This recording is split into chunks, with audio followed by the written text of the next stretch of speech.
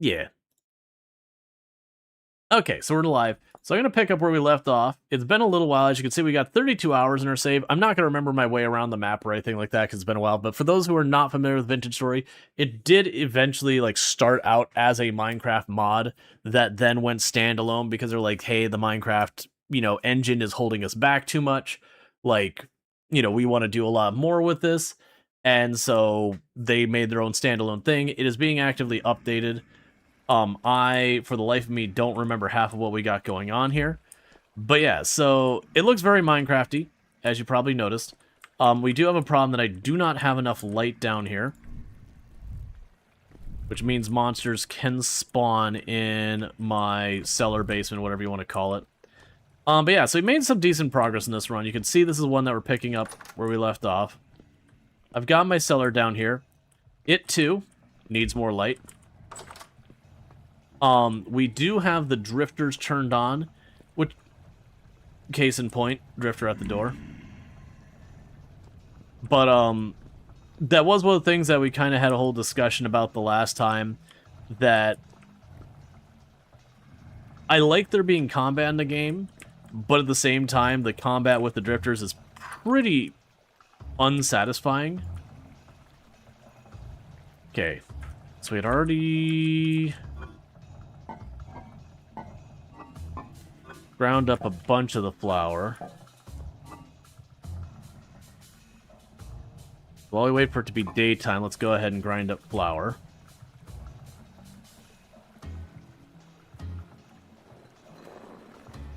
But yeah, so it's one of those things. Oh, I wonder... So I added a couple of mods onto my offline playthrough. I wonder if those are on.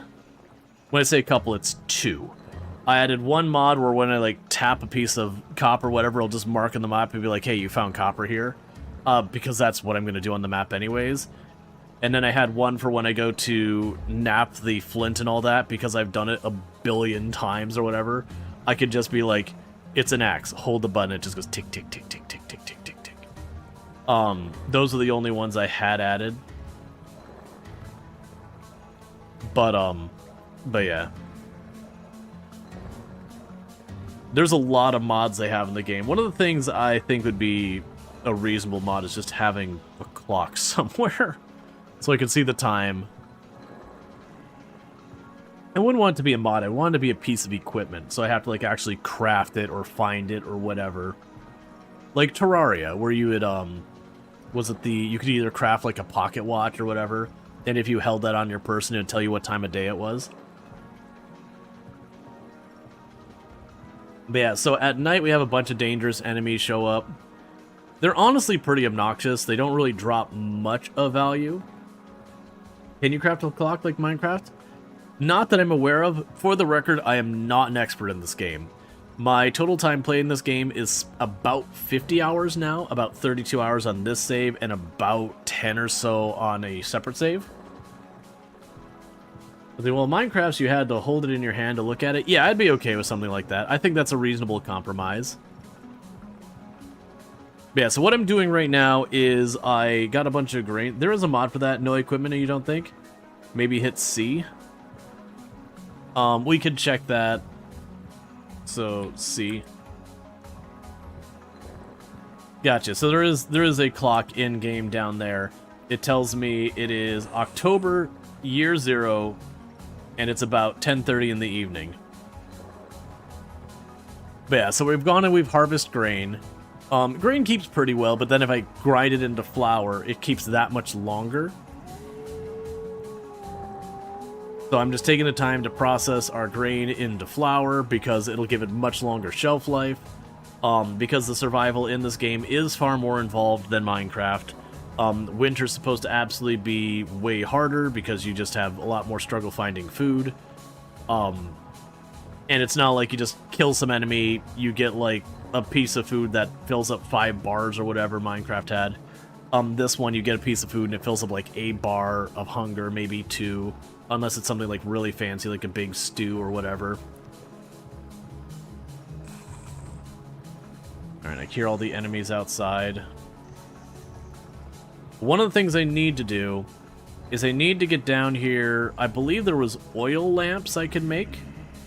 or oil lights or whatever. And if I can make those, I can stop the enemies from spawning in here because it's based on brightness. If there is an eligible spot for them to form. There's a bunch of criteria to it. But the big thing is there room for it? Is there enough light for it? Okay, so I got all that flour made. Yeah, so for example, this in my hand will keep for 1.7 years. That'll keep for 87 days. I put it in here. Now it'll keep for 7 years. So we are golden there. So the next question would be, for making bread, because I don't have food on me, right? So if I remember correctly how this works, I believe I have to make dough. There's no other food laying in here, right? Because it's been like 3 weeks since we played, so I don't remember. Okay. We'll grab the flour I have the least of. And what are your things? So I can make bread. And I just need a bucket of water and that. Then go here.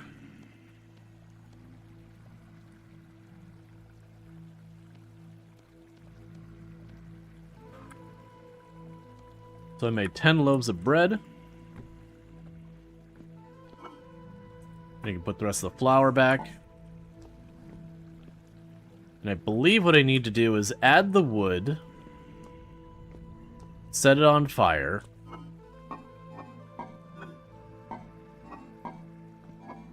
Oh, is that the holdup? Was I out of wood? It's gonna take me a minute. There we go. So I can go down here. So I filled it up with wood. I'll need to grab a torch, because I can set it on fire.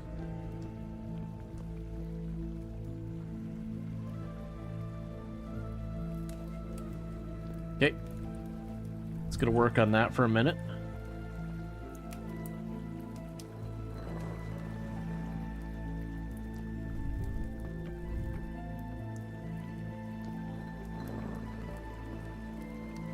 Let's make some more torches. I believe that was just sticks and grass.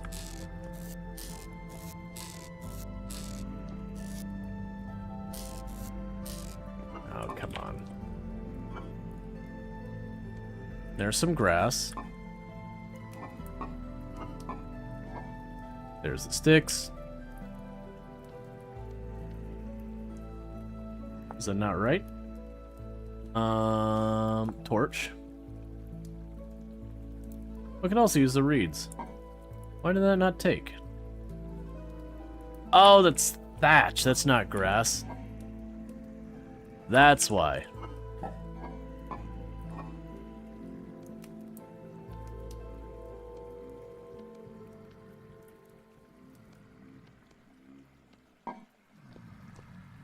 Okay, and we've got bread to drop in here.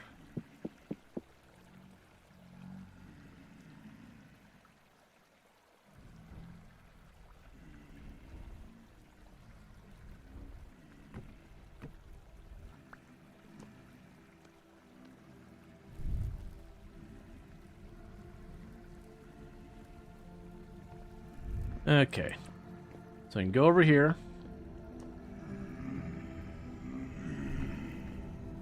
Drop that off. All right.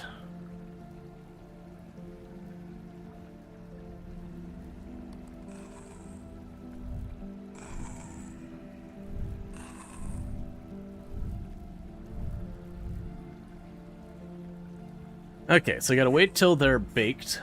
And then I can pick those up, toss the next round in there.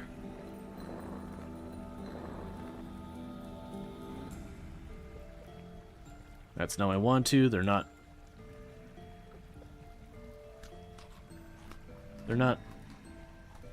baked. It's fine.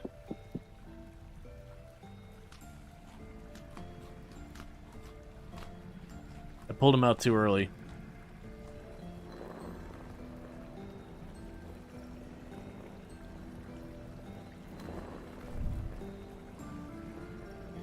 Okay, so we're making more flour while I'm waiting for our bread to bake, so I've got food.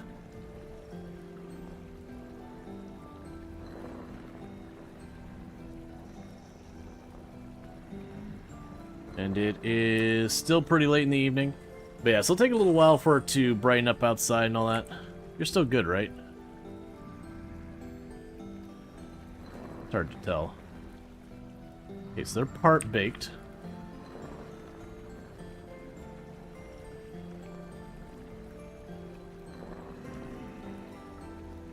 Okay.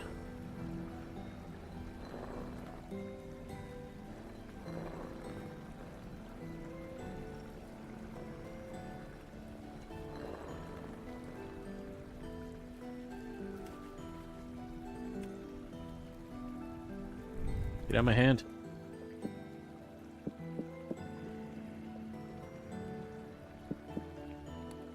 Cool. So this time I've got properly baked bread. Is there something I can make with this? Bakes into this. No, it's just you make bread, you eat bread. Yeah, so fully baked bread does really good so far as food, at least.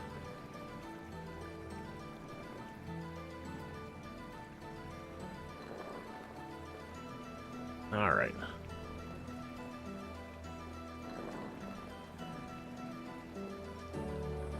Then this will be good because we'll have all our flour processed. And the only reason why the flour is taking this long is we did, the last time I played, just get to the point of being able to grind the flour.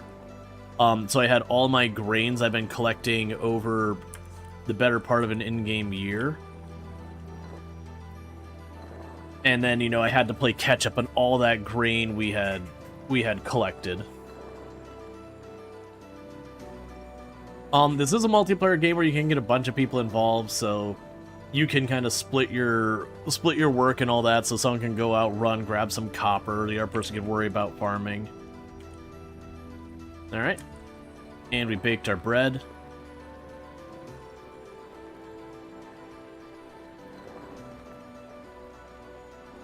Okay, it won't be too much longer until it's daytime and we can go back out and not have to fight half the time. One of the things I need is, if I remember correctly for the things we're looking for bees. Because with bees, I can get the bees wax, and with the bees wax, I can make stuff like candles and lanterns and things like that. So instead of these torches, I have to keep putting them on the wall and relighting them and putting them on the wall and relighting them.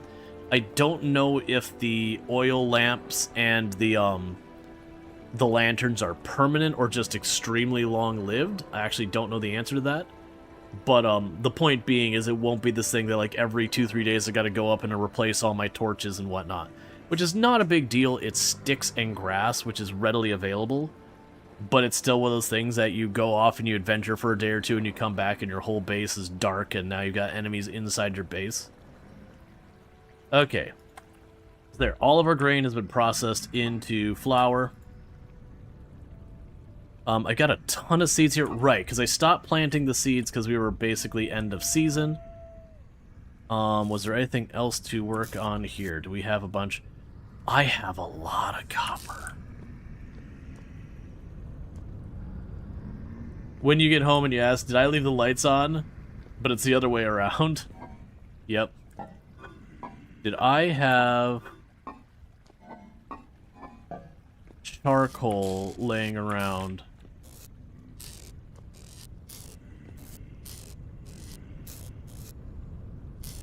No. Oh, actually, I got some. Do we have ingots? Oh, I already have a bunch of ingots. Okay. So what tools do I currently need? I have 2 pickaxes, 2 prospector's picks, the shovel, the scythe thing, the axe, some knives. So we're actually doing really good in our copper front for right now.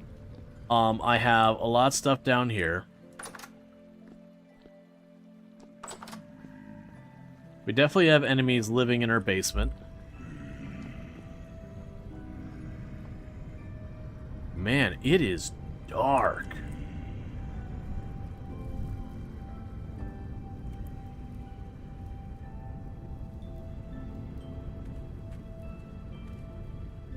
Yeah, and we were getting the start. Oh, that's one thing we can do. Let's get this roof done. Did we see any place I can get slate? Because slate is wonderful. Oh, I see. I'm used to my other map where I can actually see the color of the various stuff. If you find slate, you can make really easy roofs. You just pick a bunch of slate stone and you're good. You're wonderful. There's a lot of options. Let's see. Honestly, let's see. You always like this one. You think you could show rainfall in specific areas, maybe coordinates? Not sure about all that. Oh yeah, and there's lots of stuff you can show. So, unfortunately with this, I didn't mark where I could find various stuff too much. So you can see, like, I marked there was red clay over there. We were scanning for minerals over here.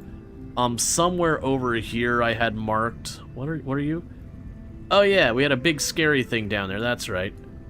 We had somewhere down here I had seen, like, redstone or whatever. I'm not seeing any obvious... Yeah, so where there's, like, shale and all that, I'm not seeing any of that. So, if we see slate, we'll want to get there. We should be getting to daylight soon, and that'll be in much better shape for going out and about. Let's grab the bucket, so that way I have water to make bread again tomorrow.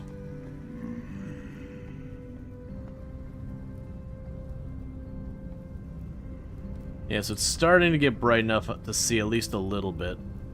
And you can see I got all these enemies running around. I didn't mean to fall off the roof, but here we are.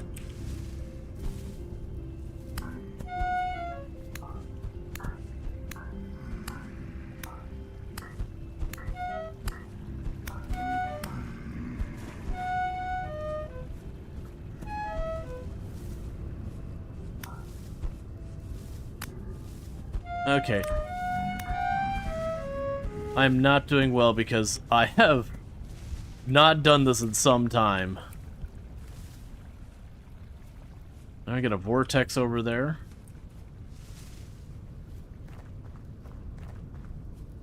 Okay.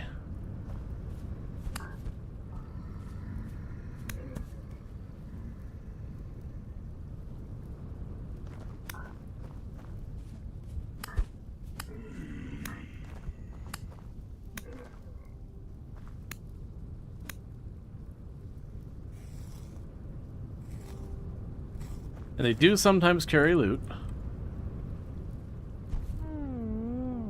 Huh? Oh.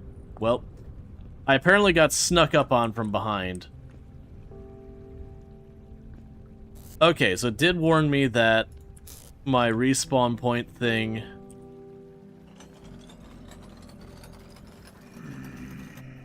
wore off.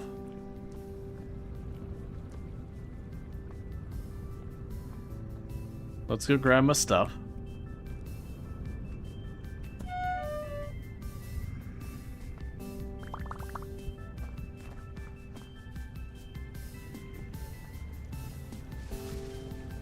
Let's pop in here for 2 seconds. And rearrange all my stuff. I do wish your stuff would remember where it goes on the bar unless that spot's not available.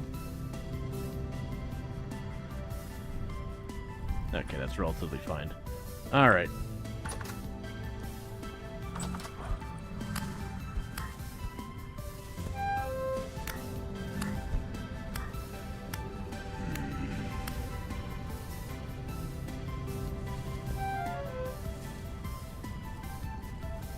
Why are there a billion of you?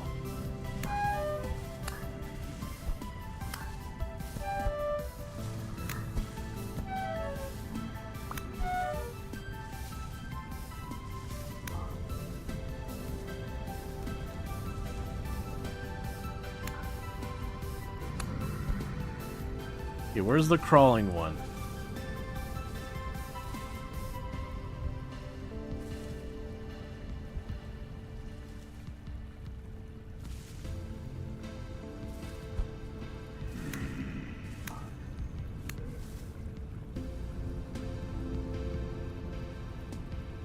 Yeah, there's weirdly just a lot of them there. Okay, so let's go down here. Top off our water, because I wanted to get that so I can make bread again. We're not going to make it right now, but that way if I come back in the middle of the night, I'm not accosted the entire time I'm running up. Where is my rope? Or twine, or whatever this is. The one thing I wanted to check real fast, let's just try this real quick. If I choose this, and flint axe. Okay, so the mods are on. I only had 2 mods going. One is the napping mod, which like you saw, it just means I don't have to like aim at each and every individual little spot. It didn't like me shift clicking that in. The game just crashed. Cool. That's the first crash I've had in Vintage Story in a while. Weird.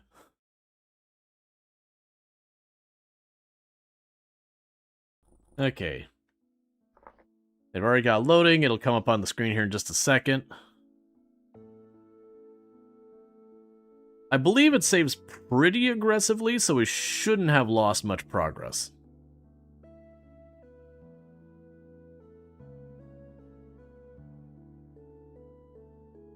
Alright.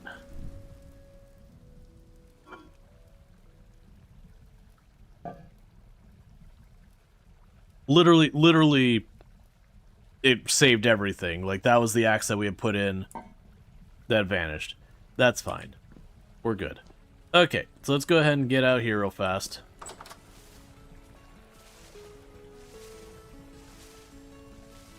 So are any of these ripe?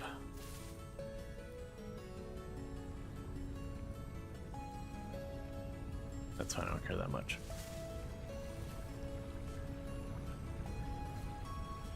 You're all at 9 out of 10, 6 out of 10.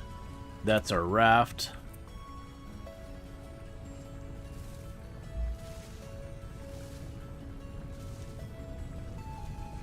Because if we get the berries, those don't last as long.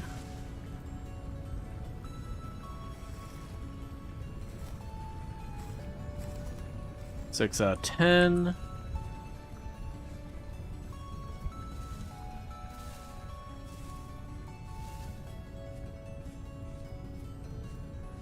Yeah. Okay. So with that, let's go ahead and move that onto our hand, because I believe they don't last as long in that case. Alright, so what I'm looking for is, let's try and get our roof done. Which would be slate, is what I'm thinking. Oh right, I have the thing for steering.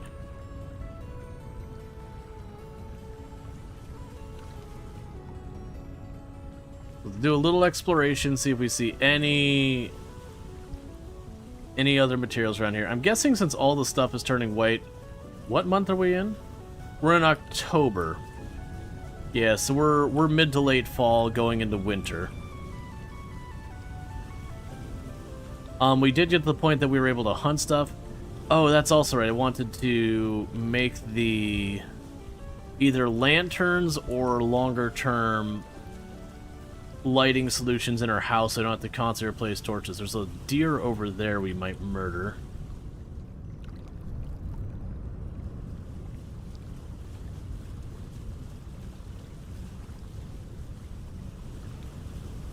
Yeah, so I'm kind of drifting along looking for black stone, because that'll be either slate or shale.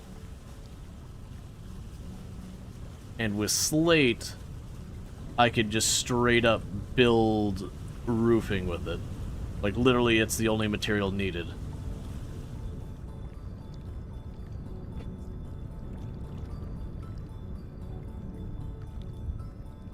I don't remember how to get out.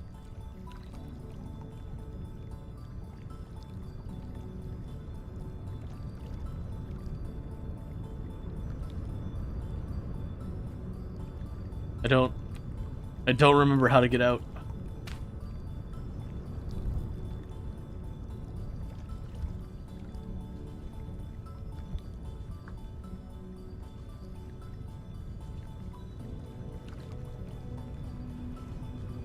I was just like right click.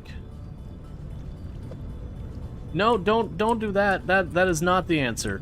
Let me out of my boat. My weapon's on the bottom of the water.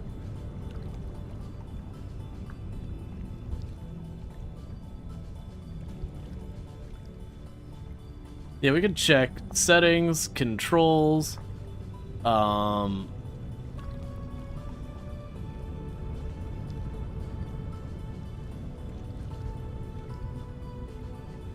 Let's see. Yeah, the tooltip. Okay, so control got me out. The tooltip was actually for mounting a box in there. I have no idea where our... Okay, we got it.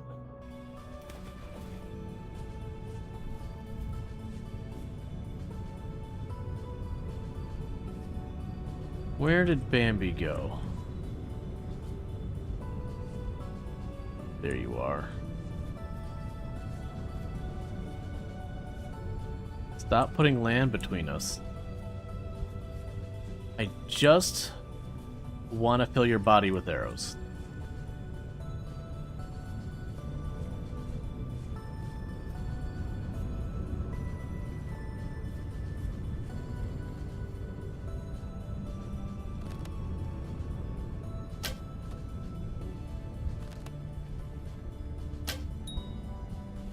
Okay. Where did you go? There you are.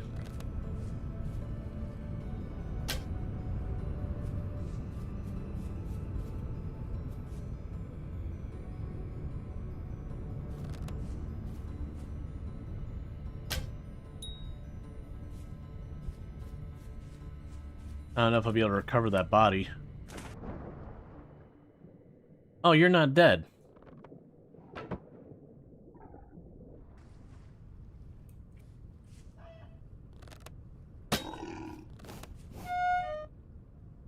Back off, I can't see.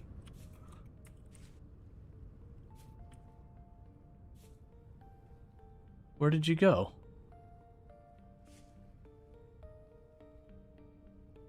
Where?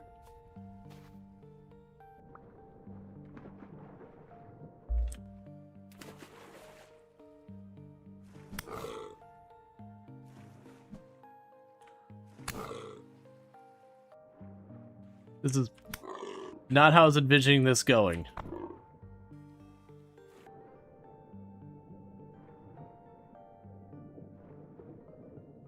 I can't see it all.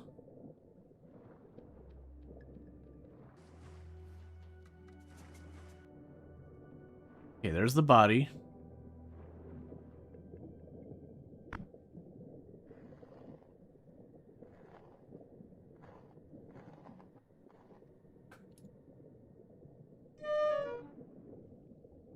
Why did I get hurt?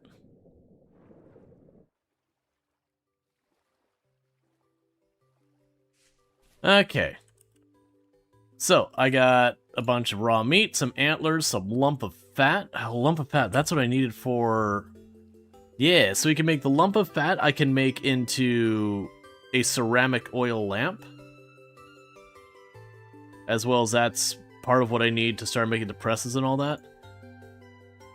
Yeah, so just a ceramic bowl. It's specifically mentioning, does it have to be an orange ceramic bowl?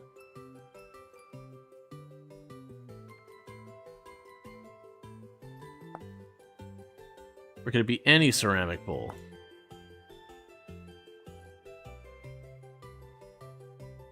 So a tan ceramic... Yeah, so it can be any ceramic bowl. So ceramic bowl plus fat will make a light. Gold? That could be... That could be what happened, is it could have been the deer dove. So I can turn the antlers into bone meal. Then we got some raw hides that I can turn into...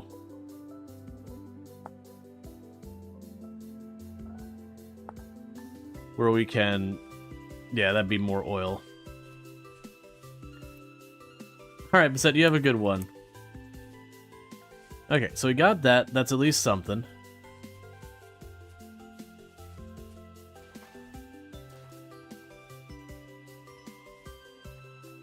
Grab our ore back. It's not what we're going out for, but I mean, I know I need to hunt.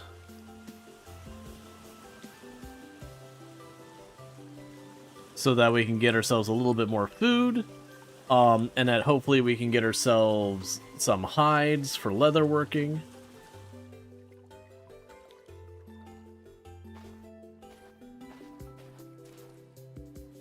All right.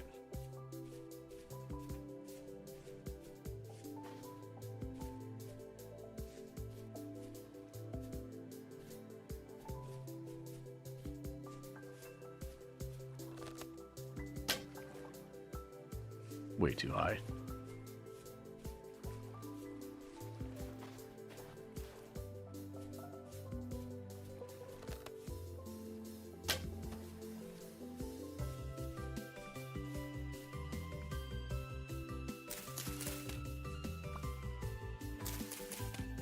Grab these bushes.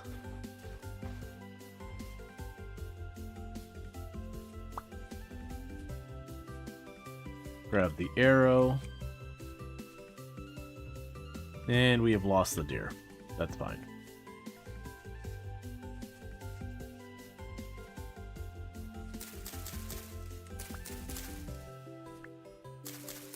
And these bushes are what I've been using for a lot of our food sources so far. I think we're getting to the part of the year where we're not going to get any more food out of them, really. Hello. 2 more random arrows.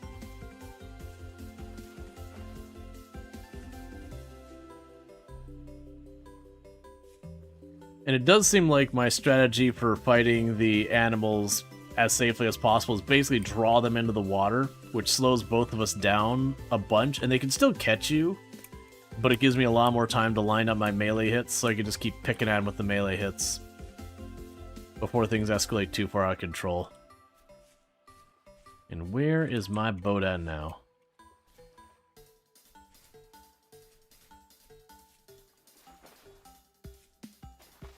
There you are.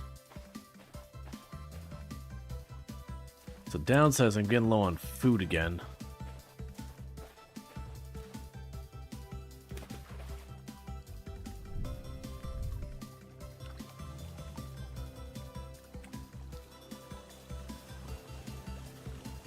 Now, let's not get distracted by another hunt. Let's do a quick little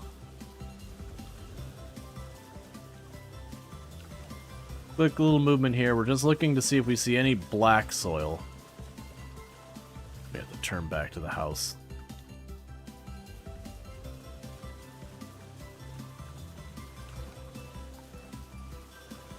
But as you can see, staying fed is a lot more involved in this game than like Minecraft, where I can kill stuff, have a whole stack of food in no time.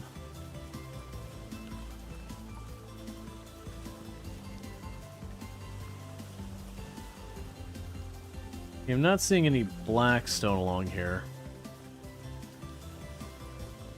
There's some quartz way over there.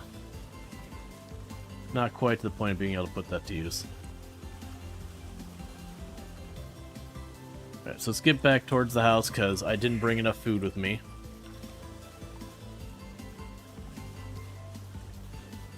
And it does take me a little while to prepare food. And we also got hurt by that deer pretty bad, so if we start starving, I don't have a lot of time before we would die. But we're getting there. Like, we have all that grain I've got stored. It's probably one of those things that what'll end up needing to do is set up like a proper kitchen.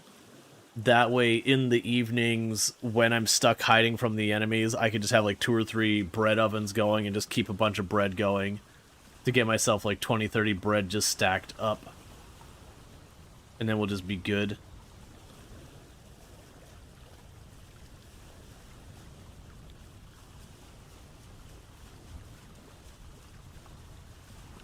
Oh, this way. And I do want to kind of expand this farm we started here.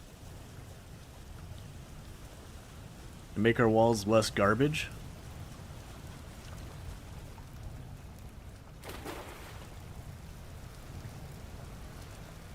You still think it's amazing how relatively well it does coming from Minecraft mod origins? Oh yeah, no, Definitely put a lot of work into this. Okay, so let's get down here. We've got some meat. What can we do with the meat? So I could cook it into red meat, which has lots and lots of saturation.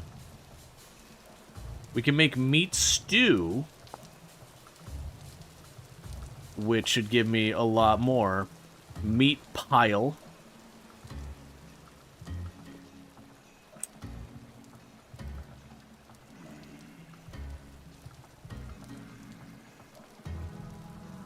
That'll make hearty meat stew. So let's go over here to where we had that firewood.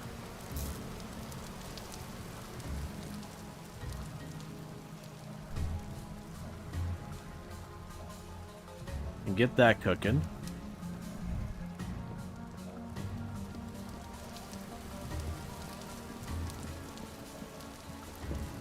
Okay, that's gonna take a minute to cook, so in the meantime, grab these cranberry bushes we pulled up.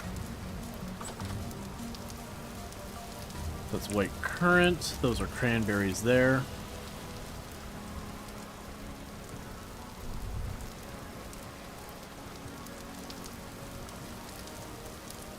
Was I trying to change this back here? Oh no, that was right. I was starting to make my orchard back here very slowly. And it's making the comment that I really should have just a big open area that I can add a bunch of rows for the cranberries and all that. And I proceeded to not do that at any point. Let's get down to here. I should have some shears on the wall. So I can go to my cranberry bushes here. And prune them all down into being little boxes. I don't know if that makes them grow faster or not, but it makes them much easier to see around them. Alright, so you're still going. Cool, so give me that.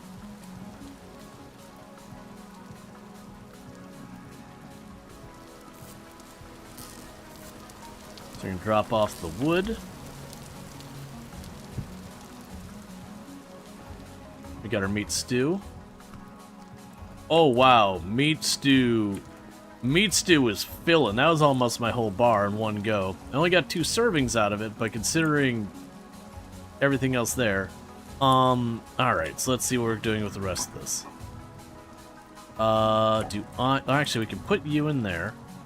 And then for the fat, I can make a ceramic lamp. For the raw hide. Brown cloth, what do I need to make brown cloth? Strong tan, I don't have those things. What do I need to make tannin? I need weak tannin. What do I need for weak tannin? I need a mixing barrel. So I would need to make a barrel. And then we can make lots of stuff in there. So we would make a barrel. And then we would add wood and water to make weak tannin. And then we would use the weak tannin to make strong tannin. And then we would use the strong tannin to potentially make leather or brown cloth. If I have cloth, and I get cloth,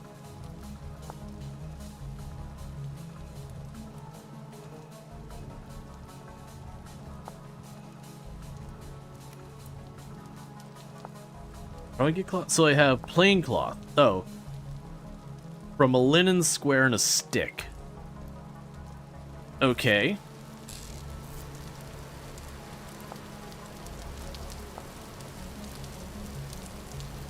Yeah, so that's 4 of those.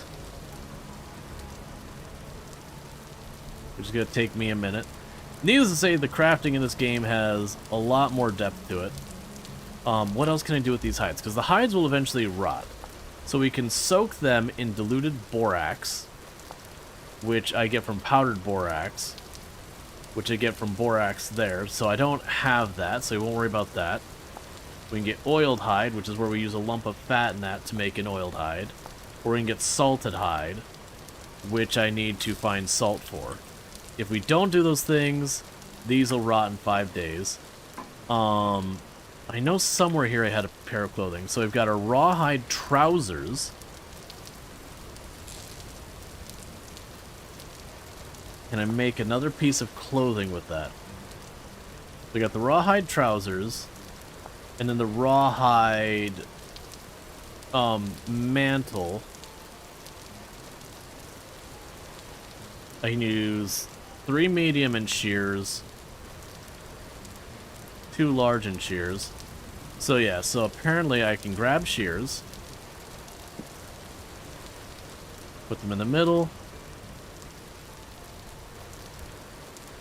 There's a rawhide mantle.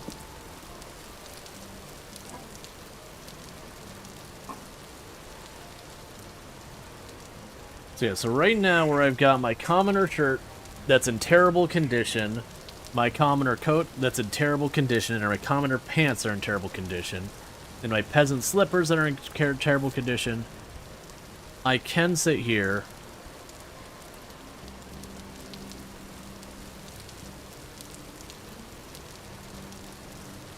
and swap those out. Is there anything I could do with my damage stuff? No. Wait, what?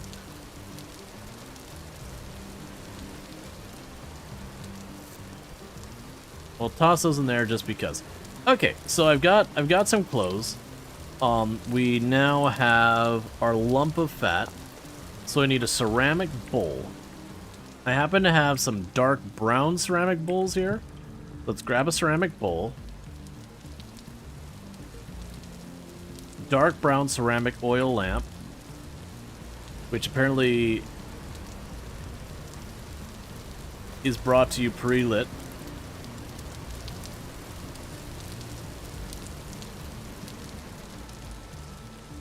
I need to set it on top of something. And I need to go through and clean this up as well.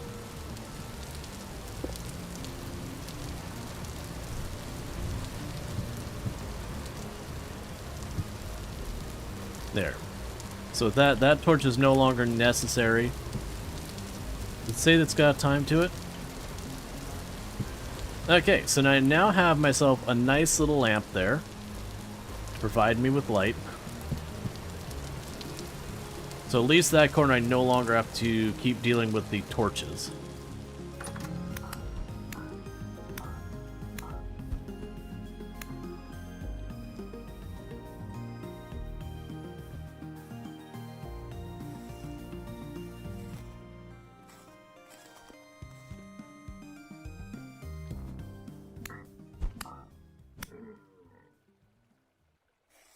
Okay.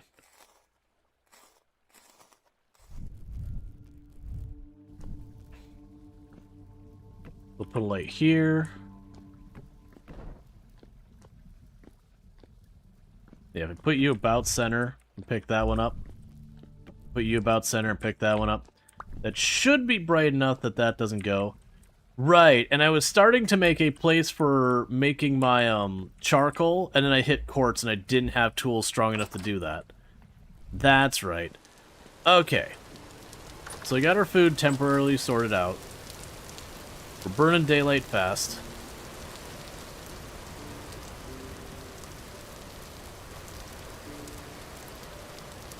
Oh,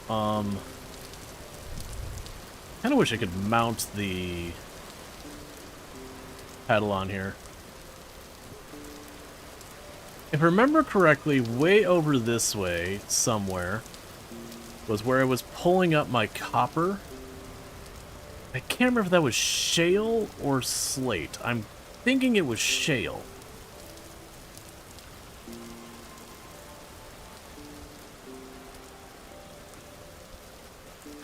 But if I can find some slate, that would be good. We were also looking for minerals that were not...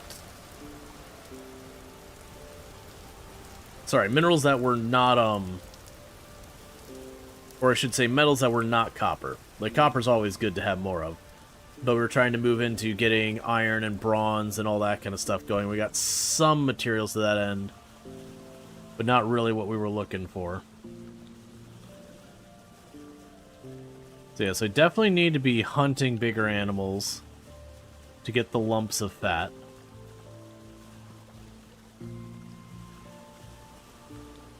Oh yeah, no, we got a lot of copper, like a lot of copper sitting around right now. Because I hit two really good, I hit like one amazing copper vein and then one pretty good copper vein, like right next to each other. Which, no, a lot of people are being like, that's some BS, like, finding that much copper. Don't worry about it. I want to say it was over here, just past these. I vaguely remember seeing some type of dark thing. I want to say it was shale. On my offline play, I made it so that the map shows, like, the actual color. Like, the actual appearance of the map versus, like, the general height map thing you got by default. So it's really easy for me to be like, oh yeah, that's that dark patch over there. I know it's one of these two. Alright, we got a goat. Goat's gonna die.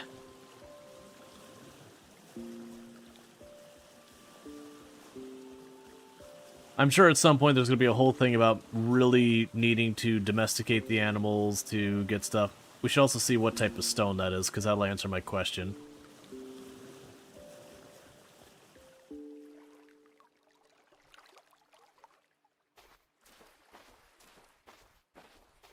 Oh, that's that. Alright, well that's disappointing.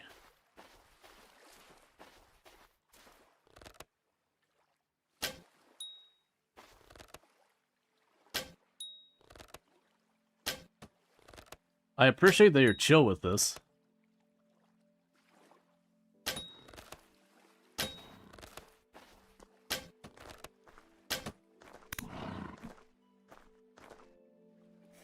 Okay.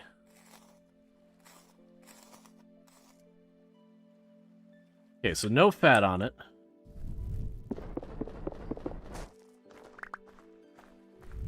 Plenty of meat.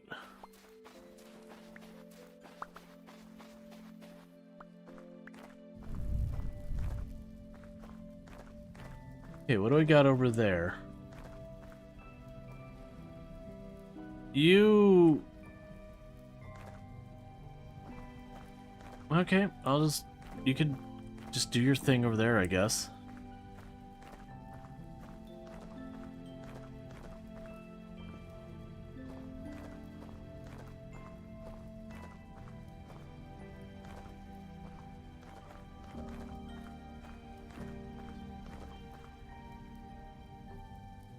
There is a... Oh, there's a vortex thing right there. Okay, so I'm misremembering it, because I was remembering this as being either shale or slate, and it's just chert.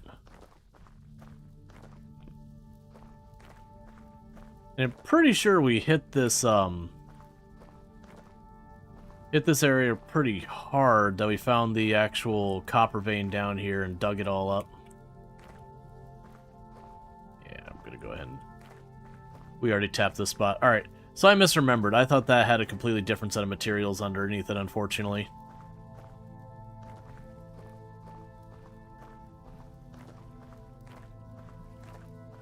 Then my boat should be over here.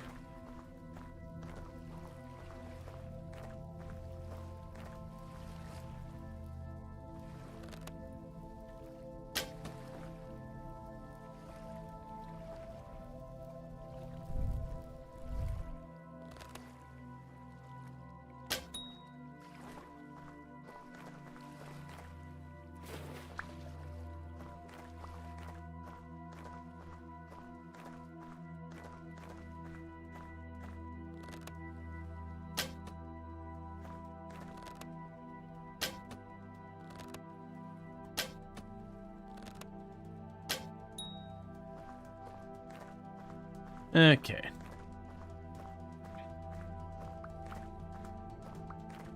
The good news is those arrows do seem to survive most of the time.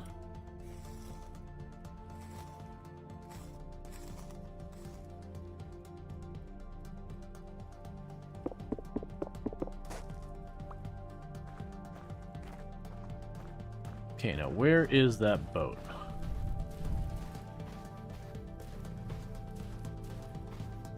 It's pretty soon it'll be too dark for me to see where I'm going.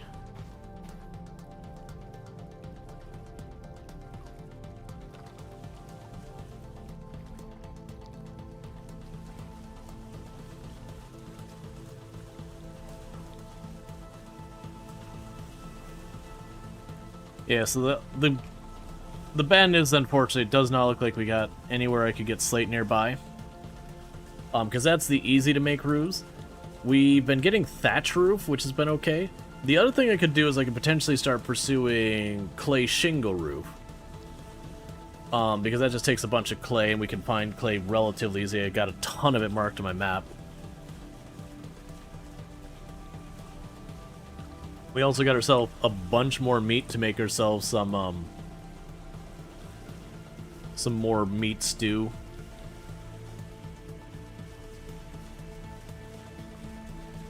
What am I doing in arrows, by the way? 18. So it might also be worth it to seek out chickens or other burbs to try and get ourselves some more feathers. Now, I do know that there's the idea that we can actually go there. Clay shingle napping made you tap out after one house. Yeah, no, I did get the Napster mod that I was playing with a little bit off stream. Which is where you just kind of put it down, you just kind of hold the button, it just slowly ticks back and forth. Because it was definitely one of those things like, oh my god, I'm going to have carpal tunnel by the time I finish building this. Like, it's a cool thing, but there's definitely a point when you make shingle 800, you're like, you know what? No. No. I'm good. We're running pretty late in the mods. It's literally just the Napster mod for that, and then I've got a thing where I hit, like when I go and I pick up copper at a spot, it just puts the mark on my map. So I don't have to like manually do it, because that's what I was doing before, is I'd pick up a thing, and I go, okay, let me pull up my map, mark the spot on the map. Okay, go over here, mark the spot on the map. So it just automatically does it when I'm hitting ore nodes. I hadn't intended on turning those on this playthrough, but I had them loaded on my offline one, so when I booted this up. Because I hadn't planned to play this today, but we just did the vote, and I was like, you know what? I'm down. I think that's supposed to be, like, slight snow flurries?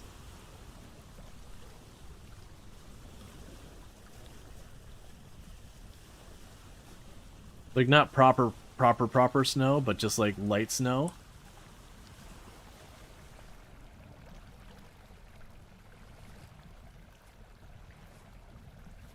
Every single night.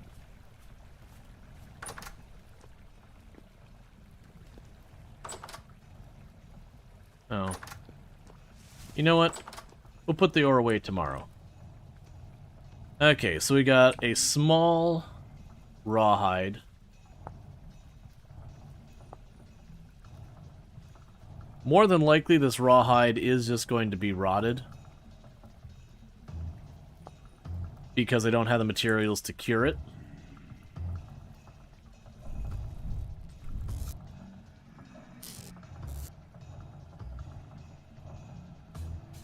Oh, I also have a big one too. And no lump of fat.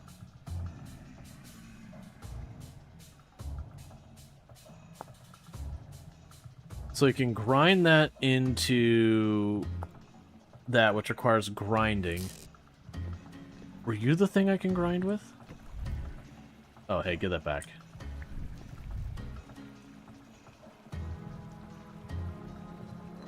Hey, we can make bone meal now, I think. Alright. Start getting all these things that we can grind.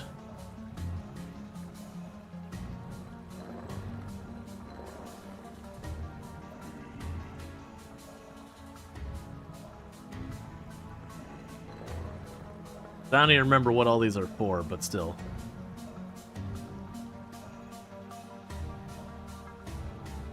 We got lime.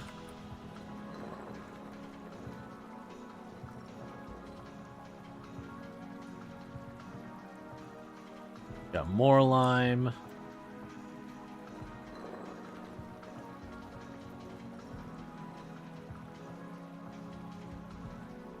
More lime. Okay, so I got some lime. So what do I do with the lime? I can use the lime to make quick lime. And with quick lime, I can make plaster. With plaster, I can make plaster walls. So that's exciting. I can also make slaked lime, which I can use to make mortar. And with mortar, I can make actual bricks, which we'll do eventually, I guess. Can be placed in buckets and barrels and boilers and condensers and jugs and ceramic pots. Okay, and that's the slaked lime. And quick lime, I can just put in whatever. And then straight up lime, I can grind stuff up to make. Yeah, so literally I can make lime water as well for it. And lime water I can use to preserve leather stuff. Okay, so lime water is lime plus water in a mixing barrel. So it sounds like I need to be making a mixing barrel. Before we get too far, let me go ahead and grab... No, we're not quite ready for that. Move you back over. 1, 2, 3, 4, 5, 6. And you have to do it in multiples. Actually...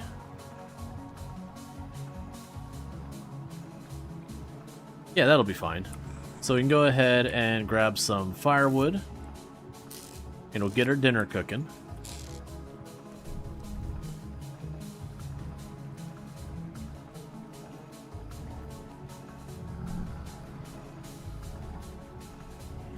And hey, Jackie, how's it going? Thank you so much for the 30 stream streak. Catch the last 30 streams without missing one. Means a whole heck of a lot, so thank you. Alright, so. What we probably want to do from here is get some quick lime going. What about the bone meal? What can I use it for? So bone meal is fertilizer. I can use it for terra preta.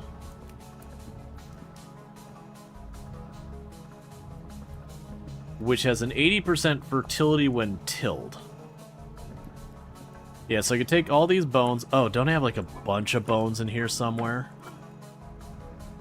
Yeah. Is there anything else I want to make with these bones in the meantime?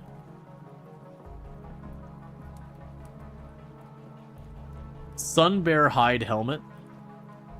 Oh, I'd have to find a sun bear to hunt and then a black bear to hunt. That's fine. I'm not gonna worry about that. Okay. So what I can do here is chuck the big old stack of bones in there, process that into a bunch of bone meal so we could use that for fertilizer for when you're going to go farming again.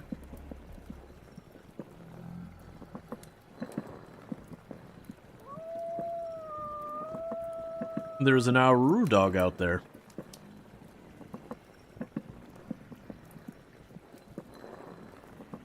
Yeah, so it does seem like... So I need arrows. We need to finish the roof on the building above us. Food is always a constant. I actually have the stuff, I just need to make it.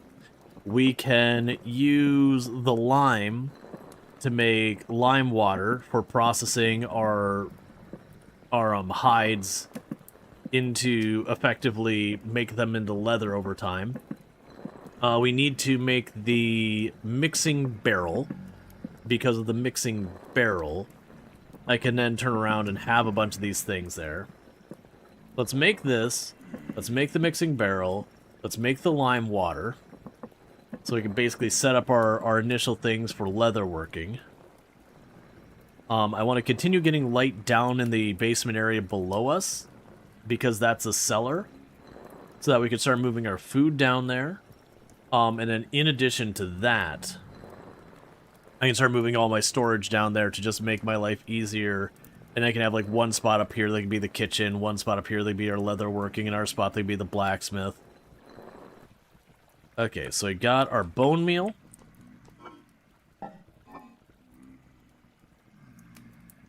Did I not actually pick it up?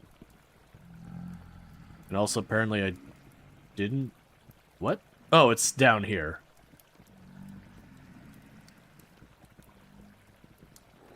Apparently missed a handful of it. Okay.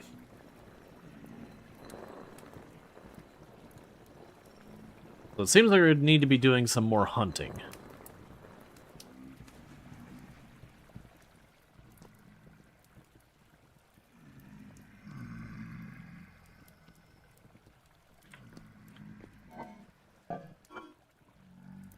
We'll drop the bone meal here and grab you. All right, I needed a mixing barrel. Let's see.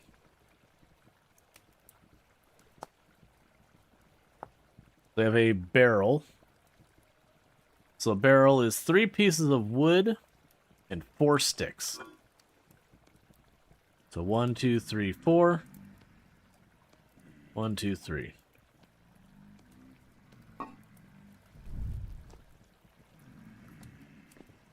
Are you still violent down here? No. So for right now, I have a better idea where I'm storing stuff down here. There's our mixing barrel over there.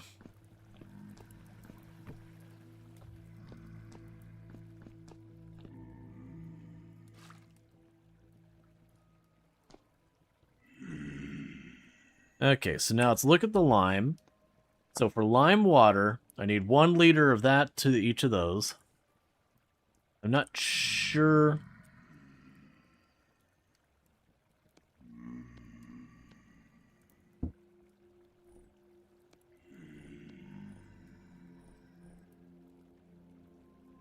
I think I need more lime than that. Take a single portion. 2, 3, 4. Okay, so I got a little bit of water. So that's now even.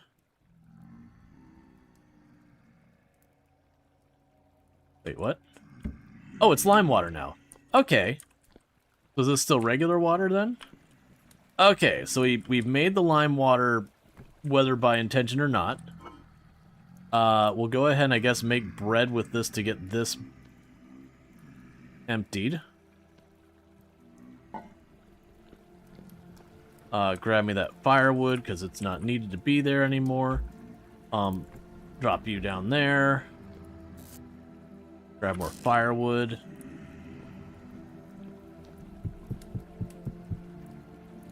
Get that all queued up.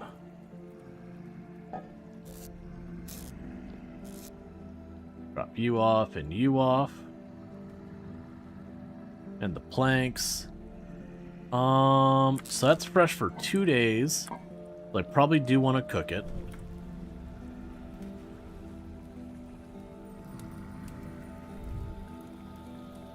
And you are fresh for... Well, it's going to stay fresh until we have it cool off. It's fine. Oh, so with that, I can grab the barrel.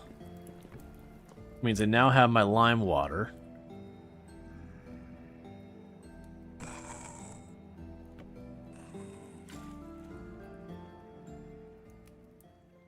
Cool.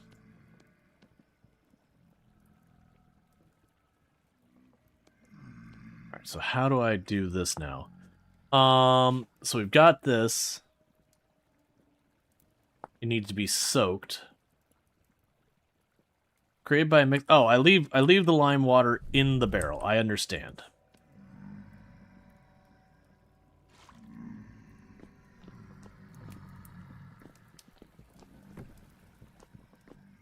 And then I take the big hide here.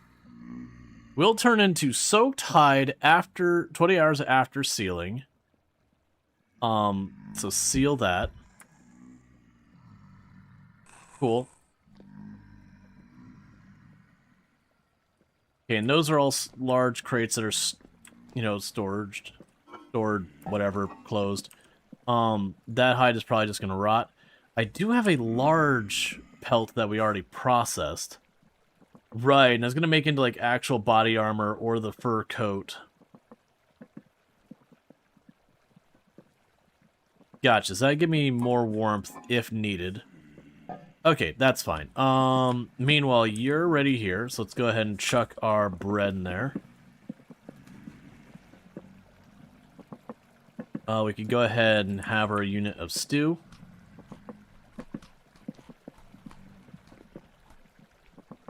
I still have... Jeez, there's a lot of food in there.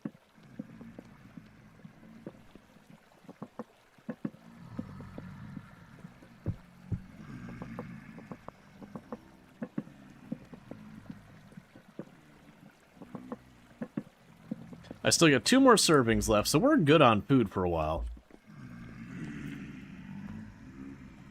Alright. We got our first lamp. Those are partially baked.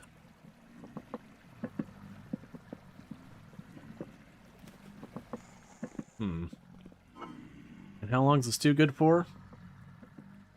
Fresh for 5 days from the looks of it. So I'm going to end up needing more ceramic bowls. What do I... Oh, I have these down here? I didn't even realize I had these down there. Okay, we've got that.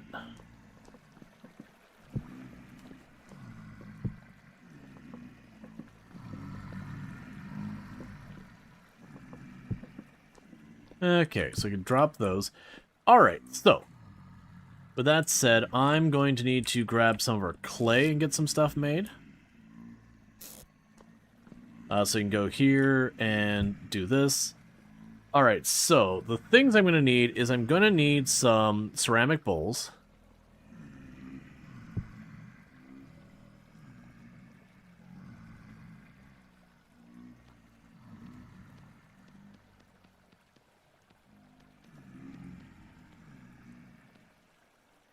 Okay, so it was... Right, and this is the one mod I was talking about, the auto napper, because otherwise, man, it just hurts your fingers after a while.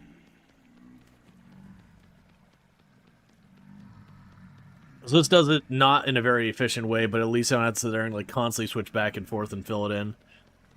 I end up doing this on my own save because I was making clay shingle roof, and I did that up until the point that I found slate.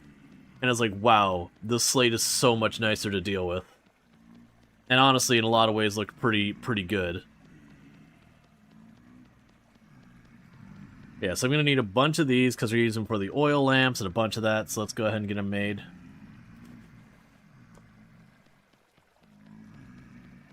Yeah, Napster is great. Usually I crank it up to 9 voxels to add at a time, since that's what it is in-game that the autocomplete does. Yeah. I could see doing that later on, when you start getting, like, much bigger things. I haven't gone to that stage, but I've seen where people make, like, later anvils and all that are a whole big process. That could also be mod territory. I don't know how much is vanilla and how much is mod, because I'm still very new to Vintage Story and all that. But I could definitely see it for some of those, like, massive scale projects being like, you know what? Don't want to deal with it. Okay, so get all this sorted out. And we'll do one more set here. Because I'm going to be using these for my oil lamps, for food, and then there's a couple other things. So it's kind of one of those things, making extra of these, I'm not too fussed.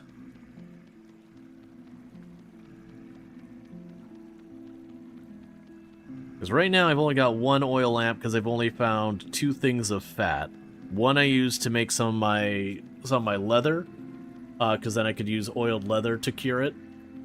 And then the other one I used in making my first oil lamp, and I do think it would be good for me to take the time to pretty much set up oil lamps around here, because it does seem like those are forever lamps. That I don't need to periodically go through and, like, revisit them.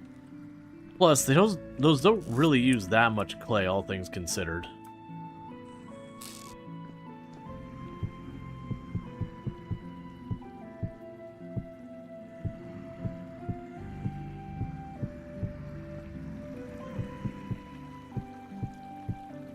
Okay, we got you. Got you.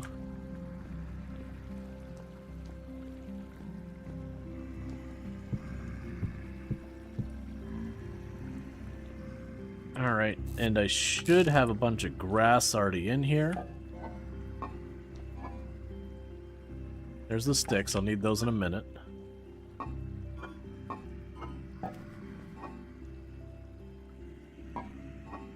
What's in here? Ah, fire clay.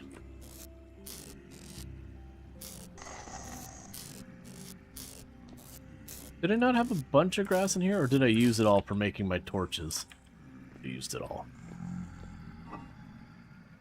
Let's see. So we got more of the cattails. Dropped it off there. We got some rot. What is rot used for? Compost. So you can make compost in a mixing barrel. Gotcha. So I can take a bunch of rot, toss it in a mixing barrel. Yep, that'll work.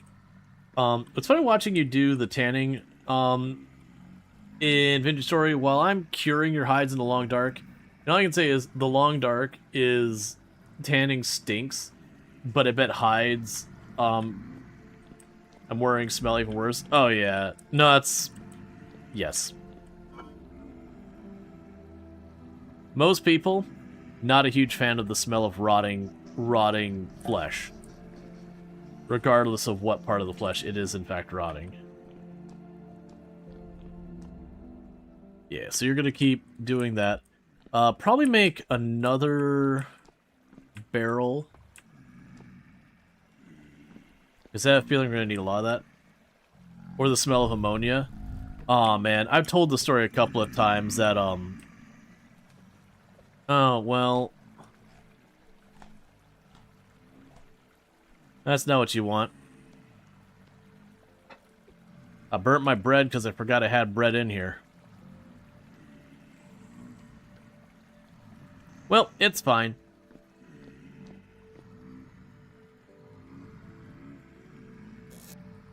But, with the ammonia, I was doing a thing where we were processing copper and using ammonia to oxidize it much faster. And so the way you do that is you basically take the copper, and I believe you just need it to get at the vapors. But, so you put in, like, you know, like a big plastic container, ammonia in it, that kind of thing. And then just leave it there for, like, overnight or whatever. When you come back, it'll have that, kind of bluish-green color that copper gets when it's been exposed to air for a while. Like, a long while. But we were doing that deliberately, and we had put these, like, leaves on it and all that, so it'd get a texture to it, so you'd have, like, the shiny copper color where the leaf was, but then you'd have, you know, the blue around it. But yeah, I was, because we had, like, made these, like, little things to putting the copper sheets on, with, like, a stenciling and all that, and so you had to, like, take them off one by one, and trying to do that leaning over ammonia, got a big old breath of that. Oh, everything burned. Everything burned. You would eat 9 people. Hey, Bad Space King, thank you so much for the raid. How's it going, buddy? It's good to see you, Mary Rabbit, as well. You would eat 9 people, but 10's right out, of course. We're not gluttons or anything. Just 9. 8's not enough, though. Certainly. How's it going? What are you playing? Can we get a shout out for Bad Space King, by the way? Another fantastic content creator, plays a bunch of indie games and all that good stuff and all that stuff. Gotta save room for dessert. Exactly. You know what's up. Oh, right. I've got the beehive things if I ever do find bees. What time is it in game? It's almost daylight, so that the things wandering around the dark, threatening to kill me, can kindly go away. Oh, what was the metal plate needed for? I think it's gonna make you into a copper lamp. And then the problem was I didn't have beeswax for candles. 789? Absolutely. Always. We once broke a bottle of ammonia. You had to open all the windows, the door, and just leave the room. Oh yeah, no, it's just... everything burns. What was going on here? Did I already hollow this out? Yes. Nah, sucks to be you. Huh. Wonder why that one's got a weird texture to it. But yeah, for everyone popping in, we are playing Vintage Story. For those unfamiliar, it started its life as a Minecraft mod, then kind of became its own standalone thing because the engine Minecraft has was kind of holding it back from a lot of the ideas they wanted to do. Man, why is there always a billion of these things out here? Oh, because there's a vortex right there. Alright.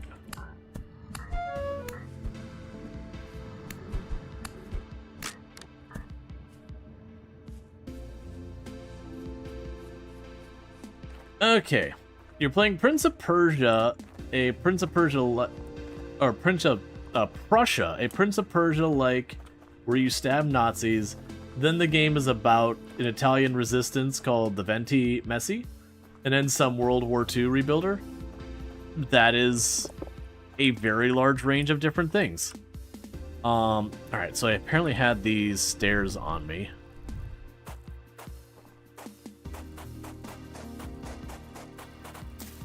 Yeah, for those unfamiliar with Vintage Story, like I said, it started its life as a very involved Minecraft mod that had a big focus on survival aspects and all that. And so the crafting is way more in-depth than Minecraft, so it's not just slam, stick, slam, couple rocks together, boom, you got yourself a pickaxe. Like, making a pickaxe is an entire thing that requires napping stone, getting different stuff, burning wood into charcoal, which is not, again, not like Minecraft where you just, you know, quickly slam down some wood in a furnace and then burn the wood and congratulations. You gotta dig a pit, fully enclose it, and everything so it's effectively airtight, and then, you know, start it smoldering it, let it sit smoldering for like 24 hours and a whole big thing. It's really cool, really involved. But, like, everything is way, way, way more in-depth that you deal with. Survival is much harder in this game. The enemies are much, much tougher when it comes, like, the various just random animals.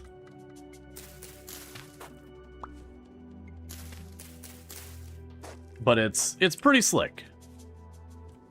Oh. Oh, that drops way more than I thought it did. Cool, that'll be something to figure out, I guess.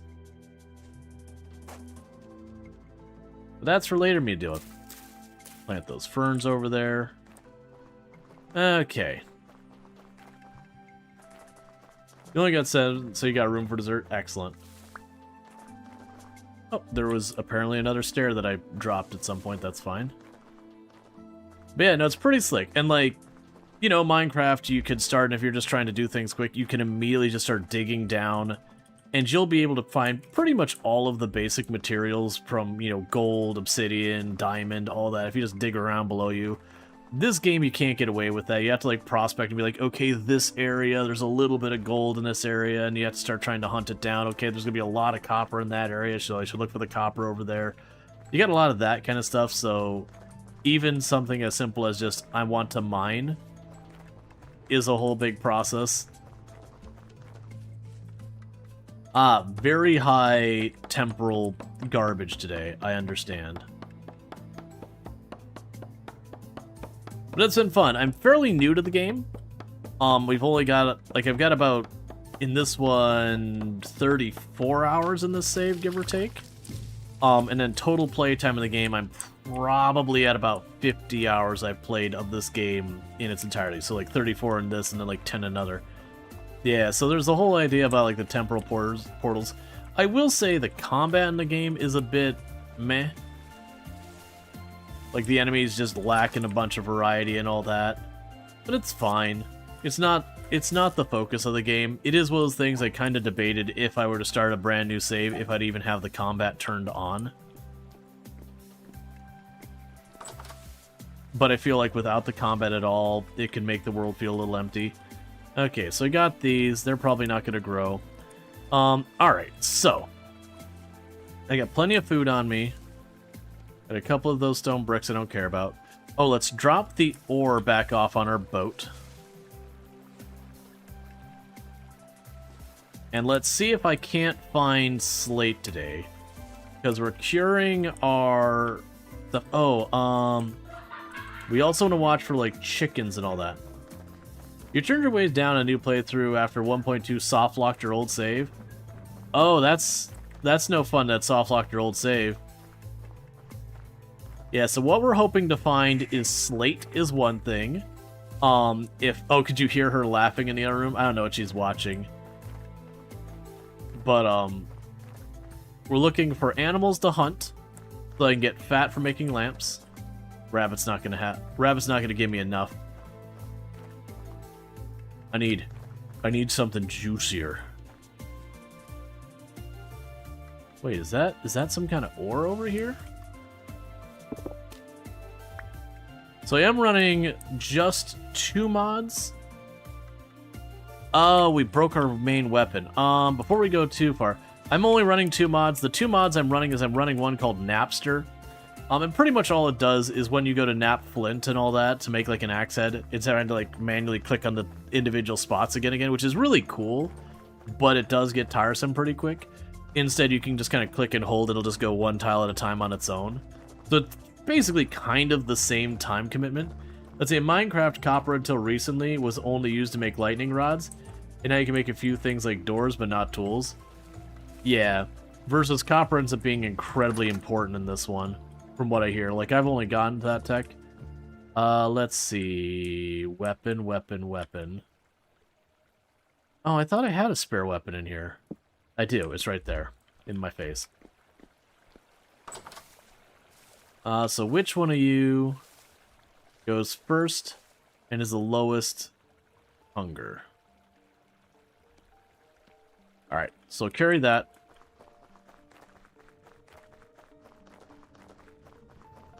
Alright, so what we're looking for is, like I said, slate is a big one. If I could find a source of salt, that'd be pretty good. First, we how abundant copper is. In Minecraft, I'm guessing, or in this game. Because in this game, it hasn't felt bad to me because of how much you end up using it for. I don't mind having lots of it.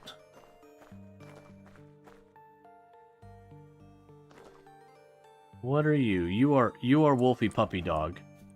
You are Murder Pupper.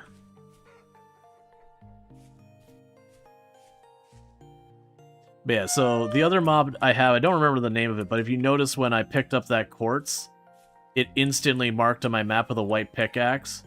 That's all it does, is it's just, once I find a material, like I go here, and it'll put like a little dig down area marked in white that's like, hey, there's quartz to be dug up there if you want it. Alright, so murder puppers are pretty dangerous.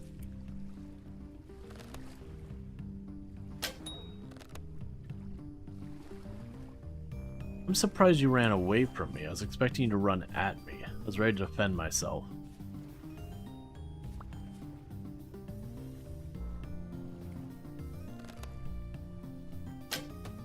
Too low.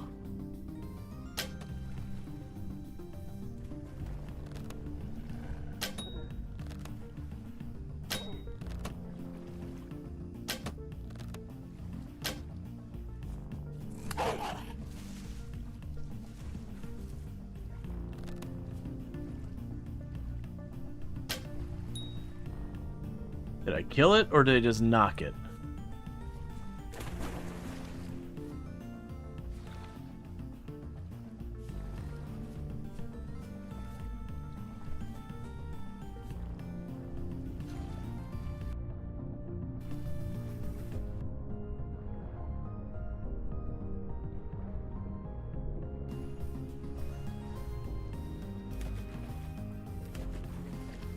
There we go.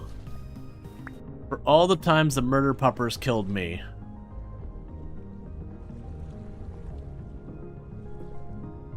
Yeah, give me that fat.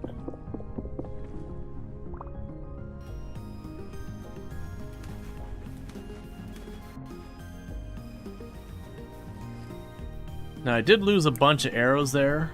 I wasn't watching too carefully where my shots were. Now, it looks like I only lost 3 arrows, maybe. I thought it was more than that. Because I shot it a couple times when it was over here that I missed. There's 1 arrow. Oh, oh. Hey, bear. Bear, let's be cool, buddy.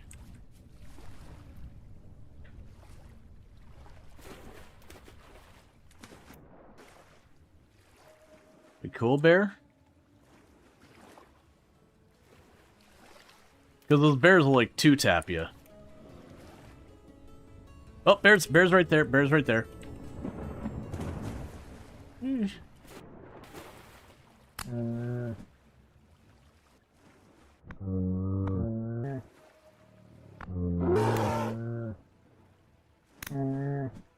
I am not above using water to ease the fight.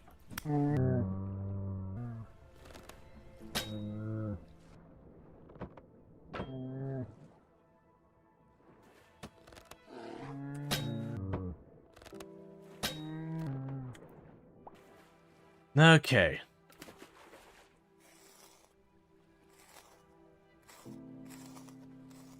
Versus, I'm cool, and you are not. Thus, you must die. Alright. Oh, I'm not fighting those arrows. That's fine. That was a worthy exchange of losing a couple of arrows to take on a bear. Especially considering we're doing all this in a high, rift activity day. Very high. I'm sorry, I said high. Very high rift activity day. Oh, heckin' burbs.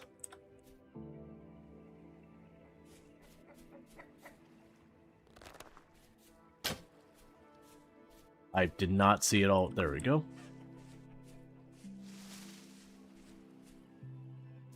Someday I'll learn how to make you my pets so that I don't have to just murder you. That was gone.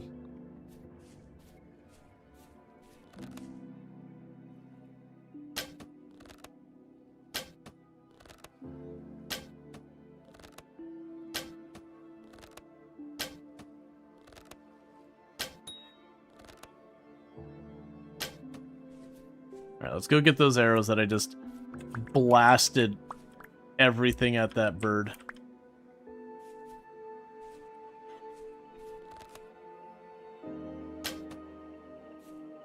Use the in-game codex thingy to look for how to build a chicken trap. Was it a chicken trap? There we go. Because I remember looking for a trap and not finding much previously.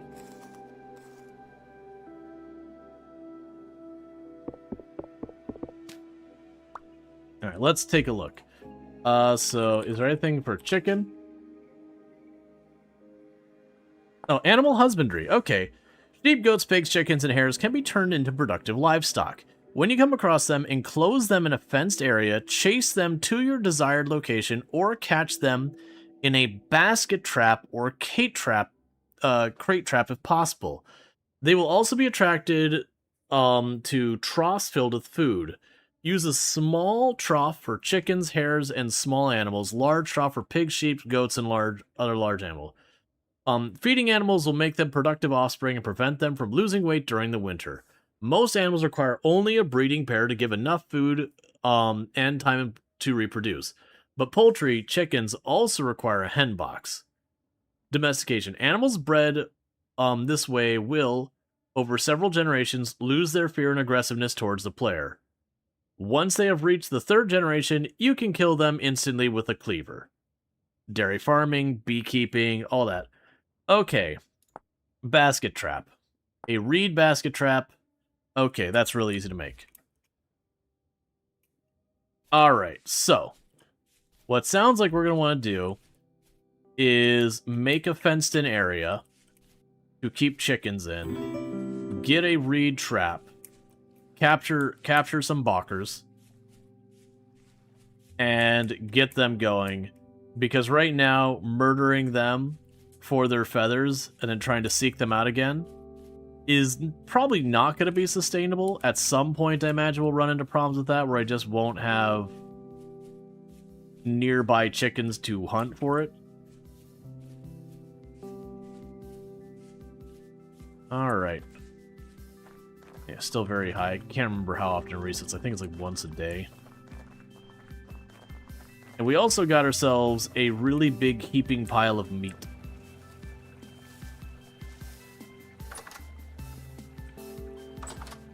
Would you like to struggle, Buzz, with how to make them mate and hatch eggs, or would you like to accept tips? I think I've got the idea of how it's going to work. Is that we make our pen, we put the hen house thing in the pen. And then I would need, like, the male and female, they put the eggs in there and yada yada. Okay, so we got lumps of fat, so that's good. So what I can do, I just realized I never did fire those. Alright, hang on. So we need to get these things going. So let's pull up our grass real fast. There's one important thing the Codex doesn't tell you. Is it something that you can reasonably figure out, or is it one of those things that's like straight up a mission that most people are ultimately just going to have to like pull up the wiki or YouTube guide or whatever? Because if it's something you can reasonably figure out in the game, I'm good not knowing and figuring it out. If it's something that's like, no, it's super counterintuitive and just like you're gonna need an external resource or just luck to find.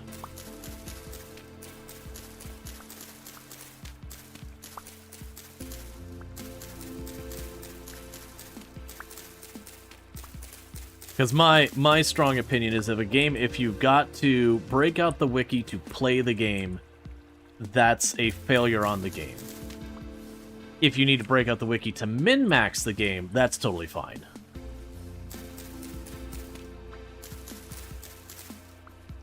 Or like, wiki would be anything. Oh, you pull up the wiki, let's see, it's something you read and go, oh, okay, but not exactly to you self-evident. Gotcha. So I think I'll do without the hint for right now. And we'll see where it goes. If I get stuck, you know, it's totally fine that eventually do that. Alright, so let's go ahead and eat this. Now we get you in one clump of fat here. Actually, before we do that, raw bear hide. The black bear hide we can use for some stuff. Salted bear hide, oiled bear hide, soaked bear hide. So we could get a bunch. Oh, that one won't let me use the lime water. It's strictly the... Oh, no, it will.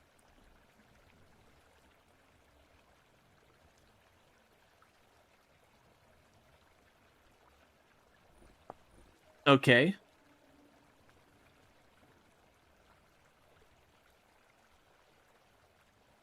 Yeah, so it looks like it really wants me to do that. So for right now, I am going to chuck the bear hide in here. And we'll see what we can do.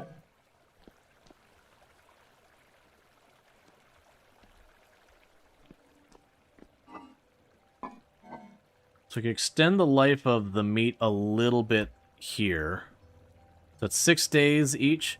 That's not great, but that's something. And what else do we want the fat for? Okay, so we can use that for our ceramic lamps, which we really want. Because I'm tired about replacing these torches constantly. Where did my fat go? There it is. Okay. So I've got my one lamp over there. I'm going to want a lamp over here. Do I have something that will work decently enough? Bony soil? Okay. Right. Cobblestone I make using 8 blocks and all that. Do I have a bunch of blocks laying around here somewhere?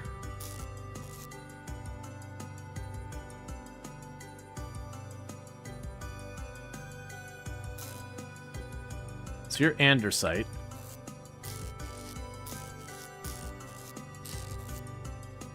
Which I got a tiny bit of. Honestly, for right now... Actually, let's leave that there. What can I make with planks? Can I make... Okay, so we got a wooden table. So I make a little... Alright, that'll be fine. That'll do for our purposes. So you can go here and go boom, boom, boom, boom, boom, boom, boom. Then I go right here. I now have a light in that corner. So I no longer need a torch.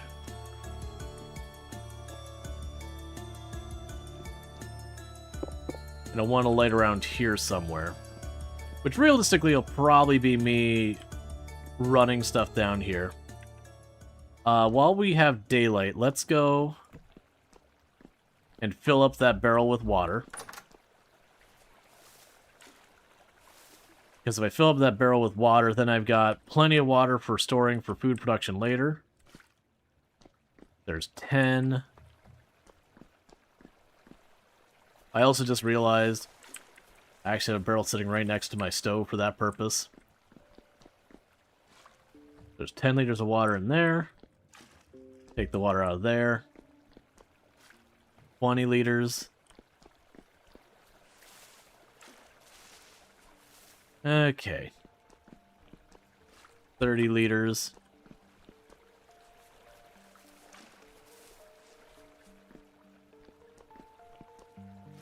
$40. Okay. I actually don't know what the maximum capacity is.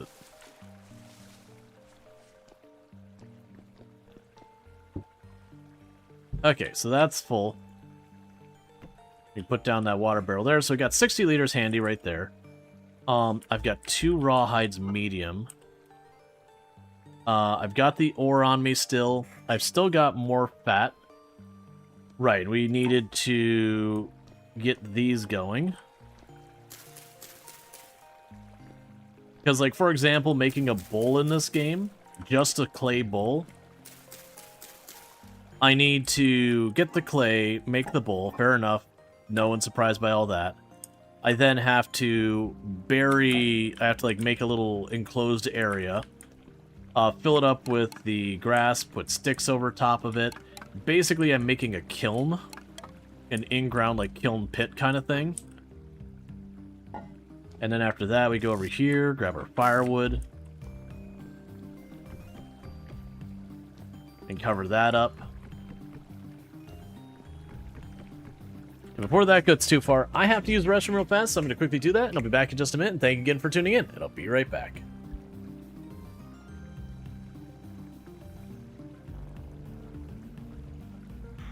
We broke an atmosphere, and we're descending towards the landing site.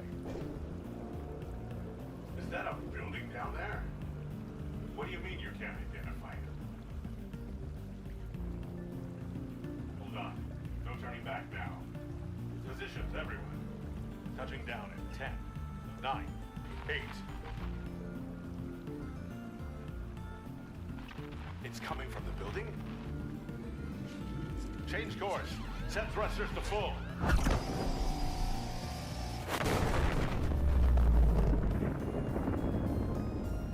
So, you're still picking me up, right? Right? Still getting a ride? No?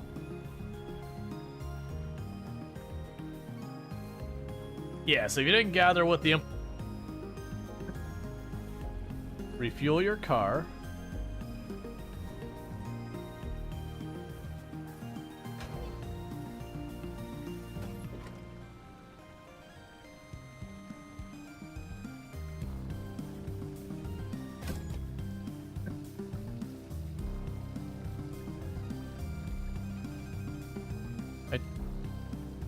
Switch, throw the switch to change. I want to put you away. That's probably fine. And they would do so addictively, and they were really proud of it, that they could extract all this money from people. To a point that they were almost joking about putting people into poverty. And this was a talk they were giving. Like, and it was one of those things that went, oh God. Alright, so we got a baby on the way. And it was... Okay, and we are back. Right, so we got our firewood down. And so from here, I grab one of our lit torches and actually chuck it on the floor, as you do. And I light these on fire. Now, one of the interesting things about this is this will cause fire to spread, so you noticed how I've got this whole thing bricked in? That was just to contain the fire. Apparently it's a normal, like, you know, every game has those lessons you learn from not knowing what you don't know kind of thing. That it's just a normal thing that a lot of people do in this game, that they accidentally get themselves horrifically killed. Or not killed, they destroy their base by starting the fire and just having, like, grass nearby or whatever. Okay, so there's a bunch of flint arrows. Should have a ton of flint laying around here somewhere.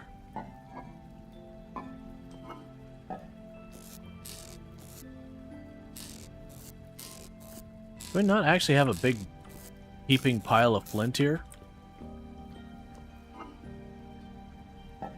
Because I was playing off-stream, like on a different save, I'm used to my situation there where I've got just heaps of certain materials. Yeah, apparently I have, like, no flint?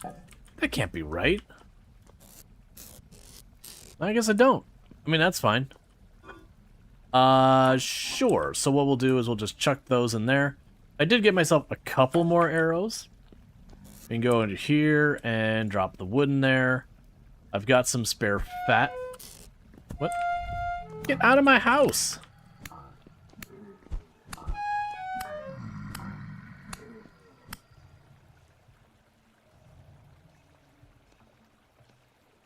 Did I accidentally put my knife away instead?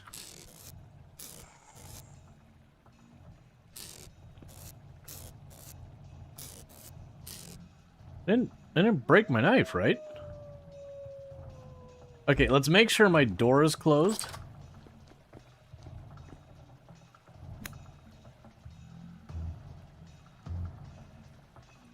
I broke it. That's right. Okay. And I really don't have flint laying around here somewhere? Well, that's kind of annoying. So that means I can't make a knife right now. You learn that lesson, burning down your crop? Yeah, apparently that's just a normal thing. For me, I read it as like, oh yeah, this spreads fire. I'm like, well, to hell am I putting this near anything? And, you know, I don't think people are disappointed or anything like that significant. It's like, ah, you missed on one of the things that, like, everyone goes through, which is accidentally lighting their entire everything on fire. So put you in there. We can put you in here. The ominous red glow is certainly a thing. Yeah, so, like, I was already being careful about it, and then, you know, you hear all the horror stories people are talking about, and you're like, no, I'm gonna be beyond paranoid about this. Let's see. So let's get the seeds out of that one. Chuck this in here. Take you out of there. Go over here, chuck you in here. I'll put the seeds in this one. I got a quartz chunk.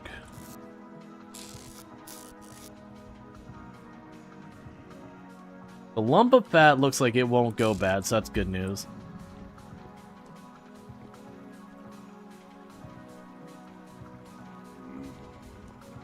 Right, so we're gonna get a bunch of that. So what I could do in the meantime is I can make a copper knife. It feels like a little bit of a waste of copper to do that. I don't want to do that. Let's... I always forget how ridiculously dark night is in this game. Yeah, we'll just wait. Okay, so I got my crucibles. You've got tons of lead laying there. Let's find room for that. So let's take the charcoal and coal out of here. Go over here and grab the lead out of there. Drop the lead in here. We can drop the charcoal in there. And the boring coal in here. Okay. But fortunately, it became nighttime while we were doing this. I don't have a reason to really make more bread right now. And the reason I say that is just the fact that, for the moment, there's not much we could... I got startled getting up here, got ready for a fight.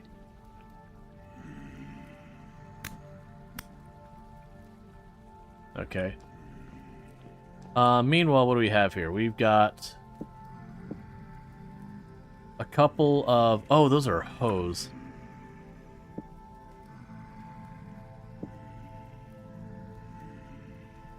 That's a copper axe and copper hammers, spare pickaxe, chisel, the tongs and all that. Those gotta burn for 24 hours, so that's gonna be a while. Oh, these are cooking pots. Oh, what I can do in the meantime is, where did all those bones go?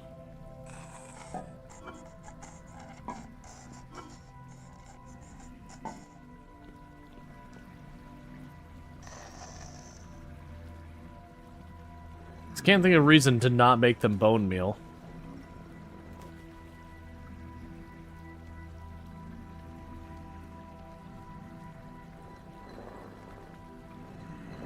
Okay. Because then the good news is by the time we get to past winter, I should be able to fertilize the soil and do all that kind of stuff.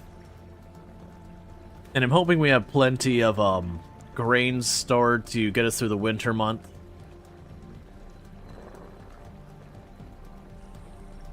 I definitely want to expand this area to give me a bigger kitchen. Like, make a dedicated smithy and all that. It's funny, the underground area has actually been making progress, and I've completely neglected on the top, and it mostly comes down to the roof.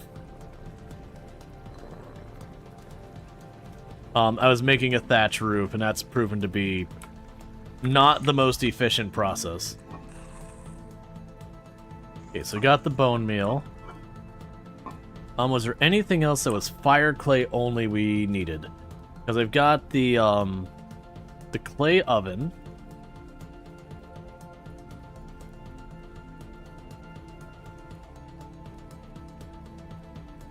And otherwise, we got most of our regular clay stuff. So it seems like the clay oven is the big standout. Refractory brick.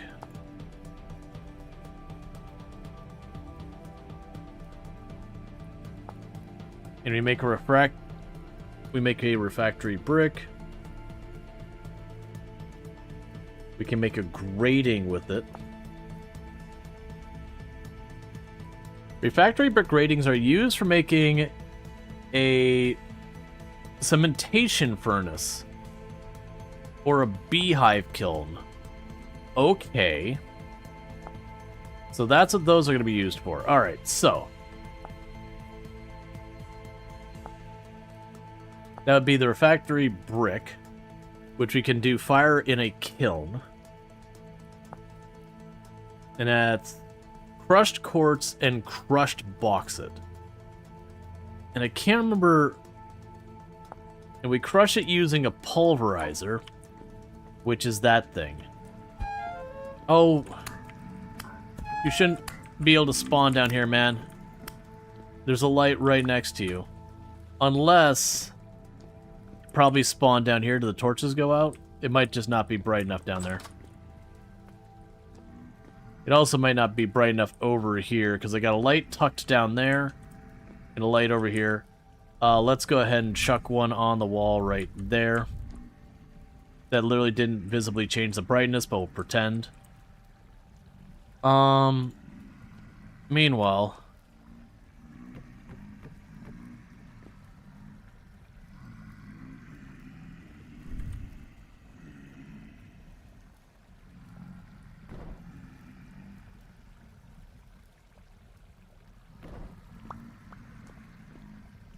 Give myself some spare lit torches.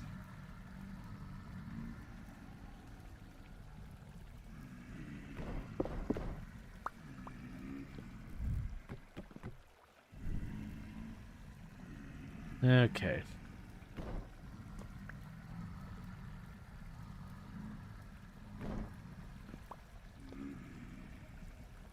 So I can deal with all that. Okay. We still have the fat. What else do we use the fat for? It was just, the lamps, ceiling stuff, and then all this stuff for the pulverizer. You keep a half dozen lit towards the back. What of it? Hey, don't worry about it. So I imagine we can't crush quartz in that thing. I'm gonna try it. So clear quartz chunks. Requires pulverizer tier 2. Which we actually were building that here, but it looks like that's a windmill kind of situation.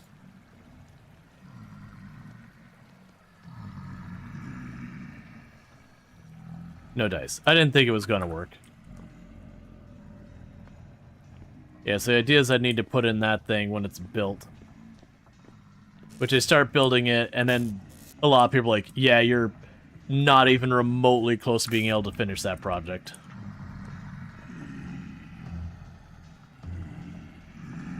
Okay, still very high. Oh, man. So I don't need more bread right now, realistically. You're still good for 26 days. I wonder, if I take you off the fire, and I sit you down here, you're still good for a bunch of time. Alright, that lets me know what I can do to work on stuff right now. Give me the meat. Bring forth the meat.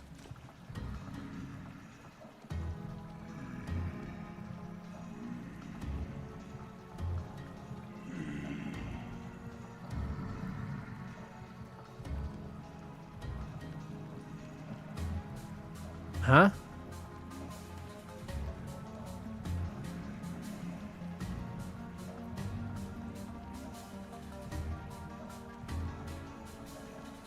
I literally just made stuff with this before.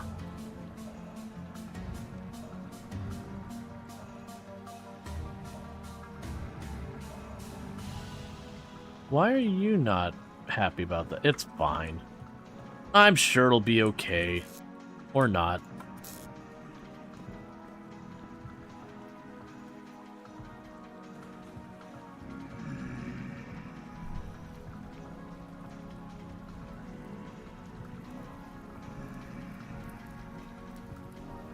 No matching recipe found. Because all this was over here was red meat stew. Literally, it was just me taking this going 1, 2, 3, 4, 5, 6.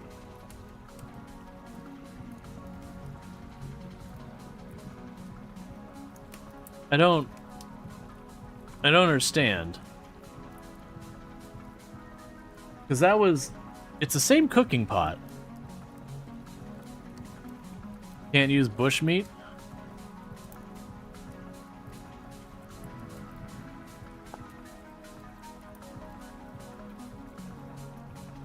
Okay, so you're saying I gotta just cure it.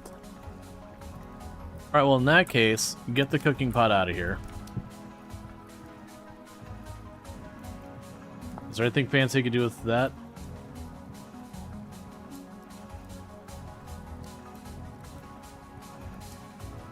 Let's do the chicken first, since there's not as much. Would you go away?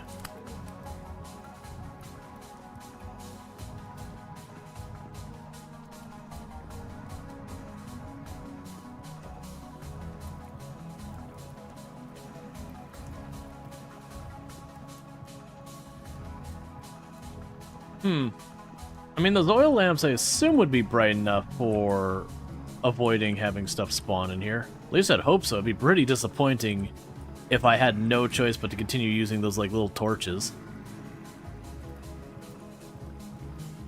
Okay, so that'll keep it fresh for 5 days. That's good news, because if it stays fresh for 5 days, I could chuck it in here, and that's 25 days. Yeah, there probably are coming from the upper floor.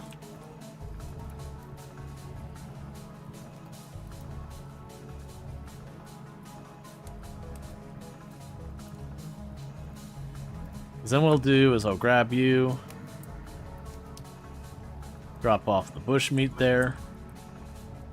Tuck you in here. Let's see. 4 days, 5 days. You're the one that's an absurd amount.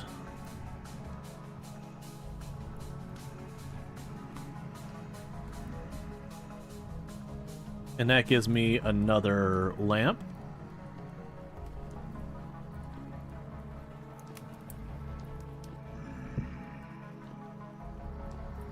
Okay, so I can walk through that. So I could definitely get this spot to be bright enough I don't need to worry about it.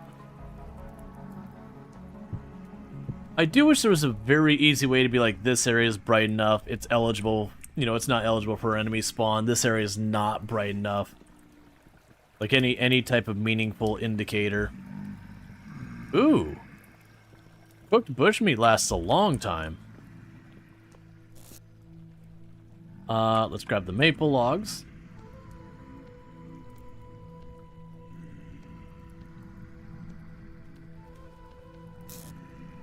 There's a mod for that? Oh yeah, no, it's surely a mod for everything.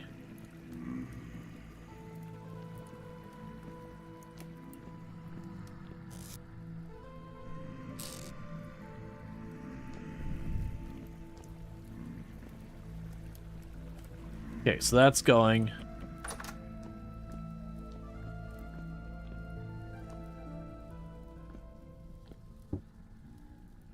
Okay. We got our soaked large one. So the soaked large one, it's an ingredient for scrap or scraped hide, which would require a knife. And then we need to do the tannin and all that, which is chucking wood into a box with water. Looks like only certain woods. I'm not seeing like the whole range. I'm seeing just the Acacia, oak. Yeah, just those two. Regardless, at least it doesn't look like this expires anymore. So I can go in here, chuck you in there. I'm gonna need to make more lime water. That's gonna require more lime.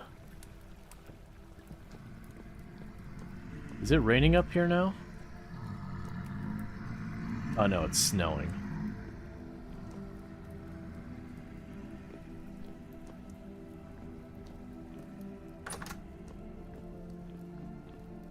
And to be able to put a lamp in here.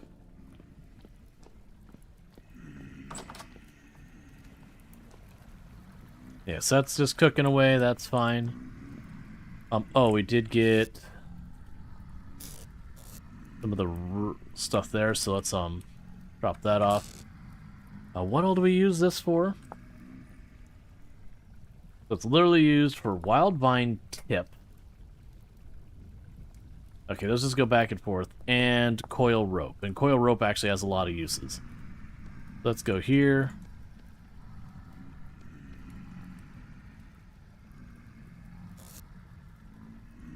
And drop you off. That's more coil rope.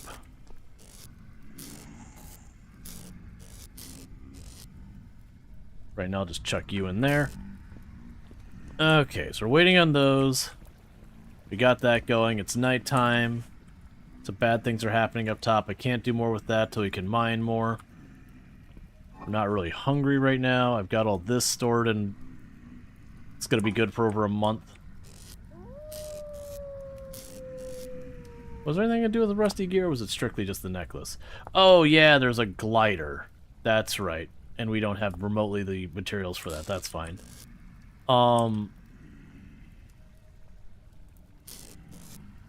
What can I do with the rope? So we can make the bear hide stuff.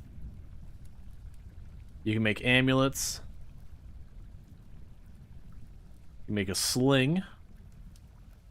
A stone anchor. A rope ladder. Rat lines for a sailboat. And buckets. Oh, right. We can eventually make, bandages. Because we'd use the bucket for the water and all that, and the buckets can hold a bunch of different materials. Yes, the buckets are basically used just to transport materials, as well as make bandages and bread. And for the bandages,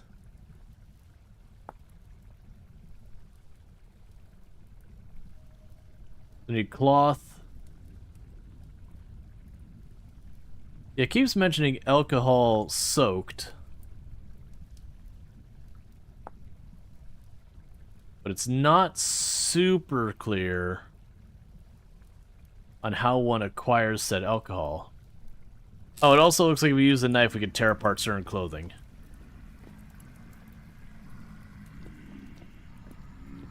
Okay, so that's all working. We could make more ingots. I don't super need ingots.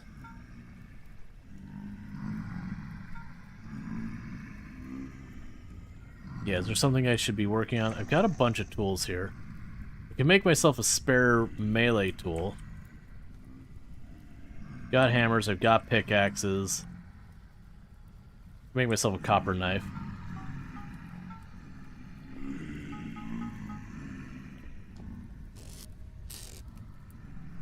Okay, we can go here to the charcoal.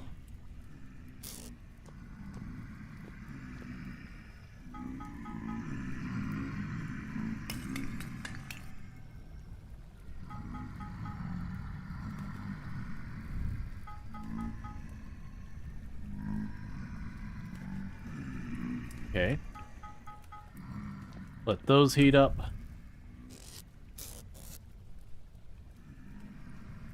Cool. And with that, that frees that up, so I can go ahead and drop you in here as well. We will need a hammer.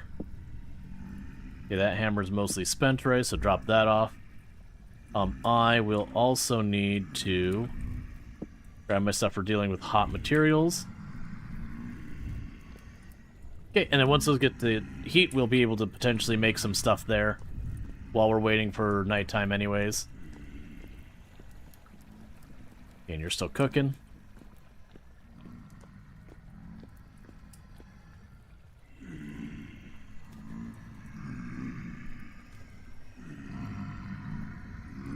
Yeah, it'll take a minute. Yeah, as you can see, I have it set up so I can make tons of ingots when I'm doing it, so I can just pull in like 1,000 copper and just pour all the ingots and let them cool off.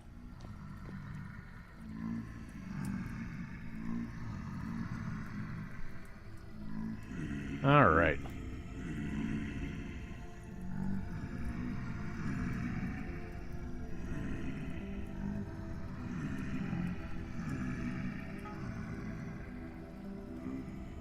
Okay, so we can make the chain.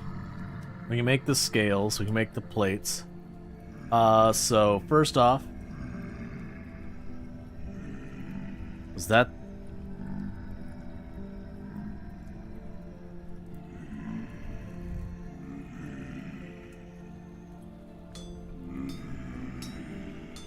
Nah, okay, so it's a little cheeky, but that's fine. So get ourselves a replacement weapon starting to get set up.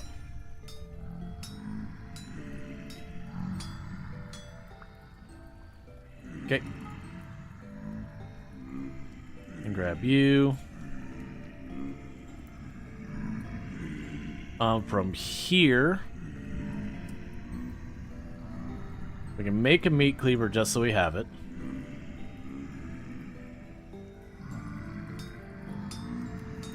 Because we'll try and get ourselves some animals.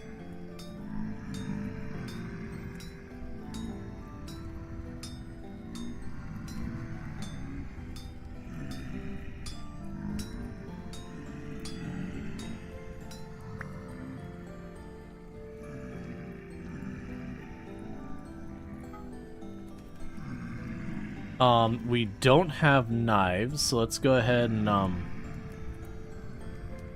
make a knife. Probably a waste to make a copper knife as opposed to just a regular knife out of flint for a lot of stuff. Just because I'm using a material that's hard to get by versus a material that's really easy to come by. But I don't have flint down here that I was able to find, and I have to wait till the morning to go recover a bunch of flint. Might as well.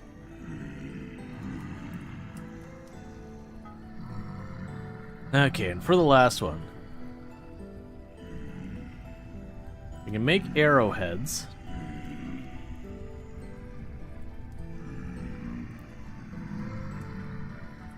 Nails and strips. I should probably see what we can do with that in the shoot section. Right now, here's why there's some that are like 9 and 10, why I would choose one over the other.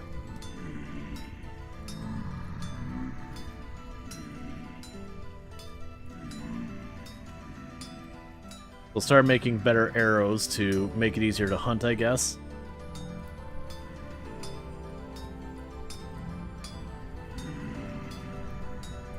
Okay.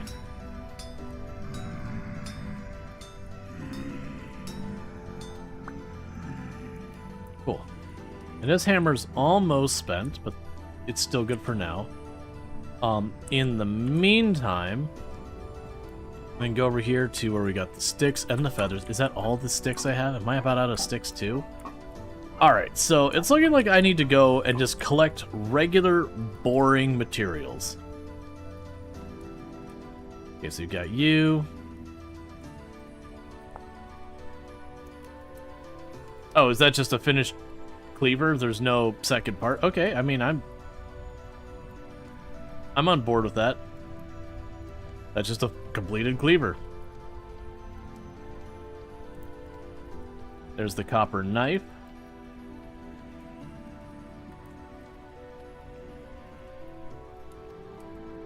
Cool, so you can go over here.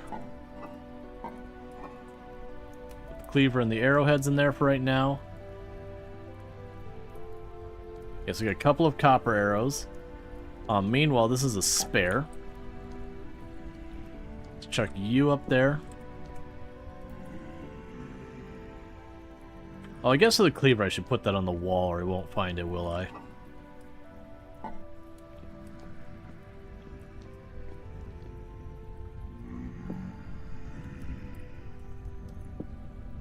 Okay, and we got our blacksmith tools hung up back in the wall. You're probably long since done.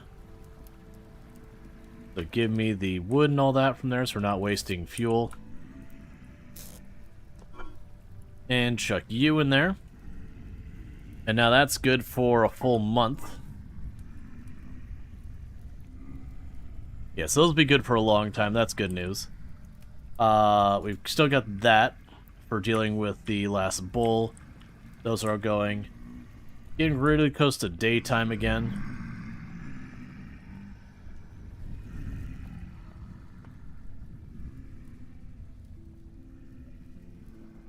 Yeah, so today's just going to be high vortex stuff. Alright, so we definitely need to get this roof done. And I don't think Thatch is going to do it. So either need to start making a clay roof, or I need to find that slate and get that going.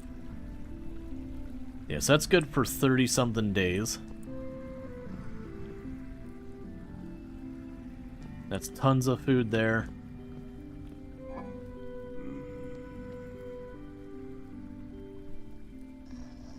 Okay, so those are still good for 30 days. I don't need to worry about them. Cool, we got some dried grass. What can we do with the sulfur? So we can grind the sulfur into powdered sulfur, but it doesn't have a use by itself from the looks of it.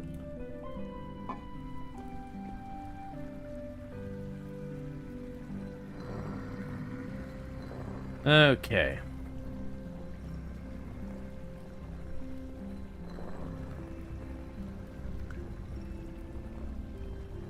Hey, Cliche, how's it going? So just getting the sulfur out of here for a minute while we're waiting for daylight to start. Because it looks like that's just going to be used for the sulfur powder. And then the sulfur powder we will be able to use for a couple different things like bandages and all that, which could be helpful. Because we can start making actual bandages. Then, you know, when I'm fighting stuff, I can stop, patch myself up, do some more fighting. And as I imagine where the windmill comes in, you could probably just chuck this stuff in, let the windmill run, and come back and grab the goodies. Temperature outside is slightly below freezing.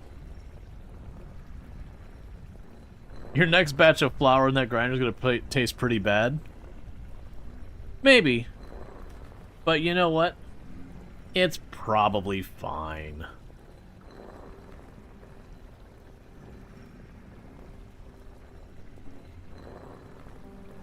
Yeah, let this go until we get the 1 stack of the sulfur powder. And then we should be able to be good to run out and start looking for stuff again. Okay, so we are looking for... Just rehash. We're looking for slate. That's one possibility. More... Well, the animal hides don't do us a whole lot of good. So we're looking for slate. We're looking for lime. We're looking for salt.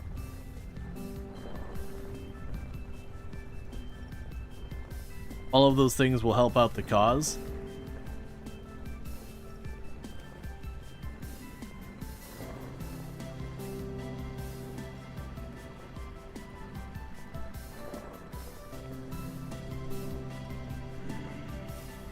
Do you stack more than 60? You do not. That's fair. So what I'll do is I'll run over here.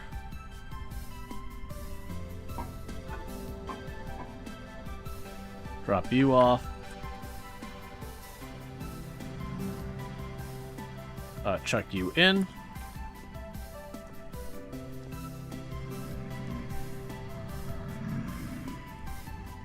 Okay. So I don't want to deal with them at all. Nothing's going to be grown there, that at least that I can think of. Take a quick once over, see if any of the berries grow. I'm imagining... Ow.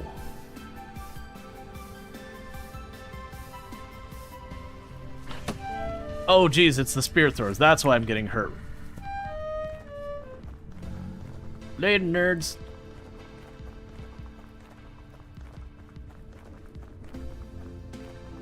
Okay. I did see that there were some berries there. We'll pick those soon enough. Okay, so I'm just going to take our... Oh, I probably want to switch to the south route, don't we? Okay. Yes, we're looking for lime, salt, oh, and flint, and sticks, and everything. Is this your first winter? Yes.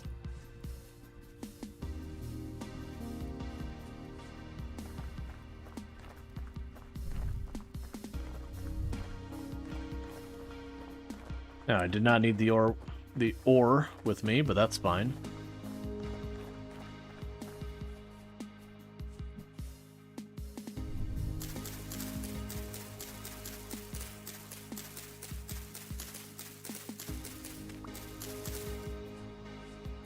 Sticks aren't a huge priority, I don't think.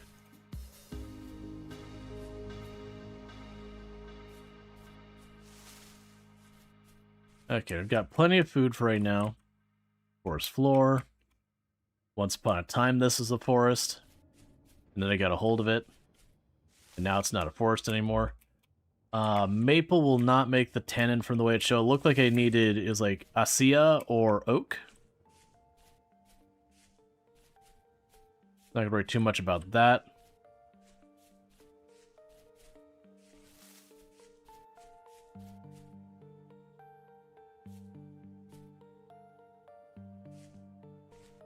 I had an icon I put on the map here for what? Red clay. That's fine. I'm not gonna worry about the red clay.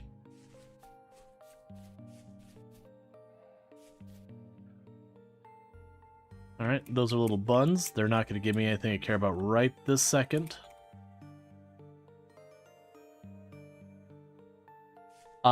Acacia. Gotcha. I might end up needing a couple reminders in that one, but I'll try to get it right. Acacia.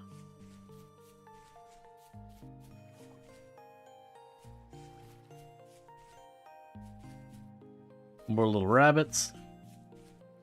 Because right now, as far as food stored at home, I'm actually in really, relatively good shape. Leave the chickens alone for a minute. Because if I capture them or whatever, I won't be able to do much with them. Ah, there we go. Some free berries, too.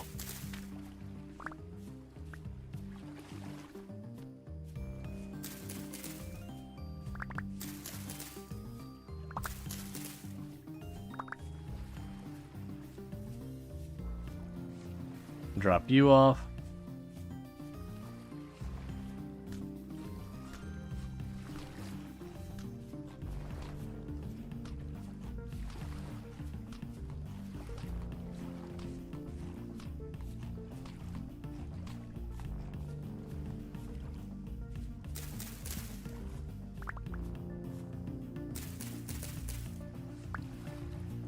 Now, one of the things I want to kind of do is right now by the house, I've got just a bunch of these lined up kind of in front-ish. It would be good to actually make like a whole big dedicated area. Just a giant area for berries. So instead of where I'm panicking trying to be like, oh, there's some berries, let's grab them real fast. Change the approach to, okay, it's time to stock up. Do this entire row of berries, pick them all up.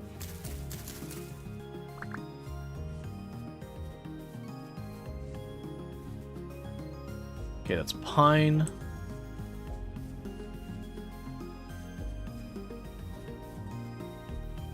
Maple. Oh, that's flint. That's right, I do need flint.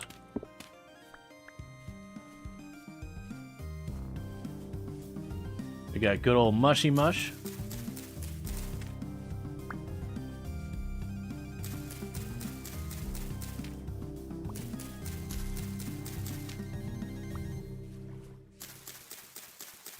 One thing I am noticing about the winter, where it talks about like how much harder a lot of this stuff is supposed to be able to find so far as volume.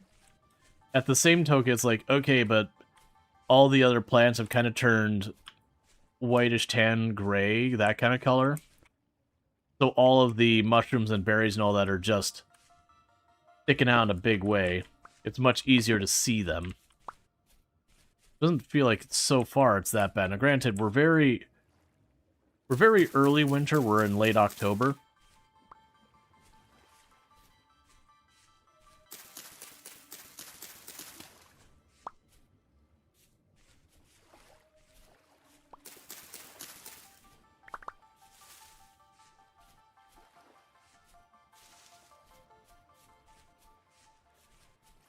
All right.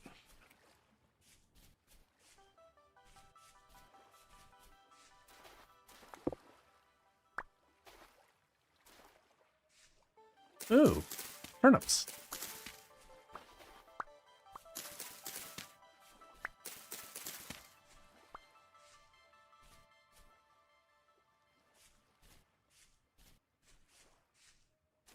Okay.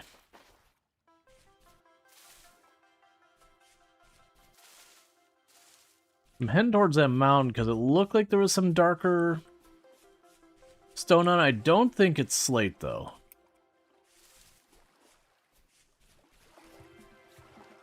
What are you?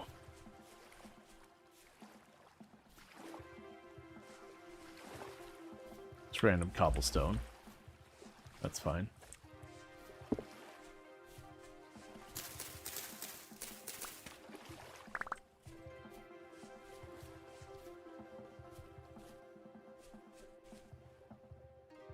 All right.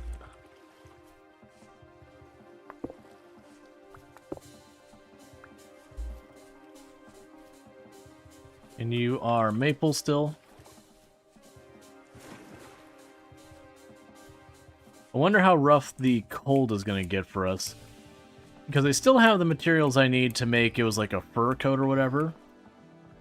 That should let me get even colder temperatures and be alright.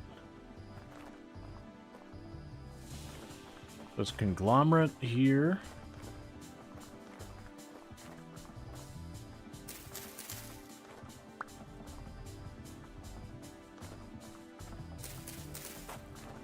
Getting flax seeds. All right. That's not part of the plan. Boo.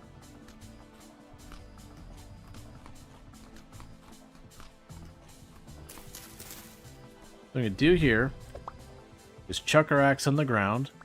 We got a spare. I don't want to get rid of the arrows or all that.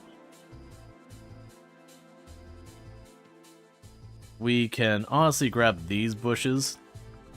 Here, you can have them back.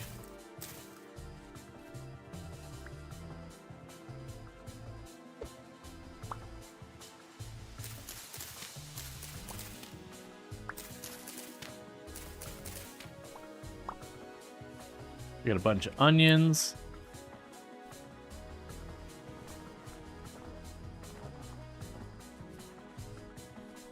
Alright, that looks like a bigger ruin.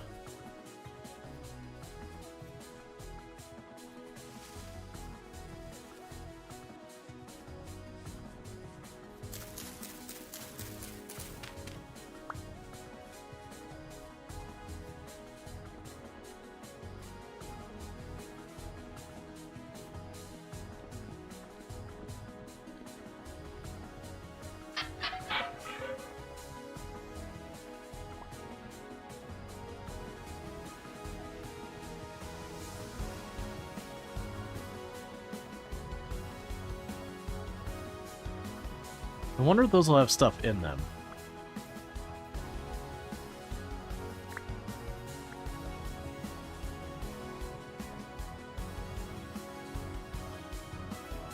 I think they do now.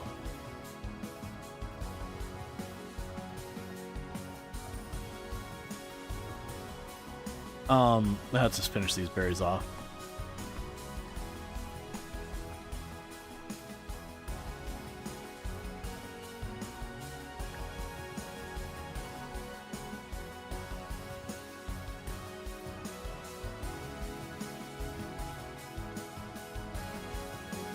So trying to see what the difference is. I think it's just the basket. Okay, so the basket's no good. That's fine.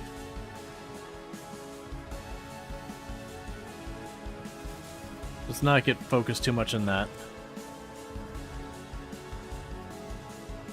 So yeah, this is definitely not at all what I was hoping it was. Peridotite. Okay.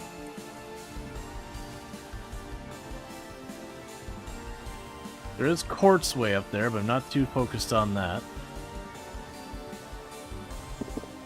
Borax. Okay.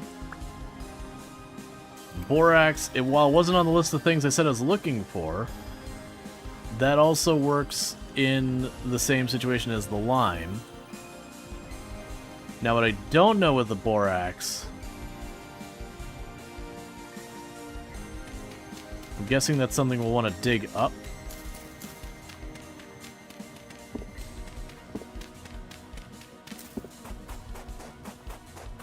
You can now make slime.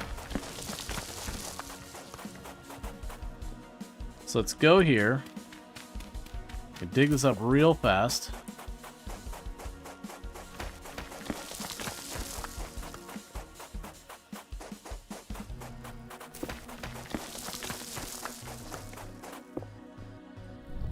I'm going to set you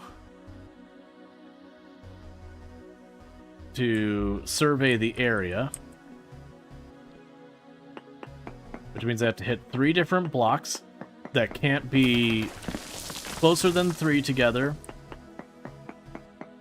It must be no farther than something like 18.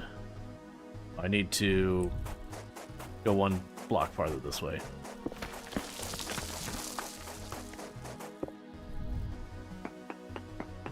Okay.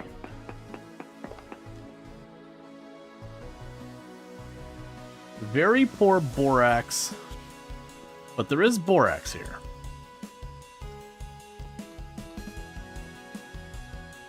Well, what I am going to try doing is, does it say there's borax here? Because even if it says, like, oh, there's very poor, you can still get lucky and just happen to hit where there's a vein. See, it says large amounts of borax nearby. Okay. Yeah, so we got the borax bits. What is that? This one? Oh. So we did find where we can get borax from. The big problem is inventory space. So we can help a little bit by doing this.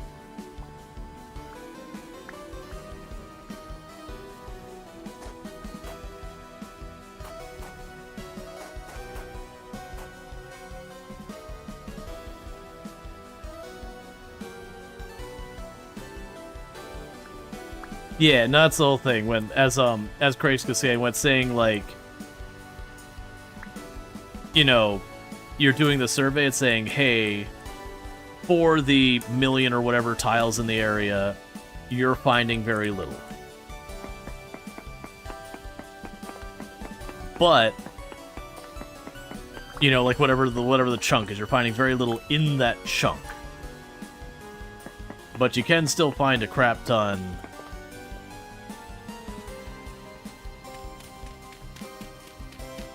in general. So we're going to try and do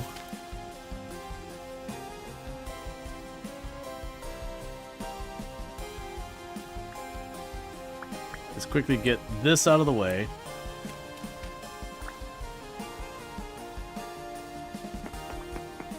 So I'm going to try and find this borax vein.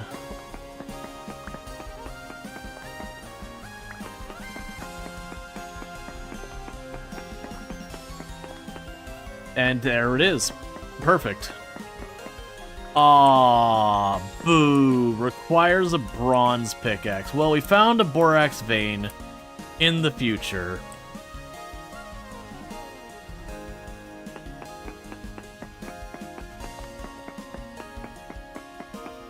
It's fine. What I'm gonna do is I'm gonna pick up some of this stone here real fast.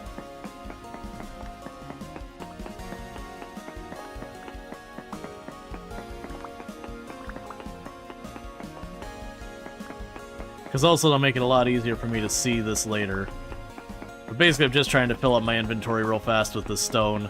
Because then there's a couple things I can make with the stone. So I figure, what the heck, why not?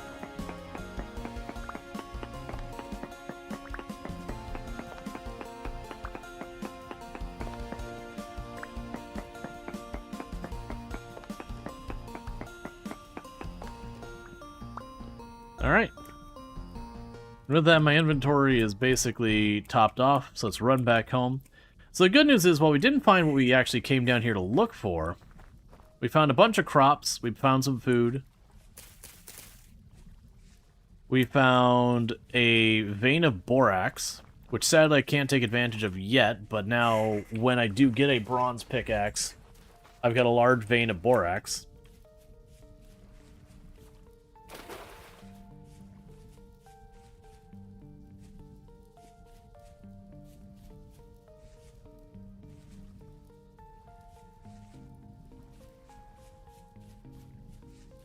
Okay, so let's go tearing across the terrain. And to the south,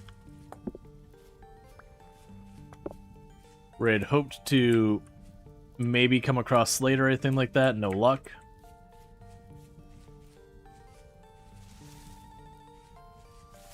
Like I said, if I can come across slate, we can just go over there and I can fill up a big chunk of my inventory. Just make a trip to fill that all up.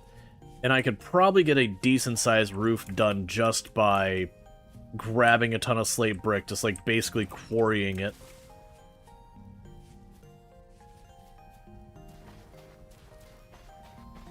And honestly, we find all these areas that's got like slate and a bunch of gravel and all that. Even just the rock chunks on the surface without even using my pickaxe would probably give me enough to be worthwhile.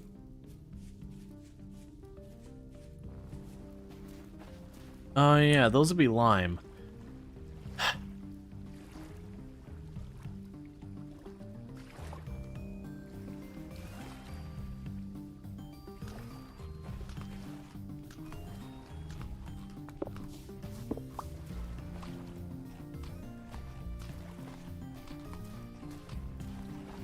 That's fine, we'll waste just one.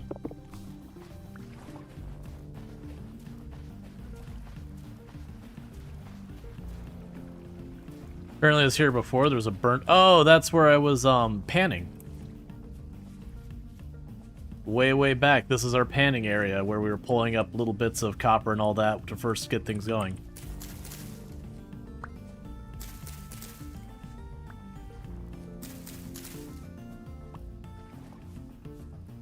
Okay, I was not prepared for that. Honestly, that flat... Well...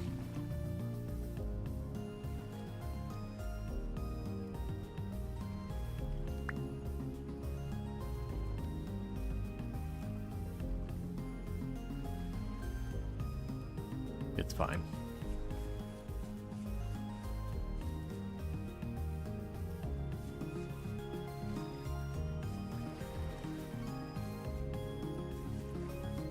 It'll be interesting as we can scale up our farms to get a lot more fabric each year and all that. Each harvest, whatever.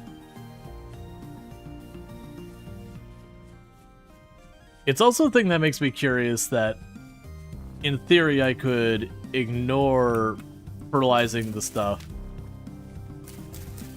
Like the soil or whatever. And it said just yank out the dirt block that I've done that. Yeah, there are fish.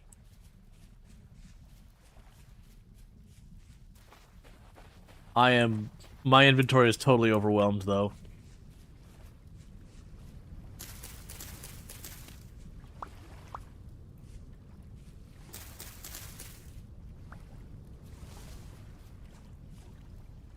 Yep.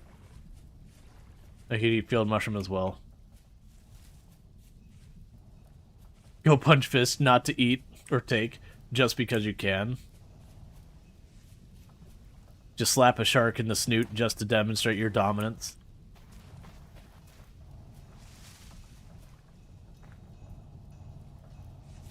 Okay.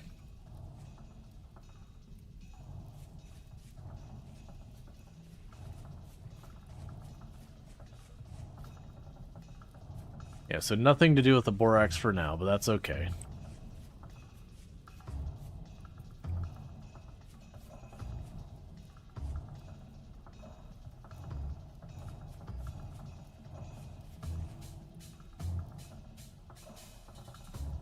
Try and get away from these ridges.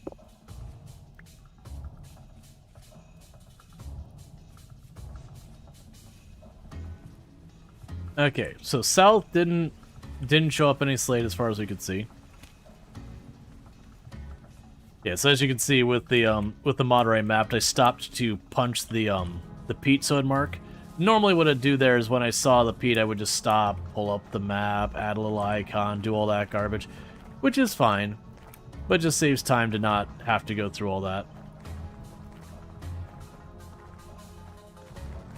Okay, so I've got all this. Already starting to get towards the evening hours.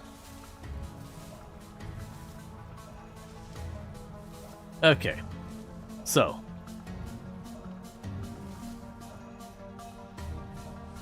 I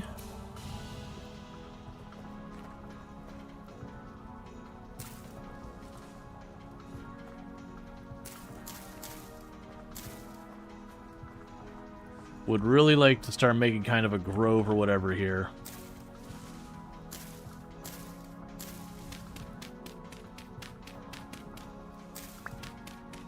That in the future,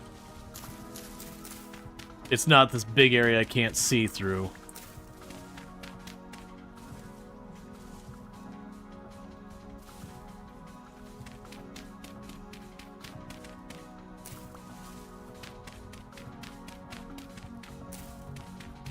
But just a place that we can, you know, have more and more berries going, escalate this more and more, the whole deal. It's gonna take a lot of time to build a lot of this.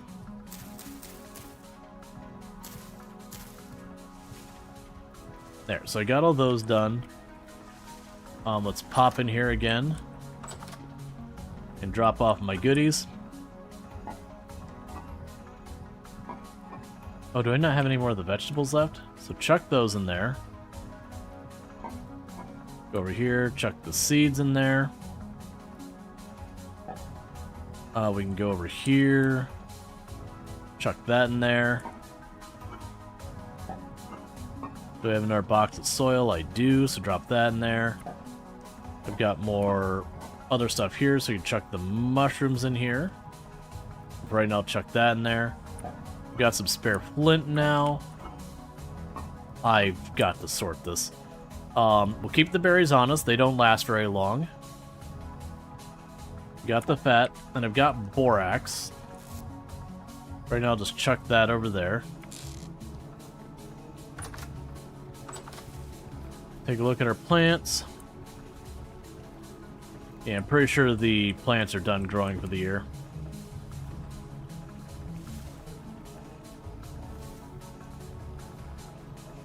Okay, meanwhile, let's take a quick little inventory of our crops.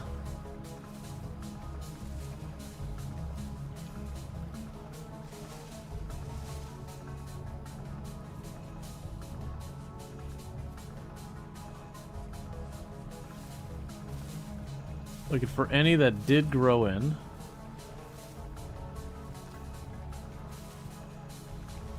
So I can get the berries off of all of them.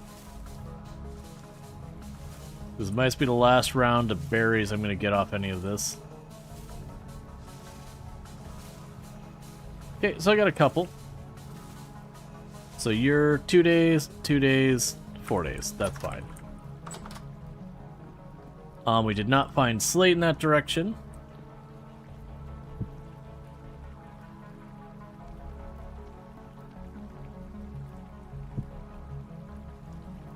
Okay, and that's good for 25 days. Let's see. Oh, good. Our extra bowls are done.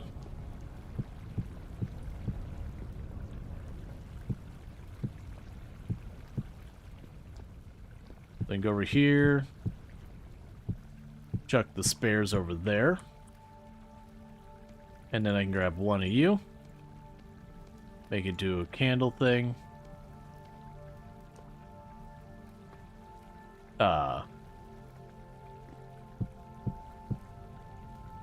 Cool. So we got another light we can add.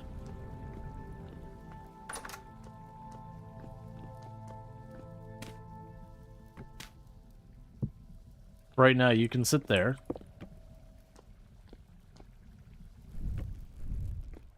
We get another one of those. Okay, so one more lights. We need more fat. Upper. Upper one die. I'm not running around the dark looking for it. Okay, so we've got that knocked out. We can quickly go in here and grab... Where are you at? Grab that little bit of grain we got. Turn that into flour again so it can last longer.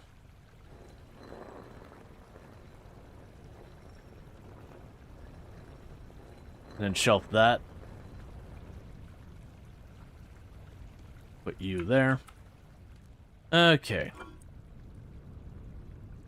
Cool, so I've got a bunch of the berries. I've still got some food here. You're still good for sitting there for like 26 more days of stew. Was there anything that's going to go bad soon in here? Yeah, all of them are like 20-something days or more, multiple years. We're doing really good on our food front. Not doing as well on our combat side of things. I want to get more of this built, and that was clay and the red brick, the bauxite sand or whatever it was. And we grabbed a bunch of brick here. So what could I do with you? So when we make our cobblestone, we can make our stone paths.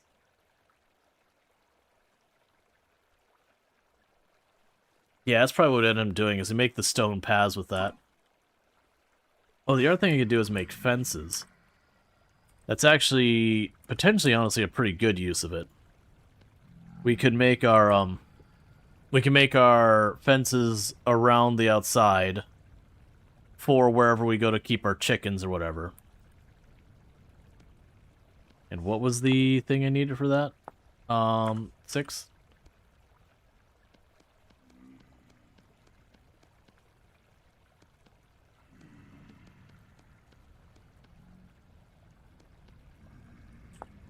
And then for the stairs, I just need 1 dirt block.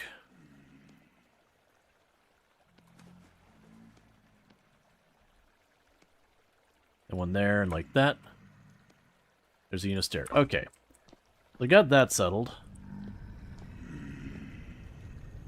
Every single day. That might be able to improve that as well by putting some lights outside. Okay, so I don't think I've got an air... Ouch! It's the one that throws the spears. Alright, well, I guess in the meantime, since this is all gone to heck, let's go ahead and process our sulfur.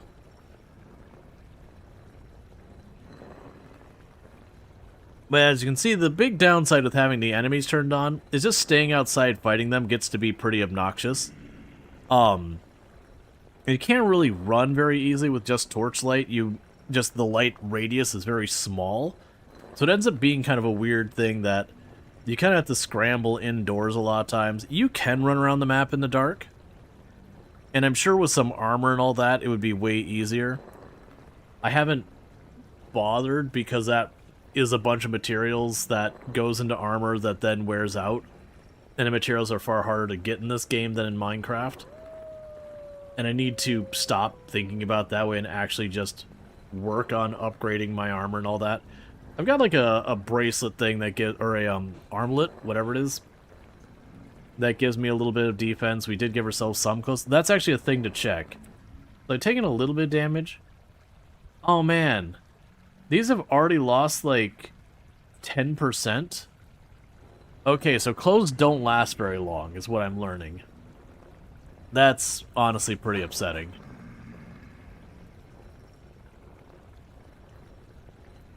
I was hoping they'd have a significantly longer lifespan. It is what it is. And this will be another thing that once I grind this up, I don't have to worry about nearly as much, because this was like one massive ore vein of sulfur that we're grinding up that I had to sing around, for instance, well before I had this thing. Okay.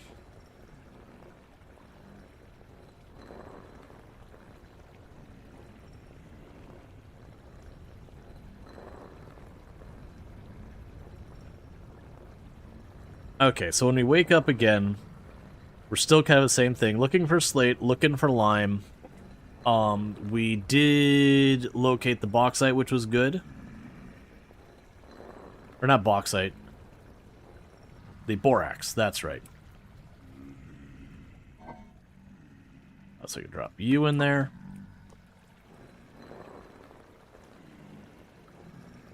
So yeah, so slate, lime, those are big ones.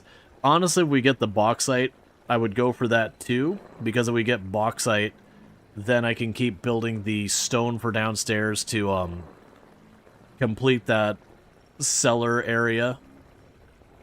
And then below it, I've started making the area for making my my charcoal furnace, kiln, whatever. Unfortunately, I'm gonna need a bigger pickaxe because we like literally dug down into a quartz vein, and I need a bronze pickaxe to get through the quartz. I vaguely remember we started getting the materials for quartz, but we didn't find it all, so I'll have to double check on what we were missing as well for that. Okay, so that's the sulfur done. Let's go take a look, see what were we missing for that. So we've got zinc. Alright, so we can make...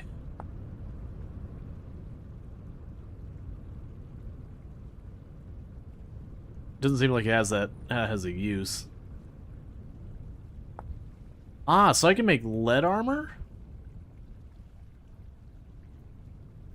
Maybe.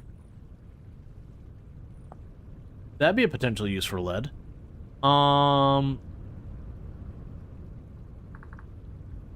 is we make the lead ingot.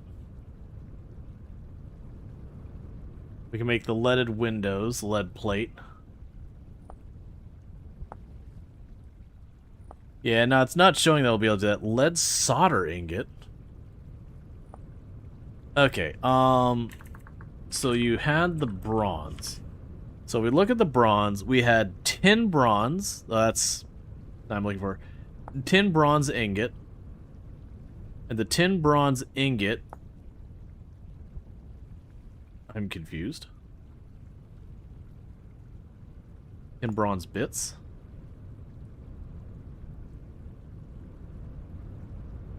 Oh, there we go. So we make it out of tin and copper. I don't have what I need for that.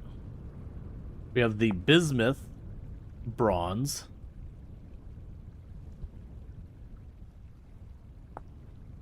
Which we get from...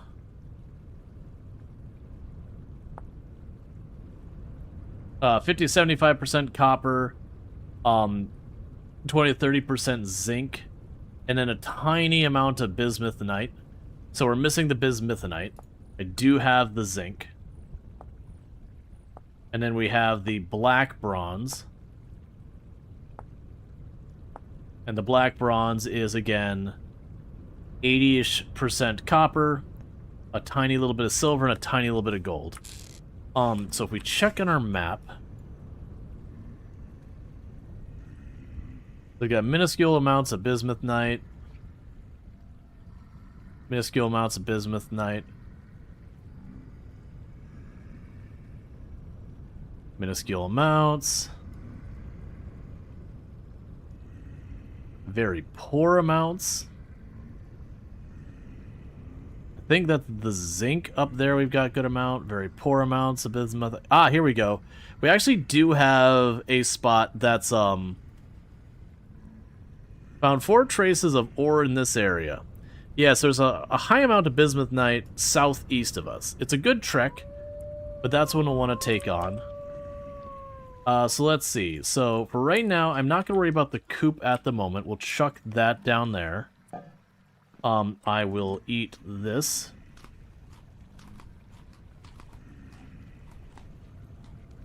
Grab these berries that are going to go bad in a day. Hi. You're the man that I love and adore.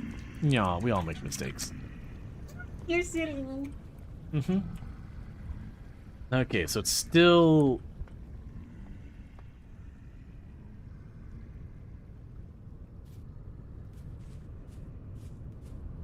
It's still dark. So I'm going to go ahead and I'm going to get on this route. Get away from where all the enemies had spawned. We'll drop this staircase at the next area on this path, because I've been kind of making it pass straight east and straight south. I'd consider the other way, but there's just too much water for right now, maybe later. It'll make it a little bit easier to traverse running across the map like this. It's not where I want it. There. Figure that out later. Okay. So. We are heading down this way, so let me mark it. That was...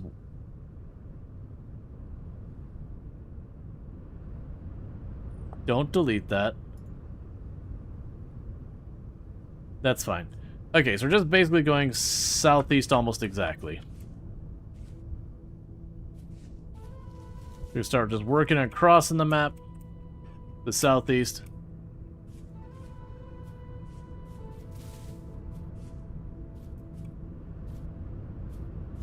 I should have dropped off the ore, but that's fine.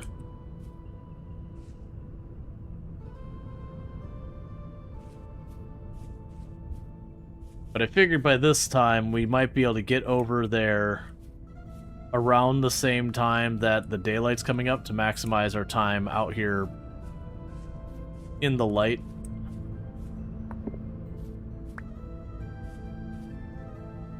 Okay, so let's do one thing real fast on our map here. Cave. And I'm mostly marking those so as I'm running around if I actually pay attention to the map, which is a big if. Then I know to not just huck myself over that ledge.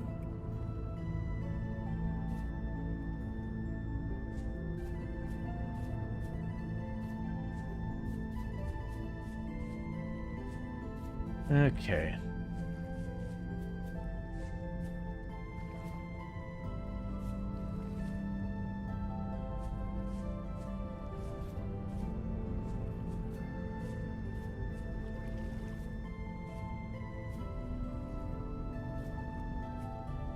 Alright, so what was that icon?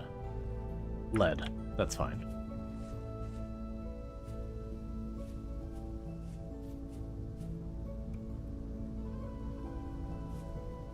Forest floor.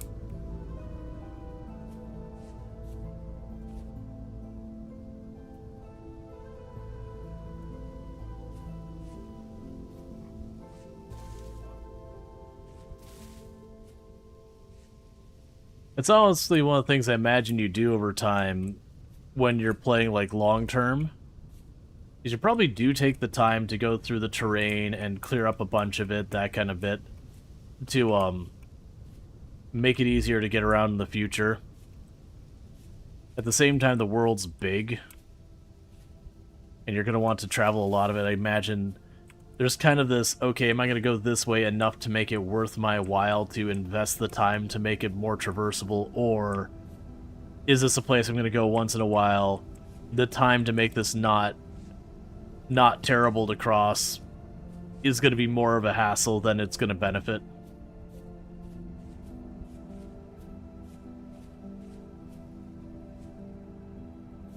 Alright. And I hope everyone's enjoying Vintage Story. It's definitely been one of those things the last couple days. I've not been sure what I want to play. Because with RimWorld, I mentioned near the beginning of the stream, RimWorld's one of the most played games on the channel, and I'm very much enjoying RimWorld, I always have. But I'm in this weird spot where I want to do the Odyssey stuff, because that's the new shiny bauble. But at the same time, the moment you start doing the Odyssey stuff, it kind of limits the variance of how you're going to be playing it. Because, like, you can change your ideology, and that's certainly a significant variation. But where in the... I don't know, I'm hearing being thrown at me, but let's move on. But what you normally deal with... Oh, I didn't even check. Okay, so we're at medium rift. But what would normally happen is you'd be like, oh, I'm going to do a map that's going to be, you know, maximum pollution, or I'm going to do this whole thing where I'm going to be living in like a cold biome or an extreme desert. You get the idea, all the volume variations. But the moment you start going, well, I'm going to do the grav ship, the biome kind of only matters at the very beginning. Because the moment you start moving around, that goes away. Oh, this is where you can find some oak. Boom. So later on, when I'm trying to make the tannin, I know that's where I can source it. I want that, but it's another one of those things, it's like, okay, is that a thing to do right now? Alright, while we're here, how am I doing towards the spot? Okay. So still southeast of me. But yeah, so it's one of those things that, like, I want to do grab ship stuff because I enjoy the grab ship stuff. But a lot of, like, the normal kind of challenge runs and that I kind of go to, just go in the background. Now, I can still do ideology differences, but there's a lot of ideologies that really, when it boils down to what you're doing, is you're just kind of enduring whatever the penalty of the ideology is, because you can't reasonably manage the ideology well with what the grab ship offers. Like if you chose Rancher, for example, doing a Rancher colony, most likely you're just like, alright, I'm just going to take the mood penalty is about what it's going to be. Because it'd be like Rancher's already bad enough when you have a huge amount of land to work with. It just kind of changes everything about your run.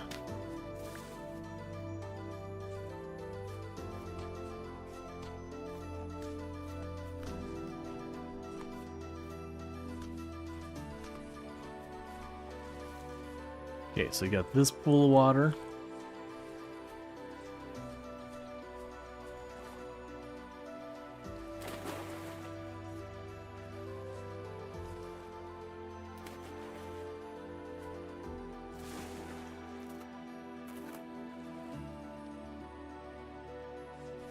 Okay. I think it was that prospector pick icon over there. Yeah. It's crazy how different the grab ship feels versus the old one. Oh, absolutely. But that's been kind of my catch, though, is if you don't do the grab ship, the world goes back to feeling like this tiny little circle you live in, and that the rest of the world is utterly irrelevant, because you're just not going to see it. But with the way the game works, doing a colony and a grab ship side by side just really does not work well. So it's kind of, you're either grab shipping or you're not, realistically. And so I kind of don't want to go back to the world feeling so small and empty. But at the same time, almost all of the challenges I liked doing that I've come up with just kind of don't work with the grab ship. Badger shells help with that a little bit. Potentially so overpowered trivialized resources. Yeah, no, I have no idea about like the trivializing of resources or anything like that part of it. But yeah, so okay, so apparently in this area we've got the bismuth. The one thing I will ask is this material I'm going after, the bismuthium or whatever, bismuthite or whatever it is that something I'm gonna have to dig down for so far as like it can only show up deep enough? Or is it something I'm gonna find near the surface? Potentially, I should say, not necessarily guaranteed. Because what I'm trying to judge is how I want to approach looking for it.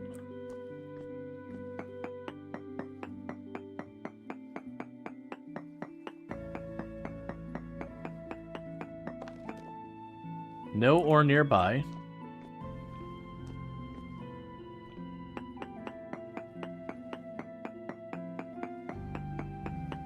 Because we know it could show up in the area, but I don't know the best way to locate it is kind of the thing.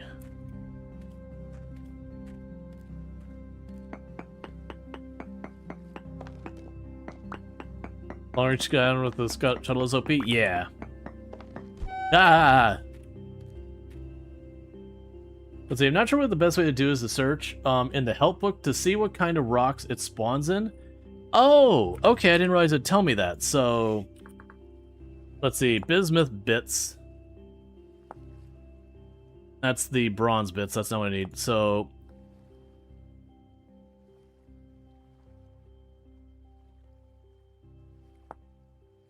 you have bismuthian ingot or whatever. Bismuthite ingot. Okay. So it can be found doing the ore bits.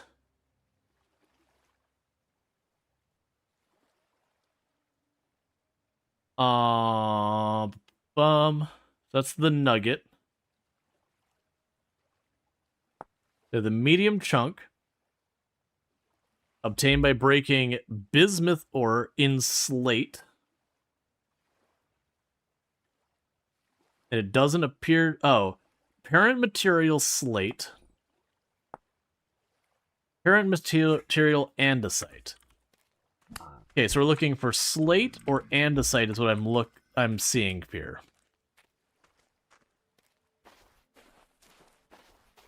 That's chert.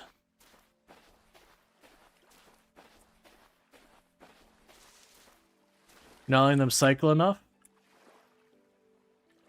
Okay, bits, do this.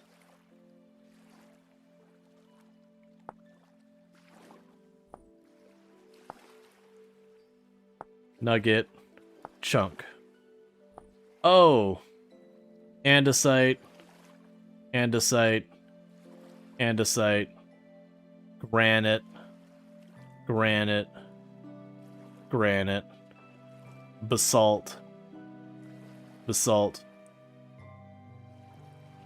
Let's see, if you scroll down the list, you'll see all the rock types. If you scroll down the list...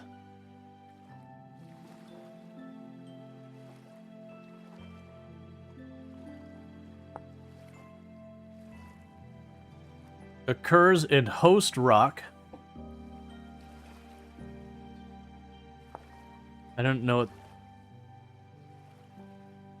Okay, that's all the stone. I think I'm looking at this wrong. So yeah, bismuth ore.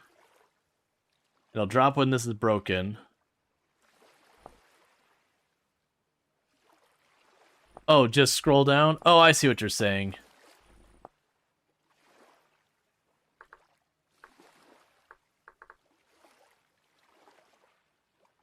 Gotcha. So we have bismuth ore can show up.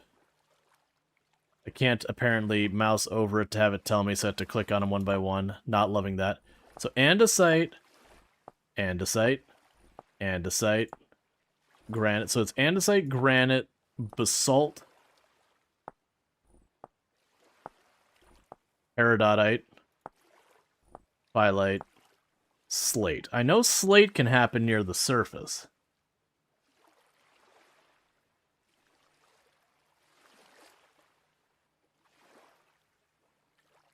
I know andesite can happen near the surface. Well, actually, no. Andesite was, I think, one tier down. Okay, so I think I might need to dig down a little ways. Which is a bummer, because if I have to dig down... Well, slate definitely you don't have to dig down.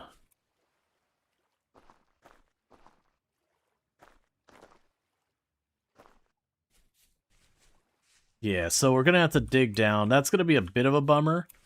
That's going to make seeking it out a lot more of an involved prospect. But that's okay, because that's just what you got to do, I understand.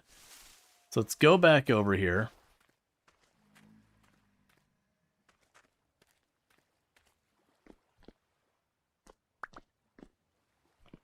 And get to digging.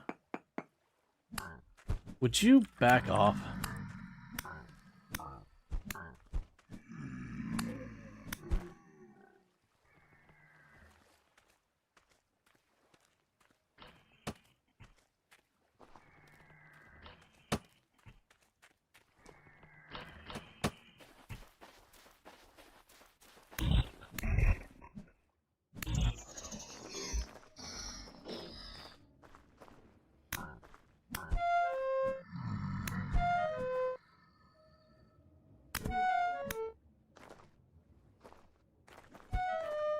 Would you... I'm getting just killed here by being piecemealed by these things. Alright.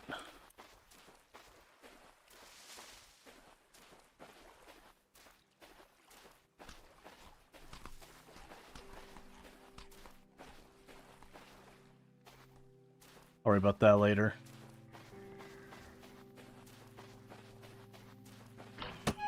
Ouch.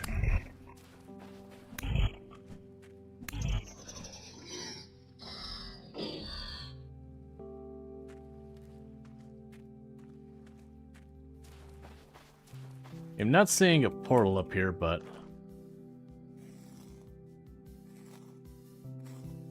I'm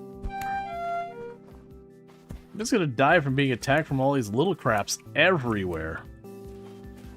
It's the one and only thing that's annoying is it wouldn't be so bad if you felt like you got something worthwhile out of them, but you really don't. They really are not very satisfactory to fight. What? Where are you appearing from?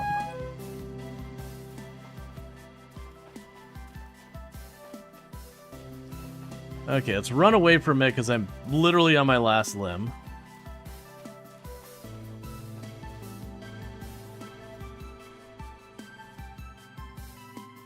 Get to some high ground where hopefully I can't get attacked from all sides while I recover for a minute.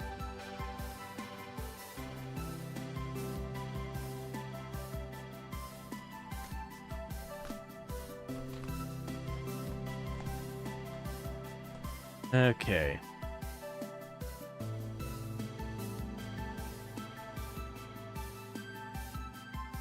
The mod that makes them just drop loot instead of skinning them is super nice. Yeah. Well, even then, like, I get an occasional rare thing that's not bad from them. But there's a whole thing.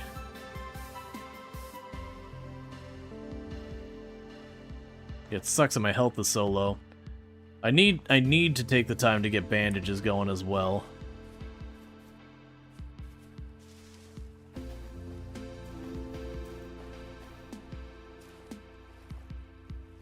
I don't want to pick up all those to drag back right this second. Okay, are you done attacking me?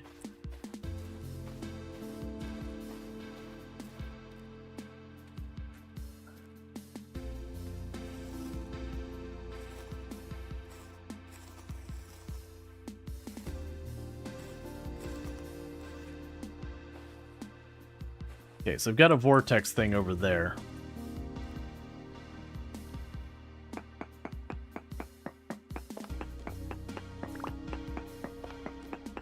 Let's get down here. Oh, screw you. It just makes it so hard to do literally anything. Because, like, if there's a storm, you don't do anything. At nighttime, you kind of don't do anything. If it's high activity, you kind of don't do anything. And it's just... It wouldn't be so bad if it felt like they were either one, fun, or engaging to fight with, but it really is like, hey, what if Minecraft had less variety of enemies? And then, too, just what also if they didn't drop crap for you 99% of the time?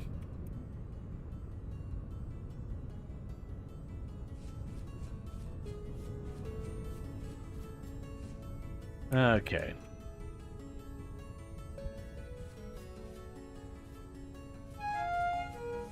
It's one of the things that would genuinely have potentially considered a mod to change game settings just to turn them down.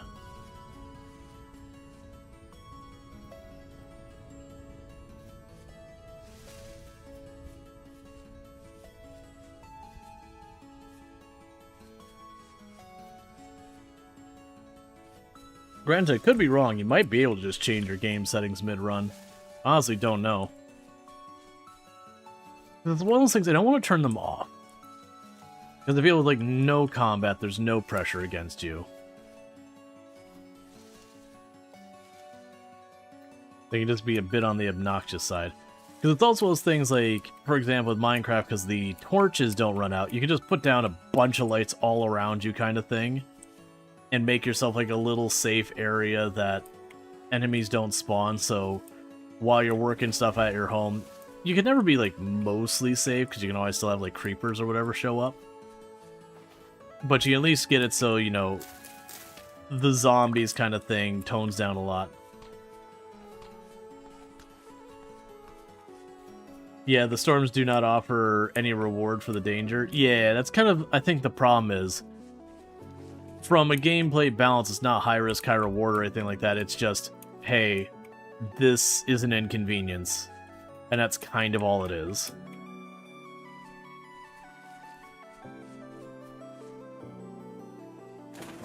So it starts to feel more and more like just something...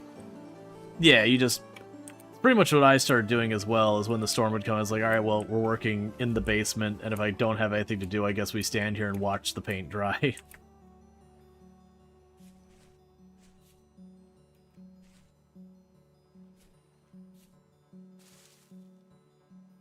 Alright.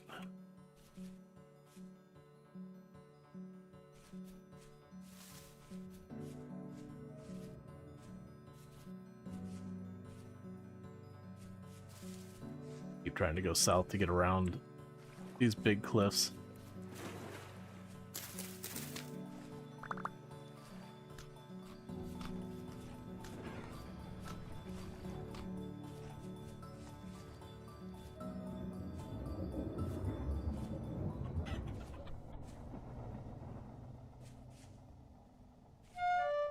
Let's see, if you set up a bunker where they can't get to you but crowd around, you could rack up tons of gears.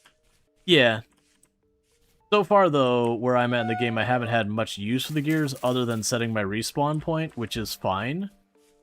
But generally speaking, the only things that seem to really cause me to need to respawn are them, and then, you know, on the rare occasion when I run into... Not a rare occasion. When I run to, like, wolves or bears or whatever, I'm not in a good place to either run or fight them.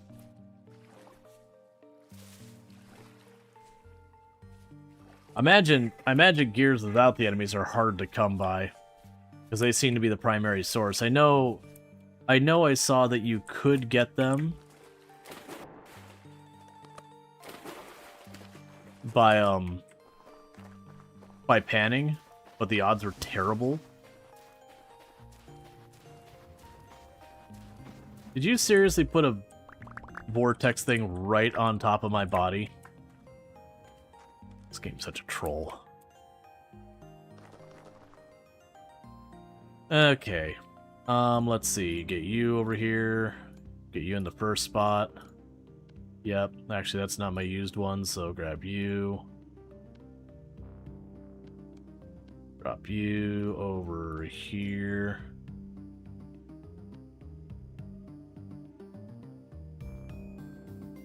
Yeah, a lot more usefully later on to get a bunch of traders. Yeah. Alright, so we got 2 24 hours, so we'll eat those. Get you up here.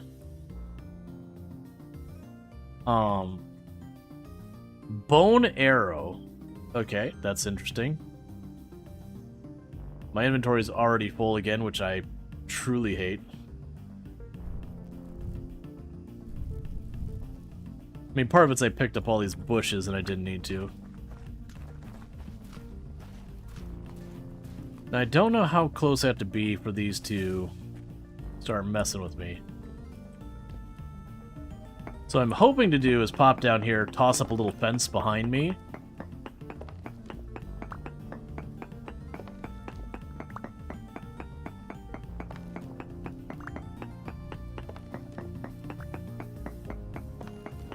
That's fine. I think we'll be okay. As long as I just keep going down here. At least this is also giving me bauxite, which is what we've been making our cobblestone in the basement out of. This will also let me, like, furnish my basement. Right now, I'm just trying to dig down until we hit the next level of depth.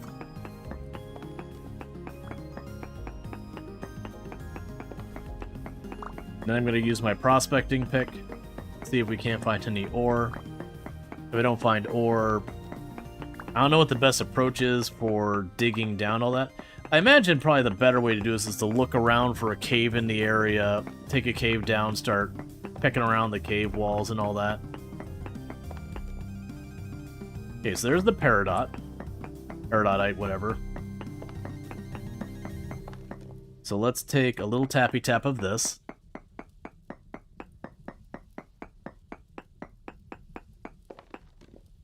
No ore nearby.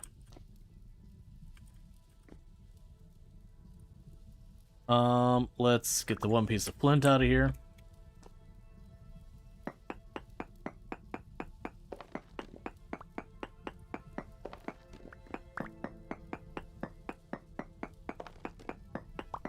What I'm gonna do here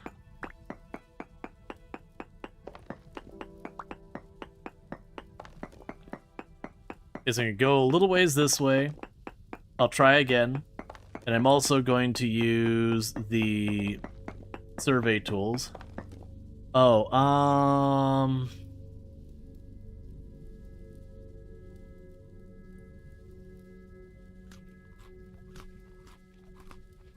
we'll pick up the peridotite, whatever, in a little bit here.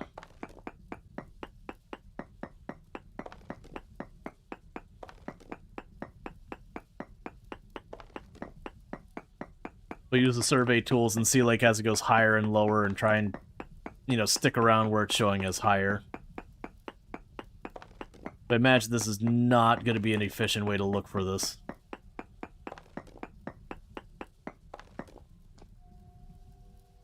I'll go one more. Because I don't know what the range on this is. Something probably like 6 or 8 or something like that.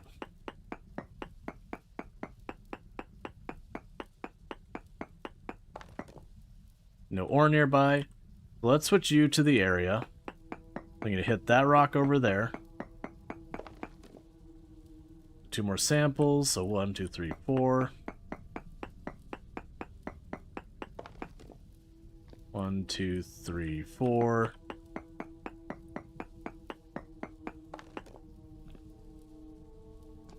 So 3.18.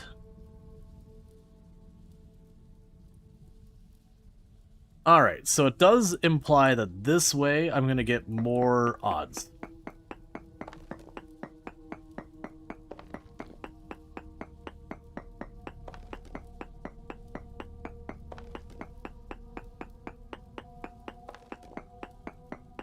Which, again, this is probably not great.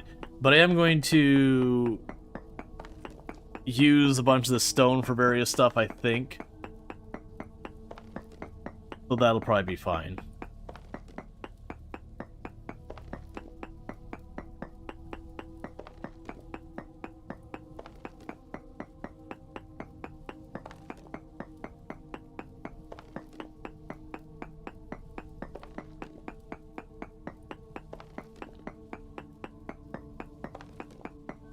Yeah, because 6, I don't know how much up and down these go, but, like, so far as, like, how thick a layer is, I imagine it's probably enough that if you centered it, you'd be in most of the area covered.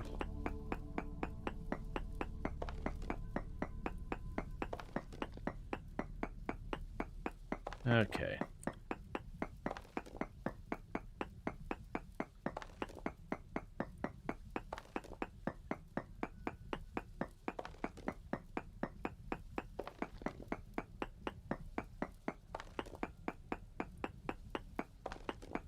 Yeah, getting under these hills and all that.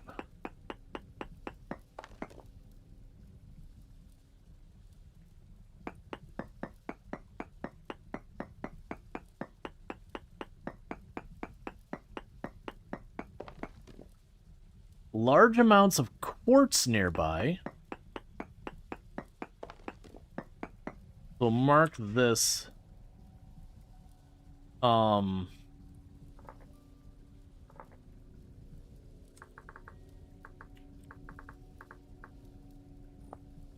That there is quartz in the area.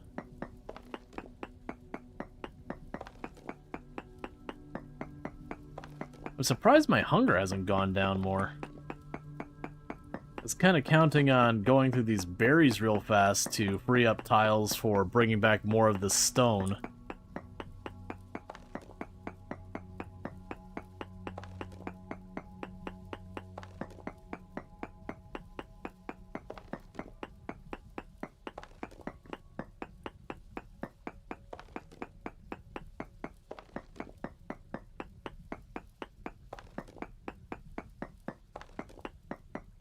I could go a little bit farther, and then I'm going to do the prospecting pick again and see if we continue to see the bismuth go up or if it starts going down. If it goes down, we'll retreat back there, and then it'll go either, you know, up or down, north or south, I should say. That kind of thing. Let's navigate that way. Okay. So 1 here. 1, 2, 3, 4. 1, 2, 3, 4. Okay, so it has gone down. Looks like you got the bug where it stops going down here. Okay, so let's go ahead and we will leave our world real fast and we'll reload. Because not having hunger go down is 1, cheesy, and 2, I actually do want it to clear inventory space.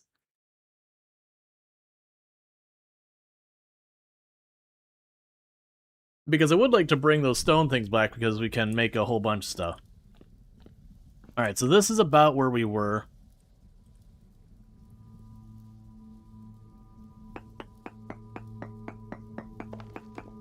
So now we're going to go straight south. Diggery. Did you file a permit for the trench you dug? No. Come at me, bro.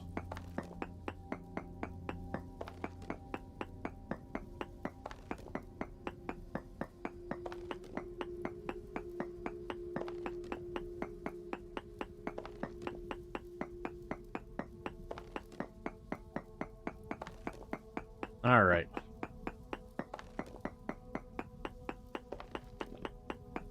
What was the verdict on the water park game? Worth buying? I had a lot of fun with it. I do imagine it's a game you'll probably finish in like 20 or so hours with its current thing, but it is early access. So it's kind of in there in the area of like something like Schedule 1. You know, Schedule 1, gas station simulator, like when it first released, something like that. where you can sit down, you can play, you can have a good time. Is it a game you're going to put hundreds of hours in? Probably not. But are you going to have a really good time? Probably. Like, I genuinely had a really good time with it. We did put on the list of things voted for playing today. It didn't, I don't even think it got a vote.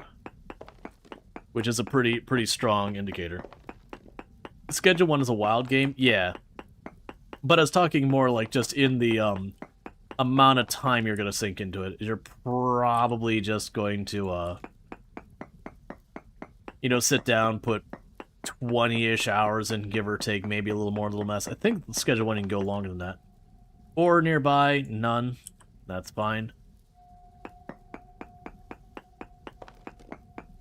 Yeah, so I think the idea here is, like, triangulate where I've got the best odds. And then we'll just quarry style it.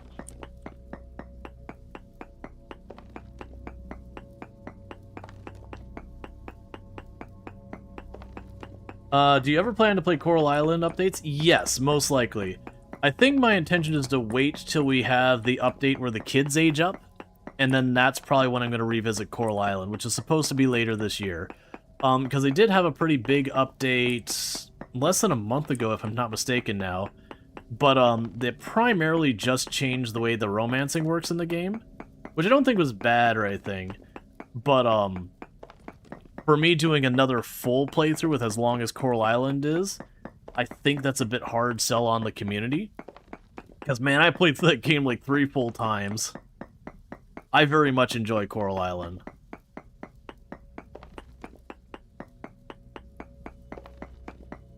Alright. So let's get checking for ore here.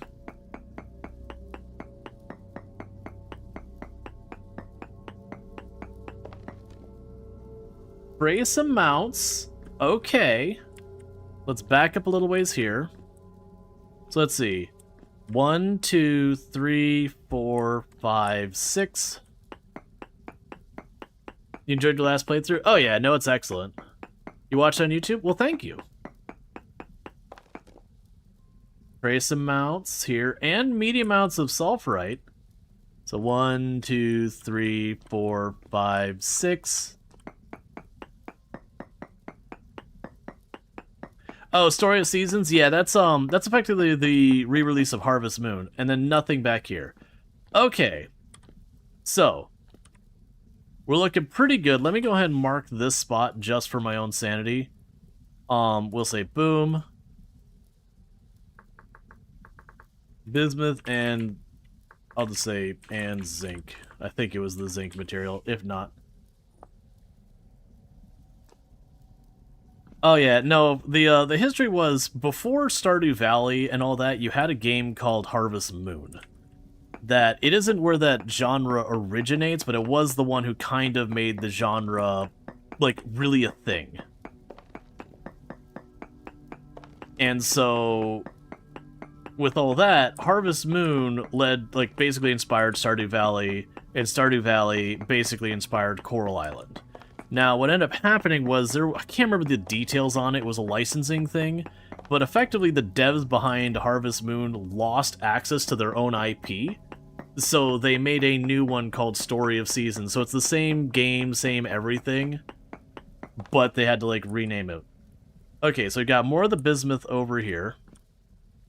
Still showing trace amounts. More than likely, it's below us, would be my guess.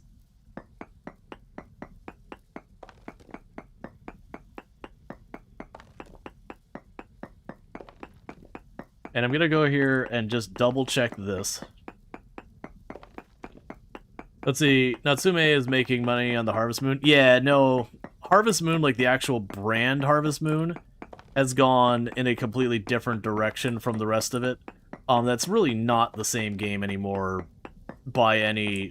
Like, it's not like, oh, you've changed. It's even genre-wise, it's kind of changed everything. They're doing a lot of stuff that isn't quite as popular. But yeah. Okay. So it looks like the sulfurite is this way, and the bismuth, I think, is either that way or below, would be my guesses. So we're going to go ahead and start splitting the difference here.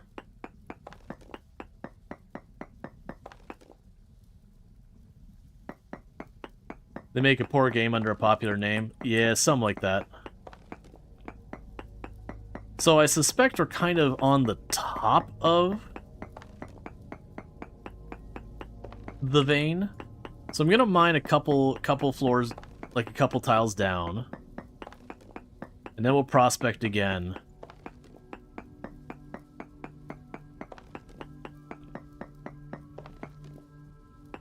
And see if it says more.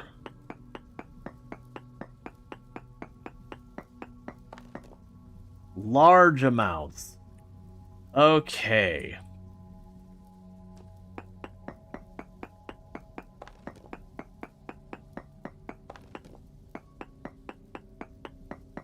So I can make myself a little pocket here.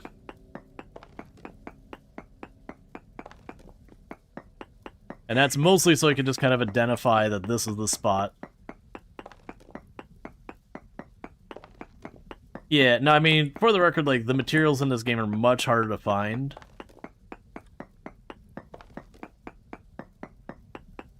So I think it's fair that they don't make these break super fast. They do break reasonable speeds that it becomes the whole thing. Alright, so are you still going to say large amounts? I'm also switching between a prospecting pick. Okay, medium amounts. So that is not the direction.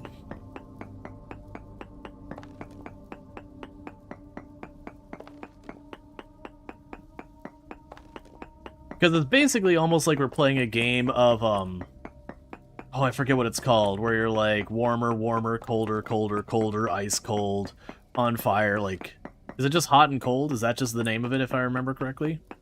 It's kind of like you're doing that.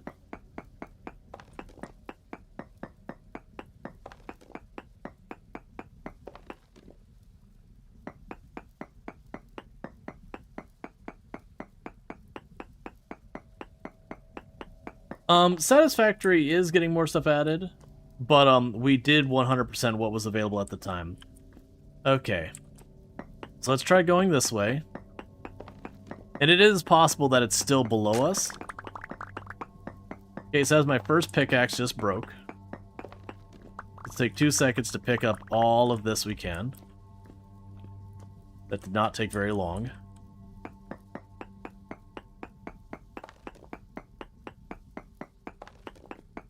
So my hope here is to probably just locate the bismuth. And then we'll run back, drop off everything. And then we'll have, like... Well, actually, we'll see. Because I could probably clear a little bit of junk out of my inventory. Alright, the downside is enemies are going to start spawning in the dark soon because of nighttime.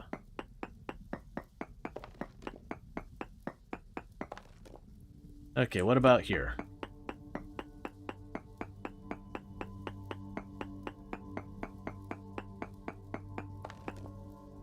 Medium amount, so it's not this way. So it's either this way or down more.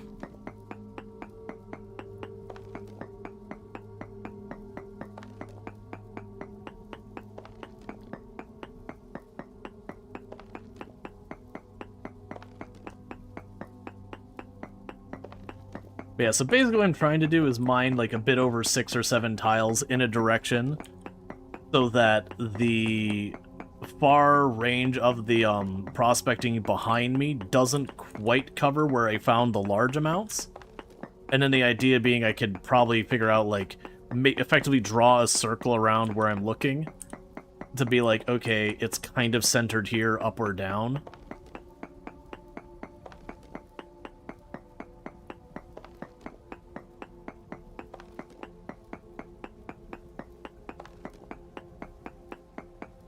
So let's try this spot.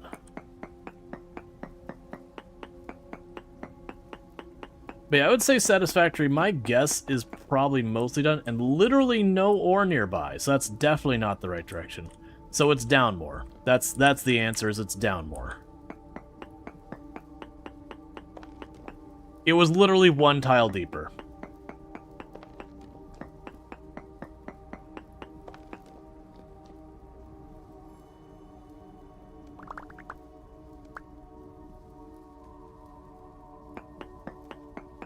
Okay.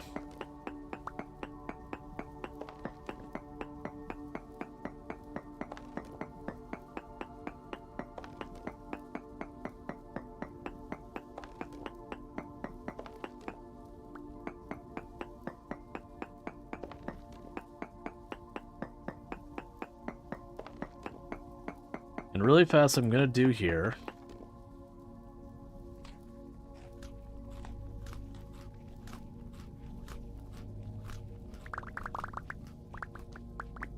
Let's grab all that. Chuck you on the ground for a minute. And that tells me which way's out.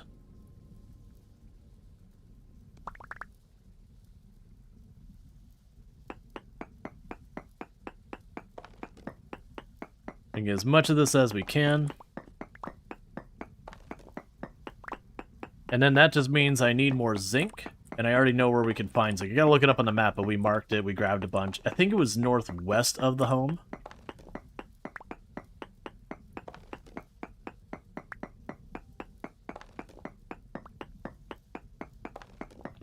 Okay, and then we'll be getting bronze.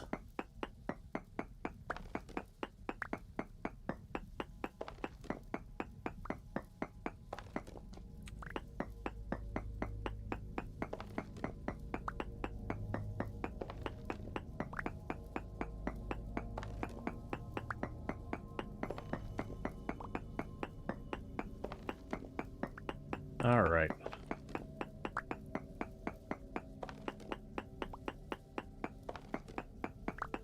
I wonder if when you mine out a vein, does it update, like, if I were to read prospect the large area prospect, would it reflect the fact that there's less bismuth down in the area now, or is it just this is the chunk's value, odds, statistics, whatever you want to call it, and that's just permanent, so even if I were to hollow the whole thing out, it would still be like, yeah, there's totally 20% in here. There's no blocks left in the brick, but, you know, 20% of the 0 blocks is bismuth, or in theoretically could be bismuth.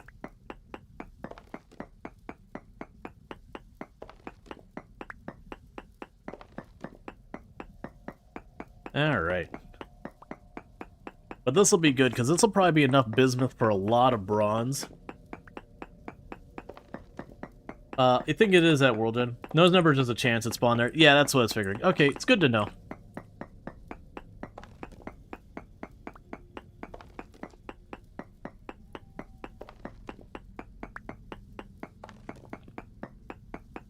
That, I believe, was a medium chunk.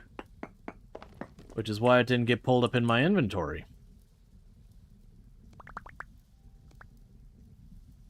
A rich crystallized chunk. Ooh.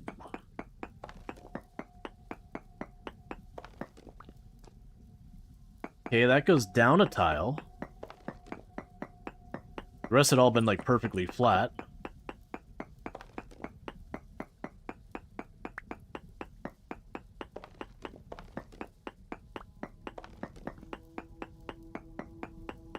Let's see, if it updated real time, it'd have to do X times per second permit the entire world every time. Well, I mean, realistically what you'd have it do is either, one, it would just do a calculation to begin with saying, hey, there's 1 million tiles in a cluster. I don't know what the actual value is. There's 1 million tiles in the cluster. This is how much of it is that material. Okay, you removed one material, and it would just update that percentage each time you break a block. There'd be no reason to make it go faster. Alright, so. I'm gonna smack a single one of these up here, see if it still says there's more nearby. There are trace amounts of it nearby.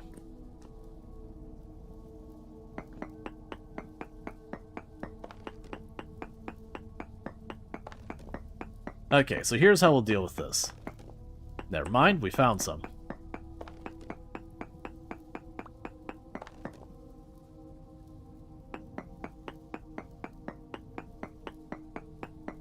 Okay, so we can tap this side. No ore nearby.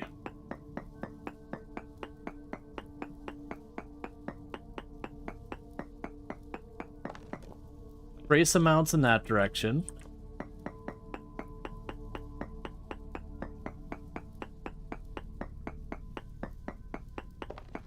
Small amounts in that direction. And check down below us.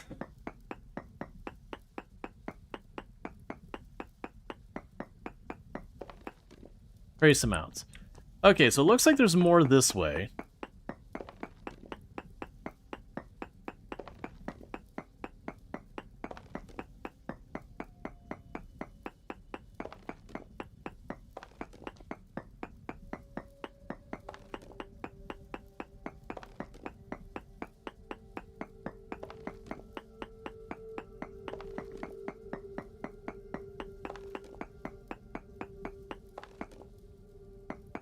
And see if it changes from small to any other amount.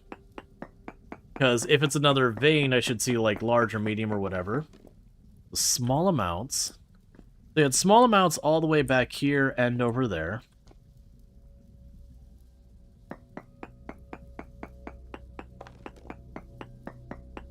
How are we doing? So still calm.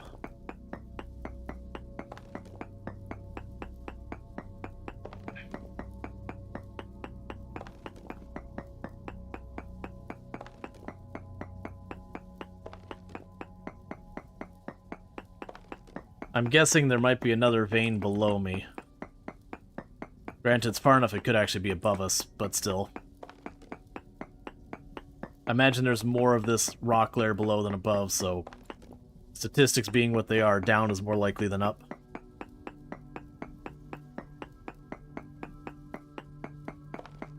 Trace. Okay. So let's go about halfway down this hallway and go this way.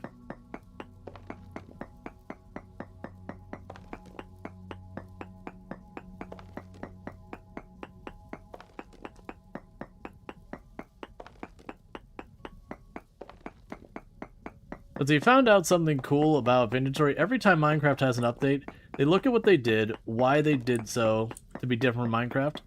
Yeah, no, it's one of those things you make the decision being like, hey, do we want to follow what they did? Does that make sense for what we are aiming for our game to be, yada yada? Or does it make more sense for us to take a completely different approach?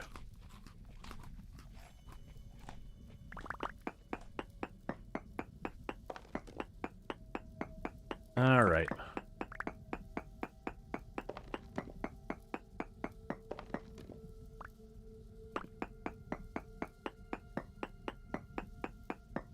And let's see what this says here. Trace amounts.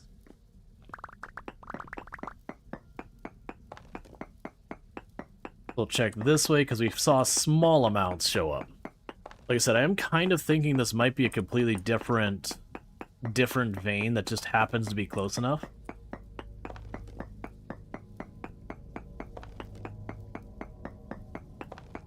I wish more devs were like that, because we've talked about before that you'll look at a genre, they'll have stuff that's done in that genre, and you'll have a new game coming out in said genre, and they will just literally look and go, what did they do beforehand? Okay, we need to do that. Like, it's just a checkbox.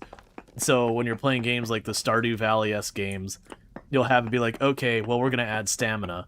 Okay, well, we're going to add combat. Okay, we're going to add this. And a lot of times you're like, but it's not really a good addition. Okay, so still small amounts this way. I still have a feeling it's below me.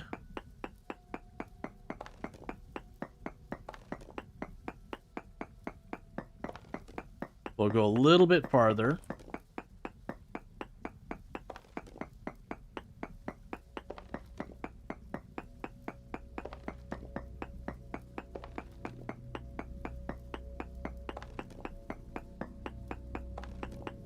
Because this pickaxe is getting pretty close to spent. I got plenty of copper back at home for making more. I'd rather take the time to get all the ore we can out of here.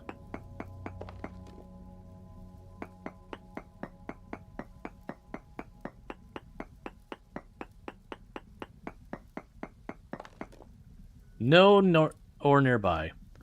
Okay, I'm gonna go on a limb here. This was like the intersection point. So same deal.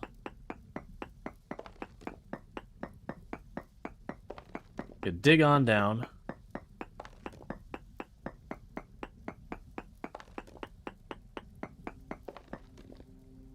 Yeah, no, it started back there. It was like around here was small. That direction took us to trace, that direction took us to trace. That one stayed small for a little while and then eventually went to none. So my suspicion is it's in this vague direction, probably below us.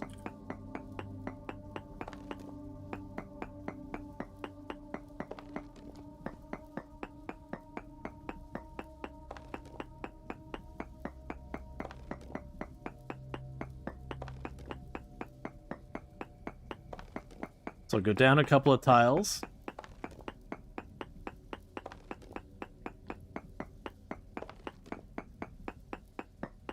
And they'll prospect again.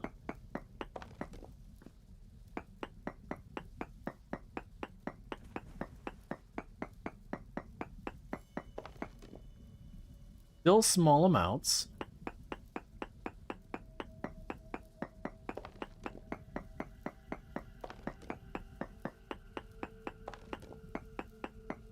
Likely we're getting too deep now.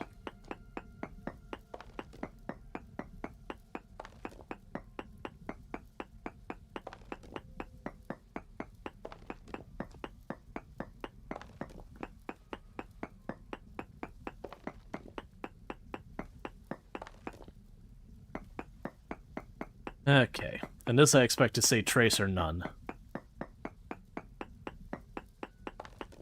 None. Okay. So, let's do a little analysis. Get this roof up here. I suspect it will say small amounts. Yep. We can go a little ways over here. And this should say small amounts. Alright, well, let's try just going this way.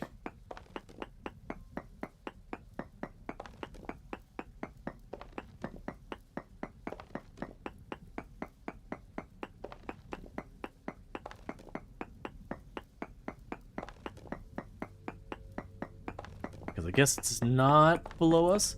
It's also possible it's a couple of individual pieces from the one we already found that are close enough. Well, no, because that'd be picking up pretty far apart.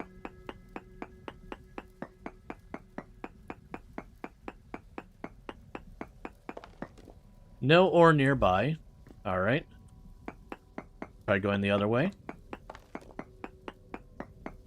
If you posted a link, we do have links disabled, so I won't be able to see it.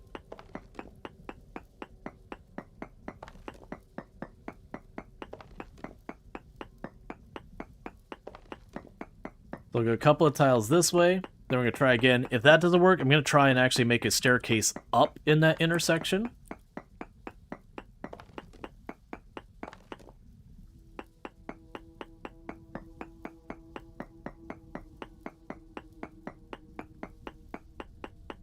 Oh, it looks like I ran over a node? Oh, and that still said small amounts. Maybe it is above us. Okay, let's... Oh, nope, you're right. I did run over it.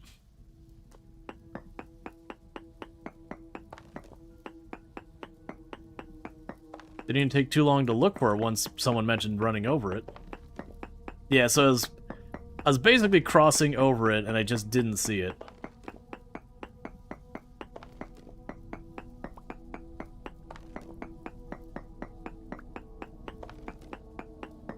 Now, downside is this pickaxe getting pretty close to done. Yeah, good eye. Yeah, no, that's the whole thing with having all the stone chunks landing on the ground. It makes it really hard to see.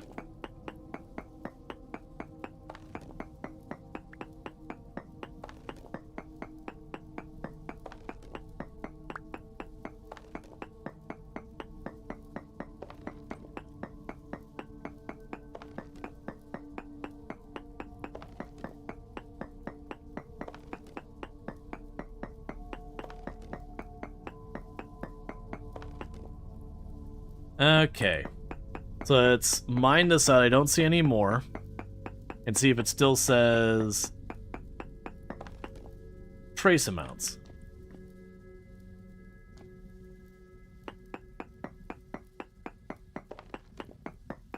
Let's mine just an extra tile out in all directions.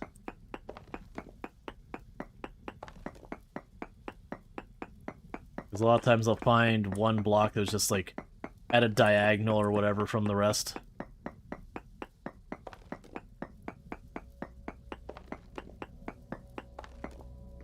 Okay, let's grab that stack.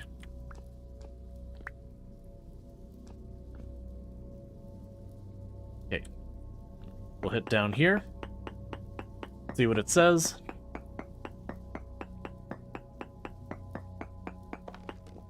Trace amounts, hit the ceiling.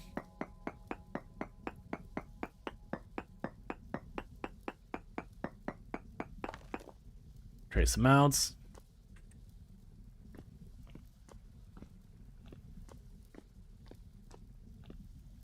Now as we're desperately trying to figure out which way was out again.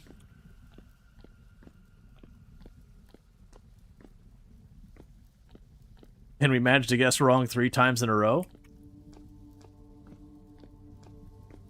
Okay. So, do we detect any more ore nearby? There are trace amounts that way.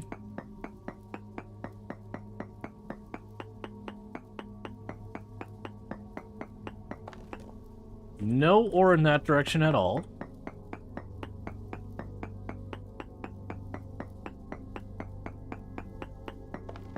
Trace amounts this way.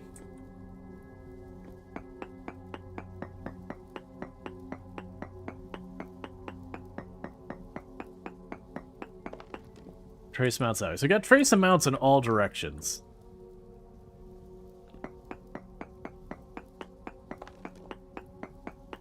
What we're going to do here, we're going to dig down a little bit farther.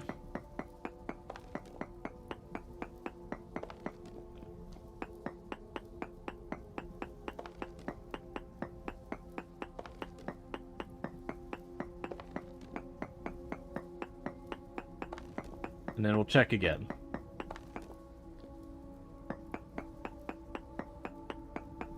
Because those are likely a bunch of different nodes scattered in different areas. No ore nearby. Alright, so down is not looking encouraging. I've already forgotten which ones actually gave me trace amounts and not.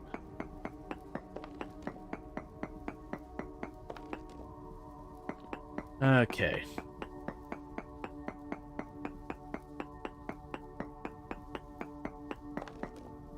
Okay, so we got trace amounts here.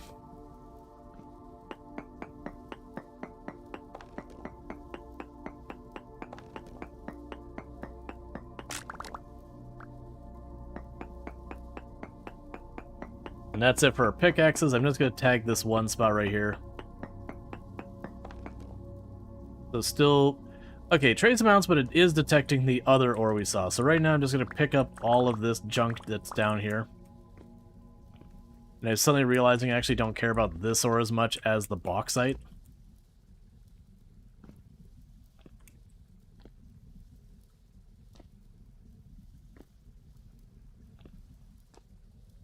This whole place is confusing.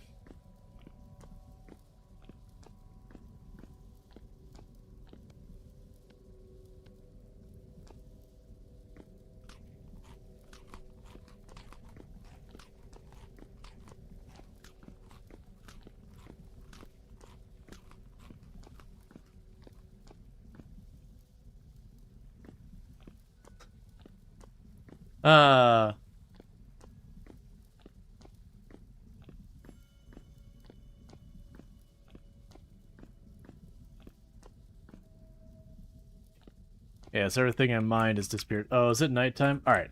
Well, it's about to be daytime, so what I'm going to do is I'm going to go back down here. I'm going to grab a stack of that stone. Where that pickaxe icon tells me roughly where we dug down.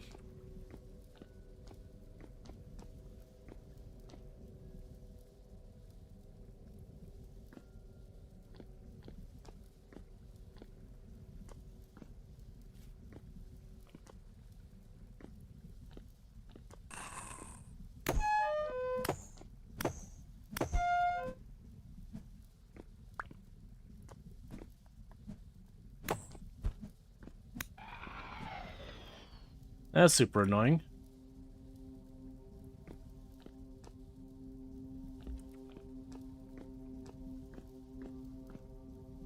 There we go.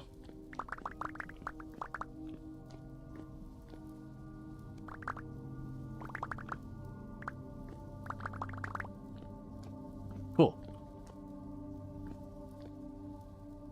Now I gotta figure out... There we go. Yeah, so in the future, there is trace amounts of that stuff down here. But I might be able to find, like, another vein or a little bit more. So this will take me up here, and then to the right will take me up towards the surface. And then northwest will take me home.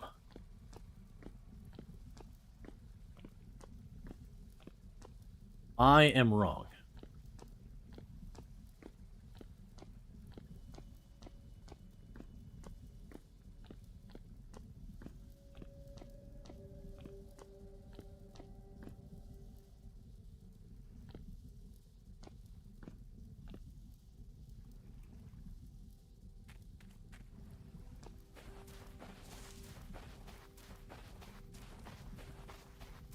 Now I get a bar going for all the boxer right now. Taking what we got, I can make a bunch of this into pavement that we can run on or whatever. And I'm basically out of food. Love to see it.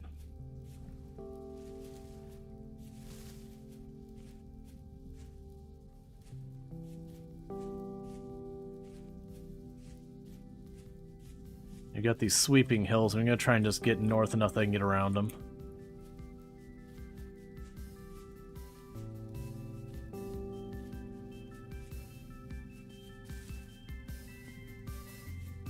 Okay. Thank you Darth Strider 1998 for subscribing for 19 months. Thanks to @Lizzacib55 for my sub gift. Rual, yesterday I learned that on January 10th I will be getting a 5% pay increase for being a school district employee consistently for the past 5 years. Awesome. Well, thanks first of all for the tier 1 sub, upgrading that gifty sub to a self sub, so I really do appreciate that. Thank you Darth Strider 1998 for subscribing for 19 months. Thanks to @Lizzacib55 for my sub gift. Rual, yesterday I learned that on January 10th I will be getting a 5% pay increase for being a school district employee consistently for the past 5 years. And then congratulations on you getting that raise. Yeah, and that's just anytime people upgrade the gifty sub for whatever reason, it double triggers. Oh no, I just put out 7 torches. It's fine. I don't have the inventory shades for them. At least it's not dark anymore. I do really appreciate that support. It means a heck of a lot. And, you know, again, congratulations. That's 19 months you've been supporting the channel. And I really do appreciate the continued support, so thank you. Alright, so we're just making our way home now because I have a ridiculous amount of bauxite. Or not bauxite. Bismuthite, whatever. I have some bauxite too, and a bunch of other stone. You get the idea, though. I got goodies. I got one of the things that we were setting out to get, and I got a lot of it. And I got an area where I at least know I can get some trace amounts of it again in the future. So that's fine.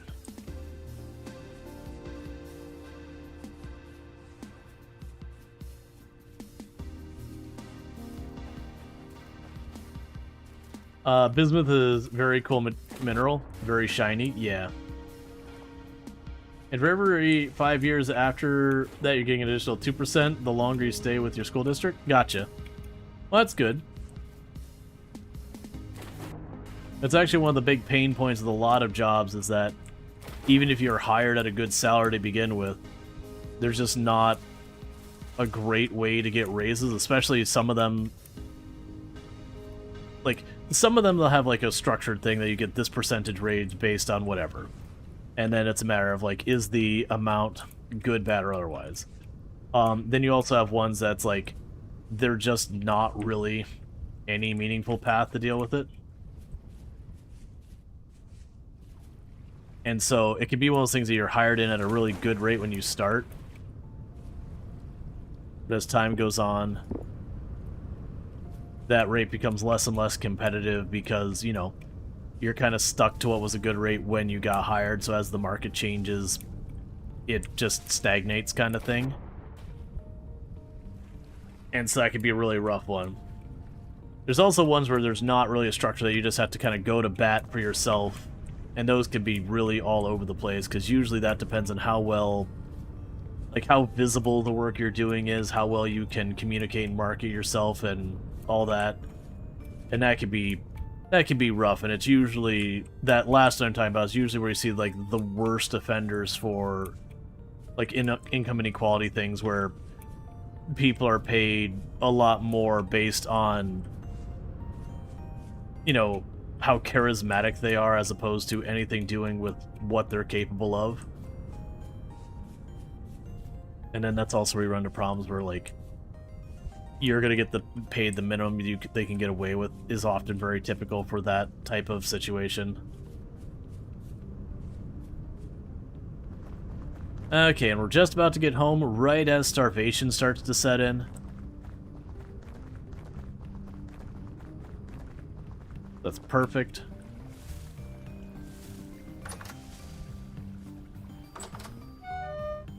Oh, stop your whining. It's just a little starvation.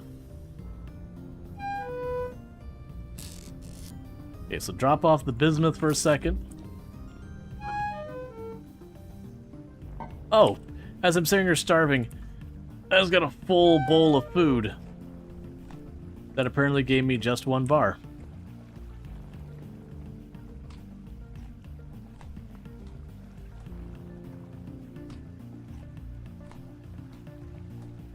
Okay.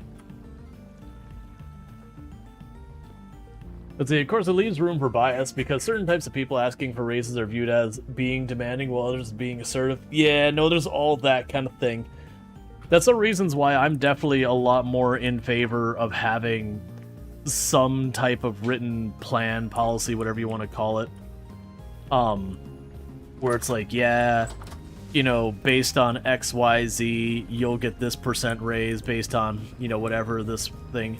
Make it as objective as possible and, you know, as little subjective. And there's pros and cons with that. Like, I'll fully admit to that, where it's really easy for that to get into where people will find, like, whatever the statistic is that's being asked for and figure out how to manipulate and yada yada. Those are always problems. But it's a lot more reliable and a lot less likely to fall problems with, you know, heavy biases and all that versus just, you know, I think Dave did a good job, let's give Dave a raise. Well, this isn't saying Dave did or did not do a good job.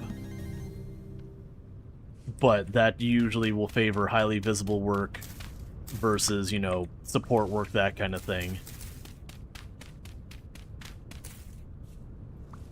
Which usually means some of those jobs that kind of sit in the background that you, like, if everything's going well, you don't even realize they're there. A lot of those are the jobs that tend to really suffer. And then again, personal biases. Like a janitor. Yeah, no, exactly. The janitor could be, like, busting their butt, going way above and beyond. A large sapling? Oh, right, because I pulled up... Yeah, that makes sense. Yeah, because there's a tree there. I forgot it gives you the whole sapling back. But yeah, so you could, like, go way, way above and beyond for your role. But again, you know, everything's like... Yeah, no, exactly. With, like, janitors, for example, if the janitor's doing their job, you don't notice. Everything's fine. If the janitor's not doing their job, you really notice. Because everything's disgusting.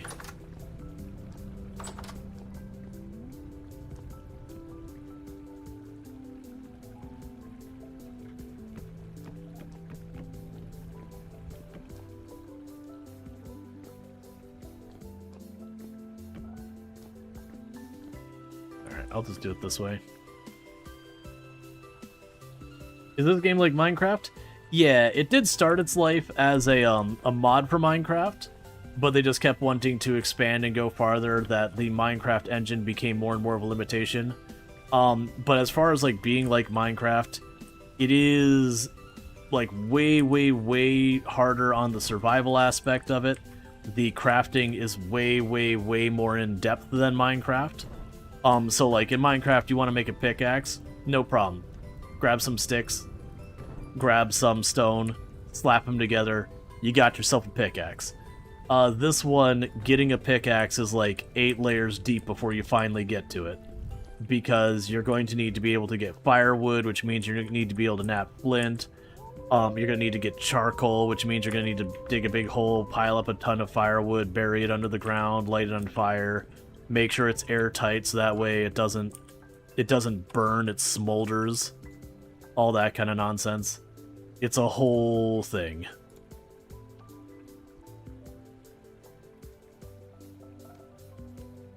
Alright, and we got some of that.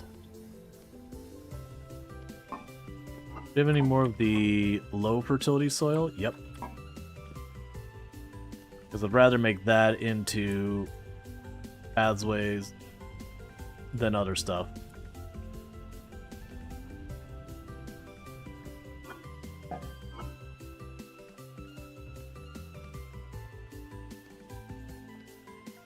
Cool, that consolidates that a little.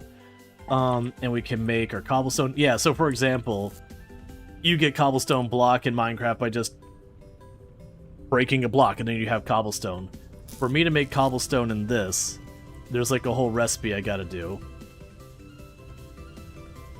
Oh, I didn't know that. So you can just click and drag set it down? Neat.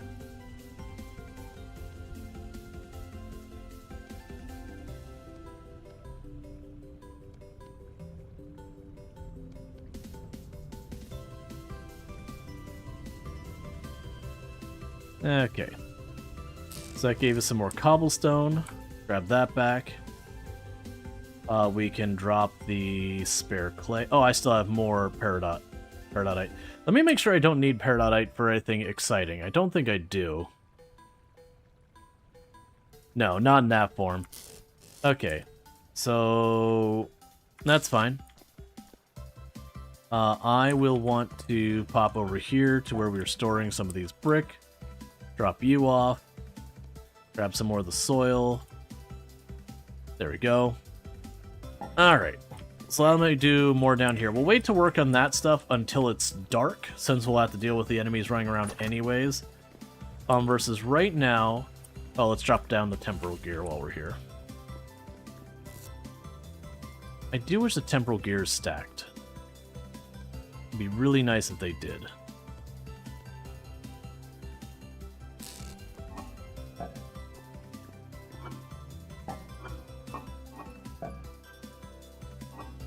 Like stuff like food expires, that kind of thing's all in the game.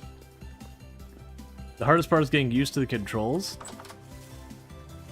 Yeah, no, I remember there was a bit of a learning curve when I was getting used to it at first. Yeah, that's fair.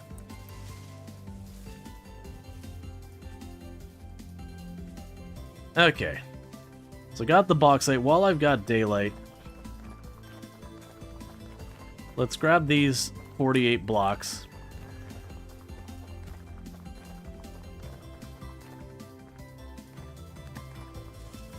And get this all the way over here real quick.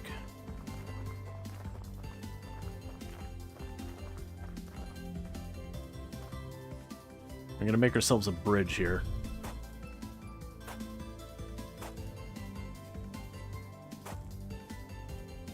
Versus following this terrain.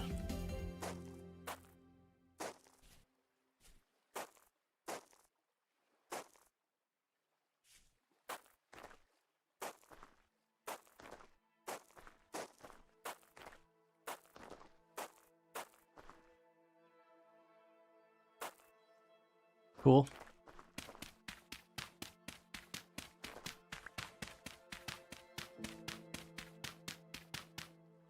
Does the game do any physics on buildings, or can you do floating like Minecraft? You can do floating like Minecraft. They do have it where you can turn on physics for like dirt and sand and all that. So they have like the sand where it falls in Minecraft, but you can also make the dirt fall. You can also take the physics a step farther than Minecraft does, where you can have a bunch of your different stuff You can have it have cave-ins and that kind of thing, where if you don't have enough support, it will, like, the tunnels will collapse and everything. But they don't have, like, if you're thinking of, for example, Valheim, where you have to have, like, enough support of the roof caves in, they don't have that. At least not that I'm aware of. I'm sure there's mods that do that kind of thing or whatever. But that's true of everything.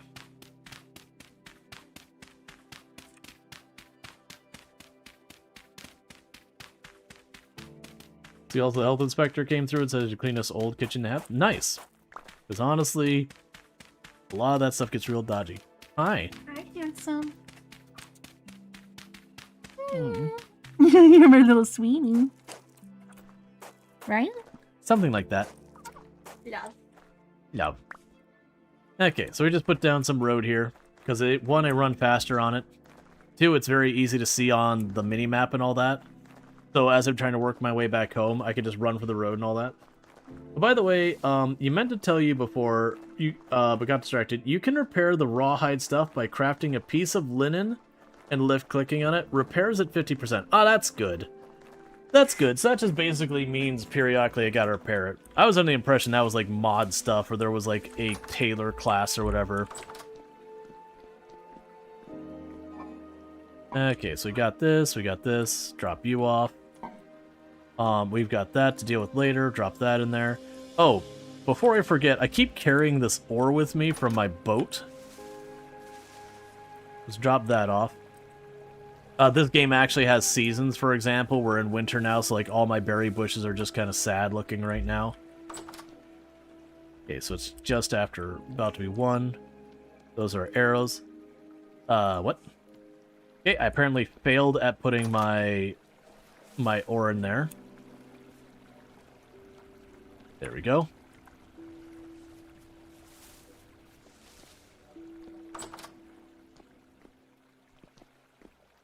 Okay, we got the shovel.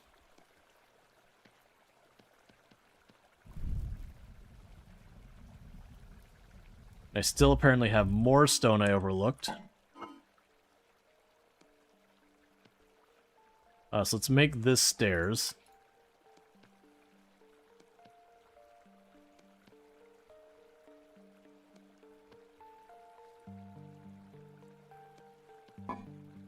Okay. There's a mod that adds... I mean, sure.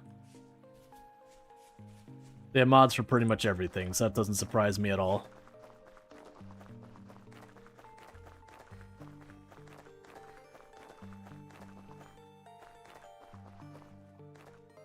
But as you can see with the idea here, is I'm just trying to basically build effectively a highway that I can just run along for like my basic cardinal directions.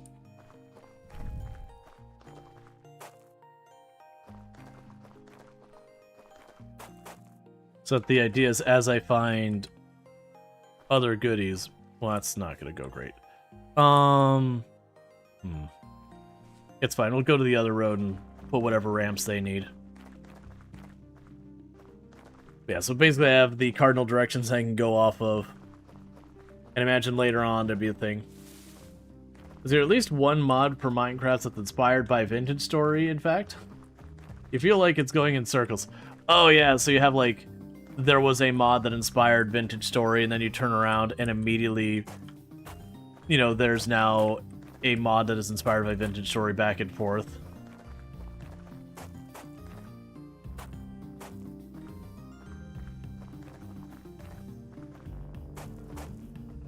Okay. There we go. We got all those put down. Yeah, so as you can see with our map, I'm slowly getting this, like, road to be here. But that's, like, the whole map we've explored so far. Needless to say, getting that road to go any meaningful distance will be a whole thing. But at least that gives me, when I'm returning someplace I can run to, I see the line and I can turn that way. So, like, if I'm running at night and I can't really see and I'm dealing with enemies or whatever, gives me options. Alright, so I've got my torches, I got all this. Time-wise, it's 2:30 p.m. So I've got some time. what I'm going to go ahead and do is I'm going to run southeast. And we're looking for goodies we can eat. Because we'll end up wanting to do some blacksmithing, a whole bunch of that kind of stuff. But I want to wait to start that till it's nighttime. Because that'll be kind of, you know, captive audience stuck there anyways. So if I do it during the night, that means I'm killing the time that I can't really do a whole lot because of all the enemies anyways. Versus if I do it now, I'll finish up just in time for nighttime to start. And then have to just stand around.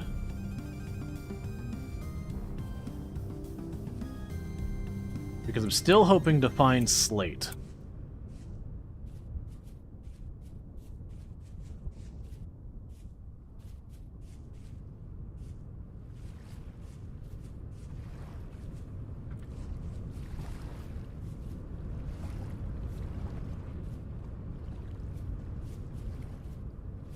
All right.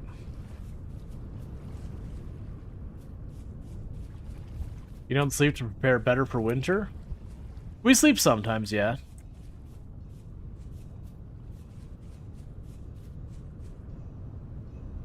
I usually have enough to do in the evenings. I'm not just standing around with nothing else to do. Because sleeping just advances you to getting to winter faster.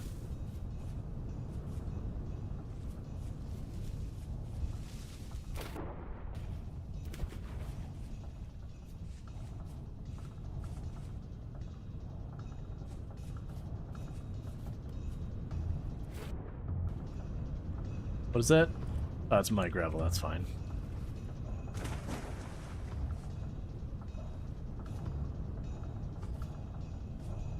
Yeah, so I see the dirt and the bauxite. Neanderstone or whatever it was, and whatever that's below there.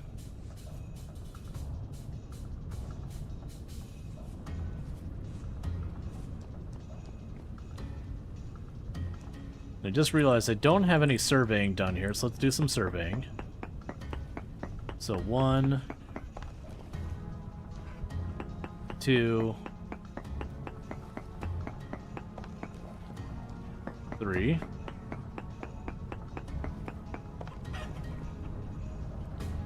Okay, not a whole lot we care about over there.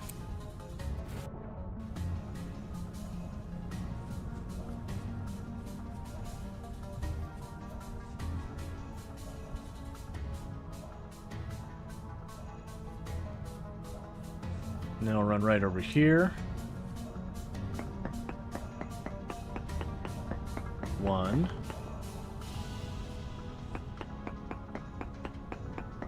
2. And 3.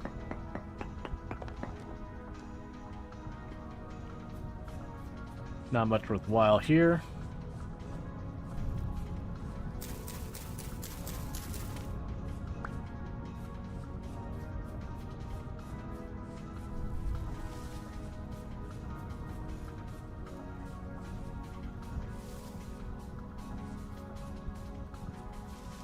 All right.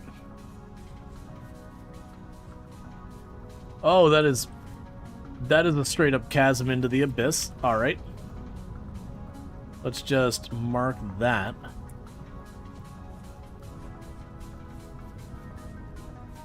Those are always terrifying.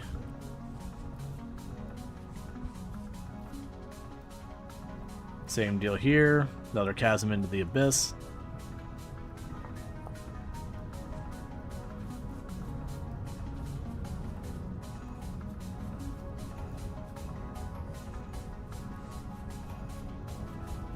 I really should be running back by now, but...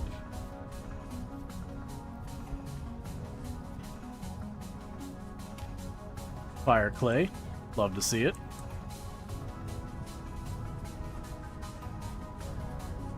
Yeah, no, we would definitely drop a ladder there or whatever. Down the row. Yeah, it's bauxite sand and gravel.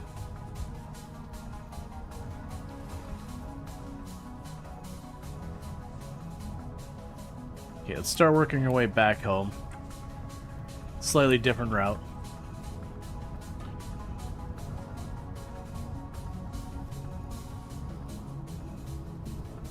Oh, those spear throwers threw a couple spears at me, but didn't get a good shot. There we go. Let's go ahead and prospect here while we're standing here. 1.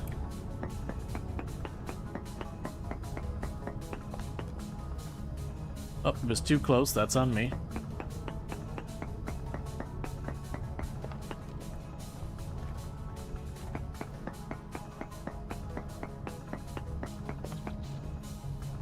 Okay, and all of its crap. That's fine.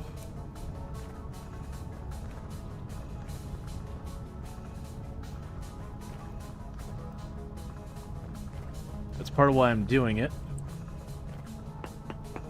It's just every so often do the prospect, because it adds a little mark on the mini-map that I can check and be like, what ores are here? And if we keep doing that, it kind of lets us sort of grid out what's what. Decent limonite.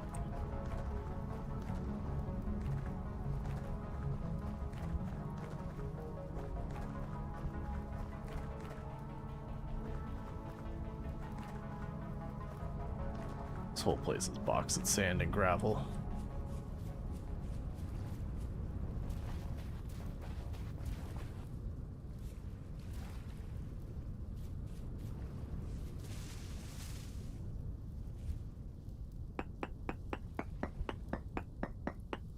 Okay. 1.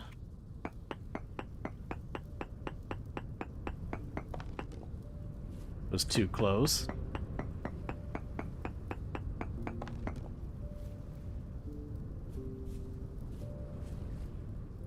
It's still too close. Okay, so I'm gonna have to dig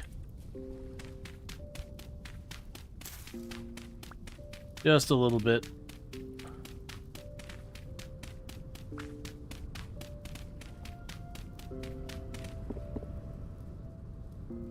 Get the last sample.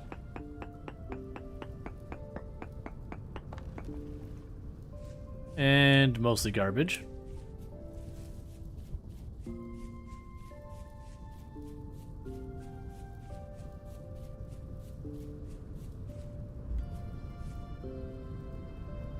We'll go a little far. Oh, that mushrooms we can use. Looks like wine mushrooms.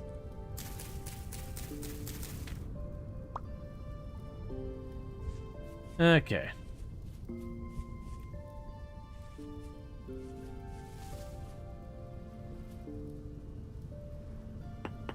So 1.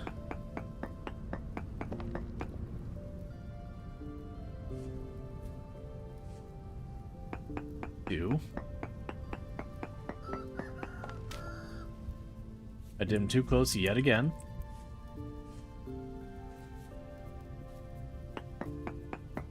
So 2 again.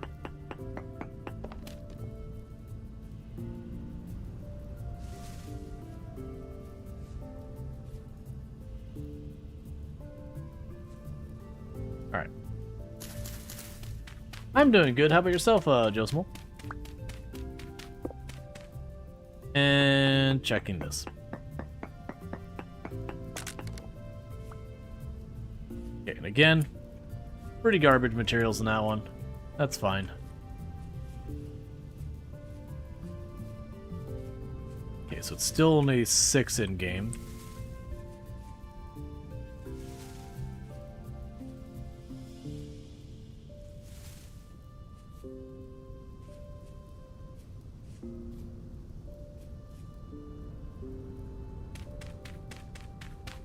Okay, we'll go over here.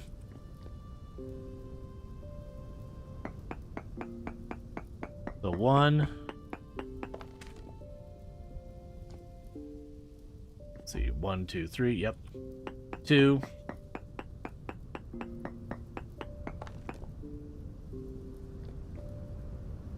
And 3.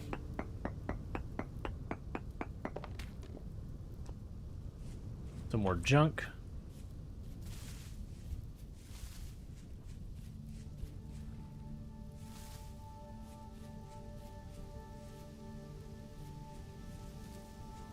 I do also appreciate the icons will show up like red, yellow, green based on like how dense they are.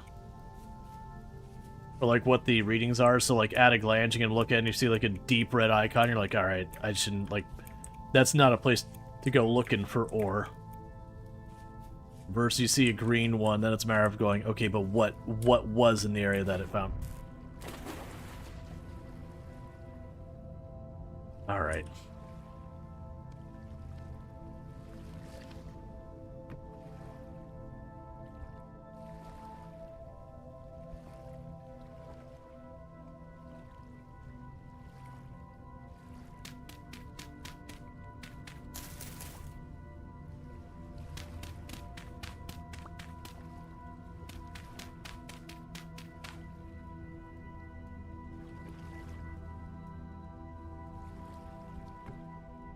Okay.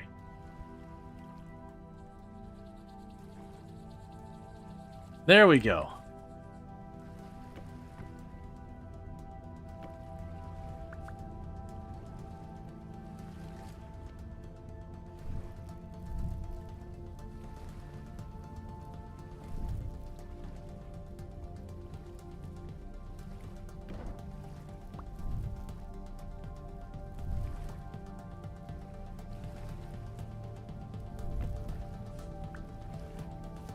There.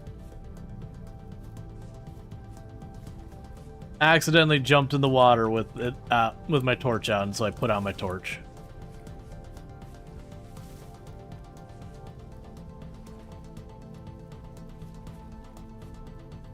And we're almost home.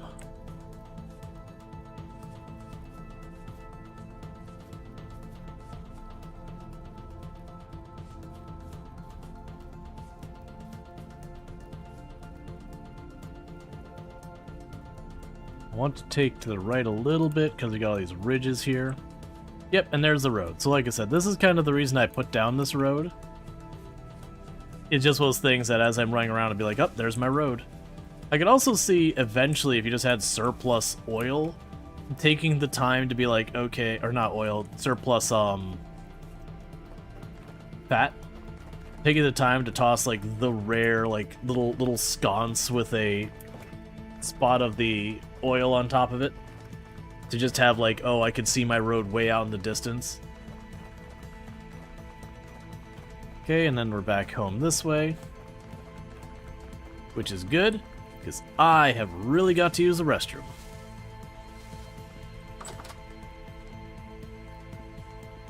Okay, so I'm going to quickly use the restroom and I'll be back in just a minute, and thank you again for tuning in.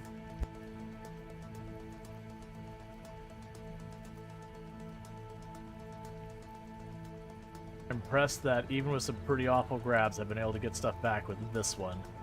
The truck, if I had anything less than a perfect grab, you just have logs get dropped out of the side of it or whatever. Now that I haven't had any escape this, we definitely have. It's shaking a bit. It's not happy about that. But I think it'll do well enough to get it over here, which is all I really care about. That sucks. That's because I forgot at the beginning of the day to flip the pause things for whatever was coming in each day.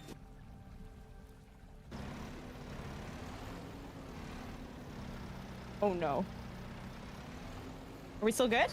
It's holding.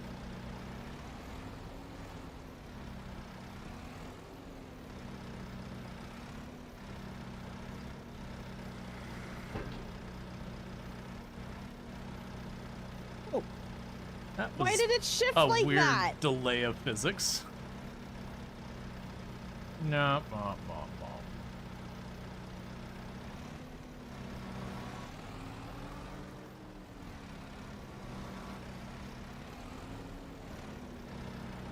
There, we stacked 10 things. Technically true, because I think you were up to 7 tall, right? Yeah. Yeah, 7 tall plus 3, that's 10. That's so sad. Okay, I'm walking away from this. So if I can have someone...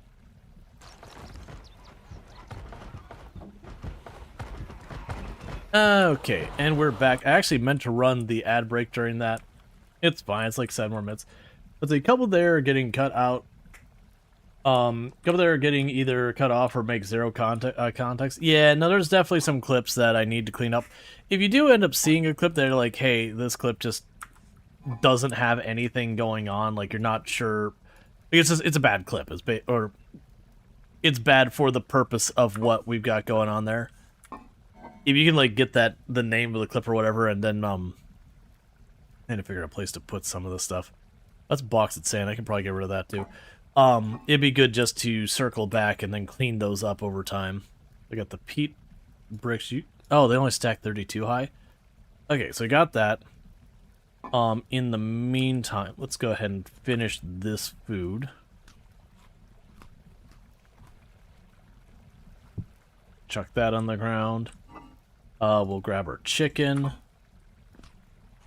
I guess poultry. Okay. So one thing I need to remember is cellar.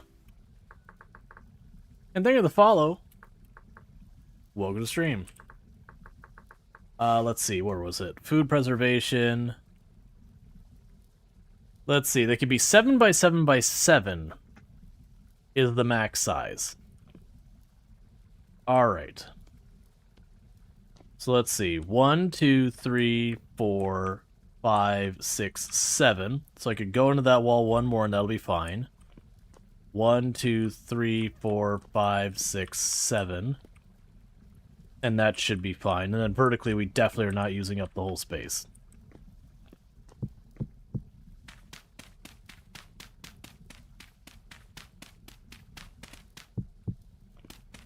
Okay.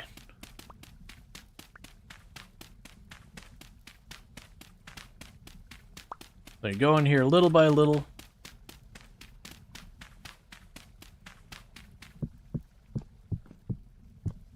Okay. That basically gives me the dimensions for this place.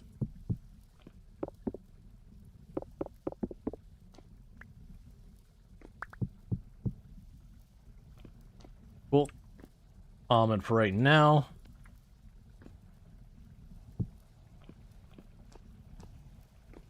we got that. I imagine there's probably... Well, right now that won't qualify as a cellar because... Well, actually... If I shove that dirt block in there, that should qualify as a cellar. Yeah, because that won't be too deep. Yeah, so that should... I guess I'd have to have it closed the other way, wouldn't I?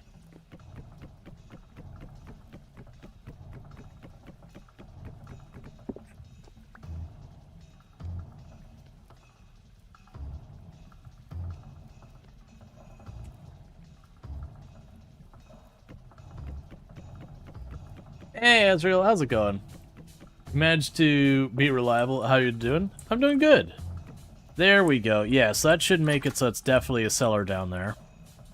So, with that, if I start storing food down here, it should extend its lifespan considerably. So we can go here, grab all our flour and onions and chicken and all that.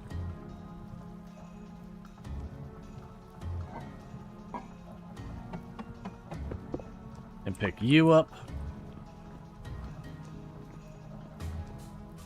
And go to this wall. And not put it crooked.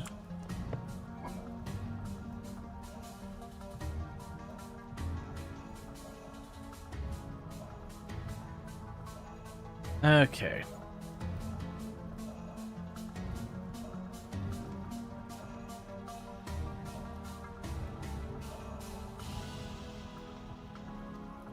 Oh, and we got bread. Yeah, I'll actually grab you. Drop the bread in there. Yeah, so this stuff is going to last for years. A medium-tempered storm is coming? Oh, well, that's annoying.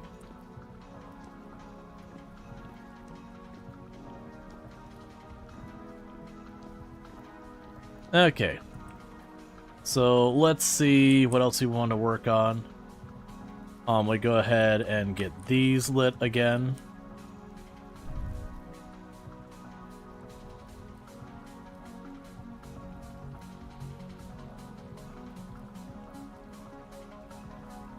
Alright. But can I get a shout out for Azrael? Another fantastic content creator. Plays a lot of simulation games and all that, so if you're into that, you can find that there. But good times. We can go ahead and drop the dirt over here. What's the plan for Vintage Story today? Mostly just surviving, thriving, expanding, that kind of thing. We got a bunch of bismuth, which is good news. I am going to need to make... Well, actually, before we get to that, let's see. Regardless, let's drop this here. We're not going to light it yet. If I were to make the bismuth ingot,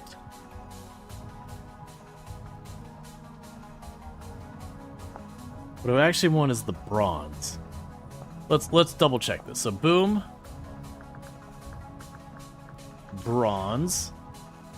So we would want the black bronze ingot.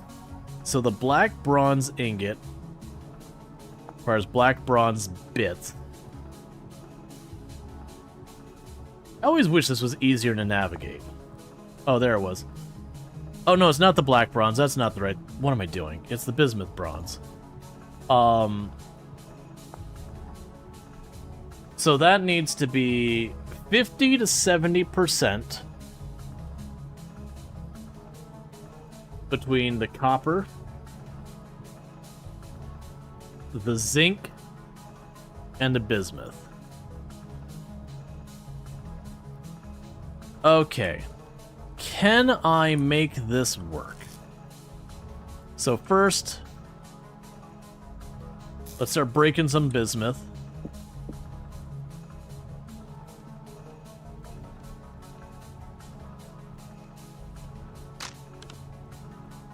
Cool. We got one more big chunk down here.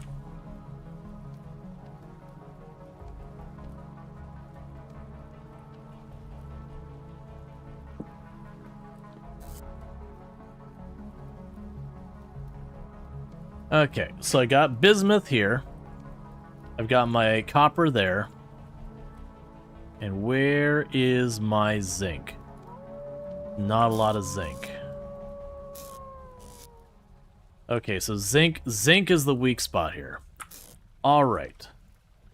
So, to satisfy this, to making the bismuth ingot. Well, the bismuth ingot isn't the thing that actually gives me the bronze.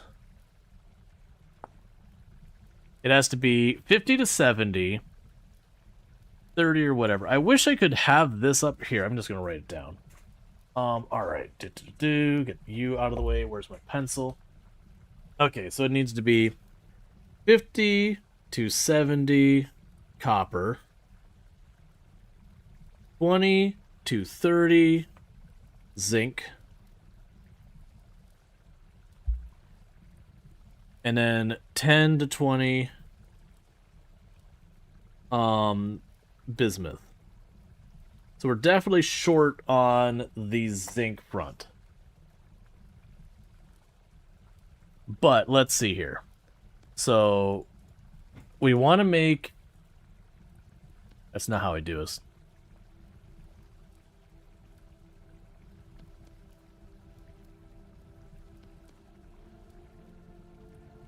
Okay, that'd be 75 units. 80. Okay, and we've messed up the formula.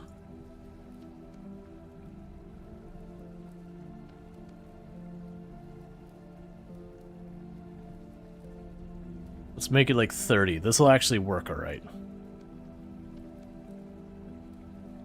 Yeah, so for the 50 to 70, I want it to be 70, 20, 10. Okay, yeah, if we want it to be 70, 20, 10, we can make this much easier on myself. Because if it's 70, 20, 10, that means I get 7 of you, to 2 of you, to 1 of you.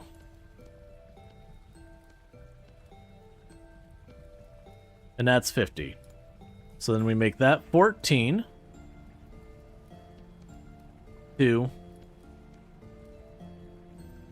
And that gives me exactly 100 units of bismuth.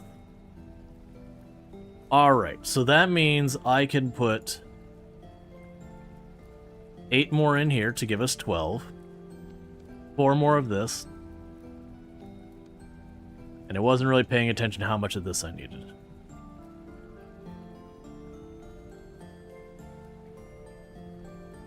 Okay. So that should be fine. And I should be able... I would be able to get 50 more. Okay, that's fine. We're good. So drop you in. Drop you in. And that's spare. I'll grab you out for a minute. Drop you in. We'll grab that out. Drop you in there. Alright, so what do we want to make with the bronze before we get all this started? Well, actually, no. That's fine. We can light this up. That'll give me 3 ingots of bronze.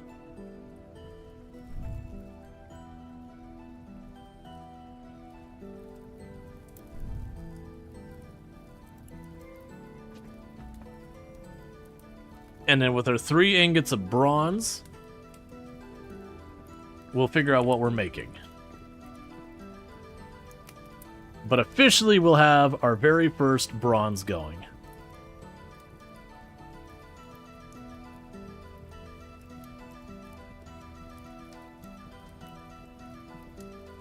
And really all we're missing to make a whole lot of bronze is zinc. And I want to say we've got a bunch of zinc somewhere.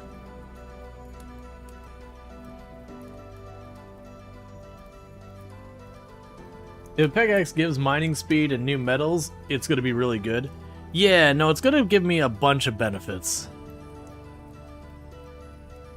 Oh, that's interesting that the bismuth, the sulfurite, whatever, and all that have very different melting temperatures. You smelt at only 200 degrees Celsius compared to this thing's like 1,000 something. I was a little worried that these would like liquefy and would somehow have a problem, but... Oh, we are making a mistake. I need you. Here. I also am going to... Well, actually, we don't need the hammer yet.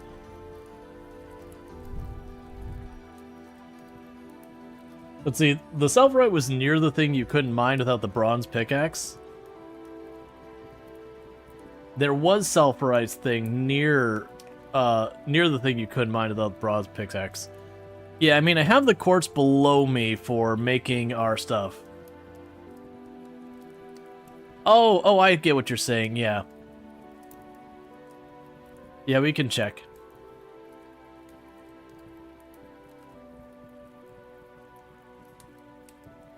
So downside is very, very soon, we're going to have this stupid storm show up. And that's going to be go in the basement and wait it out kind of thing. Because there's like nothing you get for taking the time to sit out there and fight it. Borax. You believe is near the borax. Okay. Not you. Grab you.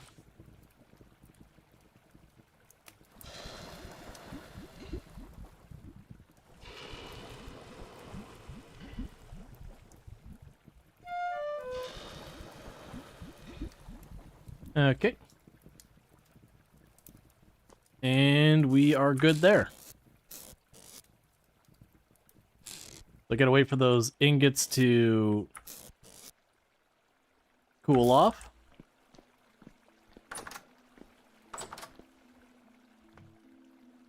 Alright, so we've got a medium temporal storm approaching. Where did we find that borax? I marked it. That's bauxite mine. Oh, here, it was over here. Yeah, so we have the... No, that's the bismuth.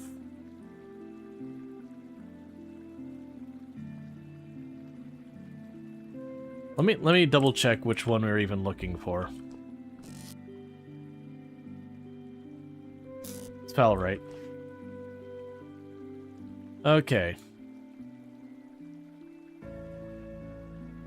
I've got high amounts of sphalerite up here.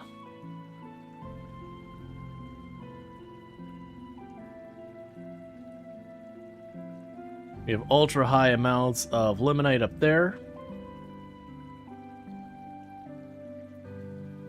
Ultra high amounts of copper over there.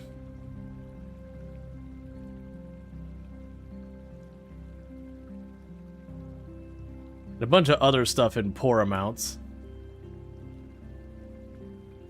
And then we got green dots up here. Ah, there we go. Ultra high sphalerite straight west of us.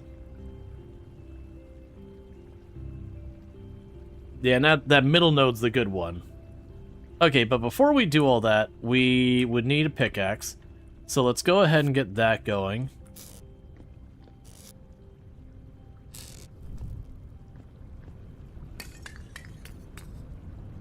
We got our coal staged.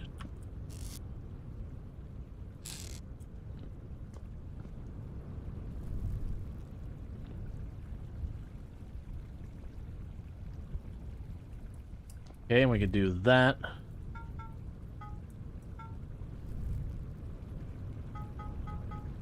Get those ingots heating up.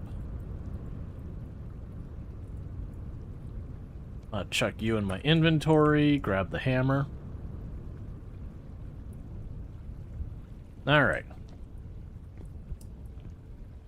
Where did... Oh, okay. It's just so dark, it looked like those were empty. I was like, where'd my ore go? We're good. There's no disaster here. So the big problem we're gonna run into is this is not enclosed. So when the storm shows up, I'm probably gonna have a bunch of garbage show up here, and I'm gonna run down in here. I'll probably just go in the basement and chill for a minute. Because this should be safe from everything if I just stay down there. It sucks that that's gonna be just where we have to kind of kill our time. I might try to sit here and inventory manage. Clean up all this stuff we've been waiting on.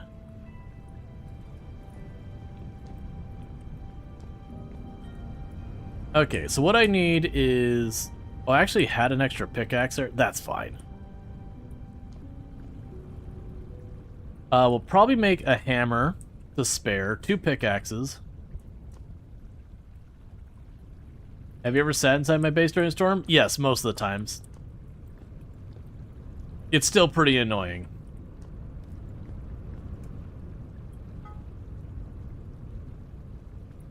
So let's see, pickaxe head.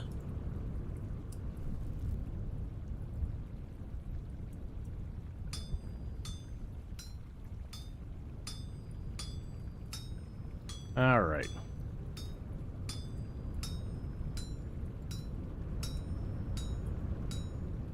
Yeah, because they don't break through doors or walls or anything like that.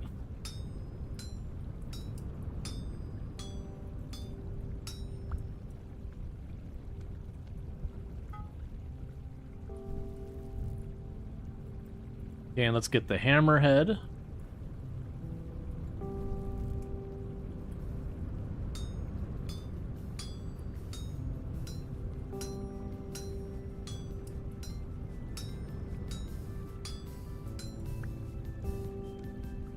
Cool.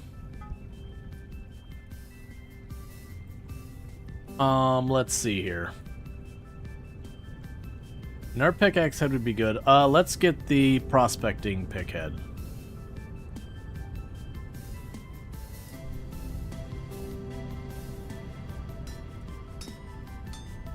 Get ourselves a replacement one of those.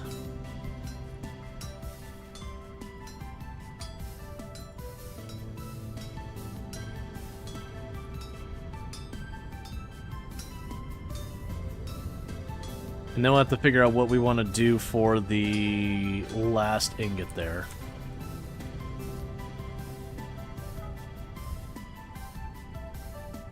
Okay, so I can make another pickaxe for just a copper pickaxe. That's probably good for just random stone and garbage. We got chisels, we got all the other tools made. I could make more arrowheads, but I don't have the stuff for the rest of it. I could make another hammer, but I've already got 2. I think I will go with the pickaxe head.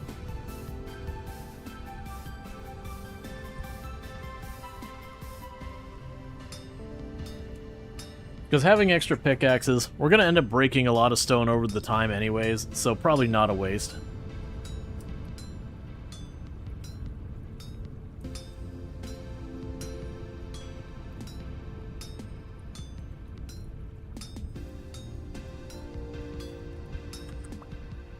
Alright, and so I just need some sticks now. We can go ahead and put this hammer on the wall.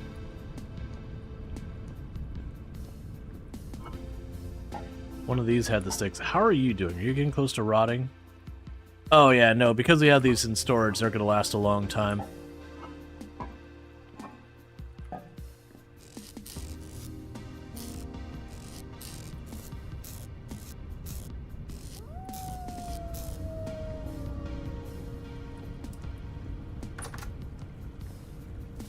Storm is imminent. Let's see if I can't quickly get a couple of sticks.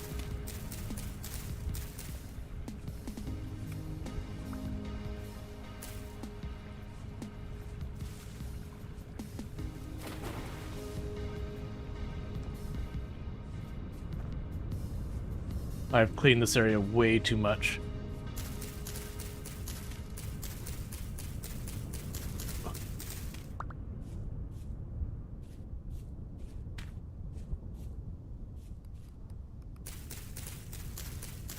All right.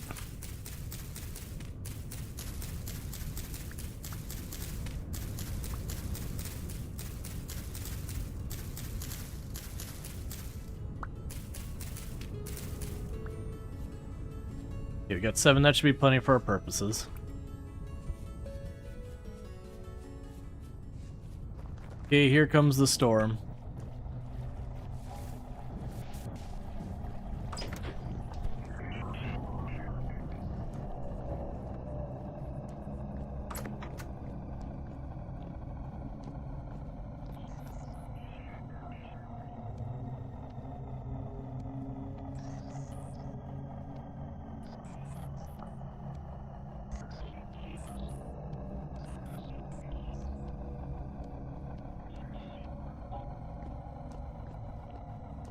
Oh, I still had that spot down there.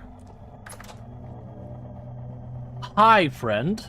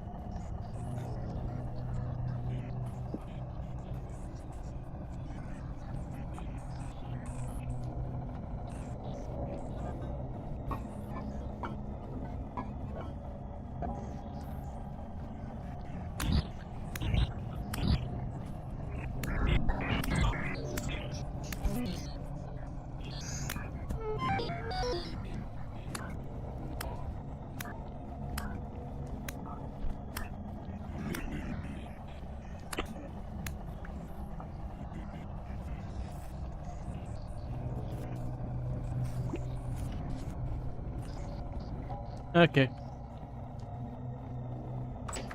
I've had enough. We hide in the corner. Alright. We managed to get our tools. It's interesting that you didn't stack. Can you block the stairs off? Probably. I do imagine they probably will spawn in that area because I'm sure I've missed a spot.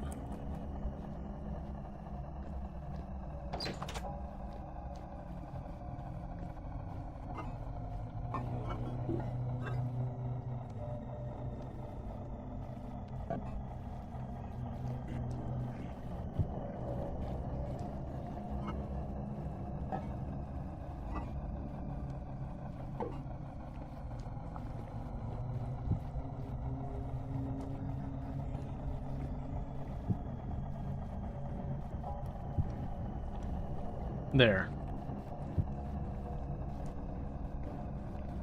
So I blocked that off. Okay. Oh, posture check. Would you like to know another thing the game doesn't tell you about temporal storms? Sure. I know it's lowering my Hey! Alright, well, clearly they can spawn in here with me.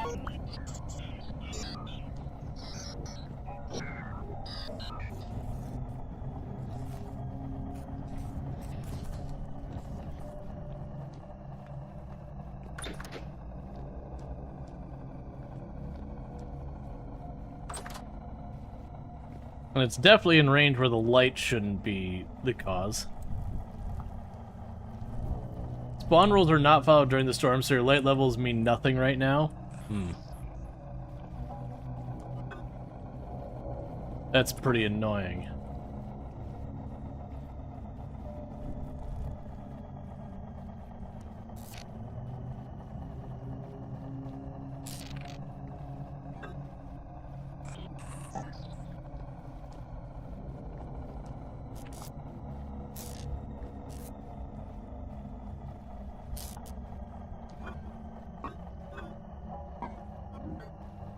Fine, just getting there. Okay.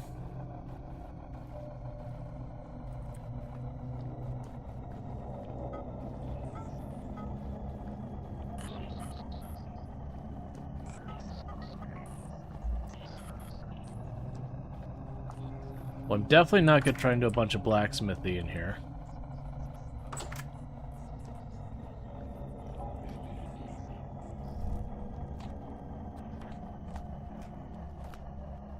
There, I'm watching it. No spawning.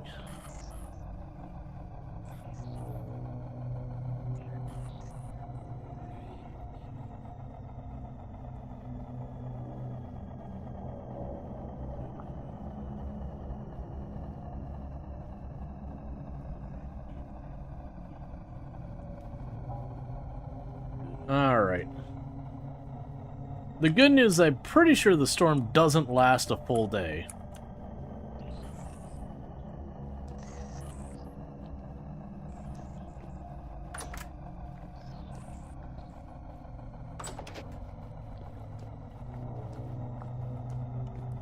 Okay.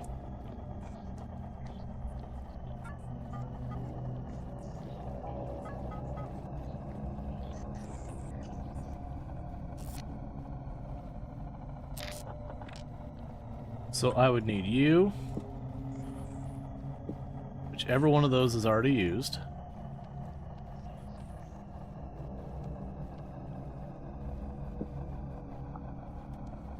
Don't really want to wait.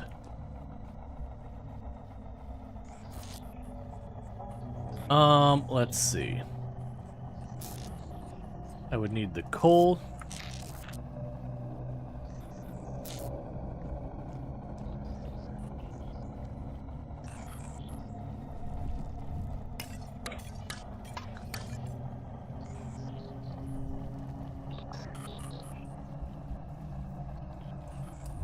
Okay, the storm's going away.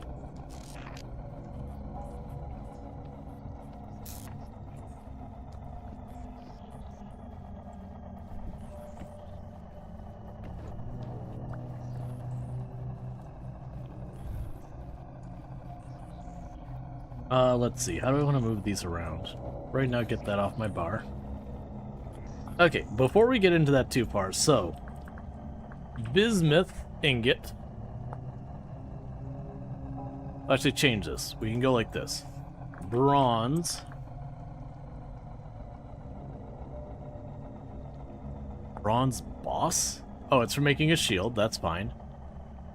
We have the Helvhammer, which I believe people... I think that's a windmill thing. Pounder cap. Right, that's for the pulverizer. I actually have most of that already made. Because I'm trying to think what we want to use this bronze for. Obviously the pickaxe is one. I'm leaning towards doing the pickaxe. I'm leaning towards doing, yes, the pickaxe would definitely be one. The prospecting pick is probably another. And I have one more ingot left that I could just make into a second pickaxe. Is a very likely use case.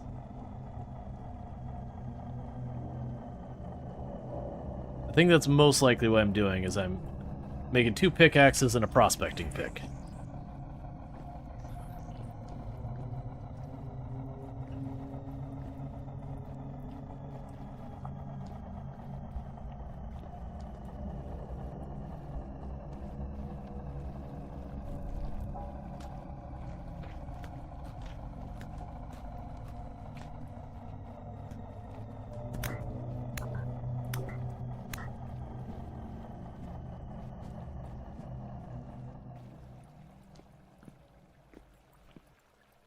Okay.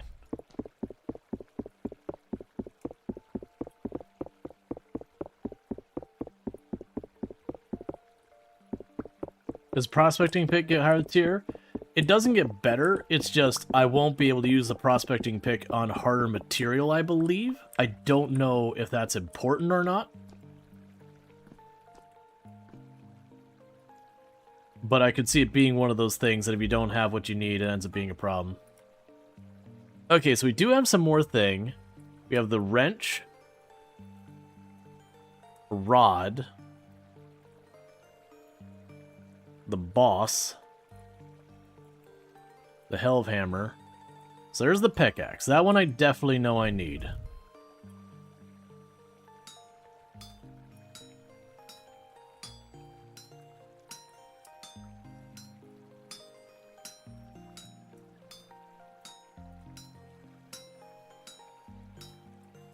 But we'll see. I haven't dug as deep as I can. I could see a point where the copper pickaxe ends up being insufficient.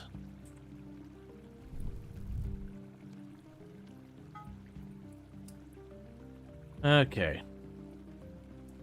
Pickaxe. Let's see. It is. You're currently mining quartz to find silver, and since you only have a copper prospect tick, you need to whack the granite in order to check for veins rather than the quartz itself, since you have a bronze pickaxe. Gotcha. Yeah, and that's what I figured, is they did mention like certain materials being in other materials and that kind of thing. Okay, and there's the prospecting picks.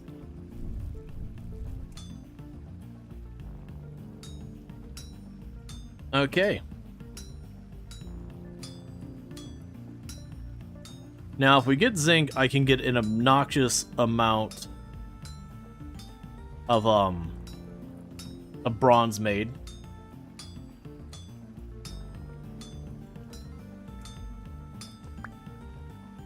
Okay, so I'll put you on the wall. Let's run over here. Drop off my wall segments. Find those handful of sticks. There's better pickaxes. There's better prospecting pick. Drop off the string. Drop that off. Okay, so I have a lot of stuff here. So for right now, I'm probably not going to use my regular axe, so let's put that up here. Probably not going to use a shovel, so put that away. We'll likely use the weapon, so we'll keep that on us. I probably won't be using the ladder. Well, actually, we can use the ladder here in just a second.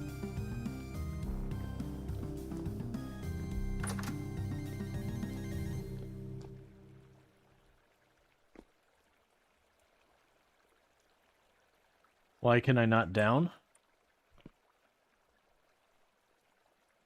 Oh, it's control.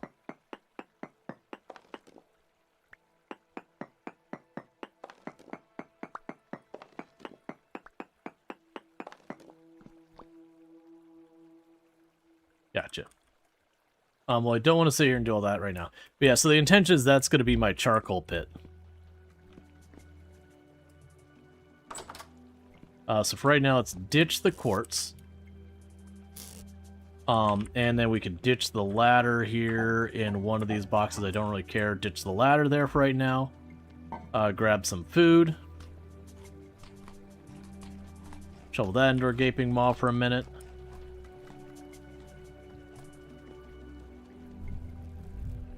They've got the bismuth stuff. Yeah, so I've got more stuff than I need on me, but we're just gonna roll with it for right now, I think. Yeah, we'll deal with that.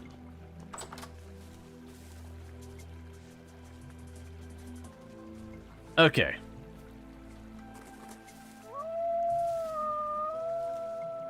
Oh, whine, whine, whine, dogs. It's fine. So, let's go secure the zinc. That was to our west. Because if I secure the zinc, that means I have enough materials to make a lot of bronze.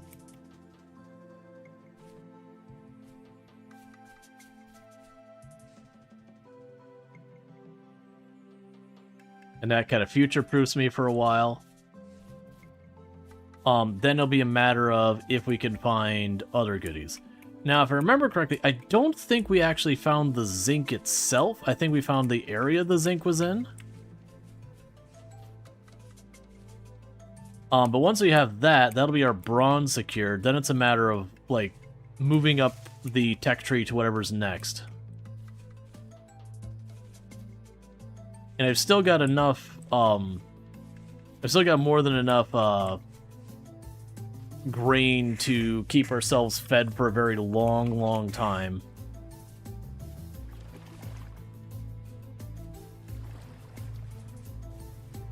Not counting any food we find along the way, either.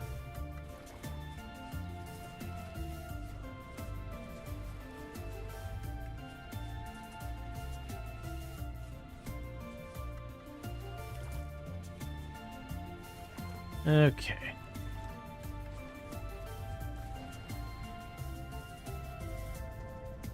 Alright, so where was this? Okay, so... it's west by northwest.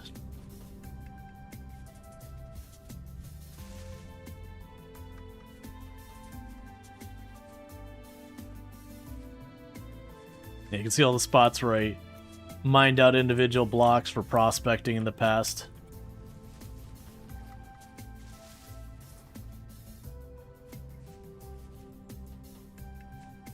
Yeah, so we can get quartz.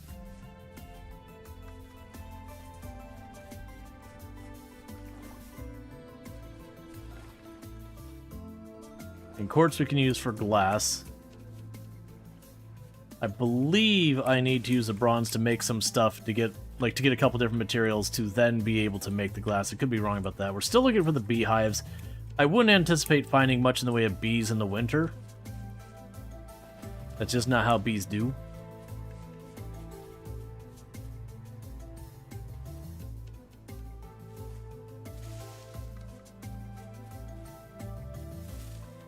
All right.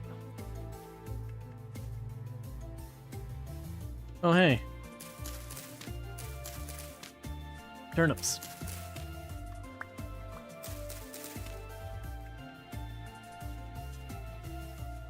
Alright, so let's see.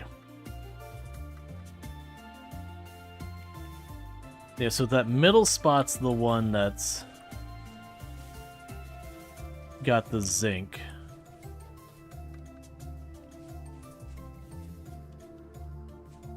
So chalk. Hang on. So drops chalk stone, and we can break chalk stone up into lime.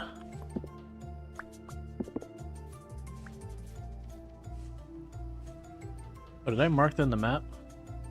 Yes.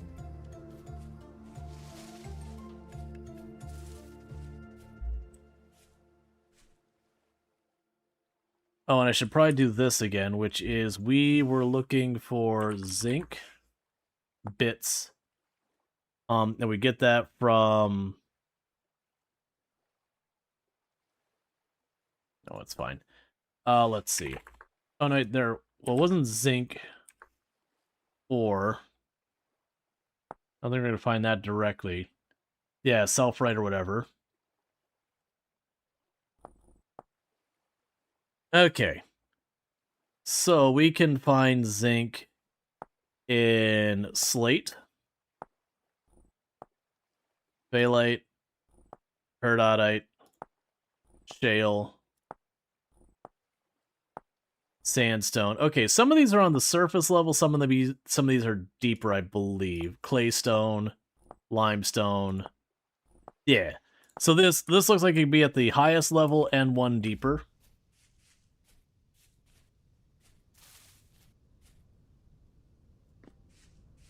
So with that, which one do I have here? So let's just start hitting some random spots. Not seeing any ore way above us.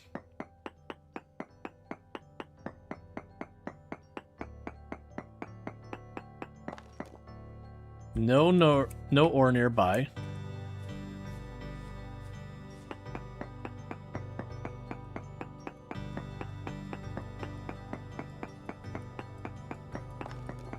No ore nearby.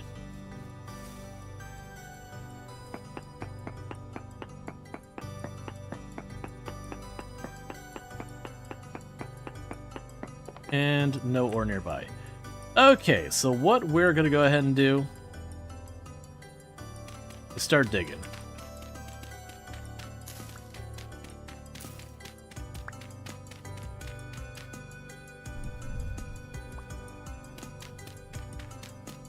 Gonna get a tunnel down here where we could get down to the rock down below.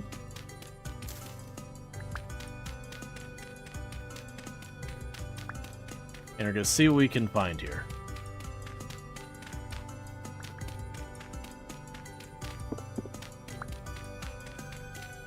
Okay. First thing we're gonna do,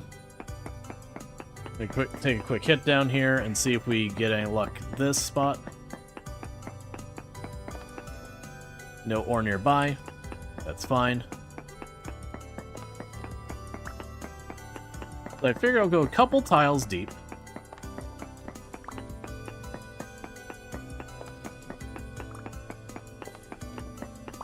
So I know I'm like below the rock layer.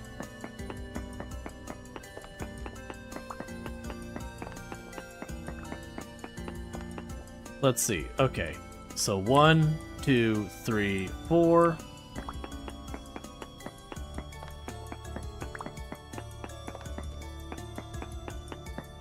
5.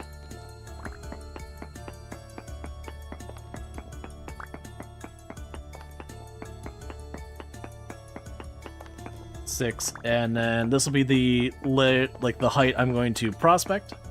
That way I should have about 6 tiles up, and then, you know, a ridiculous number down.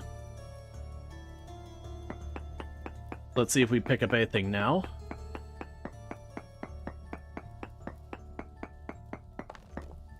No ore nearby.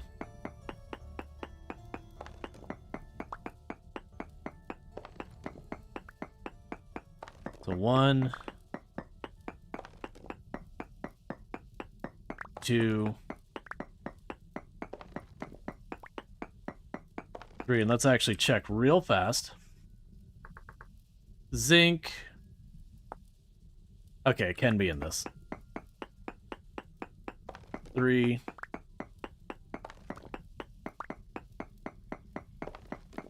4. 5.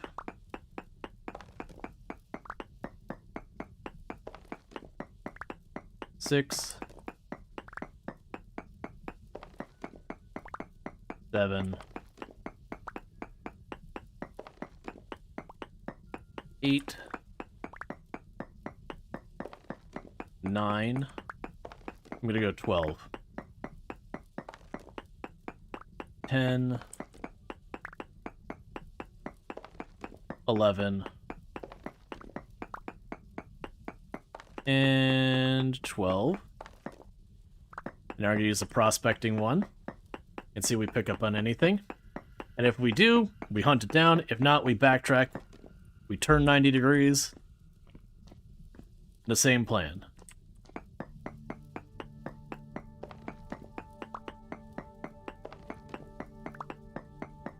Because it should give me some pretty good coverage.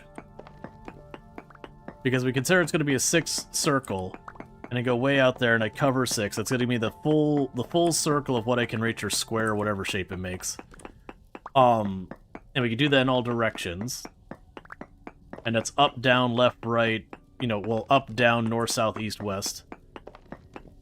And we can kind of do that. If we find something, great. If not, what I'll do is I'll go down another bunch of tiles, repeat the process, because we're in this area that we have a pretty high chance of spawn, well, relative to the material, high chance of spawning materials. And I'm just going to where we have, like, the highest % chance that we were able to find.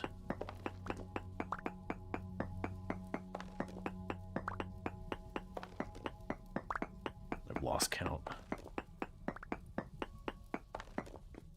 Okay, so let's see here. 1, 2, 3, 4, 5, 6, 7, 8, 9, 10, 11, 12. I actually went too far. That's fine. It's not an exact science. We're just basically kind of making it so I have, like, as much coverage as I can. Nowhere nearby. Once again, same idea. And we'll also go underneath, like, not directly underneath. We'll go along where the stairs are. We'll carve that way as well. Should have brought more food.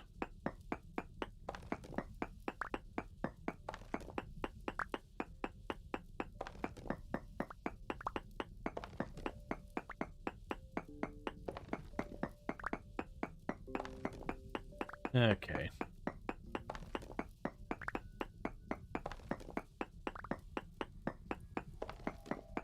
Because this is supposedly for zinc, an ultra-high spawn chance. We look at the map right here.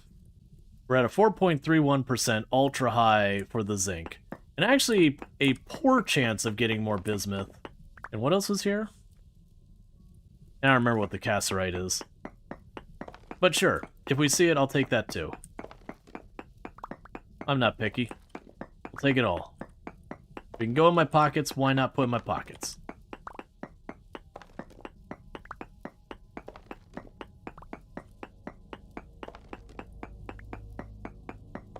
What did I just find? What? What? I just straight up found one chunk of the ore. Trace amounts.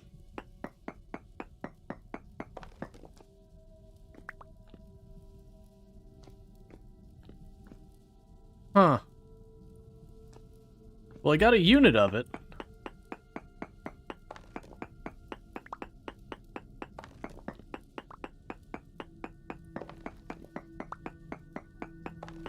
Let's mine a couple tiles this way.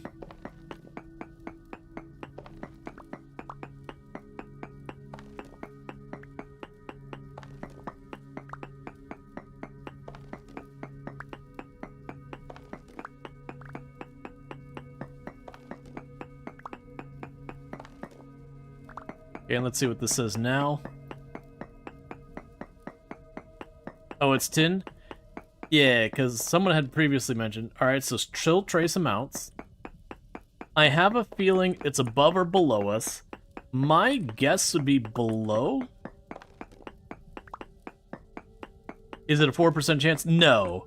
The 4% chances of however many blocks are in the grid or whatever, it's a 4% chance of those blocks or something like that. I don't know the exact math.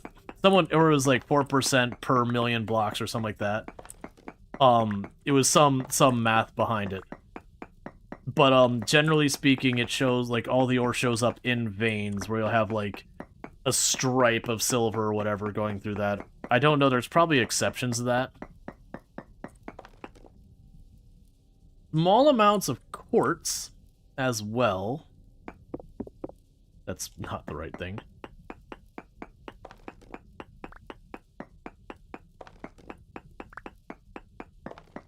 I'm basically trying to go till I stop seeing small amount, and then we'll backtrack about halfway, and then choose a direction to start mining and see if it goes up and down, that kind of thing. It might also be above us, because I think the one that gave me the Sephrite was above us, but trace amounts to actually hit the vein, it'd have to be a really sad vein.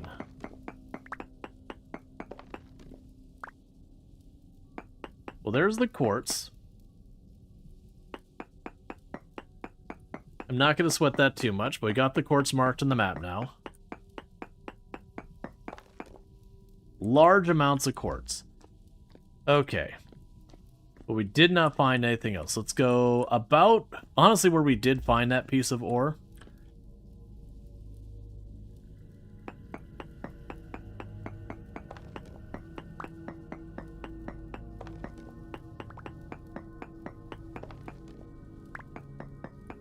And let's see what it says digging up that far. Trace amounts.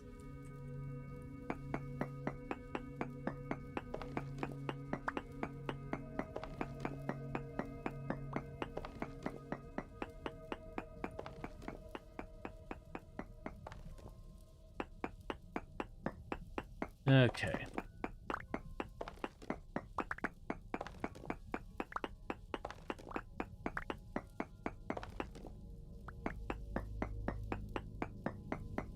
And we'll see about over here. Trace amounts. Let's eat those. And then go with the strategy of just mining directly in front until I hit the max range, and then I'll do a prospecting there. It looks like that's basically 6 blocks.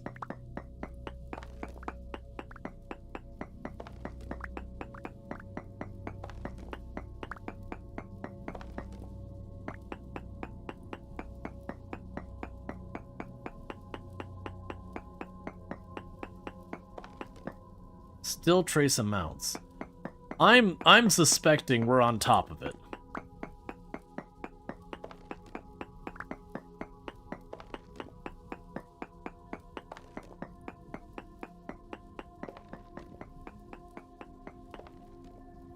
Because if it was behind us, we would already not see it by now.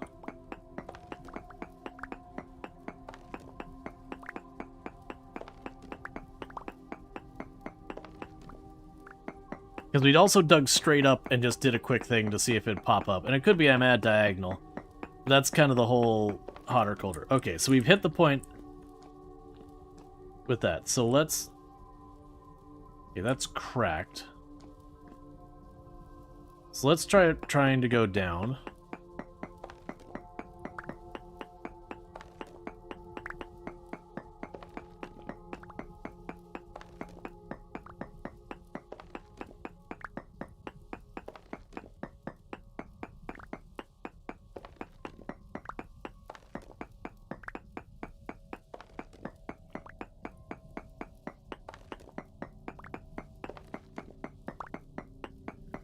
It'll go one more, and I'll try again.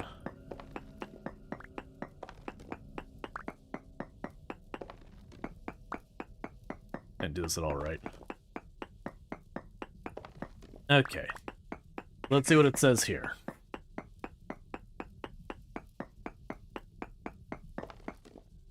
Medium.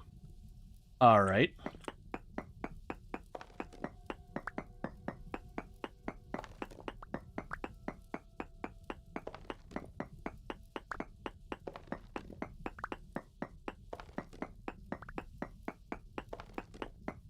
Let's not go deeper than this. And the reason I'm thinking that is it'd already have to be within a certain number of tiles of it. And so if we could keep digging deeper and deeper. Yeah, so that's at small. So let's say around here, is this medium still?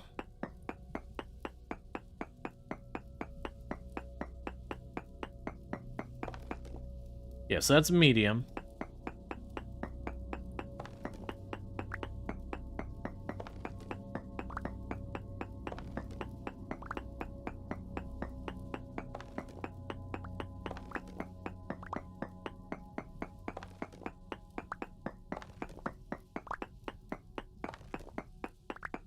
I'm trying to like aim in between those because we went both that way and that way and kept it at small the whole time.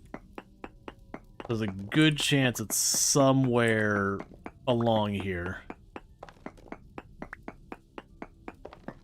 We'll go one more and we'll try again.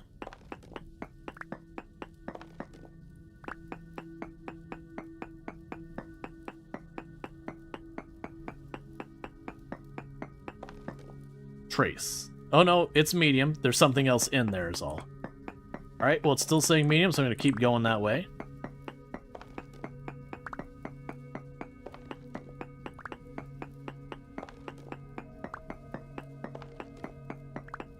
Okay.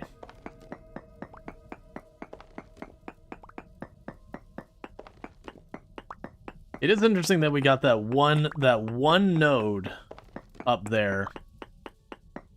And then no more over there.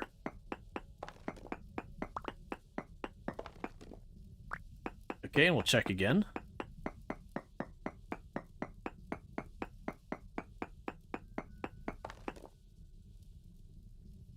So small of all three. Let's go this way.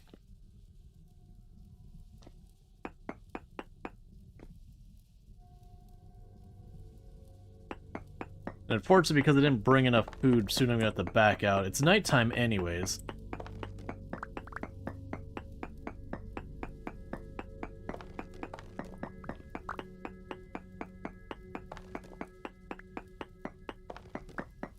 Okay.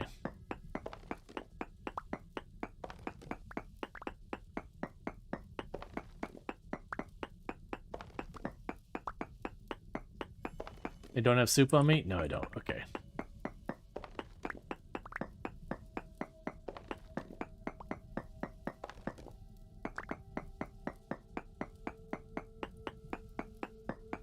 And check again this way. Small.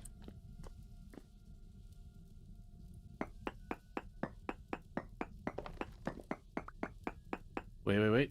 Oh, there we go. Man, that's hard to see.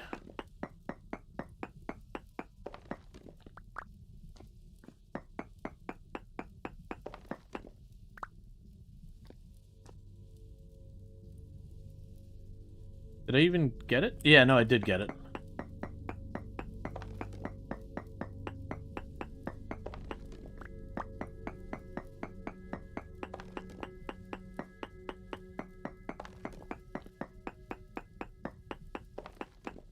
Yes, it's hard to make out, because you see that's another one there.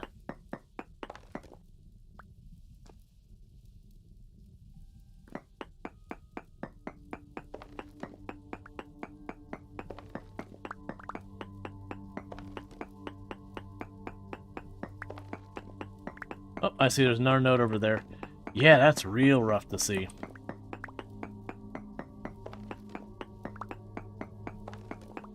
But at least this way I've now got this opened up.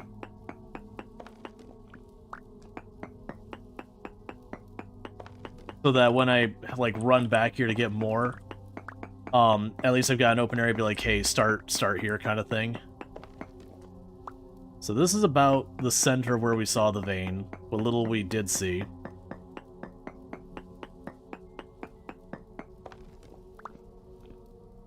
Okay, so we're now down to the point where it says small amounts. I am going to have to get out of here because I am running out of food. Oh, that's not going to be the right way.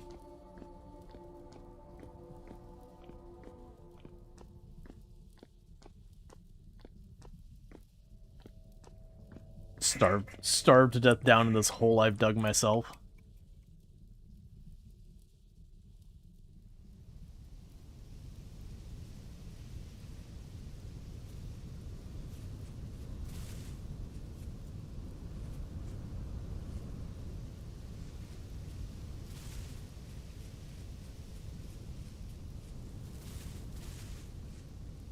Okay, so let's get home.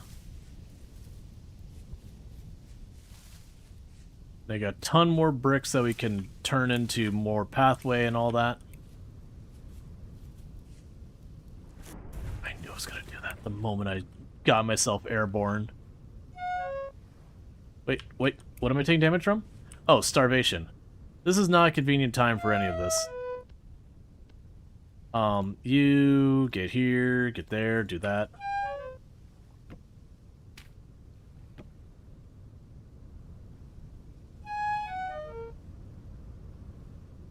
Can't see anything.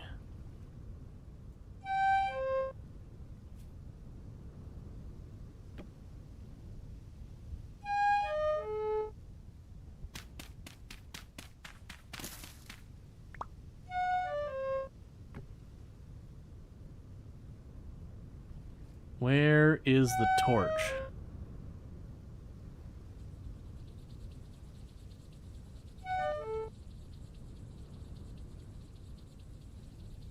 Come on. Please.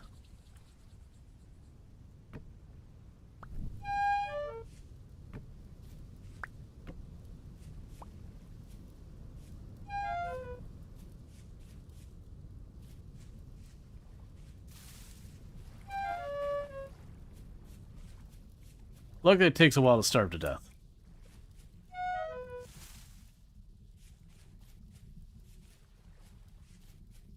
Yeah, that's what I get for not bringing enough food with me. Couldn't stay much longer. That said, we did get a good chunk of zinc. Enough to definitely make some more bronze.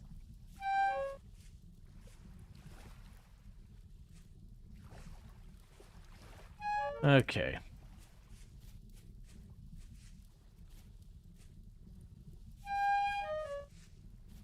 It probably has something I could just easily run home and just shove in her mouth real quick. If not, that'd be unfortunate.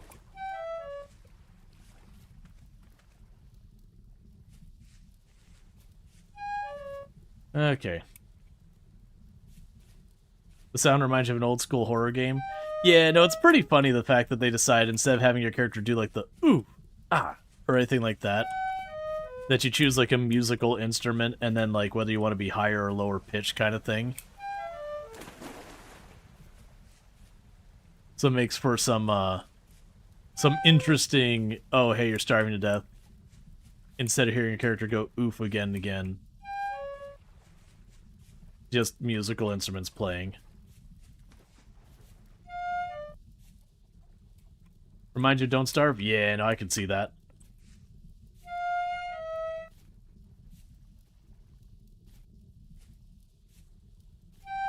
Man, these ledges suck.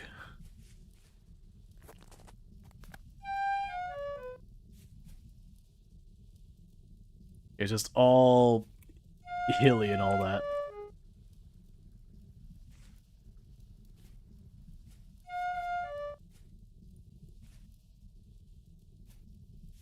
You get close to where you want to go and just get stuck because... What am I seeing over there in the distance? Oh, that's the trade person. That's fine.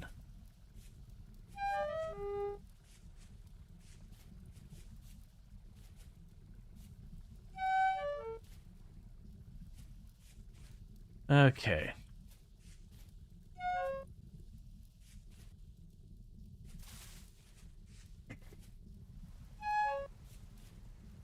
Oh yeah, here we go. There's my road.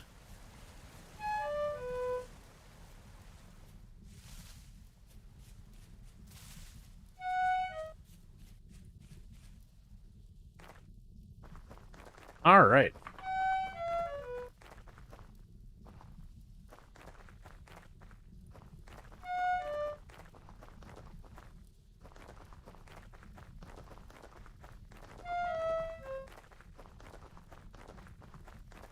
So my big concern is if I don't have food just on standby, I can make bread. That's gonna take a minute. What? Oh! I forgot I put this here.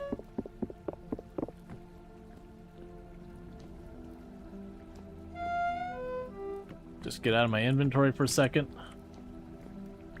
Grab that.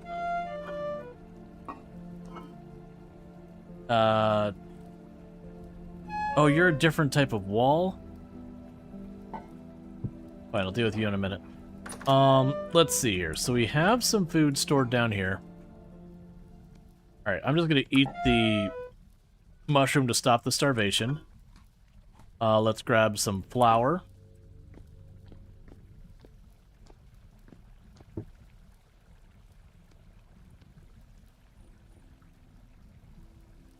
Oh, that's the barrel.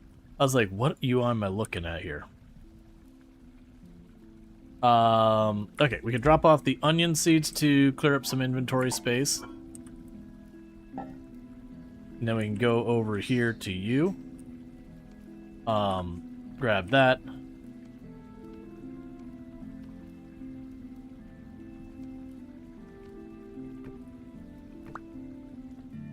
Okay, we've got this pulled up. And go ahead and eat the burnt bread while we're waiting.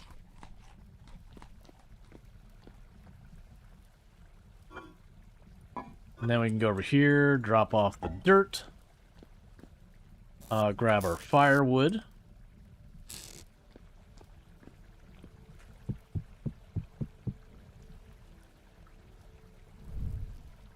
Light our fire.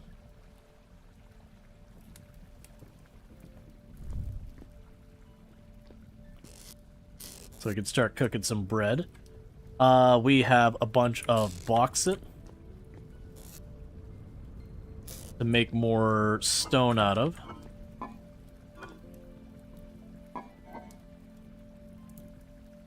So I can go here, drop you in the middle.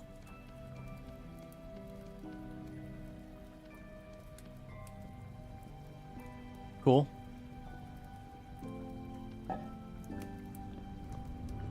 Drop off the rest of the clay there. You're still cooking that off.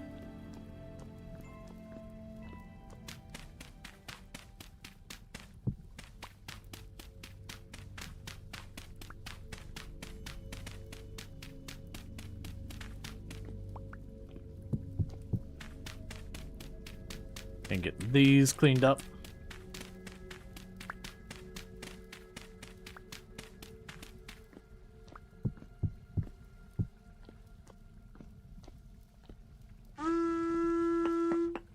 Hey, Rubik's Raptor, thank you so much for the ridiculously generous raid.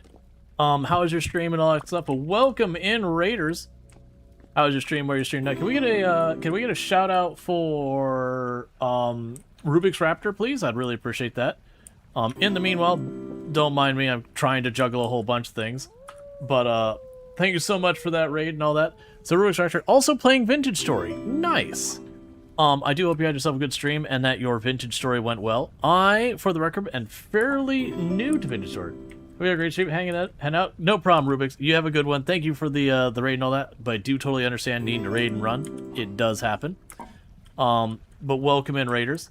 For the record, I am relatively new to the game. So if it does seem like I'm doing stuff suboptimally, that is not by mistake. That's because just learning.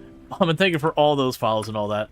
And plus, I literally don't min-max or anything like that, so it is a thing. But yeah, go travel to the land of dwarves. Man, there's so many fish and all that.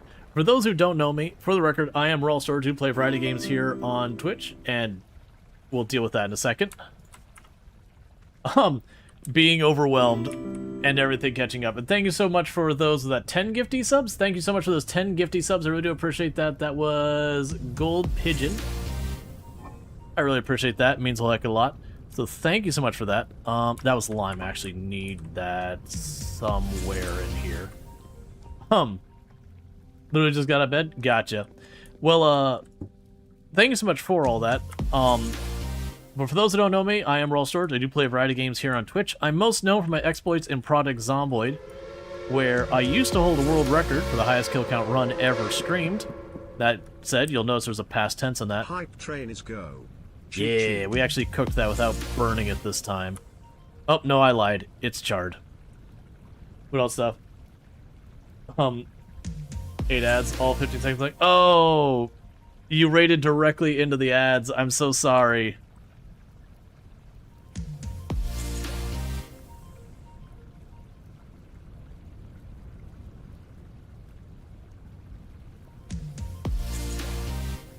But my apologies for that. Thank you so much for the gifty subs. I did notice, normally it does one thing where it does like all the little crabs pop in.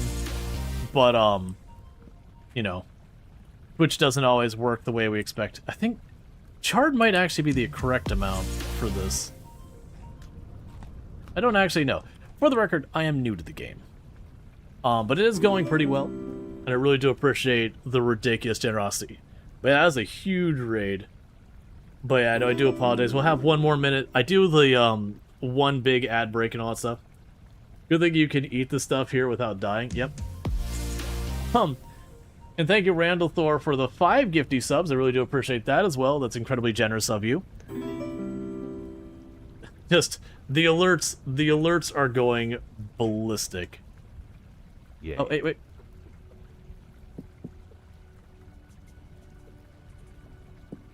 Okay, there we go.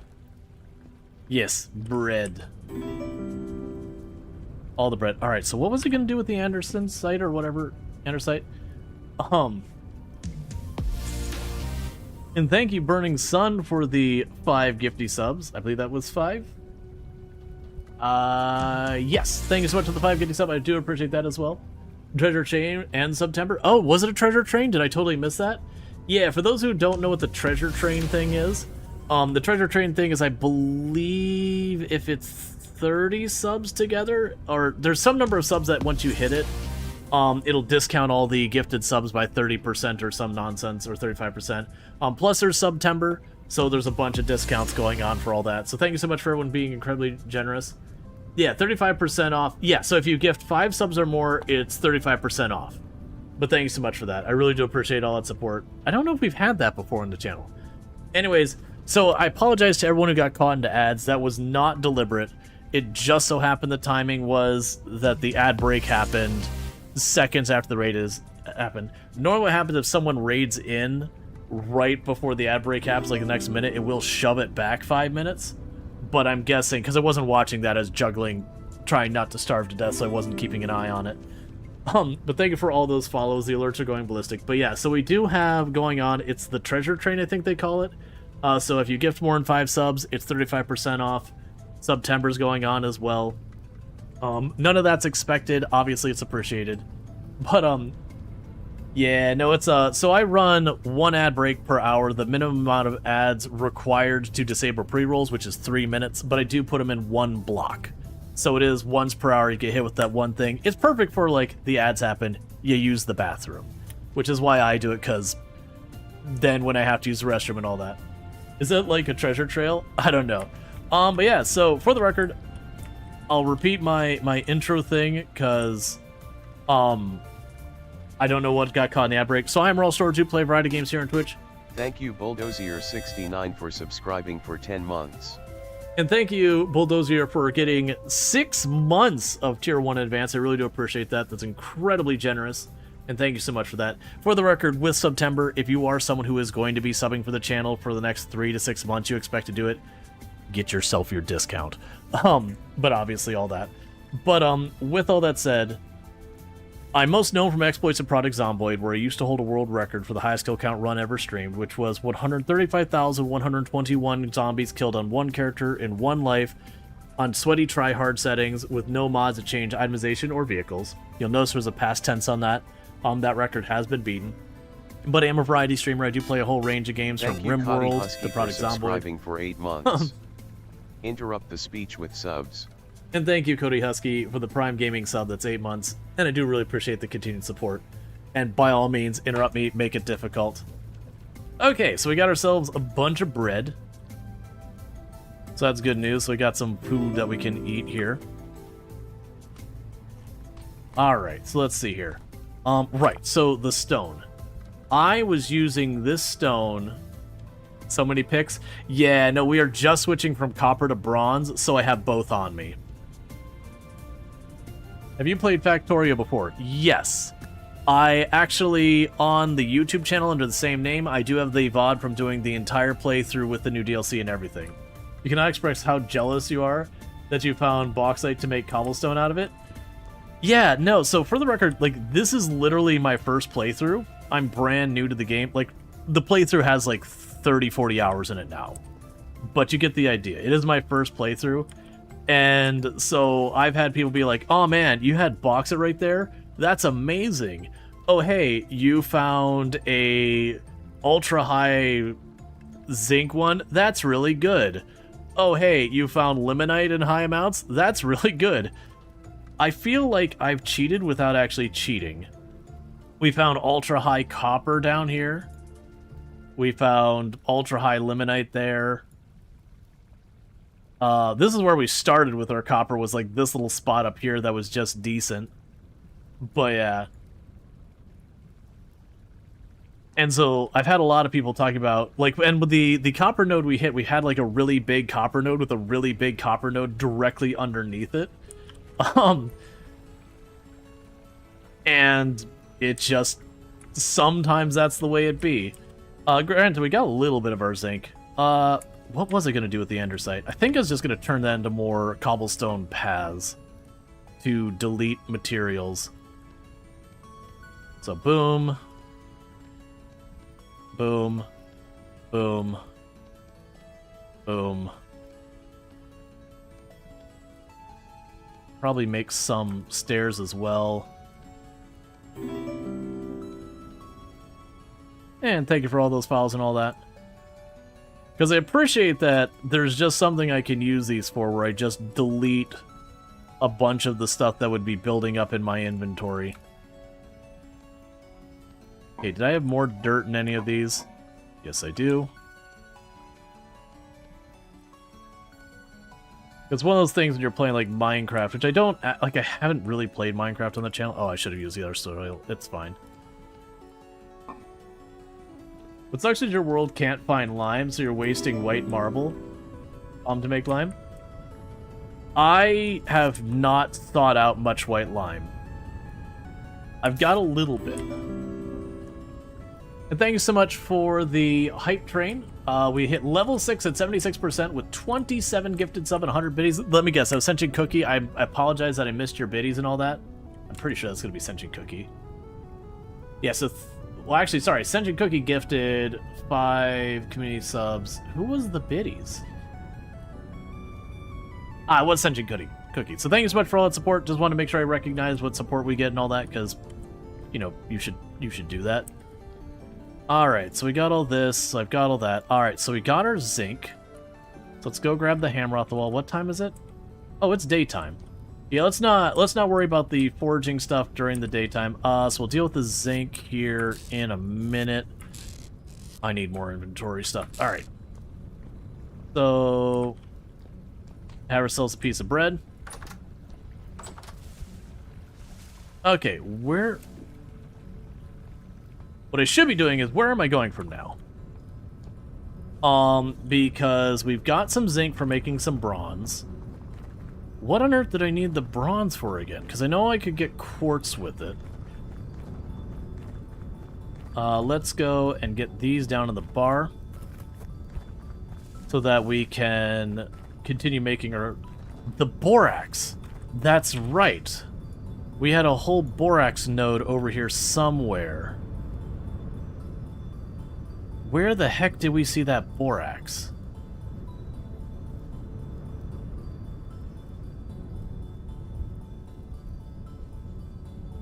I feel like it was over here somewhere, right?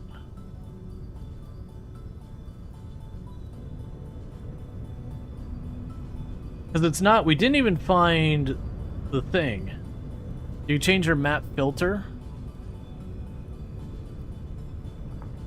Oh, that's cool. Right. So where did we find that borax?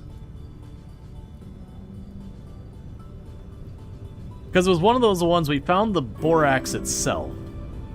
There we go. So it's way down there. So it's actually very poor borax, but I actually found borax itself. And that is just... it's south by southeast of us. So let's switch which road we're on. And we'll head down there to get the borax. I don't know how much I care about borax. I believe we use that for the leather working. But, you know, it is one of those things that I happened to find it. I couldn't get it, so I want it. It seemed like it was hard to find, so I would like it in my pocket, please. But first, we're going to keep building this highway thing we got going on. Because it makes it easier for when I'm working my way home. I just look for the path.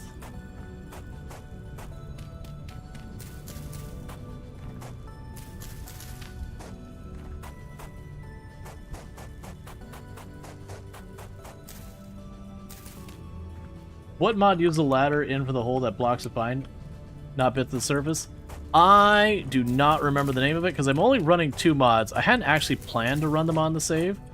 I experimented with just a little bit off stream, like 8 hours or so between this and the last time I played it and whatever. And I grabbed the Napster mod and yeah, auto markers. Yeah, okay. And I grabbed that one because I was doing what it did anyways, is I would hit it. No, you know the mod, you misread that. That mod uses the ladders in for a hole icon, for the blocks you find, not the bit to the surface. Yes, yes. Right, and I couldn't mine it because not having the appropriate tools.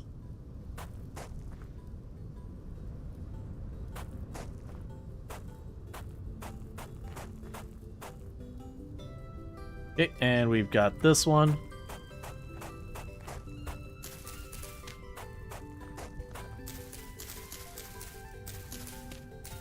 Auto map markers? Yeah.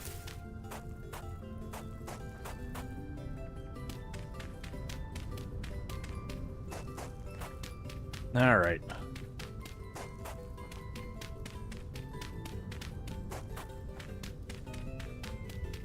But yeah, and we've already got a ton of grains stored.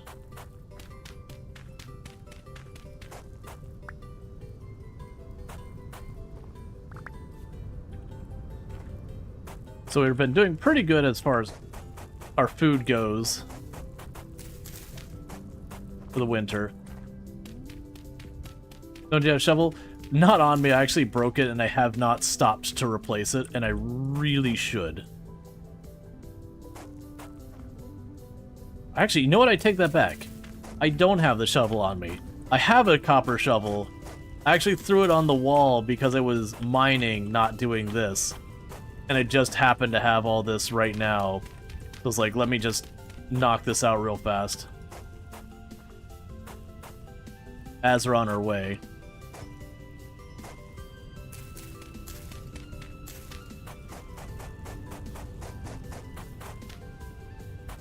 And this is mostly to just inventory manage.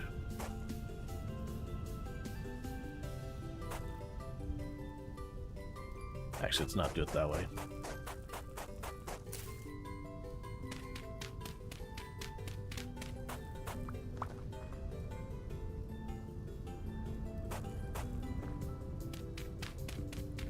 Okay.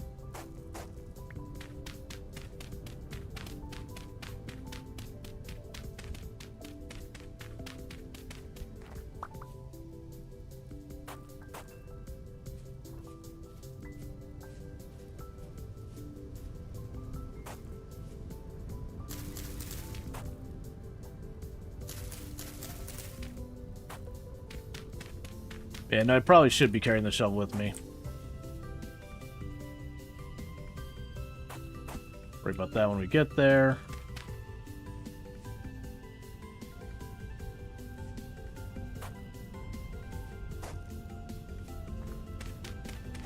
And then here's the last 2. Dump the ferns and all that. What are you? Horsetail.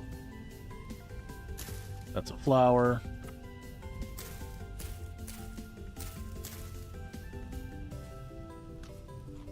So that's a huge waste of time on that, but that's okay. I've just wasted bread. That's fine. Alright, so where the heck was I going again? We were going down...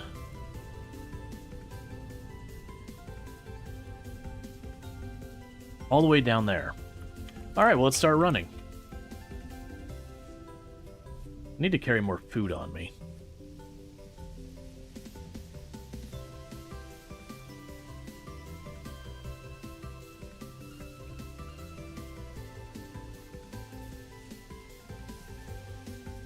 Okay.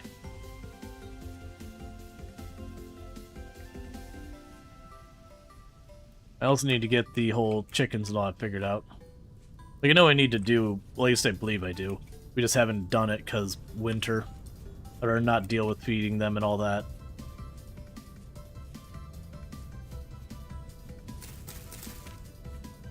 Hello, free onions.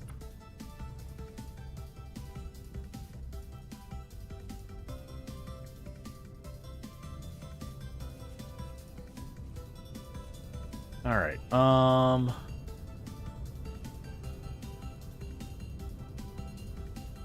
okay, found the borax below there. Okay. So it's basically towards the trade caravan. Keep going it. What an upbeat song to starve to death to. Oh, I'm not worried about starving to death. Not yet, or anything like that.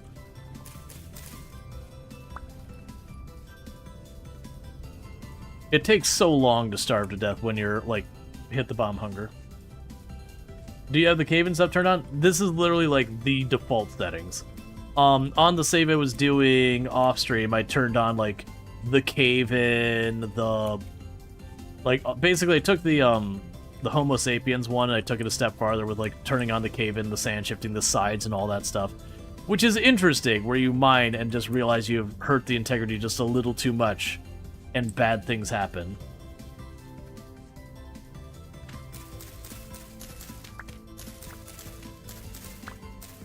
We do have the drifters and all that on their default thing. We just happen to be in calm right now. At the beginning of the stream, it was those things where we just couldn't get them to leave us alone for more than a couple seconds at a time.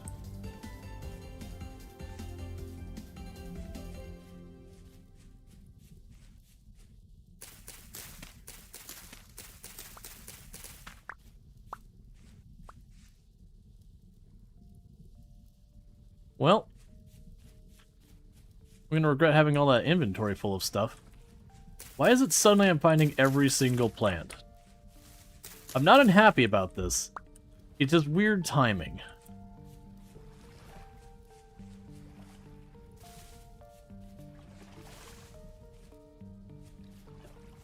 It's spring? No, it is proper winter going into winter. We're in November.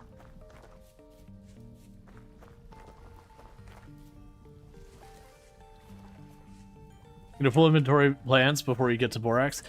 There are worse problems to have in the world. Like, already having things you need, that it's getting in the way of things that you'd like to have. I can live with that problem. But you weren't even looking for the borax. I was looking for something else, we just happened to catch the borax. Alright, so borax is this way.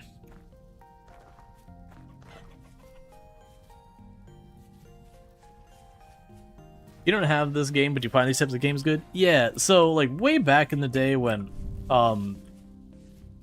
Minecraft first came out, I went hard on it, like, made all sorts of things like coliseums, underwater glass bases, and all that. And then, you know, burnt myself out on it. Okay, so you need the bronze pickaxe, so I gotta switch those.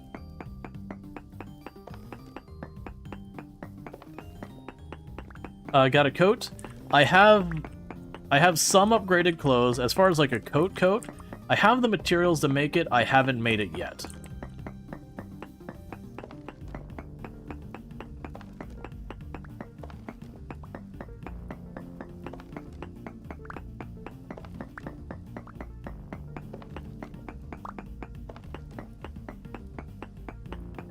And we'll see what all we can use borax for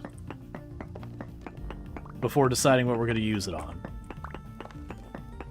I know there's leatherworking uses for it, but I need to check past that.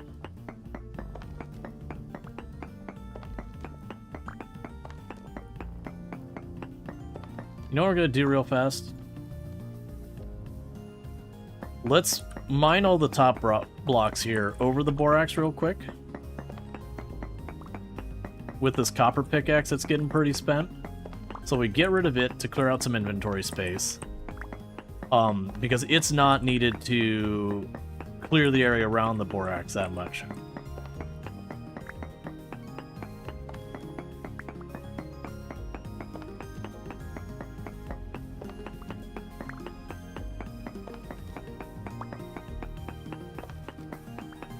Okay.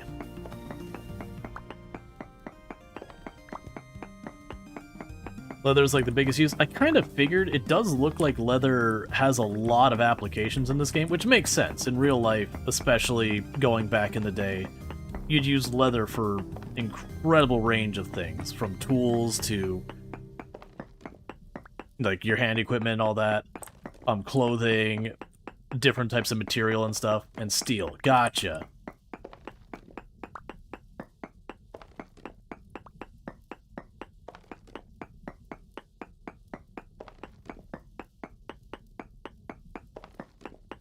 And an iron anvil? Gotcha. In other words, borax is going to have a lot of usage. Even if it was just leather, it sounds like it'd be one of those things that you'd have no shortage. Alright, Tim, you have a good one. Thank you again for tuning in. Could you use it to make more bags? Okay, so that's our copper pickaxe. Let's put that away. Now we can grab that bronze one again. I might be able to use... I believe the leather I can use to make bigger bags.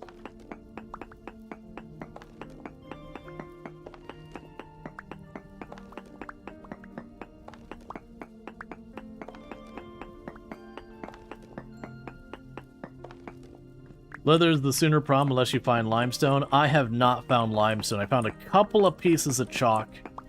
And then some seashells and all that for some lime.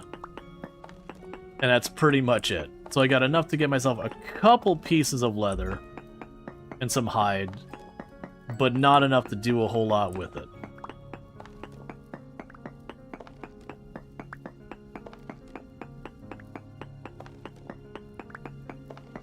Oh yeah, more inventory is always a plus.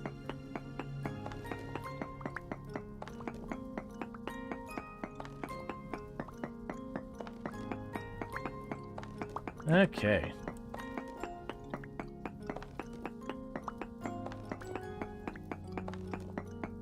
Looks like a nice solid amount of borax king. One thing I've also noticed for the people in my channel who haven't seen this game before, one thing I really appreciate is finding, like, the ore and minerals feels way more meaningful in this game than, like, Minecraft. Because, like, Minecraft, you can just dig down and find diamond anywhere. You know, it'll take you a little time, but, you know, it's just, you go to the right depth, you just start digging in a line, making a grid, whatever your strategy is, and you'll find it. So when you find it, sure, you only find a couple of pieces here and there, and it's not super high quantities or anything. It doesn't feel as meaningful. Versus this game, it seems like it's way, way harder to find the ore. But when you do, it's a situation like this where I've got like this big vein. And so it's like, you do find the vein, you're just like, oh yeah.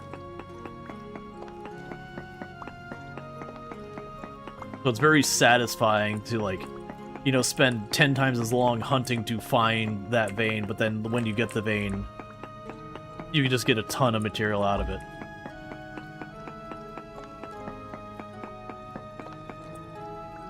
So I still got inventory space.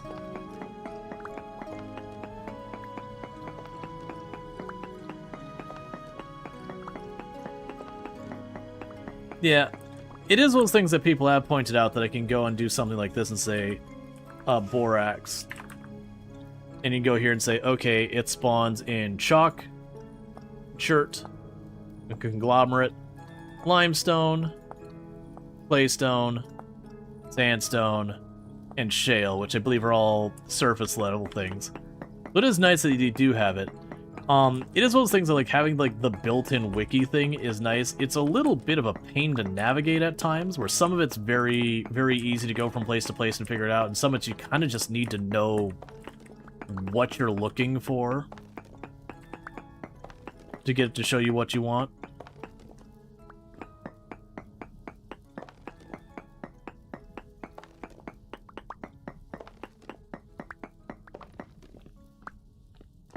Let's see, Minecraft ore only has a few uses, and once you got out, you know, has a lot less value than it. Yeah, no, that's not wrong either.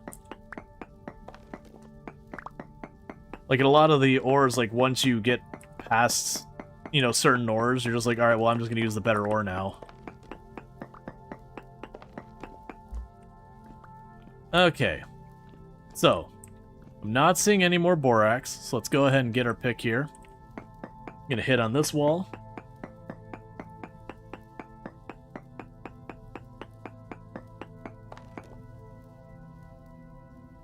Alright.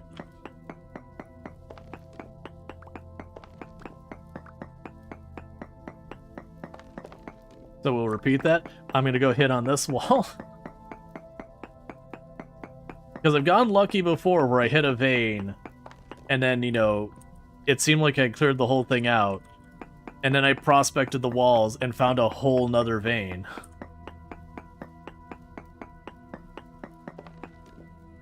There's trace amounts of borax on that side.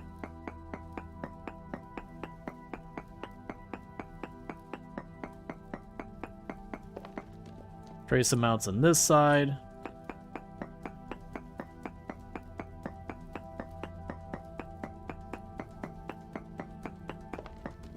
Small amounts on this side. Okay.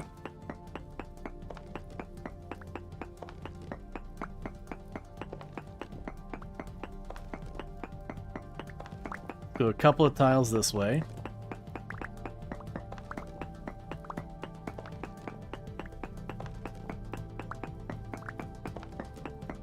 Then try again. Go down a bit. Well, first I'm going to see if it goes up or down if I go this way. More than likely you are right, it is down. Medium, and that's the reason I kept mining. So I've got medium amounts on this side. So we've got another node of borax over here somewhere. So to keep kind of going this way. It's probably below us. You know what? So it's either going to be to one of our sides or below us. Most likely below us with what we're seeing. Yeah, so let's back up here to where it's about medium.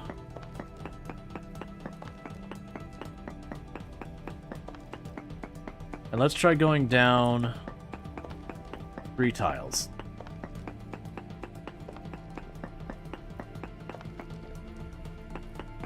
And see what it says.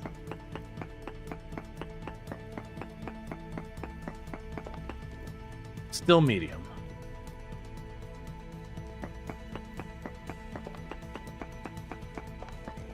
Hey, Treacle. Yep. We did a pull at the beginning of stream, and Vintage Stories is what won. Now, I suspect I'm going to be below it by this stage.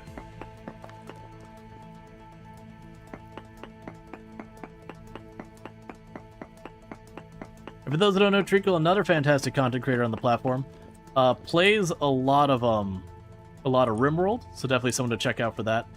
Okay, so let's go ahead. Well, I don't really want to eat these veggies this way because it's not at all efficient. I don't really want to go back either. So I'm just going to do that. Alright, so needless to say, I don't think continuing to go down is the right decision. I'm going to go to probably about here.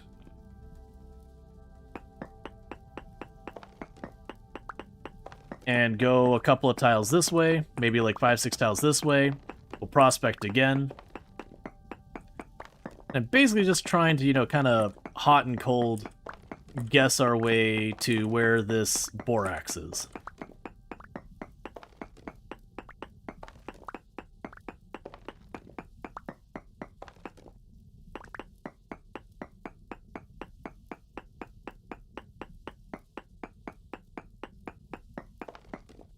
No ore nearby. Alright, safe to assume it's this way. Then it's a question, am I above, below, or where am I to it? Well, I mean, it's not safe to assume it could all... Well, it's probably this way.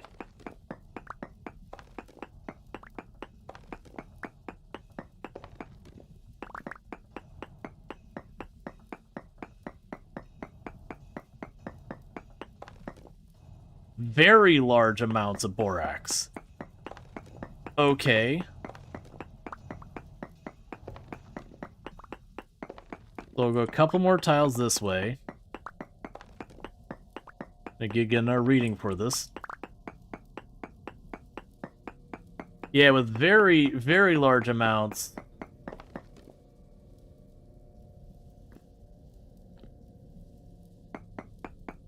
And galena, which I don't know what it is.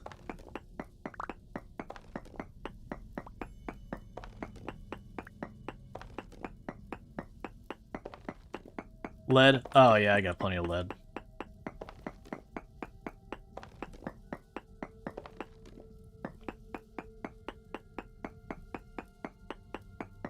Did they give new uses for it? I have no idea because, alright, so less borax that way.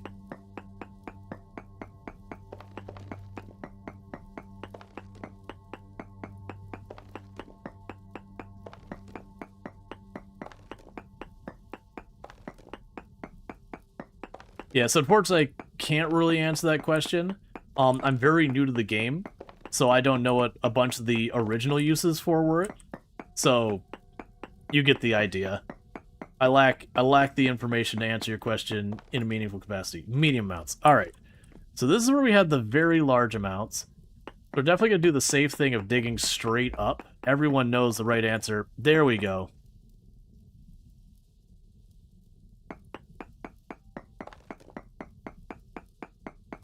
Can you say what it's for? It's in-game manual. Is too much a spoiler?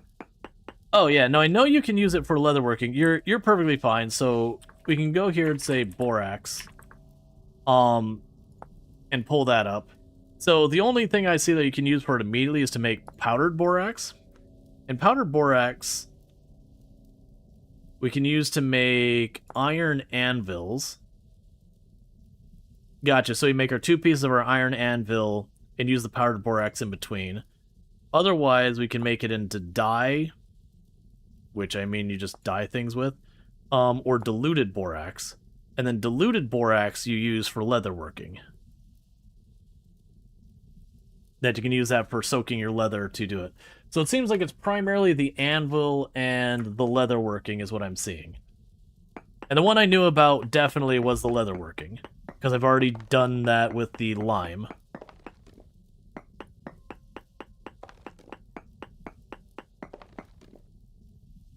I've been using the bronze pick and I should have been using the copper picks the whole time. It's fine.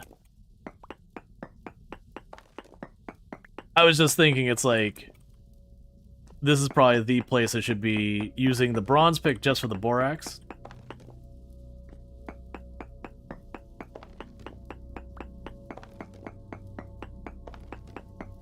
But yeah, for as much of this as we're getting, people also mentioned it was good for steel.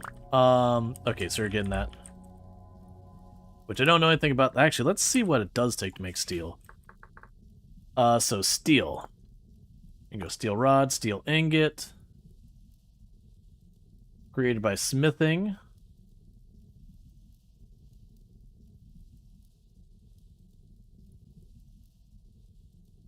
Steel making process. We have to build a cementation furnace. Okay, so there's a lot that's going to go into this. So we would need the coffin lids. Those also required the borax. We need to make blister steel. Interesting.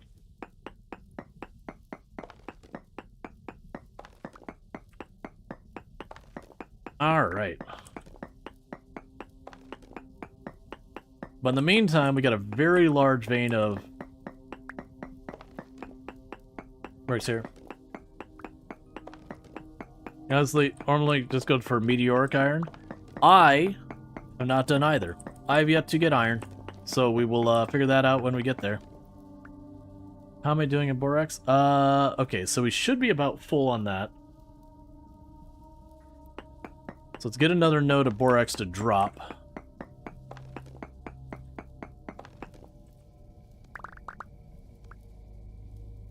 There we go. Considering this is a place that's supposed to have poor borax, it's been pretty good.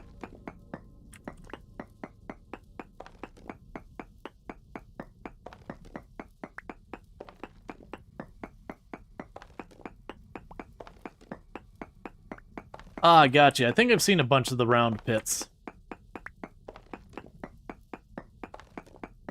So there's just a chance I could find the other iron in the bottom.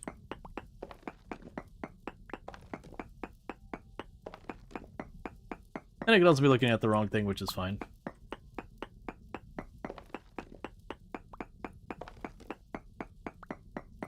Well, chances, just chances. You can still roll a lucky thing 1 in a million. Yep.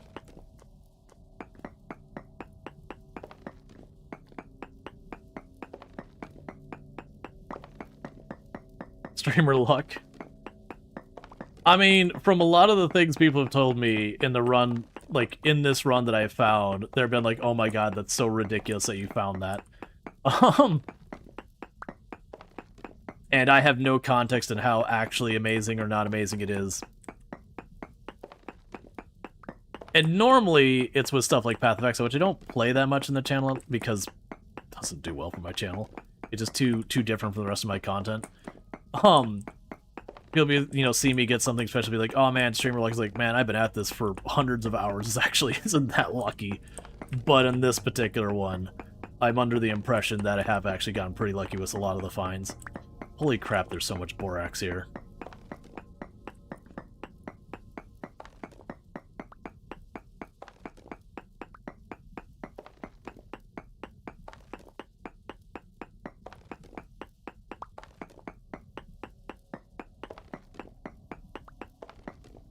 You still can't get over that you found white marble and no limestone or chalk. It hurts every time you grind marble into limestone. I'm assuming by context, marble is very rare.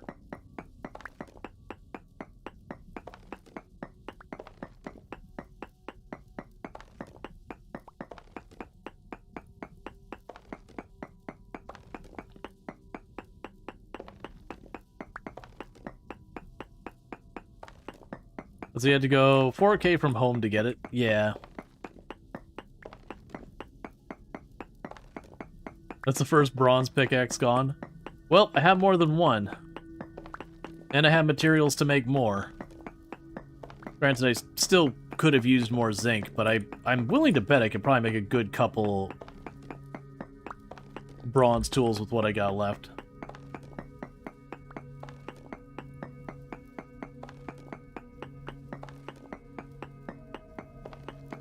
My favorite with games like this that you have lots of stuff to hunt for is like space engineers, and you're hunting desperately from like the base you've built to try and find a resource, and you keep going farther and farther, and then you realize like the asteroid you started in had the resource you've been looking for the whole time.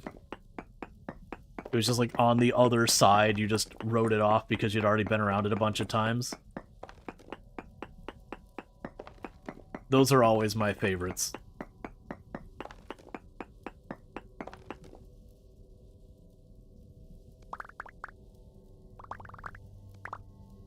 There we go.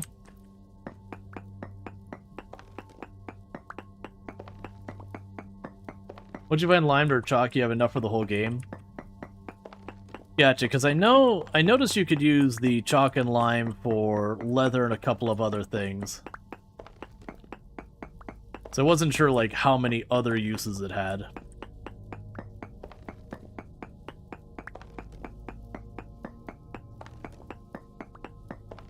I feel like I'm not going to need borax for a while.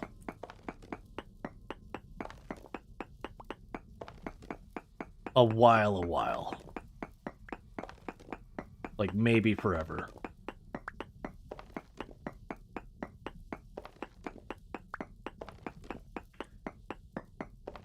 Reminds me of the teleporter hunt. You went far to find them and just right under your base.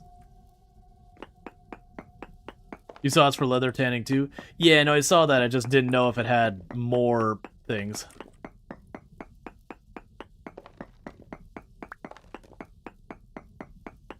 Well, it sounds like to me with the borax, I'll probably be able to move on to the iron anvil relatively soon. Which I'm assuming is an important upgrade relative to, like, my copper anvil. Considering it's a lot more involved to make versus just dumping some copper into a mold and giving the thumbs up.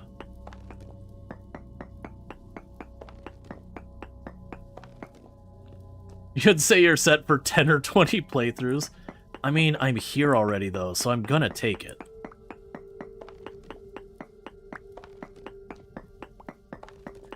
But yeah, it feels like I've got a lot. You think you have to make a bronze anvil first? Gotcha.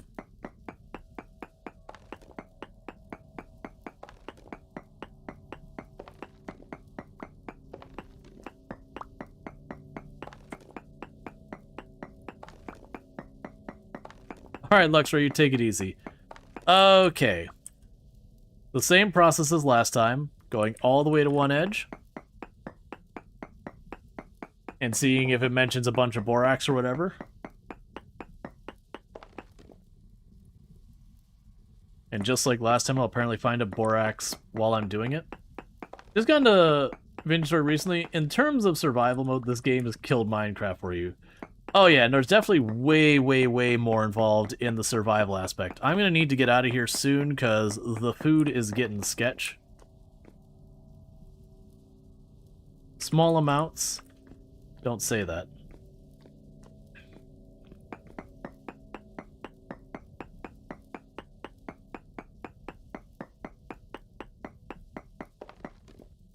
Large amounts?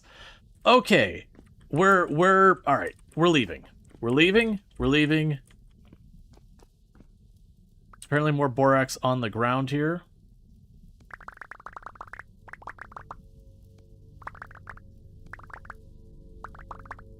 Oh, you already picked it up. Okay, now I have to remember how I get out of this place.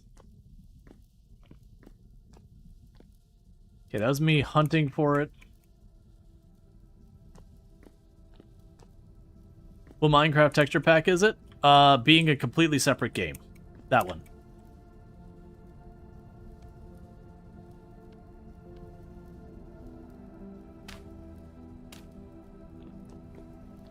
Actually,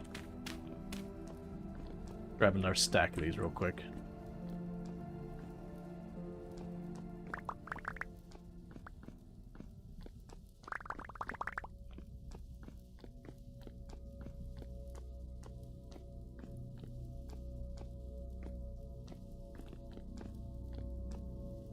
I've already lost track of all this stuff. I am already so turned around, I have no idea how... Oh, there we go. Cool. So in this way, then up. And then back over here. Ready to get out of bed? Yep. Alright, so home is north.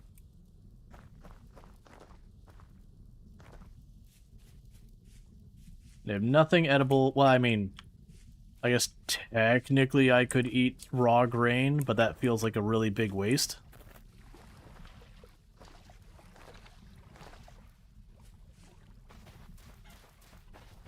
Oh yeah, and the skull and crossbones, where I found a enemy that made loud screeching noises, and I was like, nope, I have a giant pile of copper on me, and I don't want to give it to it.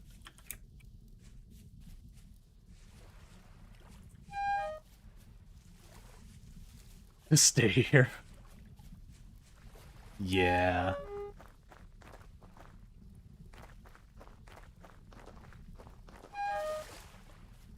It's just starvation. You'll get over it. Or you'll die. Which I guess will still get you over it. Okay.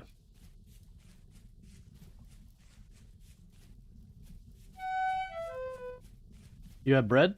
Oh, I do have bread.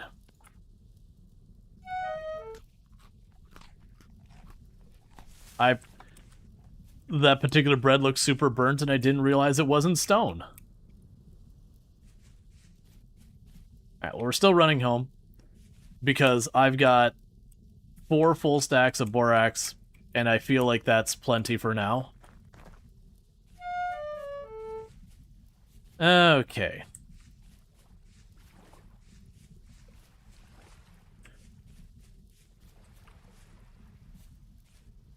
Let's see, you should make a wattle and daub house.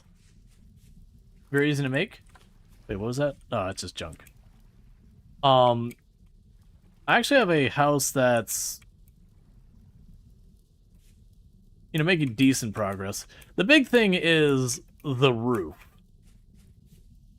I was using the, not flax, what's the word I'm looking for? Thatch. And I found thatch does not come quickly.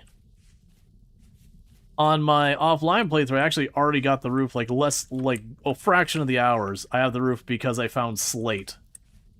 And I was just like, oh, I could just chuck this up here and it's just done. Cool, man. Slate's amazing. I have not seen slate in this playthrough that I'm aware of.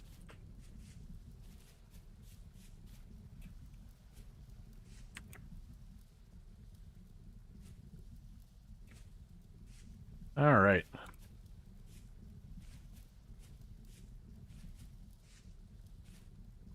May I tell you about an alternate source of thatch? Sure. Because I thought... Let me check. I thought...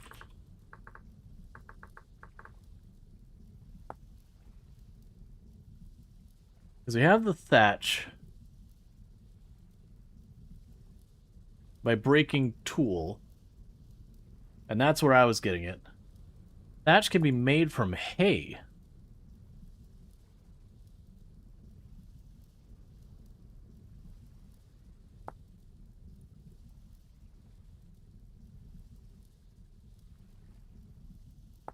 Ah, okay. Okay. Yeah, that's all that stuff that, like, sometimes figuring out how to navigate that thing can be a bit of a trick.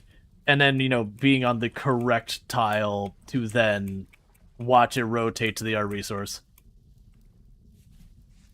It's more work, but abundant. Hey, I've got a bunch of tool planted near my place, and I've been cutting it down every single time it grows up. And it's taken a lot to get that. Is that current?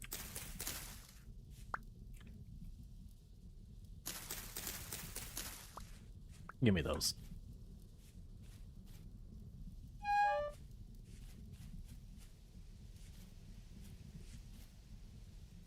Okay.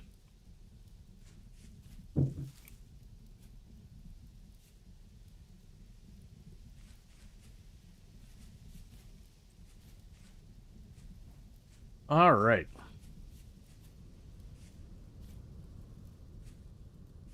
Scrawny old wizards? Yes, scrawny is basically saying thin, lanky, weak, frail, kind of it's basically someone who is like very, very, very thin to the point of perhaps emaciated, undernourished.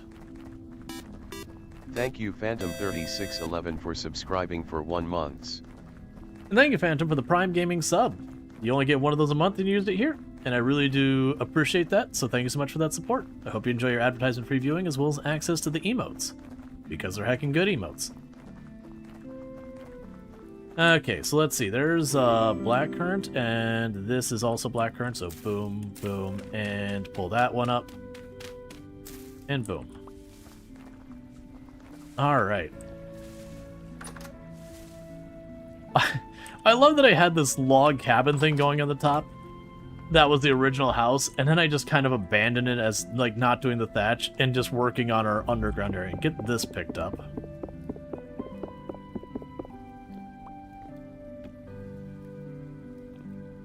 Okay, so let's see here. I've got so much stuff to do with. Alright, so drop you off there. Pick up those torches that I chucked in the wall. I want to light those or whatever. I could chuck the fence in there for now. We've got our seeds. Chuck those in there. It's winter. They're not in the right season for growing. We will go ahead and process you into flour. Should debark the logs. Might be more appealing. I didn't even look into debarking the logs. Then we've got our cellar. Yeah, I forgot I had a mushroom down in there. Oh, I also had a cranberry bush.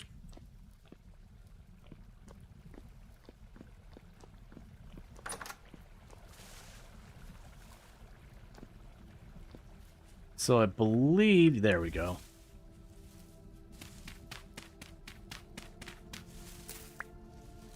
Takes a hammer and an axe, you think? Gotcha, I'm sure we could check.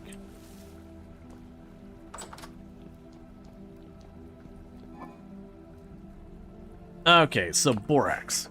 So borax would need to be powdered first, which is gonna be a whole thing. So I won't worry about that right now. Let's not worry about that right this second. What I can do is the next time I'm stuck in here dealing with like crappy enemy spawn kind of things, I could just chill in the basement and deal with it.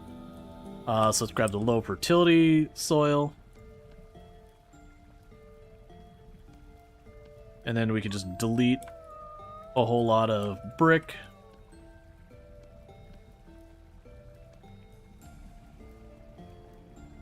Oh, I had more.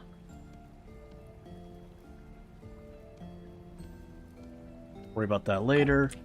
I've got the fiber over here, which then I can drop there to make that. I've got a bunch of reeds. Okay, let's go ahead and get these torches lit again.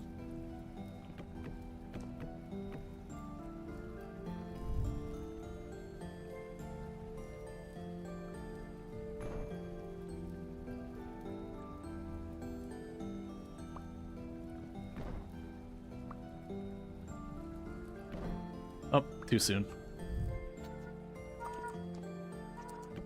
Pretty wifey. Handsome hubby. I love you. I love you too. Yeah. And that's two. She's the real one behind this channel. Everyone just puts up with me between instances of her popping on. Okay, so we've got a bunch of these. So I'm gonna chuck a bunch of those there. Put that back there. Okay, so let's go ahead and check on our food supplies and see what we want to go ahead and eat. Let me grab more of the spelt flour.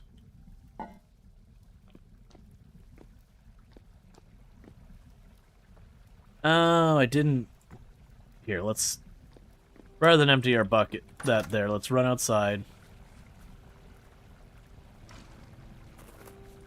Okay. So I can go here. Make the bread. I will need to grab firewood.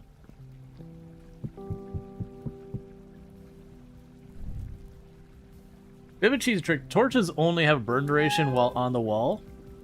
So if you take them down and put them back up, they reset. Oh, I didn't realize they reset. That's interesting.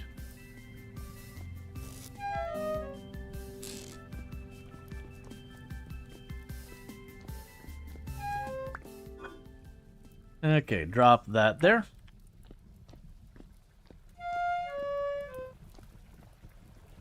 We're just really motivated to have that bread.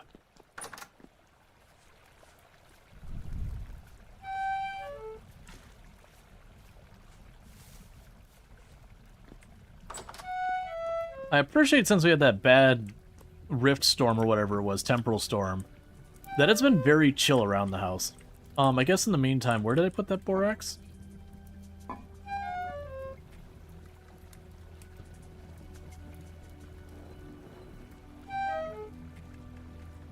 Okay.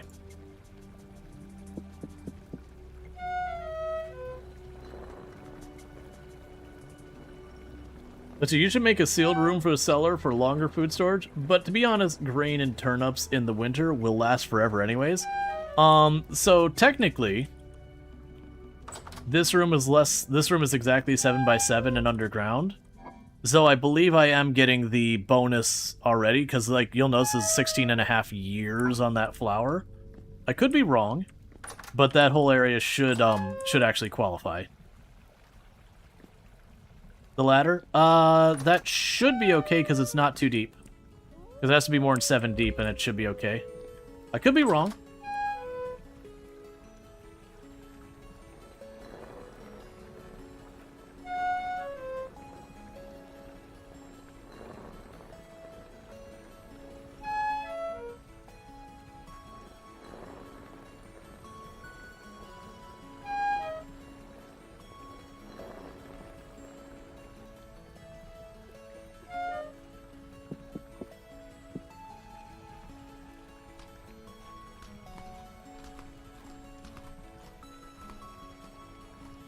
Okay.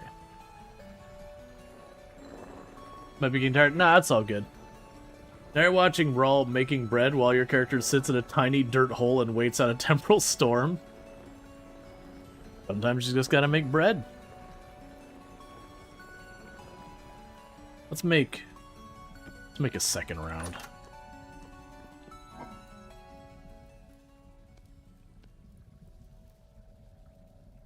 And I'm just grabbing whichever stack is the smallest. Wow. Rye bread in this game looks pretty terrible, honestly.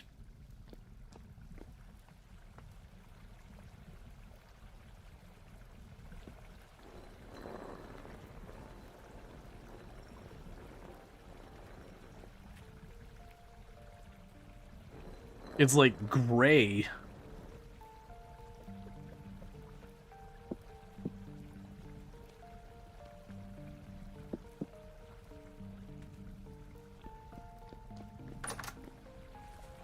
You kind of be like, you sure you got that recipe right?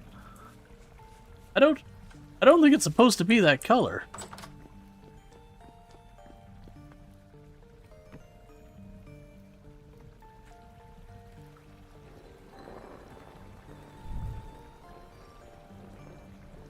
To be honest, you think the stew is better? Oh, making porridge? Yeah, I mean, the porridge, you could definitely stack it up. I actually have no idea when it comes to, like, the nutrition in this game, like, what's better than what, and anything like that. Bread is good travel food? Gotcha.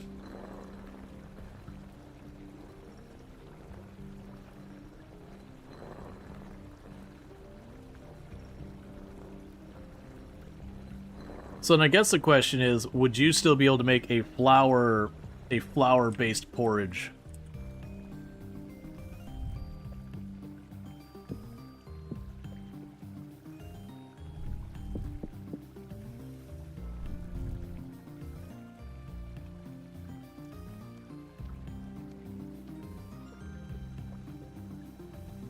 Okay, there we go.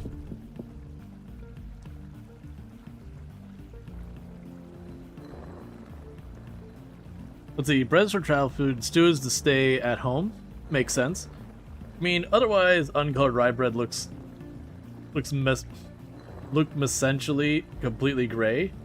Not totally tasty, but saturating. Interesting.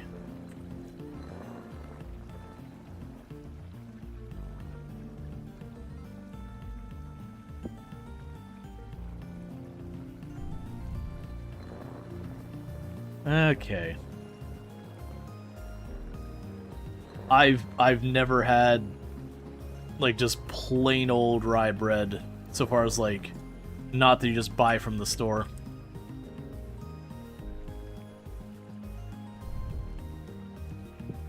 I am doing this all wrong.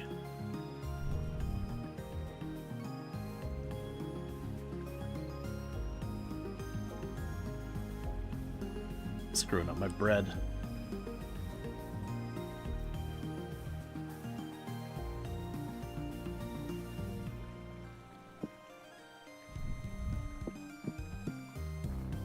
Okay. There we go.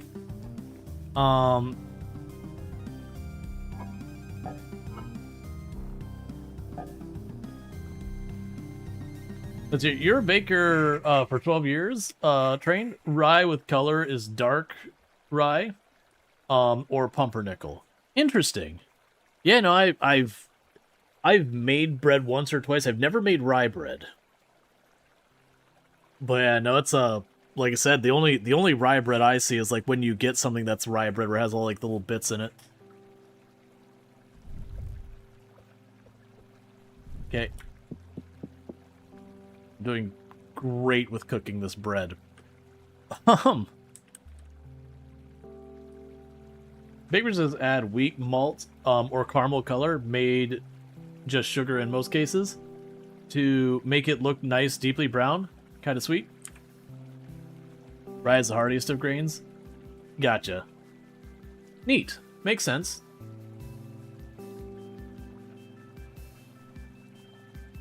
I've ended up learning a lot about different stuff from the games they play in the channel. Like, learning a lot about sorghum from playing Farming Simulator, like the discussions that came out of it. Because, like, till I played Farming Simulator, like, I had heard that sorghum was a grain, but I didn't know anything about it. We don't... At least here where I am in the US, sorghum is not a thing you run into. Not normally.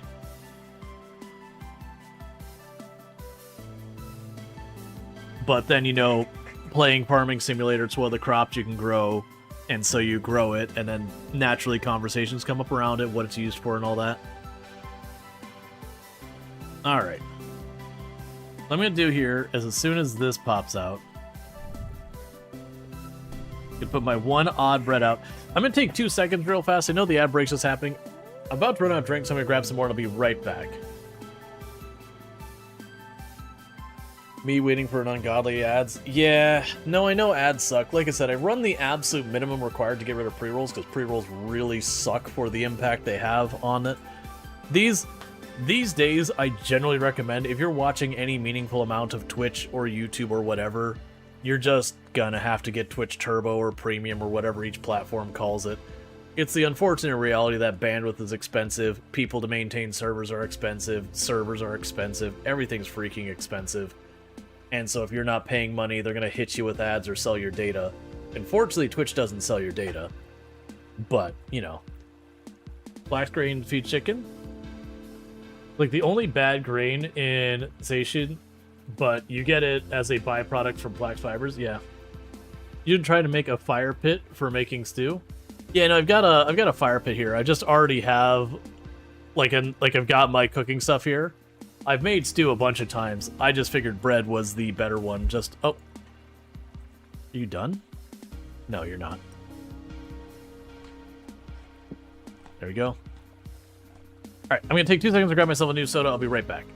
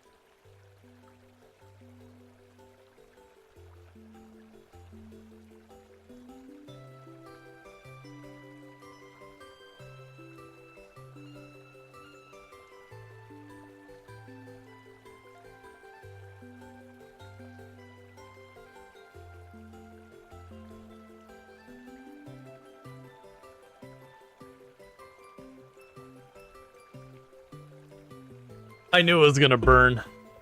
It's fine. There's no evidence it burned. Guess after the fact mattress? It's fine. Have you tried making a cellar? Yep, is right there. This is a cellar. You can see from like how ridiculously long all that stuff's gonna last. There is a hole here, but it's not very deep, so it does fall within the 7x7x7. So I actually do have a cellar. Weirdly enough, cellar was like the first thing I made in the game, even before I didn't understand a lot of the other mechanics. Alright, so go ahead and eat this. The thing I want to do is make a really big... Rice gives the most satiation? Whatever. Words are hard, chat. Alright, so what the heck was I working on? Right, so we got the borax, and that's gonna take some time. We have stuff for making bronze, and the bronze anvil sounds like something, right, the roof. I kind of don't want to waste my copper knife on making the roof. Did I not have... I remember I was low on flint.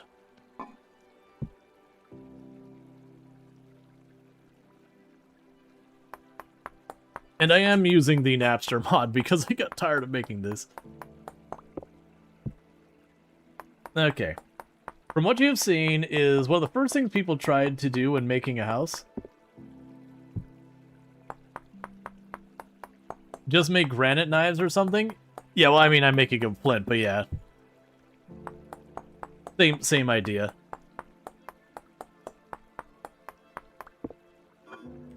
And we'll drop the rest of this off. I know I was low on sticks because I haven't stopped to get sticks in a while. Wait, what was that? Oh, that was my bone meal. That's right. Alright, so we need sticks.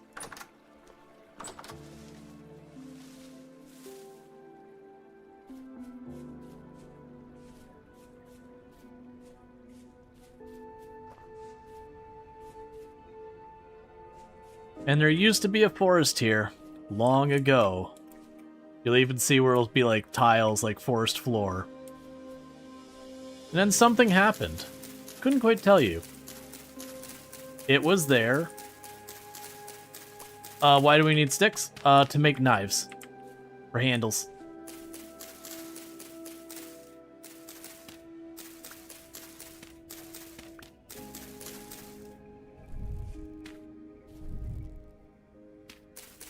Nope, that's not what I want to do.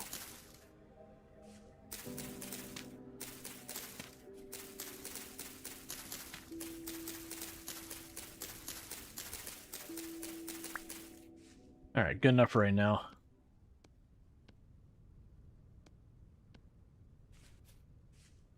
Okay, so let's go back towards the house and just...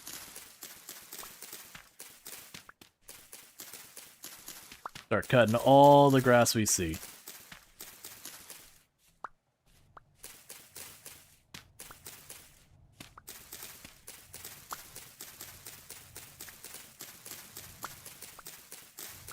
So we can close off that roof.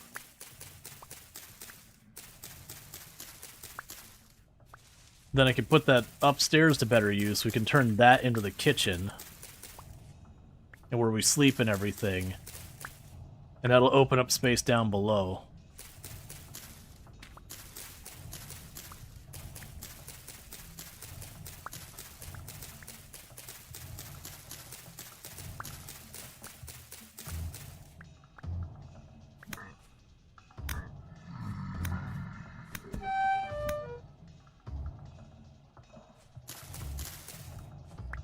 Okay. The medium rift activity. I don't see a rift over there. But whatever.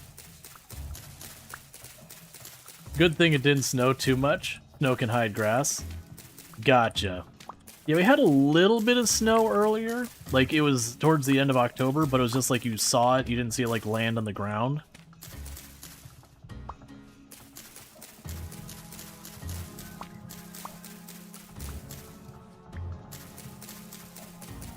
Alright.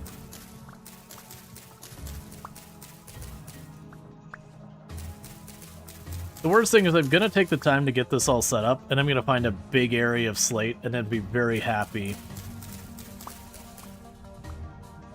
It's 52 degrees Fahrenheit there?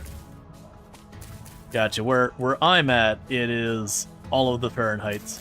I'm in Central Florida, so it's usually like 90s and all that, which doesn't sound super terrible, but then the humidity is soup.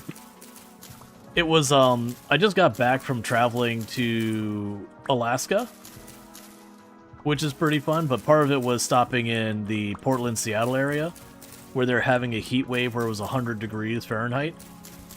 And it was funny because me and Toom were even making the comment today that it was only in, like, the upper 80s, lower 90s, here. And it was just kind of one of those things where, like, yeah, it was only in, like, the mid-upper 80s at the moment. And, this is way worse than that 100 degrees was in Portland. That sucked. Because it's just, it's so humid. It just clings to you.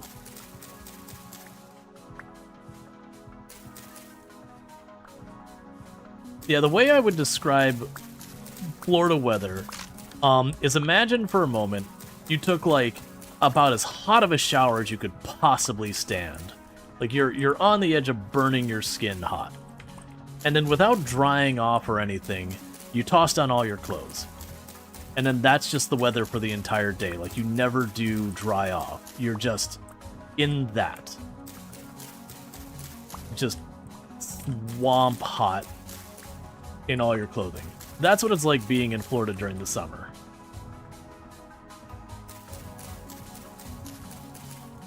Yeah, when you lived in Florida, just walking down the sidewalk. Oh yeah, no, it's funny. Like, during the winter, I'd end up doing like all sorts of like really heavy physical labor and just barely get any kind of sweat going. And then you get proper summer and you open the door and you start feeling sticky. The moment the door opens, it's like your sweat pours. It's like, oh, it's time to just open the sieve. I understand.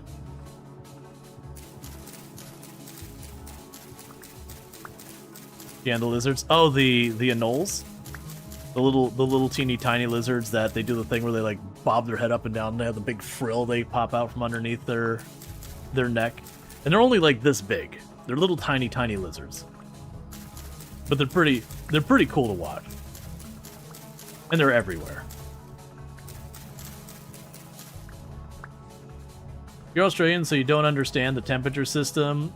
To give you an idea, I think, was it 44 or 47.2 degrees Celsius was our heat index, which is 118 degrees Fahrenheit.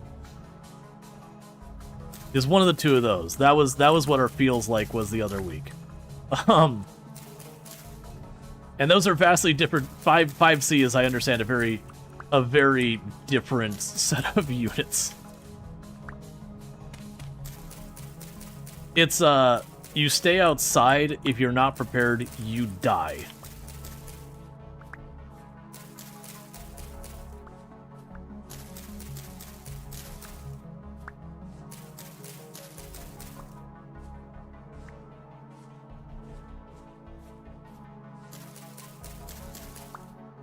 But yeah, if someone could do the conversion, it was 118 degrees Fahrenheit was what our heat index was the other week.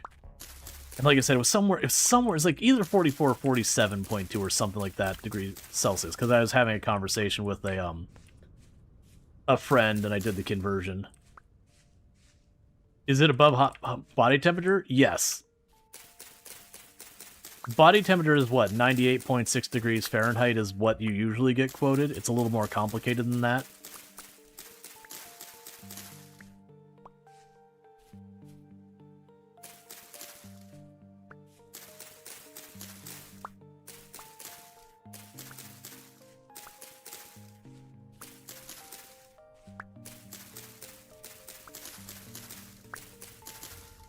.7 continuous. Yeah, that's what our heat index was 47.7 degrees Celsius. Which is basically, it was like... Yeah, heat index is your feels like, correct. I'm assuming I need an obnoxious amount of this, so I'm just going at this.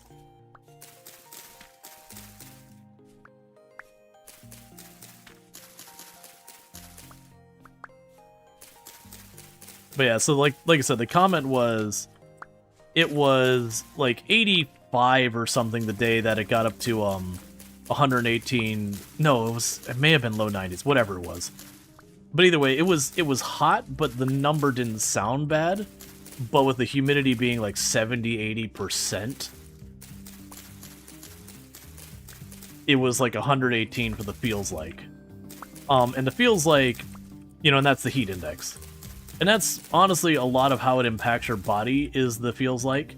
So when you're worrying about stuff like heat stroke, that more aligns with the feels like than the base temperature. Because, for example, when the humidity is really hot, you sweat to lose heat. And then the idea is you sweat, the sweat evaporates, and it has a cooling effect. And that's good. When the humidity is already like 70-80%, you sweat, and it doesn't evaporate. It just sits on you. Because the air is already so like heavily saturated, it takes a lot more that startled me. It takes a lot more to actually get it to evaporate off of you. So it just does not give you that cooling effect. So you're more at risk of heat stroke at higher humidity.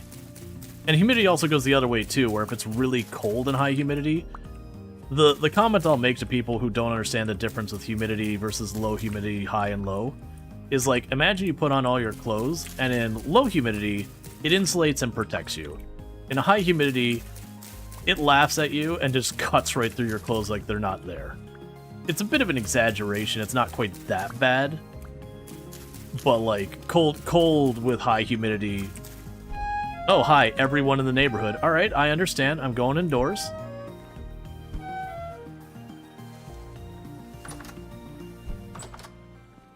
Okay, I get it.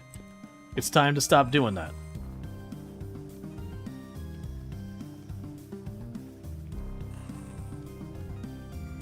Okay, so there's the hay grass blocks. Oh, I see what you mean by those, Okay, those are gonna take some work. Right, so then we can make the roof out of that. I see. That is a lot. Now you're gonna be real hungry? Yep. And I'm sitting on a nice little pile of bread.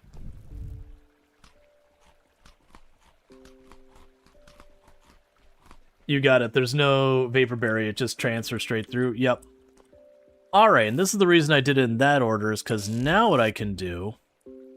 So I can work on this. Didn't I have the zinc chunks in here and I hadn't broken them up?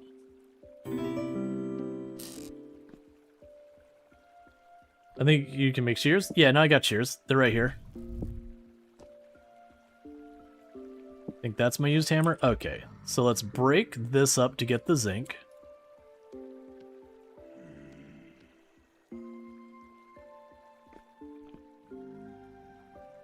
Shears are for tree branches and leaves. He'll want a scythe for the grass. I have a scythe right here, too, that I forgot I had until you mentioned it just now. I made it and said, I don't need this right now, and put it on the wall, and then promptly forgot about its existence. As you do.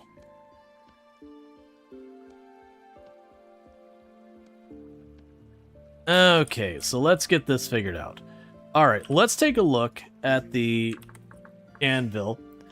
So we can do... Alright, so bismuth anvil. So that just goes in the mold. And I will need... How much material? 900 material if I remember correctly. Where is that anvil mold gone away to anyways? There you are. For right now, I'll just chuck it right in the middle of the room. Yeah, so you need 900 units.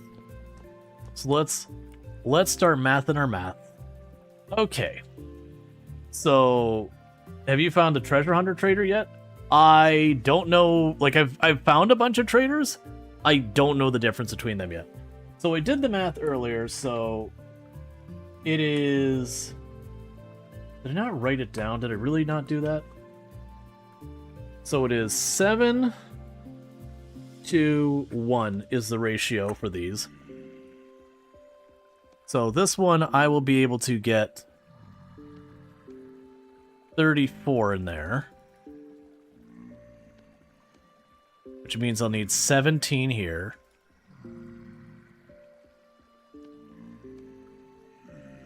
And then that will be enough of this. Put those away.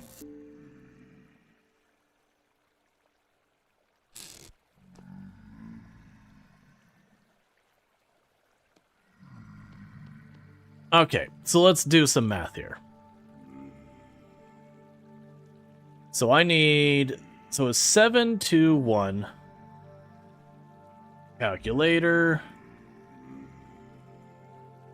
34 divided by 2 equals 17 times 7 equals 119. Is that right?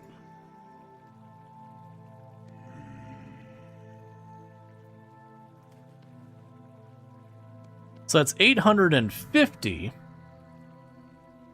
which means I do not have enough zinc to make the anvil.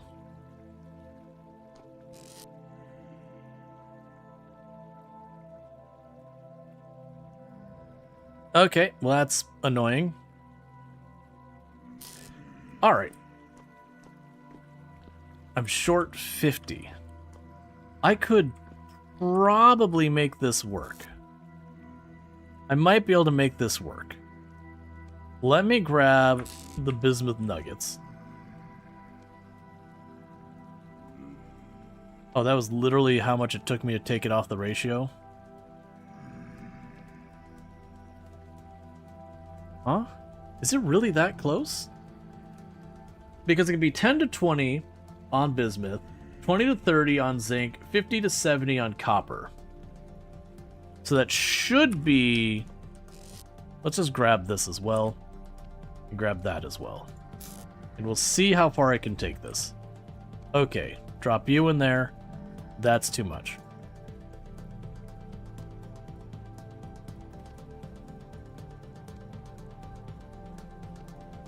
It shouldn't be that close.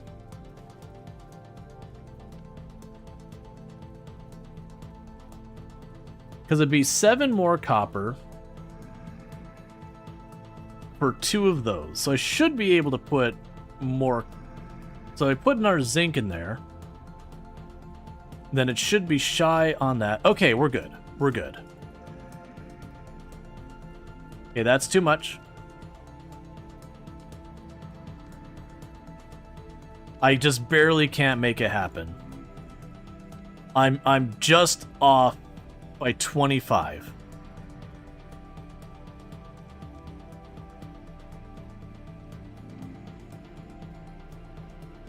That's fine. So it's 850, that's fine.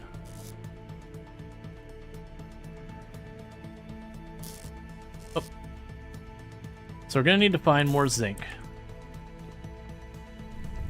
Yeah, I was gonna see if I could make the math, but the math ain't mathin'.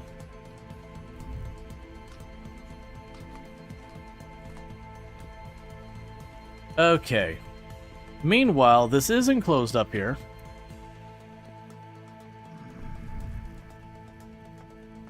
So let's see, I've got 1, 2, 3. 3 corner pieces. 1, 2, 3, 4, 5, 6. 1, 2, 3, 4, 5, 6. I misunderstood that. That's on me. And then the rest just need to be side pieces.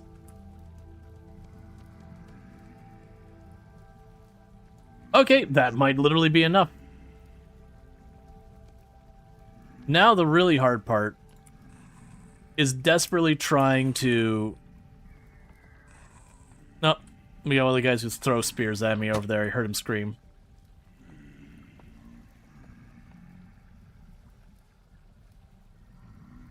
That's really annoying. I'd like to work on this. But I know if I place it from here, it's going to place it facing me. And I don't have the wrench to rotate it made. I could probably make you work. I have no idea if that's oriented correctly.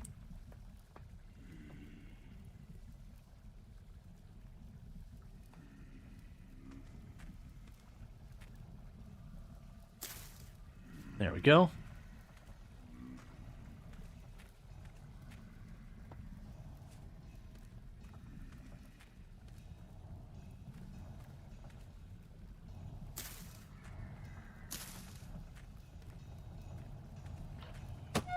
Ow. That's fine. May make another outer wall when you get the chance. I probably should. To keep them farther back. Yeah, it's a problem is it's pitch black and there's those spear throwing guys way out there. How are we doing in time? No, it's still just going into nighttime.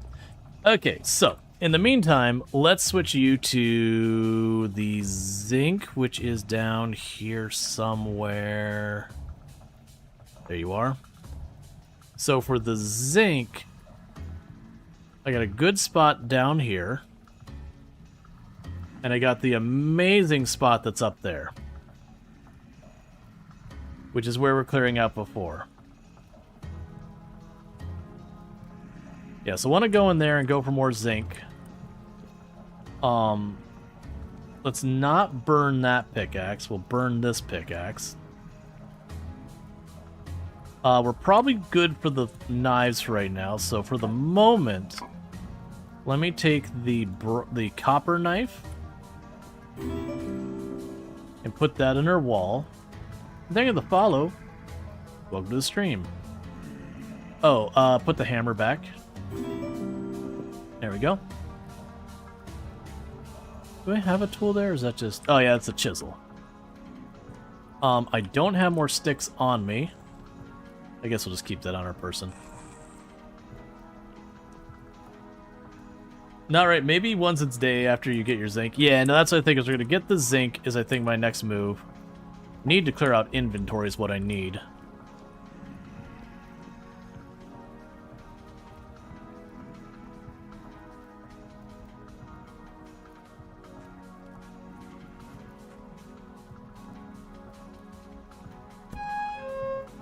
What?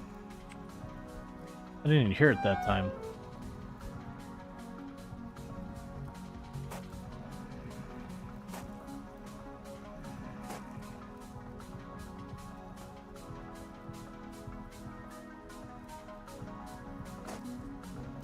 What's it take to make a chest?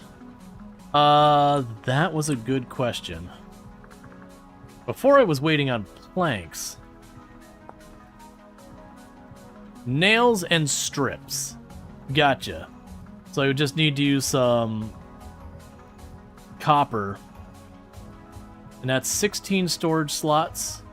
Versus how big are you? Okay, so it's twice the size of those. Yeah, so we definitely want to make those.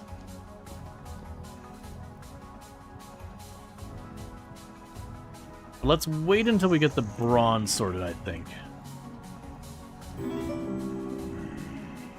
Let's see. Oh, man. I forgot. I can just go to sleep.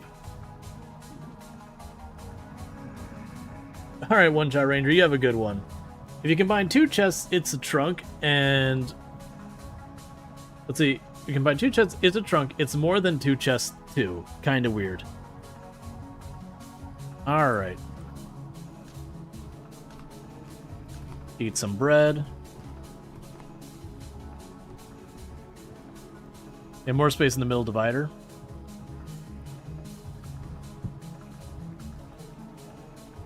So what happens... I run down here. I grab some flour. I try and make like a porridge or whatever. Usually use like the actual grains in real life. Yeah, so it looks like I had to do that before I ground them up. That's totally fine. I'll worry about that later. So put you away. Oh, you know what we can do? We can make ourselves some soup.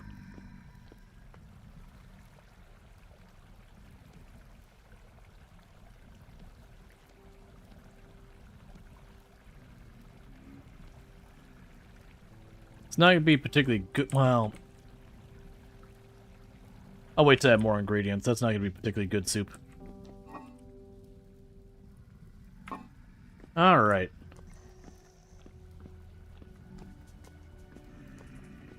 Let's get this roof done.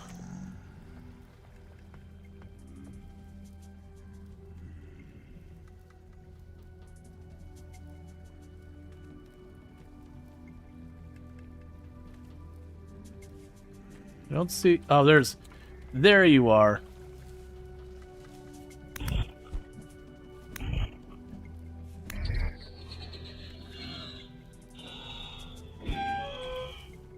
Go away, I'm not trying to fight you.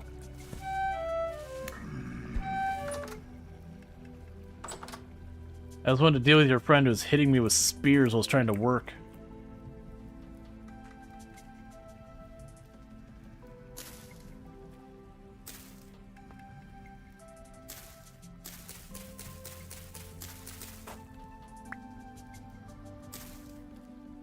There we go.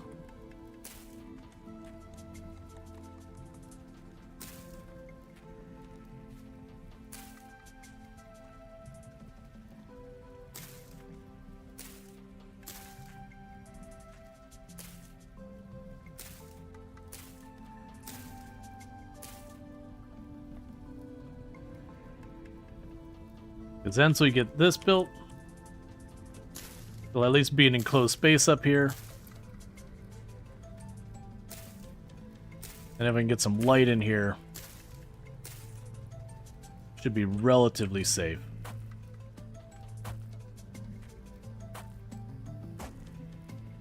I'm going to need to have a ridge.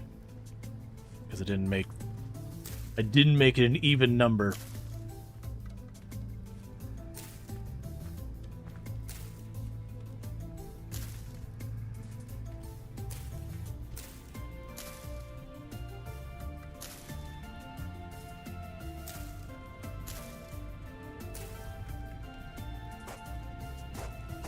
Honestly, that'll do for now. Because, by the way, the newest version, those bow thrones drop arrows. Did you get... did you upgrade to that? Or the still previous one? Yeah, so I actually have a couple of those. The bow and arrows. No idea how good they are.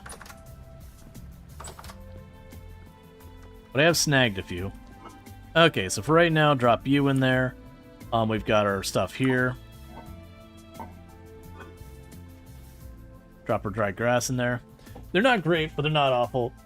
And free. Yeah, that's exactly the idea. They are just something that happens. Okay. Really don't want to make more bread right now. I really don't want to make more bread right now. What time is it? I have how much bread? I need to make more bread. Boo. You.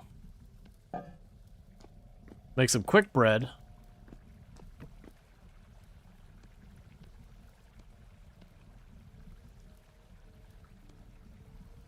The reason I didn't want to make more bread right now is it's just going to take a little bit of time, but I don't have enough food if I don't make bread.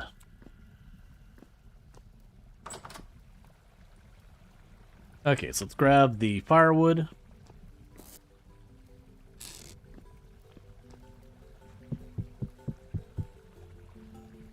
I imagine later on it'd be worth my time to have, like, for when I do go to make bread for travel, to have like 2 or 3 stoves going so I can just chuck a bunch of them over.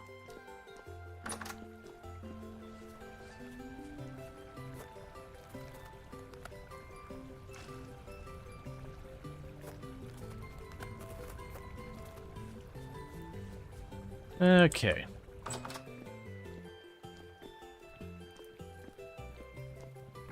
Should have done this last night instead of sleeping.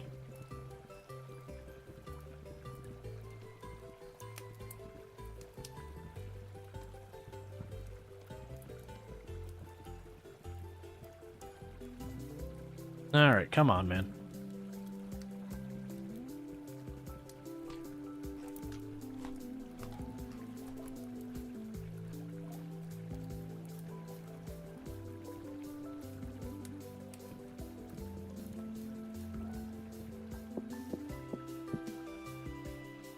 Do you think you make leather?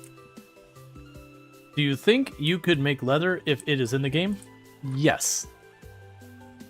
I actually have a bear hide that's still good for a while. I've already cured this, that I need to scrape it, which actually was waiting on a knife before.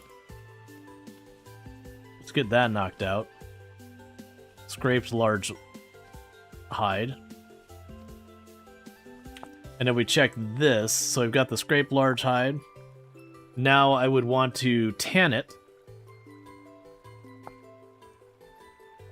So I need weak tannin. Oh, leather armor? Ooh, I have no idea about, like, straight up leather. I mean, I know you can get, like, leather undercoating kind of thing that you put, like, the metal studs and all that on. But I believe I need, for the tannin, for the weak tannin, I saw it had, like, 2 choices of wood. It was just the oak and the acacia, or people told me how to pronounce it earlier. But it looks like it's just the 2 types of woods are the only ones I can use to make tannin. I did mark where I saw some oak trees. But, I didn't go and collect them at the time because my inventory was full. Unfortunately, they're not convenient for me. They're a pretty good trek out there. Around me, I've got maple and birch, I believe.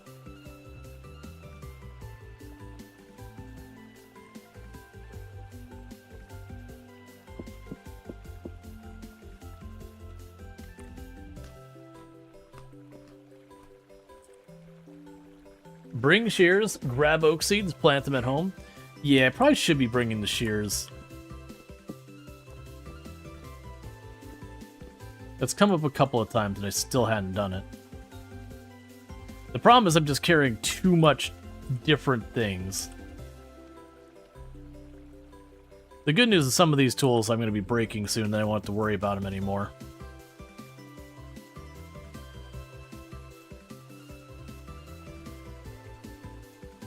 Okay, so you've got all your water, so you can make more of this.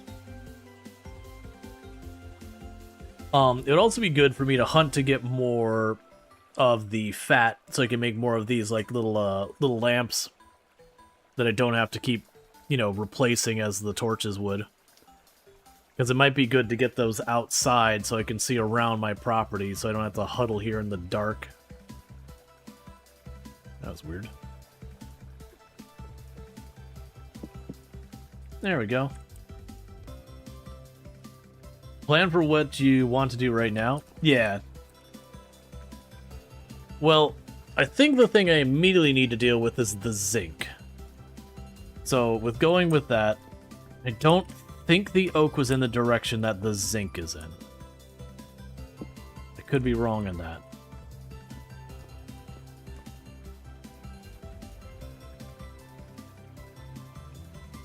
With rifts, without rifts, drifters don't spawn in the light, but oil lamps don't reach far. Yeah, no, I noticed they're not as bright. Like, the thing, the torch was like brightness 14, and these were brightness 11, I think they were labeled.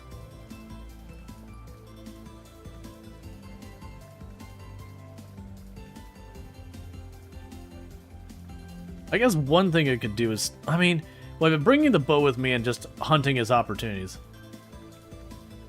But oil lamps are cheap. Yeah, you just have to hunt stuff. Come on.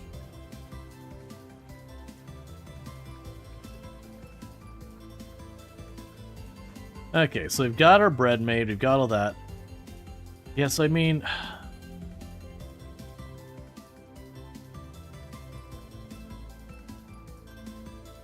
It's fine.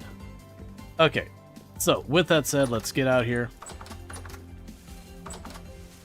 And the zinc was straight to the west, so let's get over there. Stop waving your hand in your face, you're confusing me.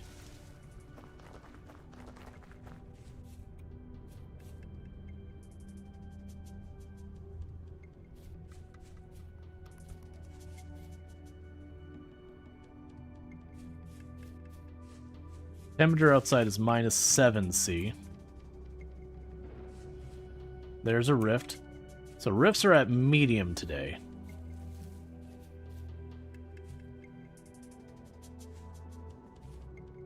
Oh, I still have those 2 stacks of road. Let's ditch the road real fast.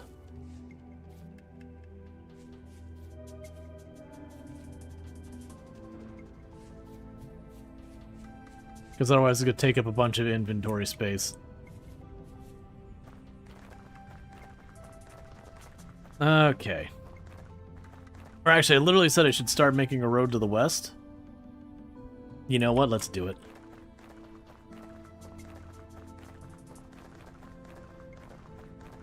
It'll end up being a road that crosses over the water, which is not going to be great, but, you know, that's something we're just going to live with. Yep, so that's the west path.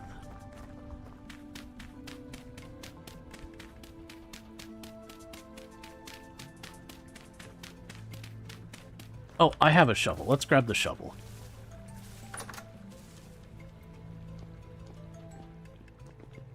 Shovel should be... where? There. He was buying lanterns? Yeah, lanterns seem like they're pretty involved to make. Not terrible, but just involved. And remember, the reason I didn't do this during the spring was during the spring in this direction, I had my farm. But we've already pulled up all the crop for now.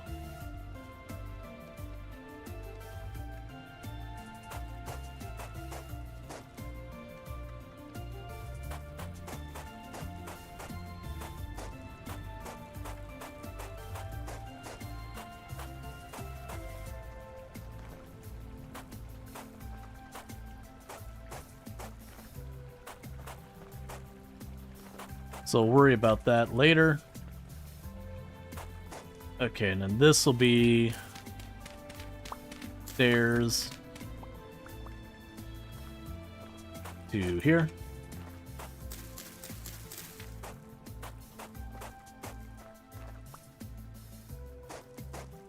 Then stairs.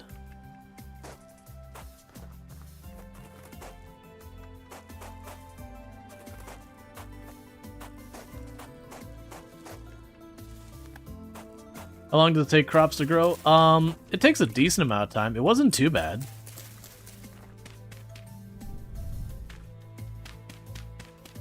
Like, it'll take the better part of, like, a season or so. Okay, so that got the road pieces out of here.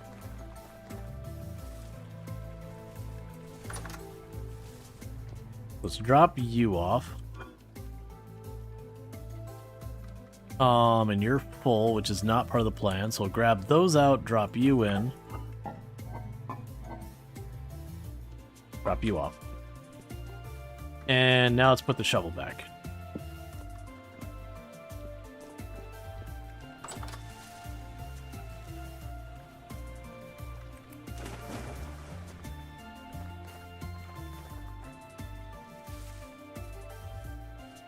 And unfortunately, I can't easily just cross. I do actually have a boat.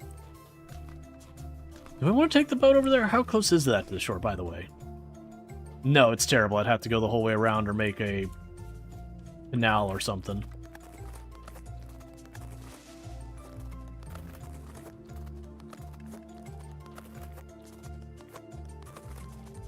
But being able to run on this ice is pretty nice.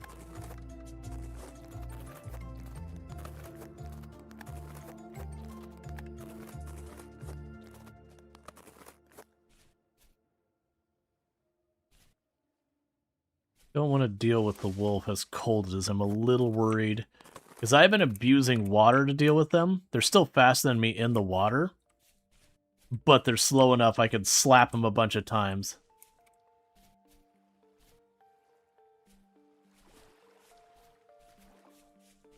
So I don't really want to fight them on the ice if I don't have to.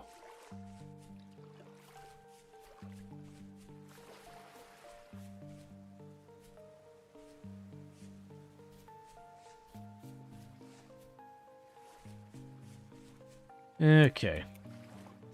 I was tempted for a moment, being like, "Oh, I could get some more fat," but I really want the zinc because that'll let me get the bronze anvil.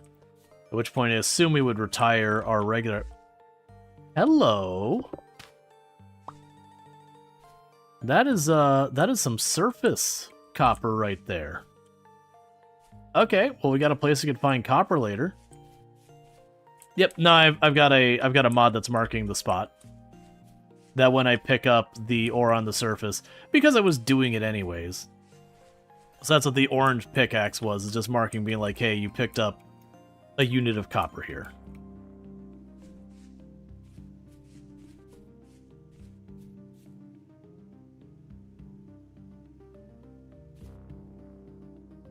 Okay, giant chasm that I had marked on my map. Yep, let's not accidentally fall into one of those and die. Pretty good mod. Yeah, I'm only running 2 mods. I'm running that one, and I'm running the Napster, which is just when you go to napping, you don't have to click on each individual block. You just kind of hold it. It just slowly works its way through. So it kind of takes a similar amount of time. It actually, depending on the thing, it can take longer because it only does it one piece at a time. But, that felt like it was fair without also causing carpal tunnel. Because after making, like, the 30th knife, you're like, you know what? I just don't want to do it. My little fingies want to break.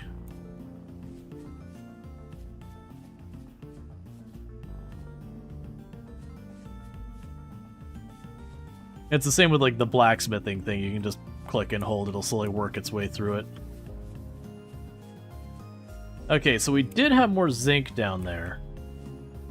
I imagine that's one of those things that eventually, if you're playing this game for a length of time, you almost always get to that stage eventually where you're just like, okay, like I've done the mini game enough times, I don't really want to do the mini game. I want to focus on the game.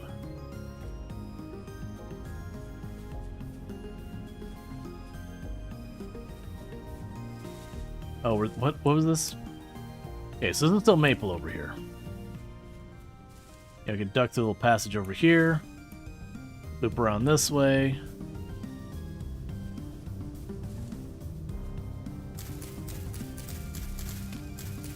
The entrance should be around here somewhere.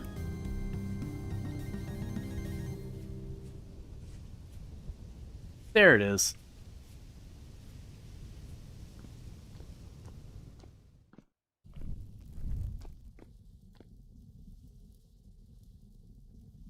Rift activity high.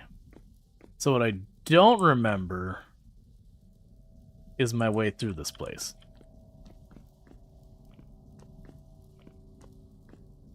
Right. I was here and we were looking for more.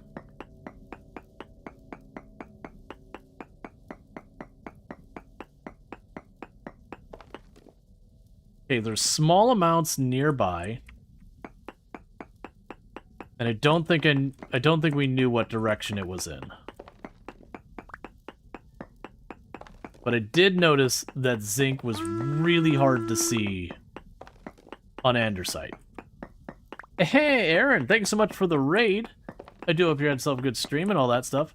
Bear with me for just a moment so we can kick that ad down. Wait, what? I'm trying to welcome people in a raid game. Finding the vintage of the story? Exactly. As you do. But welcome in, raiders. Yeah, I knew when it said hi, this was going to be the way it was going to be. Wait, oh, that's the piece of copper. So unfortunately, I think I'm just going to keep getting spawned on. And I'm not really going to have a way of defending myself well. Can we get a shout out for Aaron Burr, by the way? Thank you so much again for that raid. Sorry, I'm trying to not die here, so I'm juggling thoughts. So every time I start mining, I get snuck up on.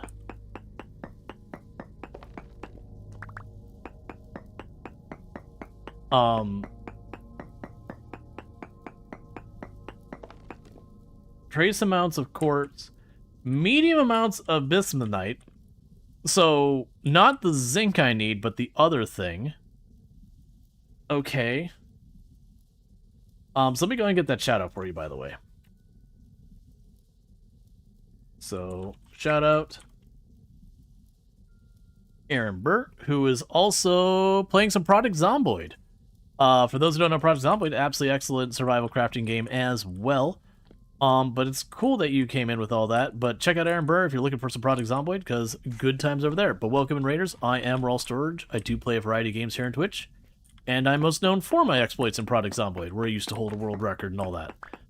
That said, I am a variety streamer. I do play a whole range of games, including stuff like RimWorld, and today we're playing some vintage Storey. I'm just waiting to get thwacked in the back, and then die, and then have to go find my stuff again.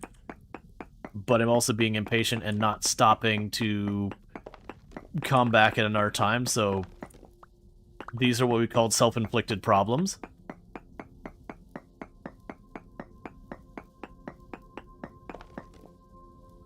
There's trace amounts of zinc this way.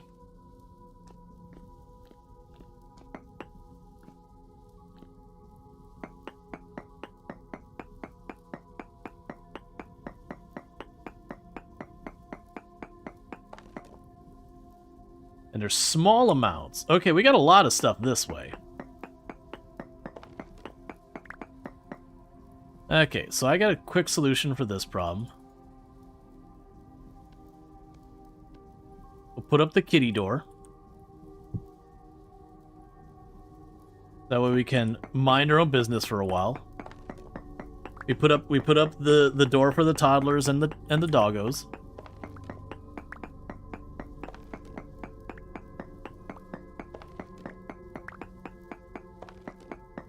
Both of which managed to defeat in a matter of minutes once it's been around for more than a week.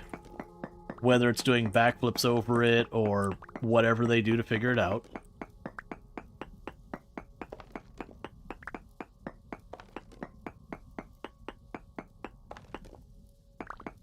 Okay, let's see if there's anything new nearby here.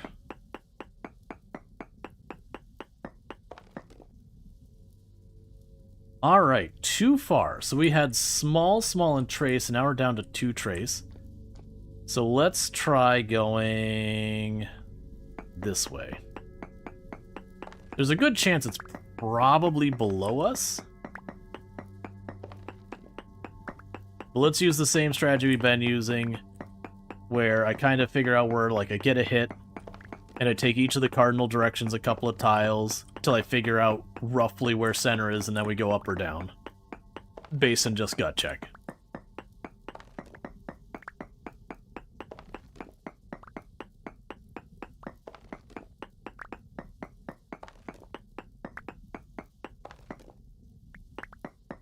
Okay, so we had small trace.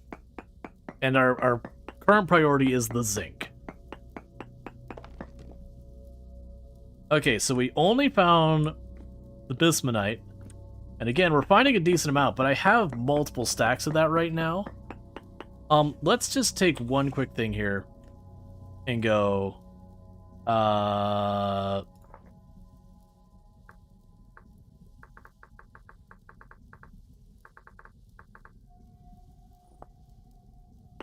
is market medium bismuthite being there.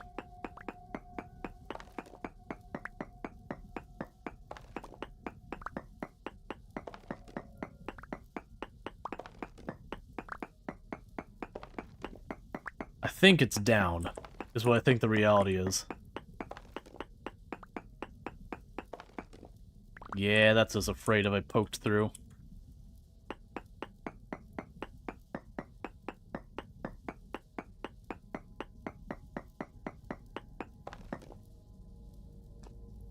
Yeah, so still small on that one. Okay. So let's try it this way first. Because up I can check much faster.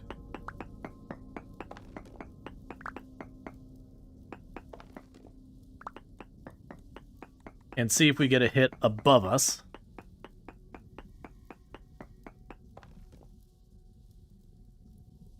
I'm going to go with it's above us. If we're still detecting small that far above us...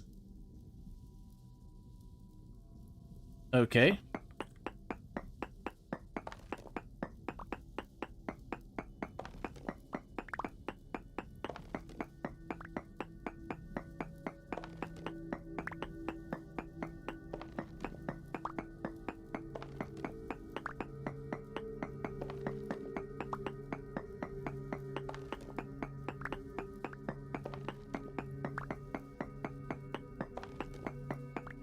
So I'm going to keep carving this way.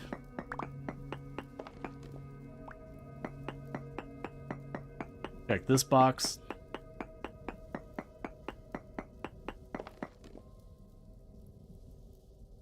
So trace amounts.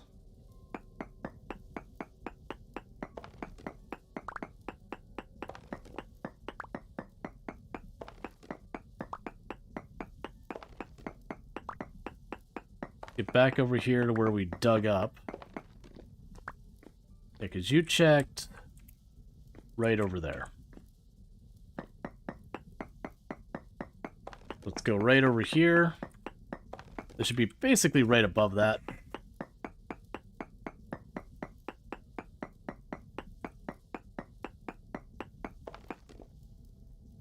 Okay, so we're back to small amounts detected.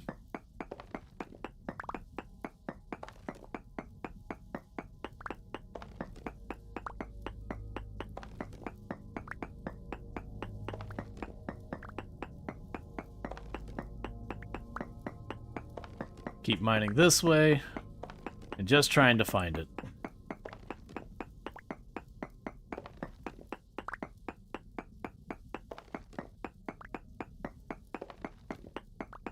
And just lots and lots and lots of stone being grabbed. That's fine, we're getting rid of these pickaxes. Been busy PC upgrade? Hey, well, PC upgrading is a good and fun thing to be busy with. Alright, let's see what happens if we hit this spot.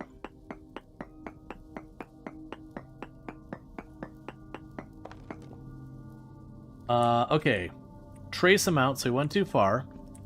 So let's try about halfway between here.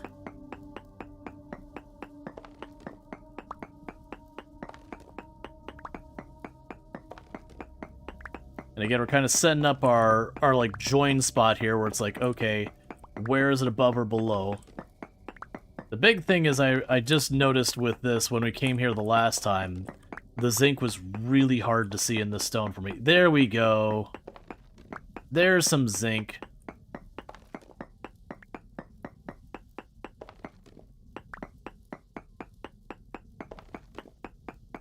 One block apparently.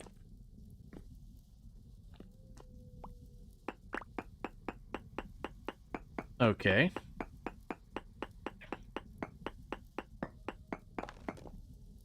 Medium amounts.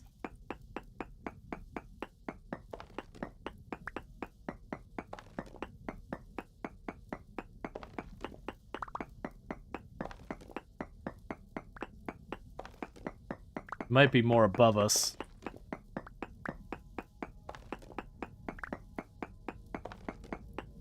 What are you looking to mine? Zinc at the moment. We're making bronze.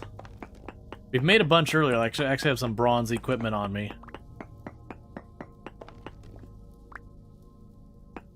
Okay, let's see what this says.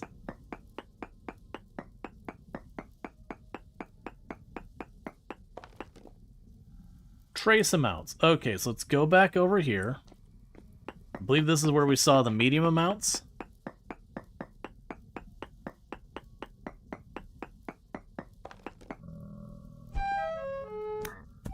Where did you spawn from?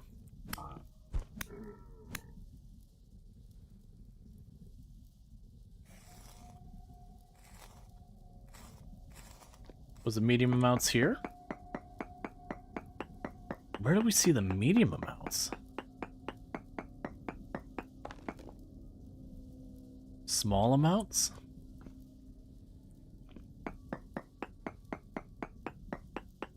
Am I not far enough down the tunnel, maybe? Small amounts.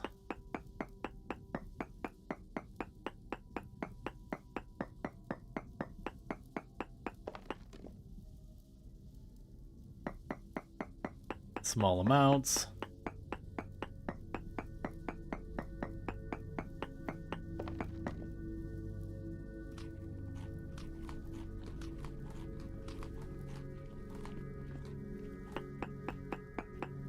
I'm so confused. It was this tiny little tunnel we saw the medium amounts, I believe.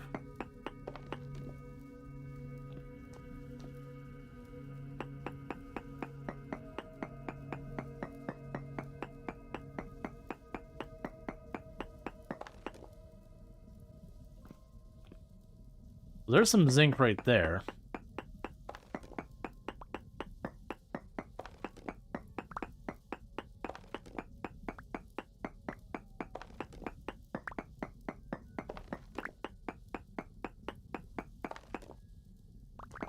Okay.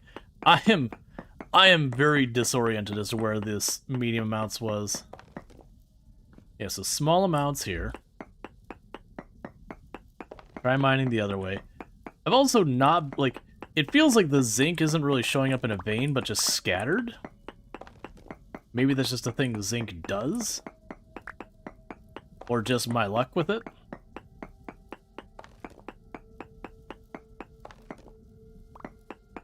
So there's 10.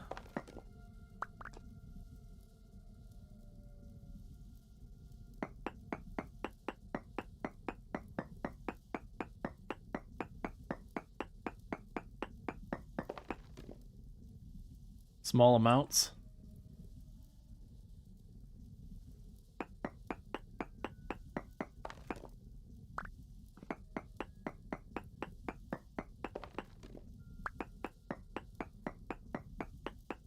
I am so confused now.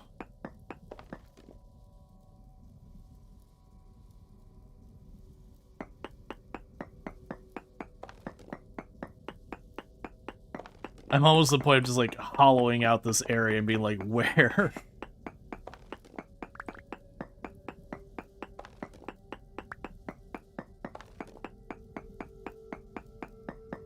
Okay.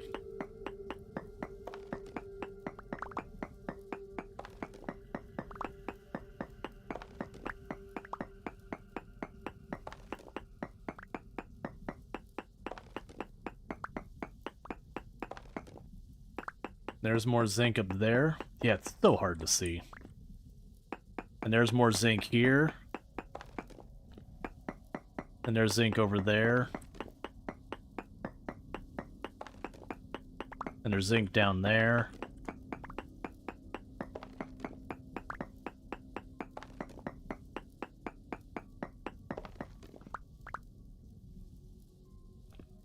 Okay, no zinc spot on any of this now. Yeah, zinc has proven to be the most confusing material for me to look for. Like I find the location that's supposed to have it. Although it comes like actually collecting it, I'm not sure. And I know some of the ores, they'll be like a flat plane, and some of them will be kind of like a spike up and down. And I'm guessing that's what's throwing me, is this might be one that's got like a different pattern. I just don't have a good grip on it.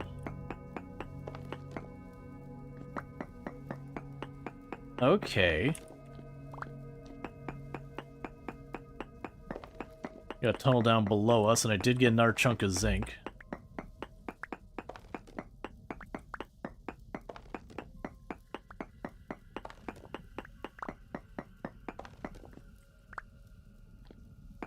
There's more zinc over there.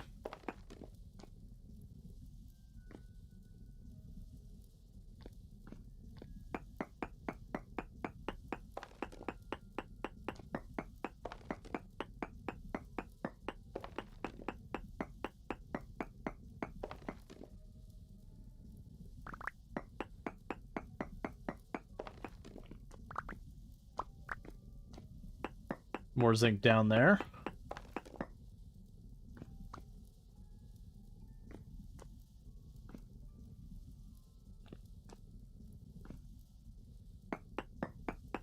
Okay. It's just all over the place. So now we're seeing trace amounts again.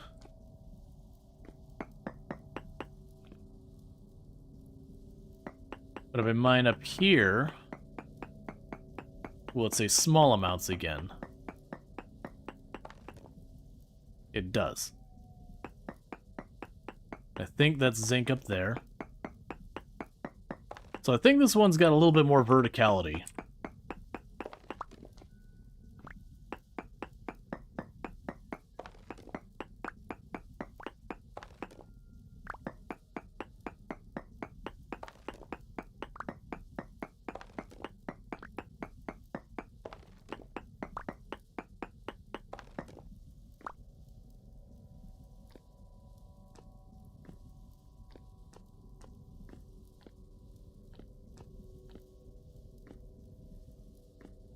Okay.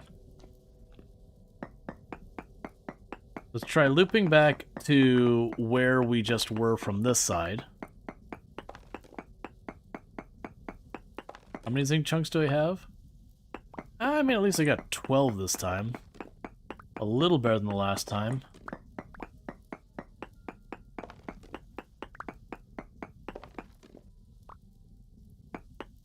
Okay.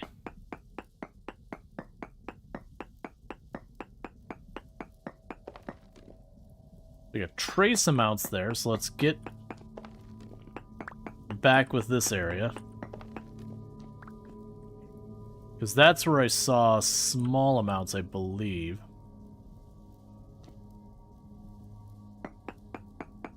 Hey, Night Dweller, how's it going? Yeah, so check over here, see if we get the small amounts to pick up. Yes. Okay, so it looks like I want to go that way.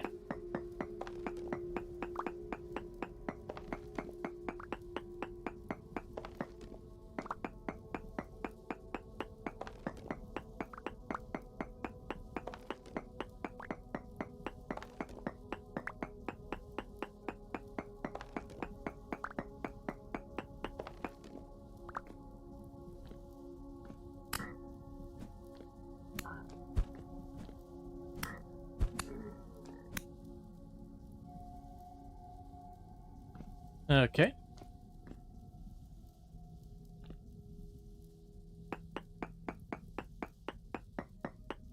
So, what about this way more? Trace amounts.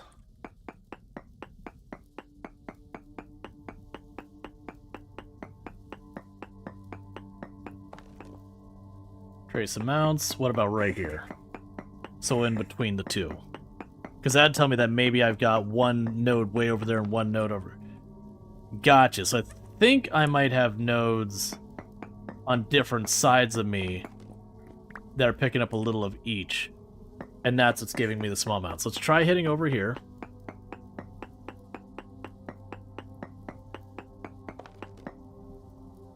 Yeah, so that's what I think's going on, is I probably have a little bit over on this side somewhere. And a little bit over on the other side.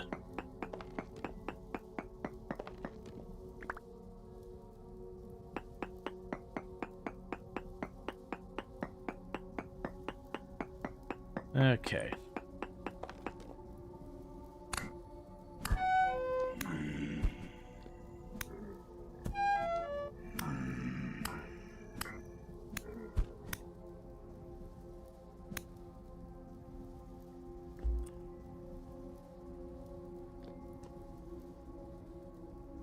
Probably need to get out of here. Take my ill-gotten gains and go. Especially since we're running out of food. And I have no idea how to get out of here anymore. Oh. Quartz. I forgot about that.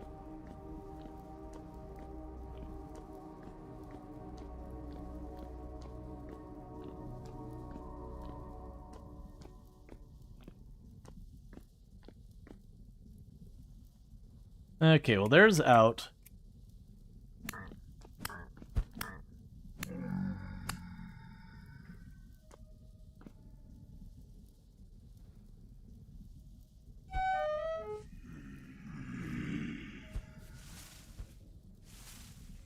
Okay.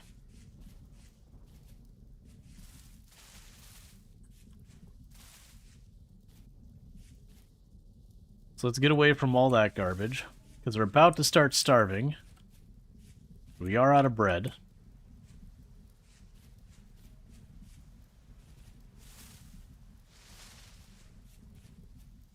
But we did get ourselves some more goodies. And the game has decided that all music should cease and it's eerily quiet, and I don't like it. There's a rift over there, so I'm probably going to have things throwing spears at me here in a minute. Or the arrows, or whatever they huck at you. They throw bad times at you. That's what they throw at you. Big, pointy, bad times.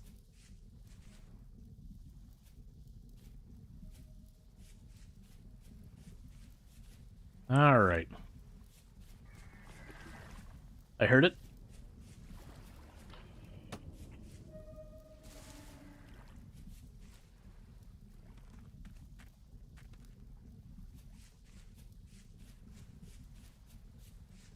And now I'll start taking damage from starvation.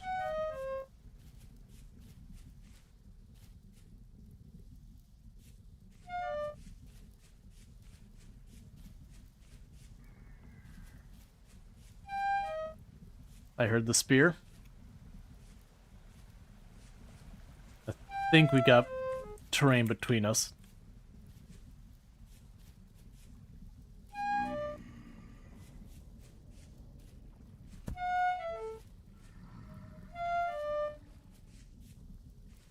Grant, we're getting to the amount of life where a stiff breeze will kill me. I need to get out of there earlier than I did.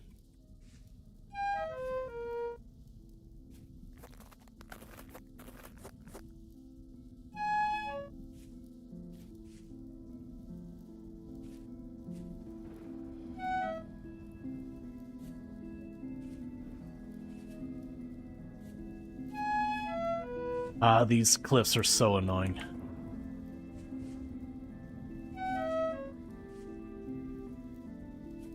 Makes it so hard to go even the shortest distances because you gotta climb the whole thing.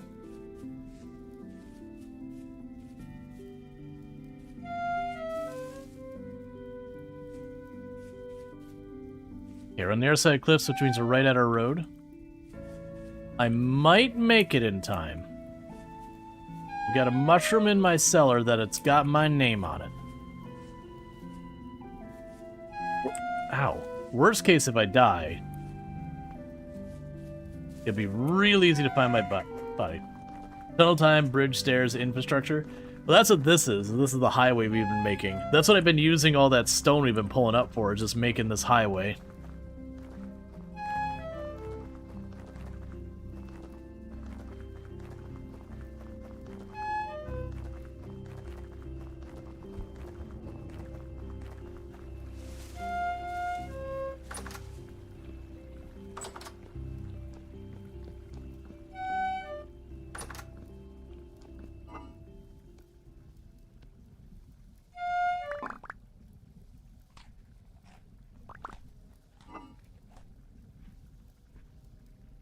Oh.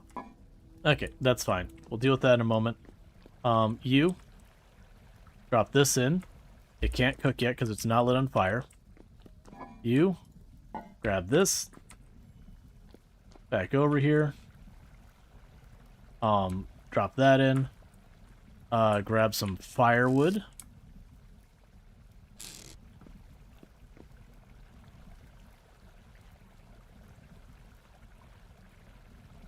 Oh, drop you there, X.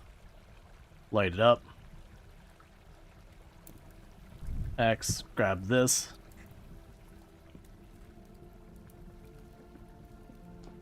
We can drop that there.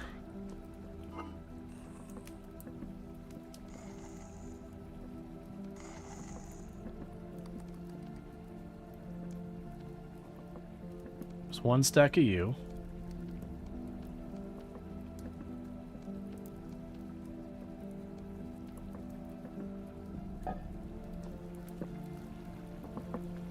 Please, sir, I'm very hungry.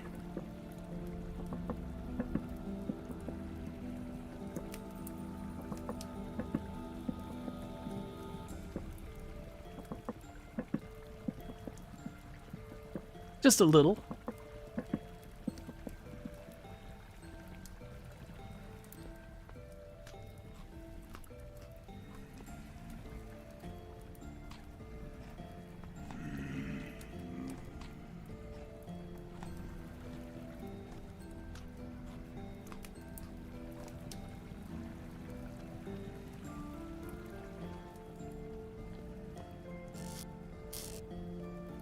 We'll deal with that in a minute.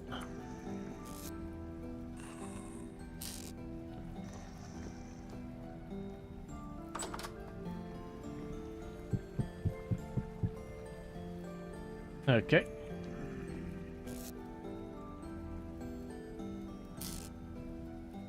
We can grab this.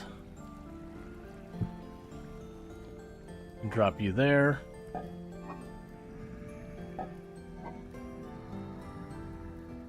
Nope, that's not dirt. I'm fresh out of dirt. Really? No dirt in this whole place? Oh, nope, there we go. There's the dirt. I was about to say, like, there's no way I'm out of dirt.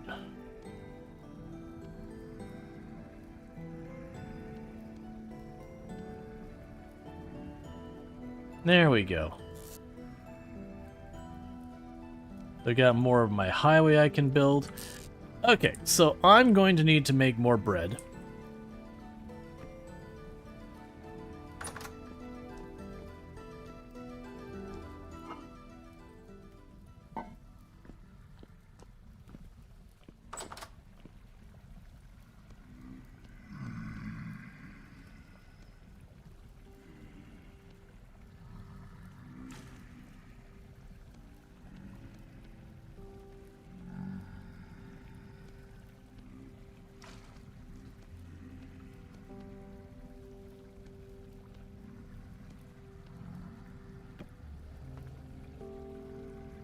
Okay, so we've got all you set up.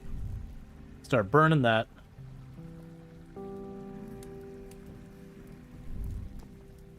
And I realized I had more bricks still laying down here.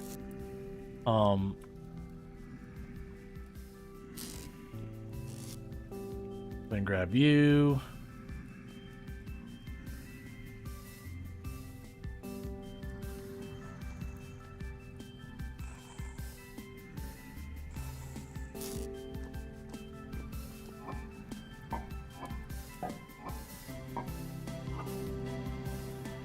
Cool. So we got a bunch more highway to make.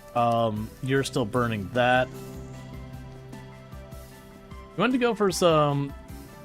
Let's see, you wanted to go for some food. You're lying awake in bed for the past 4 to 5 hours. Hope things are going okay so far, but it looks like it was productive. Yeah, no, we managed to not die somehow. But we're making good progress. Just working gradually at getting our place to be nicer and nicer.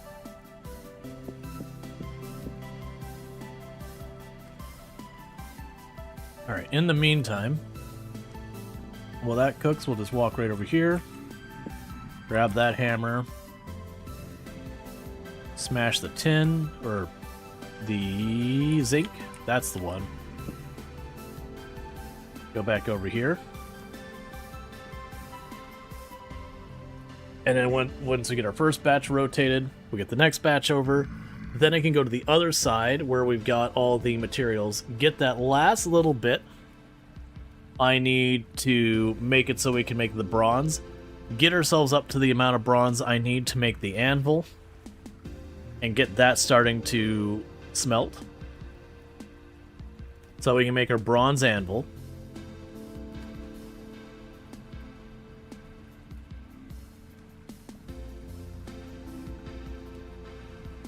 Alright, come on. You're gonna make me burn my bread!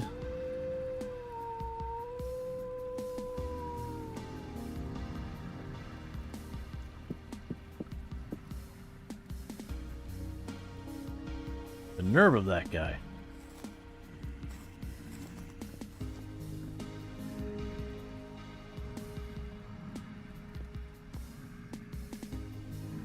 Okay. Crust caster. Oh, that's for the tin. So drop that. Grab you. And grab you.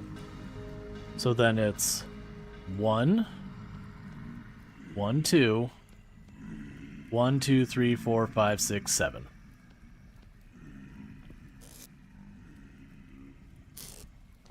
Stop shaking violently at me. Stop letting me see into the abyss.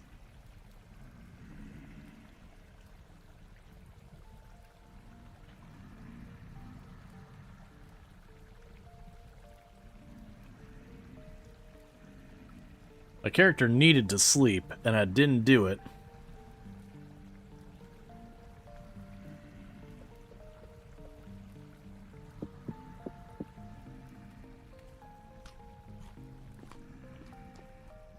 Okay, and we'll grab the charcoal.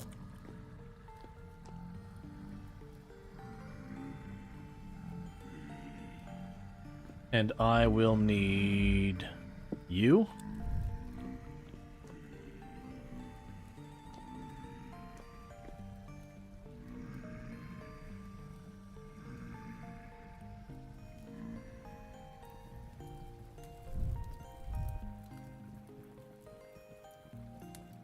Okay, so that's being prepared. I've got that ready.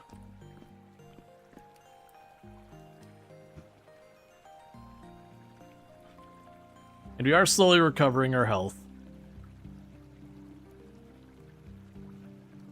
But I really should be making bandages and all that. That's things I'm looking forward to. Good news, it's the weekend. Bad news, it's you're human, you still need to sleep. I know, right? Silly sleep. Get in the way of all the fun.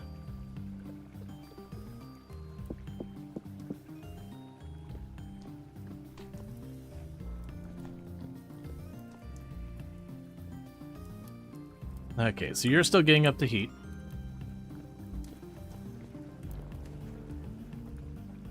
Ah, I didn't seal that hole up there as well. Okay, so we need to go and get that sorted. We'll worry about that after our bronze anvil is poured.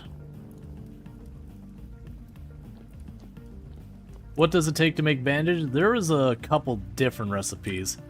Let's see here. It's under clean bandage. Yeah, so we've got the clean bandage. One is I can get linen fabric. Another is I can get 2 things of flax twine. And the third one is I could rip up certain clothes. Which, honestly, do I have some clothes over here that maybe I could rip up?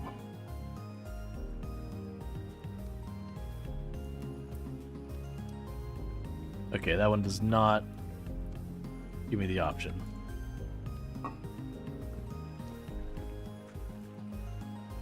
You can use horsetail as well? I should double check with the recipe. There was one of those I remember there was like an extra material I needed, and like the plant part was easy to come by, and then there was something else.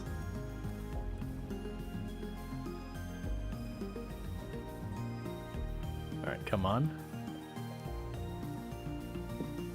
I pulled you out seconds too early.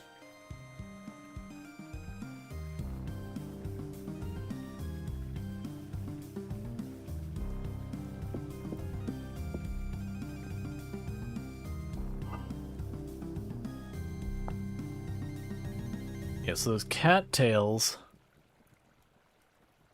shield basket, hunter backpack, horsetail polis from reeds. And that requires the flower called horsetail. I see. I missed that one.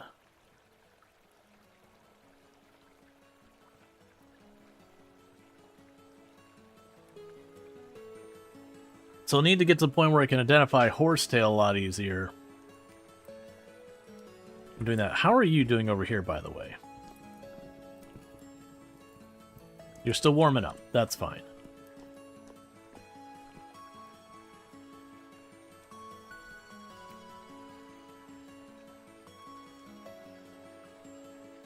Baking temperature is 200.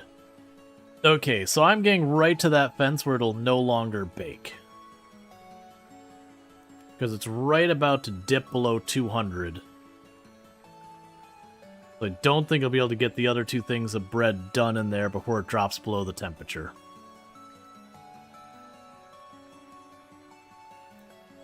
Like, I might not get these 2 done.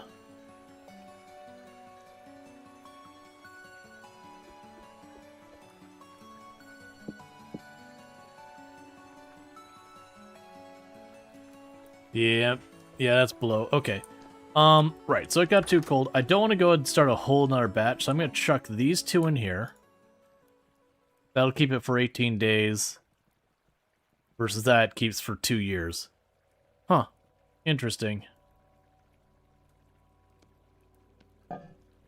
That's still fine. That'll be plenty of food for me to run around with. Let's go get our stuff here. Oh, it still bakes but slower? Gotcha. That's fine.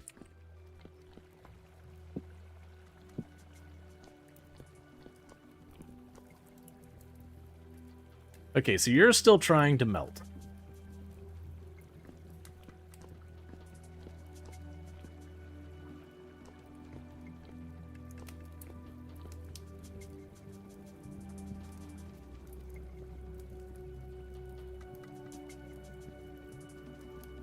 It's just a lot of material because I'm making an anvil.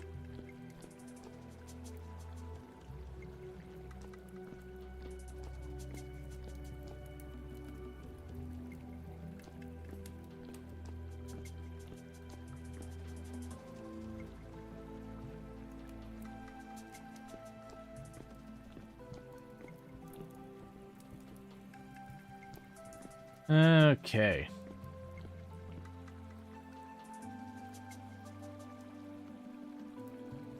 You can also burn bread on purpose to make it last longer, which you think is funny as a hater of anything burned tasting. Yeah, I mean, I guess you would probably prevent it from going bad as fast.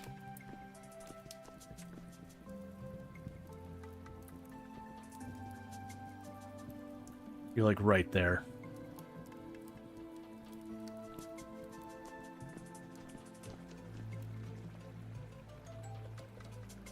All right, we got the bread.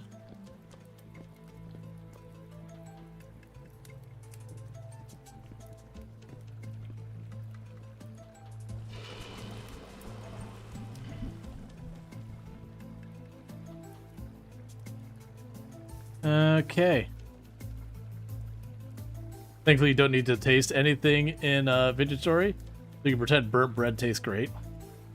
Alright, so with that, we've got enough bronze there to make our bronze anvil. So let's see here. Anvil... the bronze anvil. Anvils can be broken down into ingots using a chisel. This will require an amount of chisel durability equal to the full durability of the chisel of the same material as the anvil. So that's going to be you. Because we're done with the copper one, I believe.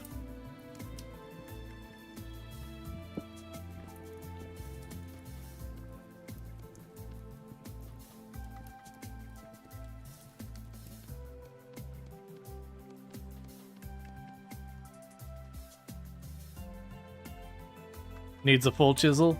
I see. I understand. So I won't worry about that right this second then. So put you back. Put you back. Alright, so what I was going to check is... So, iron tools. If I wanted to make an iron axe, I would need... the iron axe head, which needs an iron ingot. Actually... Smithing. I'm assuming that's probably what I needed it for, because I probably needed the bronze for making iron tools.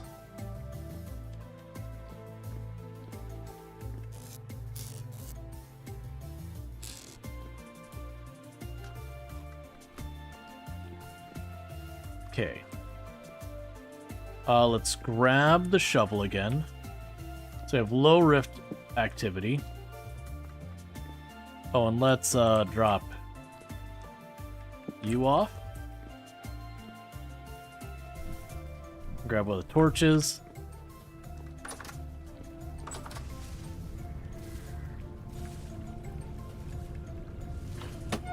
I heard it. I couldn't tell where it was at, though.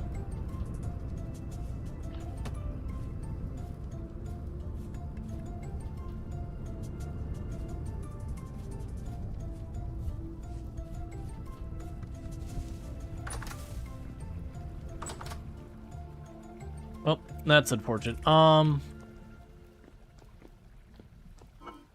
gonna do real fast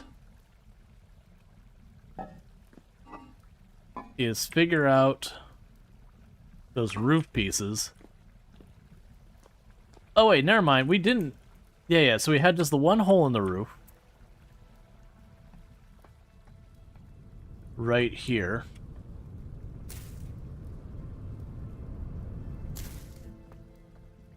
That's clearly wrong.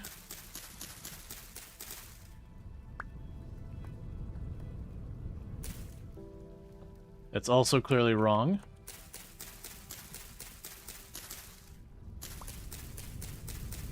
Trying really hard to not have to go back up here.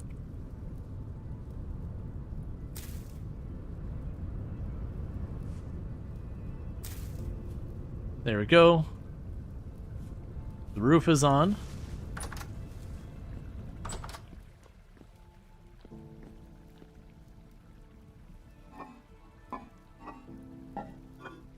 Okay, we can drop you off. Alright. So I've got that sort. I got a couple of sticks here. I need to sort out. Right now you can go in there. Oh, I got a bunch of mushrooms in here. Okay, I didn't realize I had a stack of mushrooms sitting there. Well, let's get those into the actual cellar. So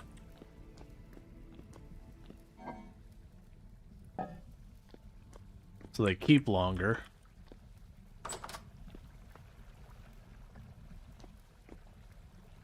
Alright, and as much as I don't want to sleep, I'm sitting on like 2 health. So I just need to sleep to recover some health.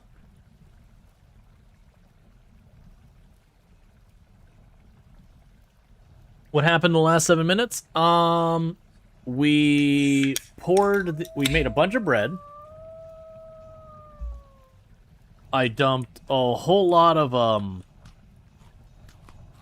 we made a whole bunch of bread, which I'm just gobbling down a bunch of.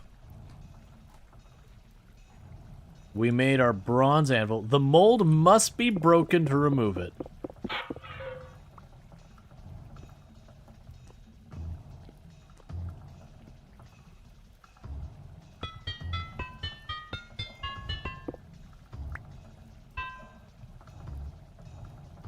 And would you look at that?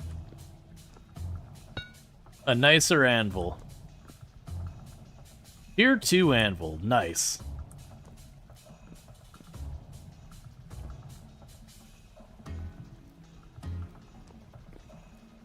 So we woke up in the middle of the night. Alright, well let's just get stuff done then. So I'm gonna go ahead and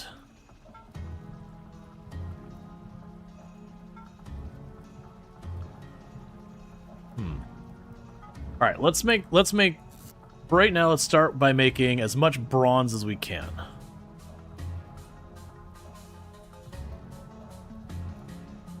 So that's gonna be our limiter right there.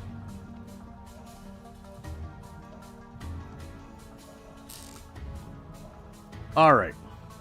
So how many of these do we have? We have 1, 2, 3, 4, 5, 6, 7, 8 ingot things. So let me check. It was 7 of that, 2 of this, and 1 of those.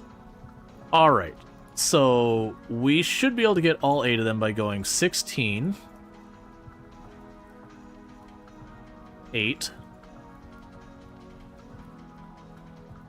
and I have no idea what the number was.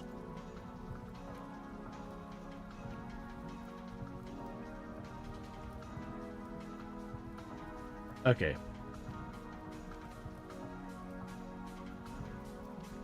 Alright, so my math is totally off. So I need another 16, so we're going to 32. 16. And that'll be 112.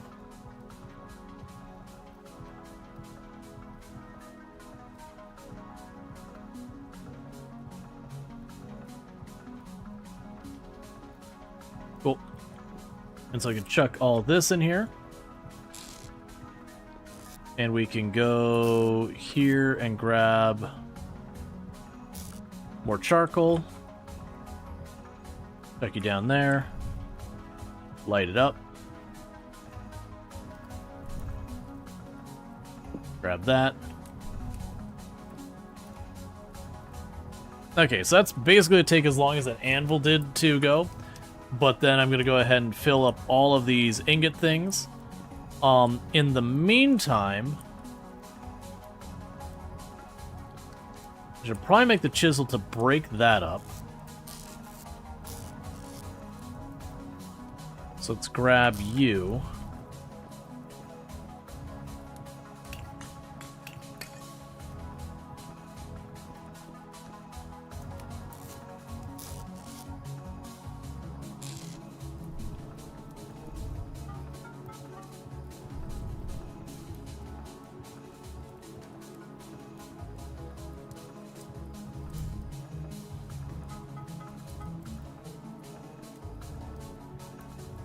Alright. We will need the hammer.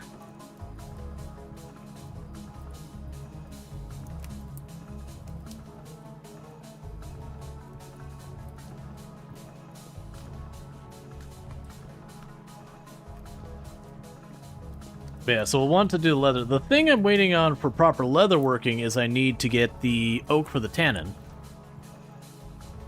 That's ultimately the big problem.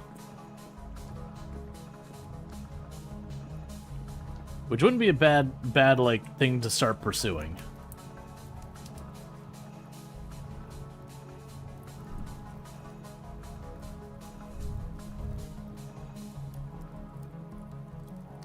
Yeah, you know what that is?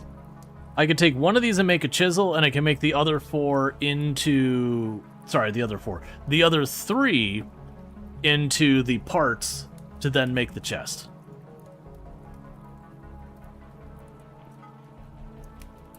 I didn't mean to do that yet, but okay. Chisel.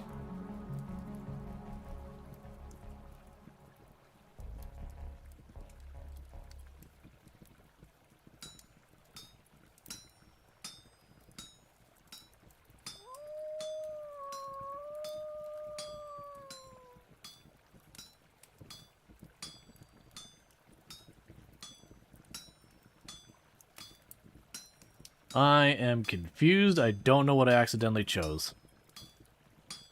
Okay, it is the chisel. Cool.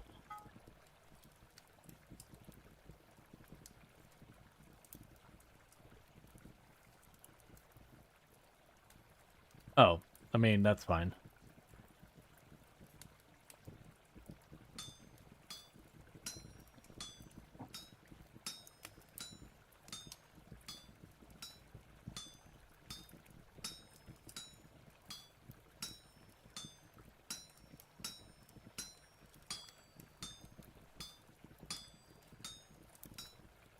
Making our hammer. I do already have a spare sitting over there. Okay, you're still going. But I do already have a spare on the shelf that's at full health.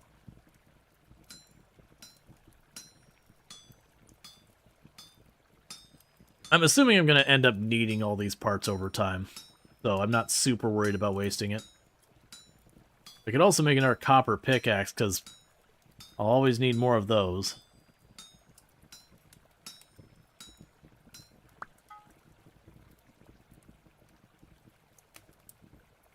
Yeah, that was kind of my thought as well. Never enough chests. I'm like, yeah, you always end up needing more. You love when your internet just randomly throttles your speed for no good reason. My brain was like, that there is a good reason. Your ISP was like, F you, man, personally and individually. But that's just ISPs and what they do.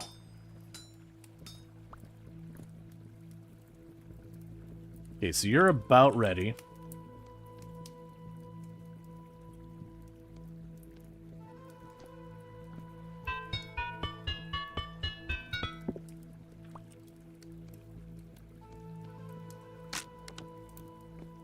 Okay, so that gave me 8 ingots.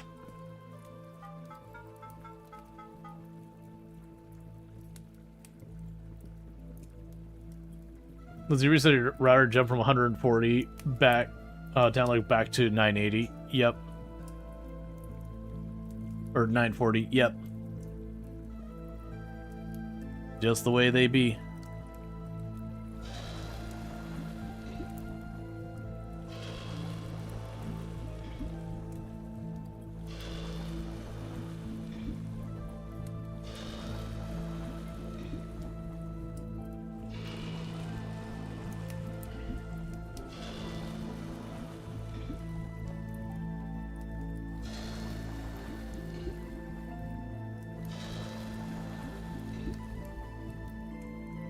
Alright, and we got ourselves a whole bunch of bronze ingots being made. We got a bunch of these. Okay, so let's check what we can use these parts for. So we can use them for chests. We can make better doors. We can make plaques. We can make skull racks. We can make a saddle. A sturdy saddle. A bug net. A scrap bomb. A rift ward. The heck is a rift ward? All I know is it's using a lot of parts that I do not have. So don't worry about it.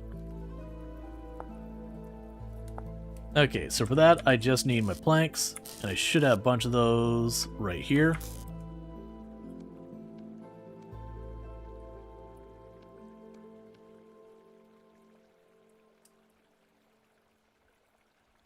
That's for bookshelf. Wooden chest.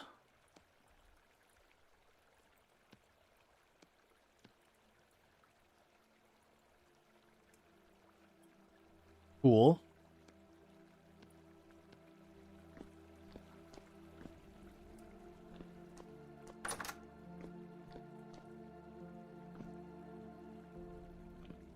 How do I want to go about this? What I probably should do, start by replacing some of this stuff here that really shouldn't. Gonna craft the chest farther? Oh, right. You mentioned I need to do it like that. I wasn't placing them on the block, on the ground, but yeah. Okay, so that means I need to go in here and figure out how to move this stuff around in a way that makes sense. What's that? Oh, that's my bread. Of course.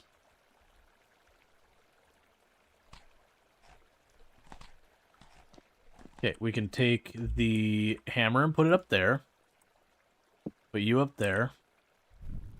Put you in the hand.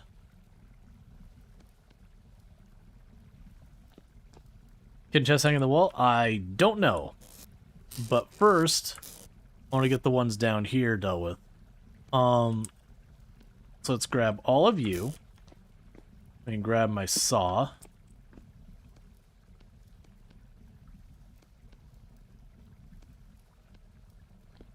Put you back.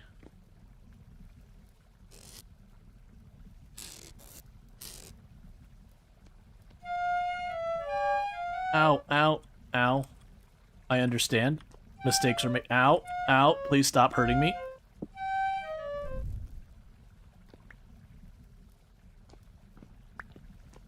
What do you mean I can't pick up 1084 degrees Celsius pieces of,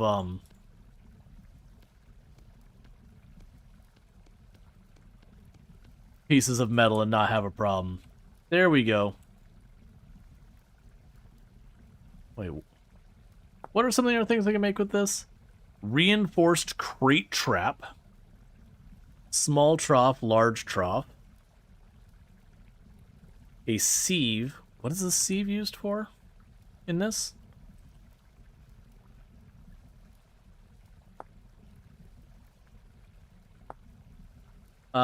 Sieve. I'm assuming we would use the sieve for the same thing as, like, your pan. Sieve makes pipes? I see. Interesting.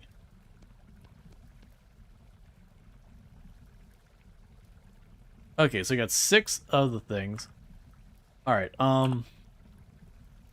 paper, not pipes. Ah, right, I see. Oh, yeah, that makes way more sense. I was like, huh. I wasn't getting it, but yeah, that makes more sense. So we could have birch corner roofs. I'm not doing that now. Birch planks. We already have that. We've got a bunch of these mechanical parts. A hen box, which would be for the chickens. A fruit press. So I would need resin and fat. An armor stand, which is kind of cool. Stairs and plaster. And a bookshelf. And a display. Okay, so for right now, I think what we do, we put those away. And that's fine for the time being. Okay, so we've cleaned up some inventory space. Let's grab all of you. And then smack that a bunch. Let's see. 1, 2, 3, 4, 5. I want to not have one right in the corner.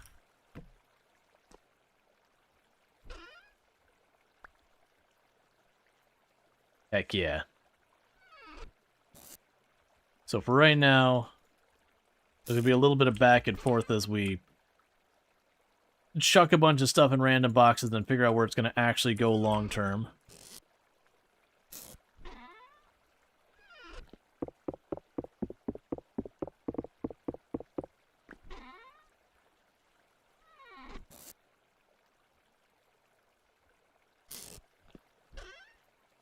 Think you can stake them? You can stake them. Not sure what you mean by stake them.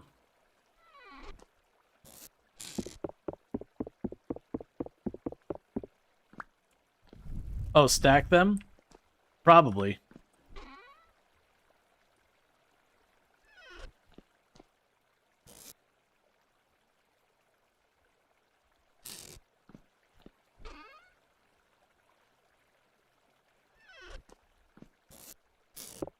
All right.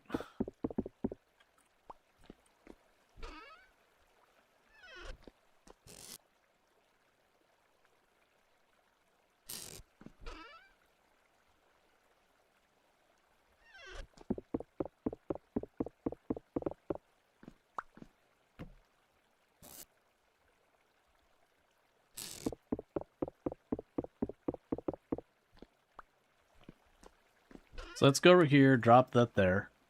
We'll put this stuff here. Okay, that's blocks. So we'll grab all of this stuff and move it over here. You get in there. Part of me wishes there was like an auto sort here. It's fine. Yeah, so it's kind of like the random junk box. I'll put the clay in here as, you know, a quote-unquote... Nah, that shouldn't be a block. Alright, so put that there. You can go in here. We'll grab the wood and charcoal and firewood. Put those back. Okay, so we'll leave that there. We got the clay in there. We got this here. So we'll grab all of the metal stuff. You're going to go in this box. Same here.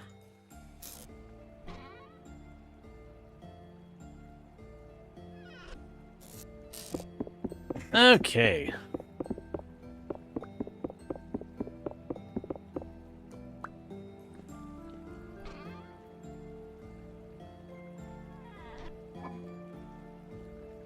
So I've got seeds and all this stuff. Let's grab a bunch of that. Okay, which box? That's the crafting stuff. This is blocks. Seeds can go in here for right now with this.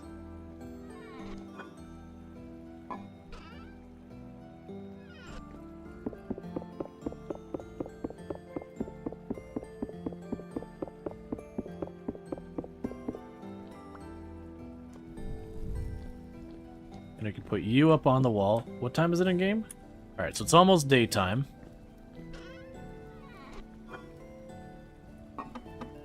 So grab this, because you could go down in the cellar for food storage later.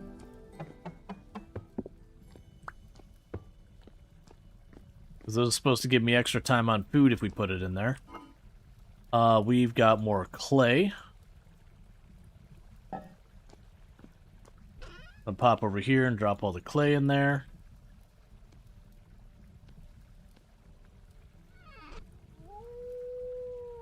Oh, did I put the wrong one where? Yeah.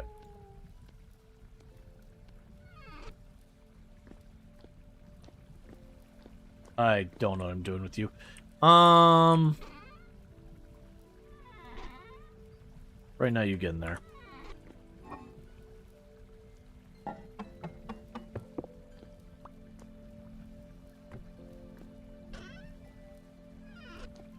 Okay, so let's go. All of our construction kind of things we'll chuck in here.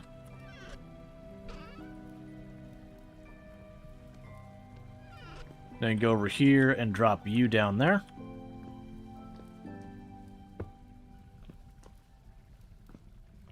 To continue making our cellar a proper cellar. Okay, we'll grab all the borax and put it over here. I've got peat and all that stuff. So the peat I will drop in here. The stone will go here. Really don't know what to do with these worn out clothes.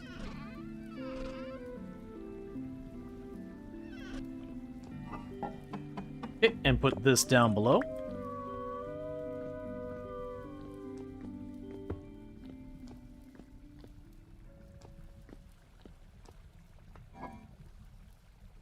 Alright, so all the leather stuff and the powdered sulfur.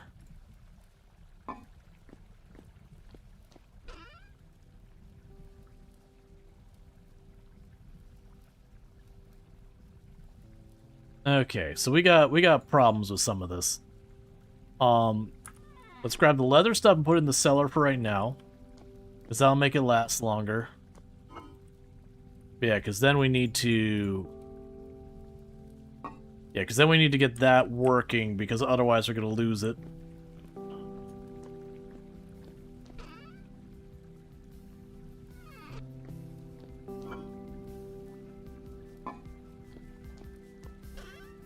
You know, put the pan there. What should not be in here? I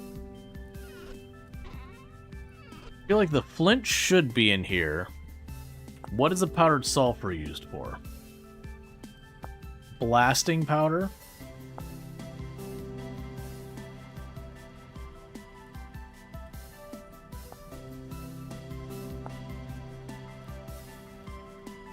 We would need honey for all that. Sulfuric acid, which is an ingredient for chromium sulfate.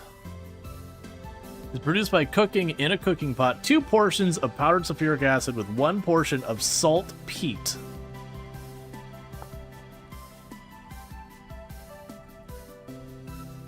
Okay. Time to make some bombs or a fertile garden. Okay, so salt peat. Okay, like... That's deeply concerning. And you make chromium sulfate.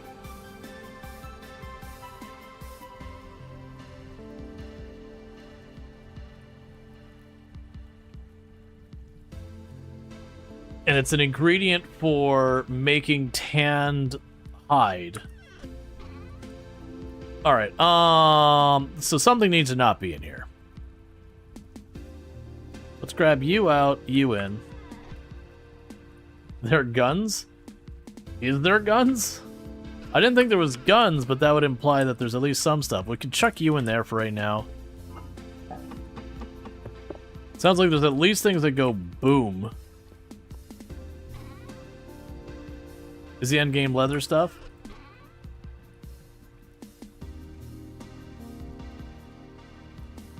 Alright, so something, we can grab the reed hives out of there, drop you in here.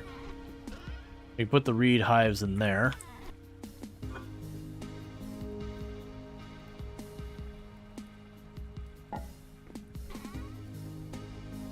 Okay, let's grab you down there, drop you in here. Flintlock guns are in the game? Gotcha. Interesting.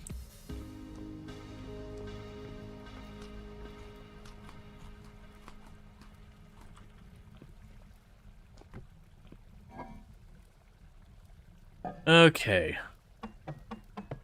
Only as a mod? I see. That makes more sense, because, like, man, that'd be a weird addition with the way everything else was in the game.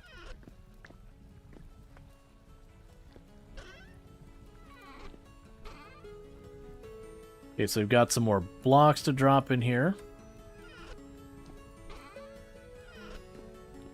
I'm gonna have to use up some of these materials.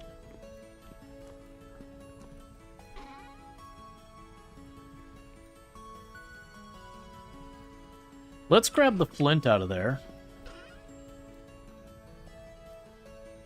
Drop you in here.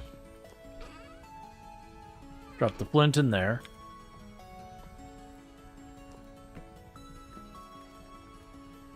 Okay.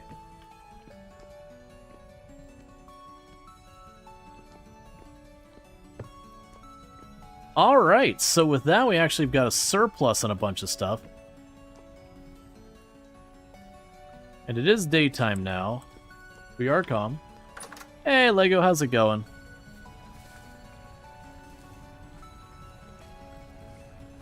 So let's top off our barrel of water.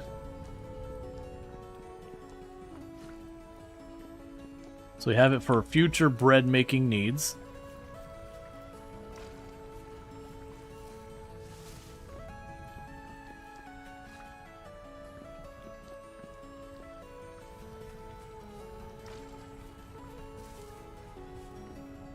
Okay.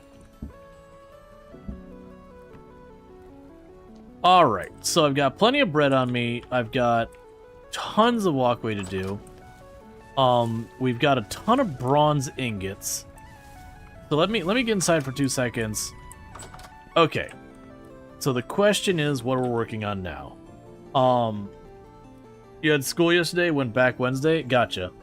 So we have our oak trees were down there. So let's go get some oak.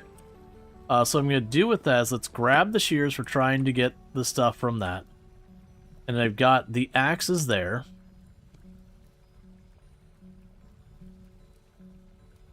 I have too much crap in my inventory.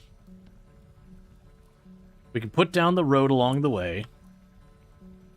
And I don't think... I have a copper axe. Yeah, that's, I need the oak to get the tannin for the leather.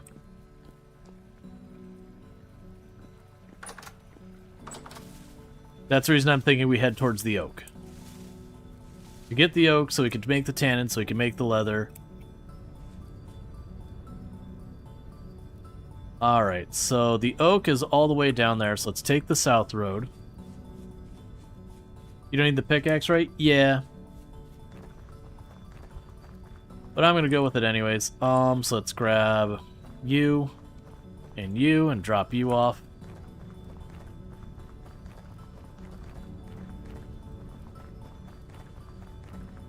I'm just gonna get this highway built to drop all this stone off of us, because that's 3 slots of inventory.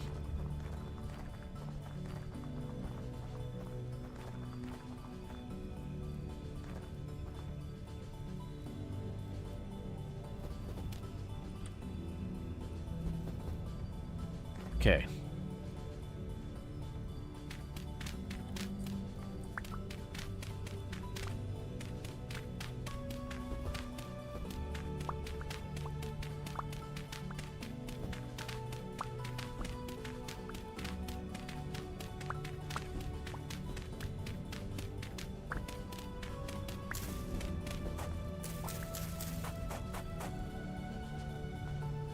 All right. Anything to make useful snow other than water? We can find out.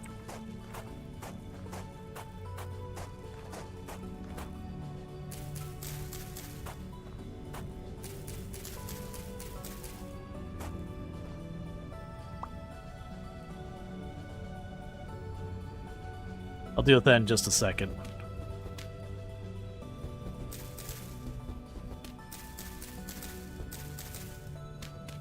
Okay.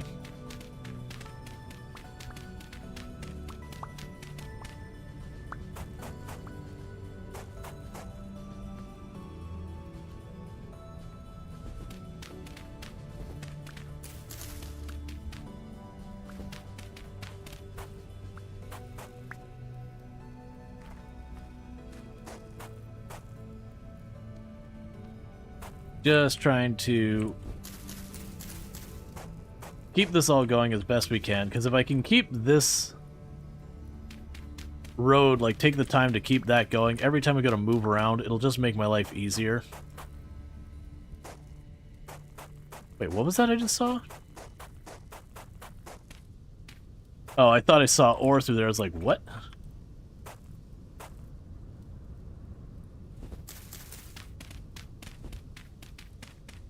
Okay.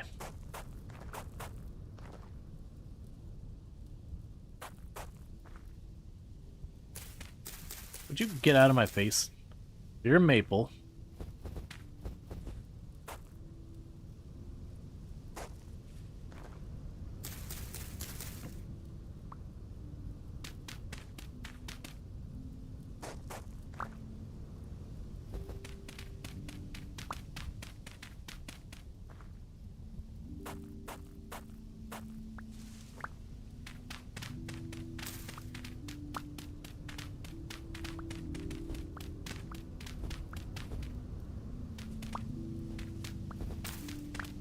Alright.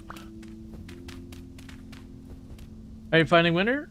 It's been good. Not been feeling any real stress so far trying to survive the winter.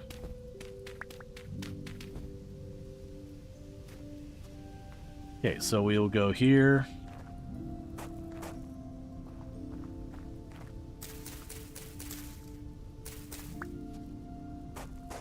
Like, I still have tons and tons and tons of food stored. I'm sure eventually it'll start to run thin, and then I'll be like, oh man, I really wish I had more food. But so far, it's not been an issue. Do you really need to... Oh, do you need to stay warm? No, I don't believe so.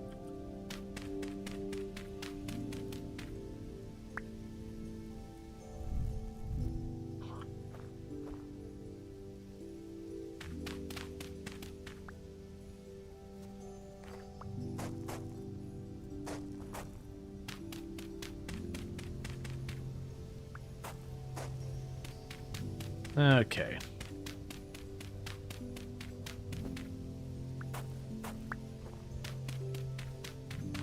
You just ended your first winter with the cellar full of food. It's just a problem if you don't prepare. Or if you don't have warm clothing.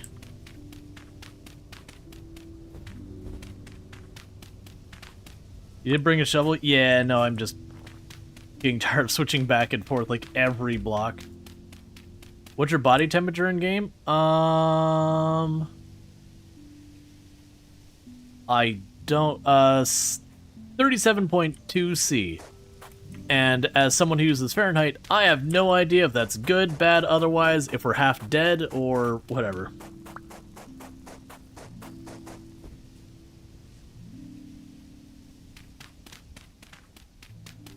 Okay.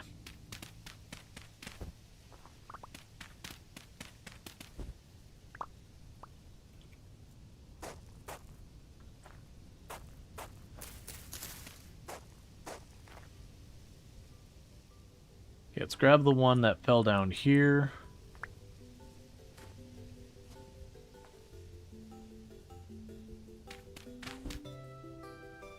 All right.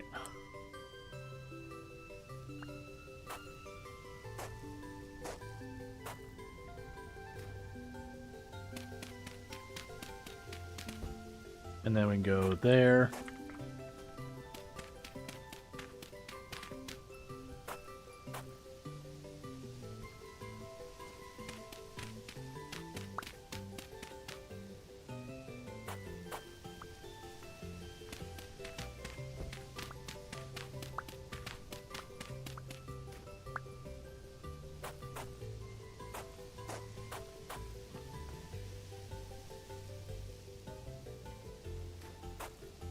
It's gonna be ramp, ramp, ramp,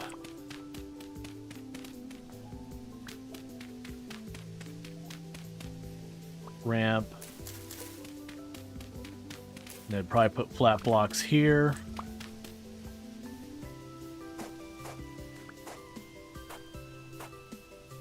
Okay, well that took forever to get through all that, but we have massively extended that road.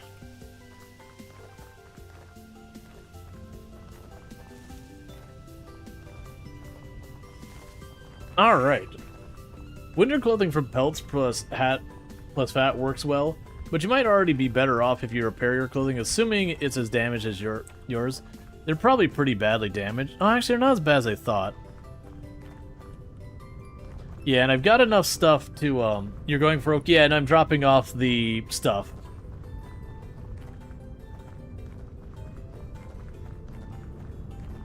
And then we're gonna go back for the oak. My intent had been to go straight for the oak, but I didn't realize just how much road I had made just sitting on my inventory. I had dug up a lot of dirt. Okay, so you drop all the dirt.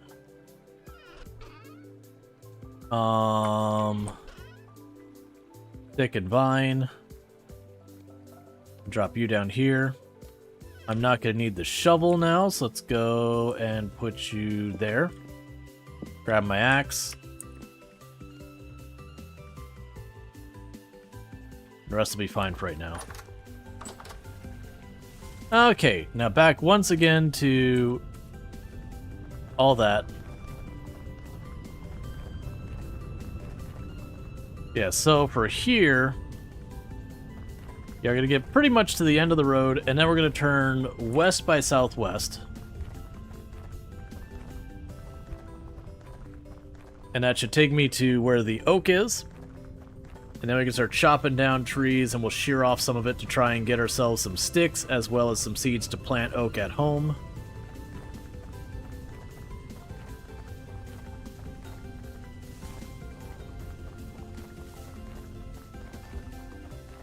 Okay. Hey, FG, it's good to see you. Can we get a shout out for FG Squared, by the way, fellow member of the Halcyon Frequency stream team, and a fantastic content creator. Plays a whole range of indie games, RimWorld, and a bunch of other stuff. Always a good time in playing a whole lot of, people mentioned it earlier today, Story of Seasons Bizarre. So where people were like asking about that earlier, you can find that content right over there. But I hope you've been having a good day and all that, FG. I imagine you're just getting started. But it's good to have you, as always. Okay. So let's get over here real fast to get our oak trees.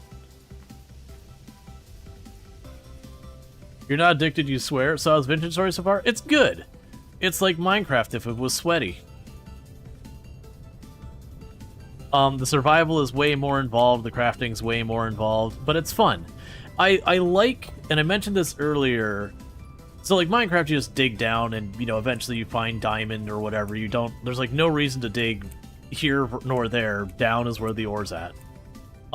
Here, there's like a whole prospecting side of it where you have to go and find it, so it takes a lot more to find ore. But it feels way better because when you find it, instead of getting like, you know, 4, 5, 6 nodes, you'll find a vein of like 30, 40 nodes. So it's very satisfying to just locate it and just dig the whole thing out. Okay, so we got pine. That's not what we're looking... Oh, actually, pine... We should keep an eye out on the pine because I do want resin. Oh, no, no bad doggy. No, no. Go back to sleep, doggy. I don't want to be mauled right now. Nor do I want to take the time to kill you to fill my inventory. I'm not going the correct direction. I need to be going west way more. Good description, to be honest. Yep. Have you played Vintage Story, by the way? I think I asked you that before, and I think you had, but I'm not sure. I've talked to a lot of people about it, and I don't remember who I did and didn't. Okay, so I got some onion seeds. Well, that's unbearable.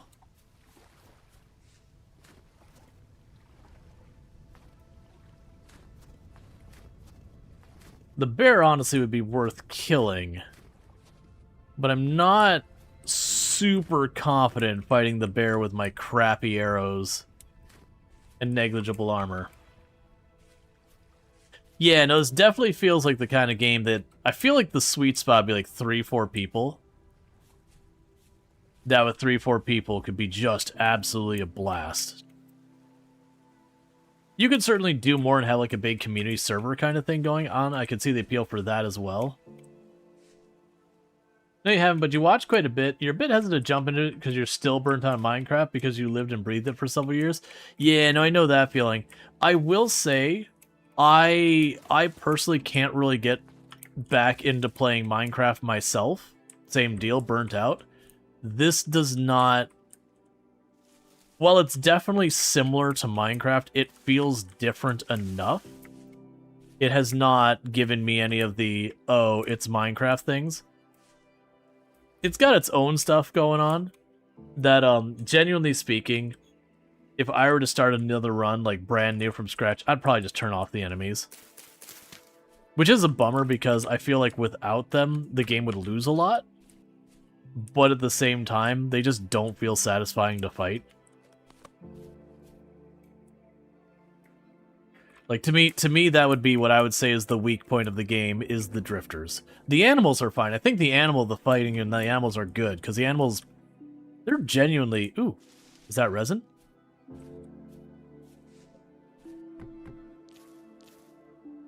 Neat.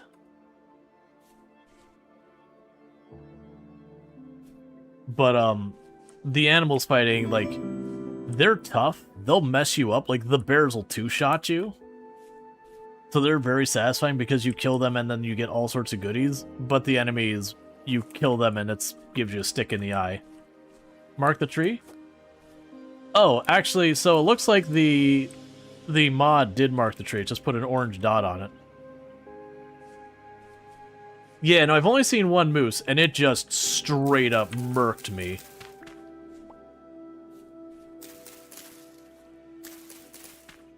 Why don't you try to grow pine? Oh, that's not a terrible idea. Oh, and there's oak right here, too.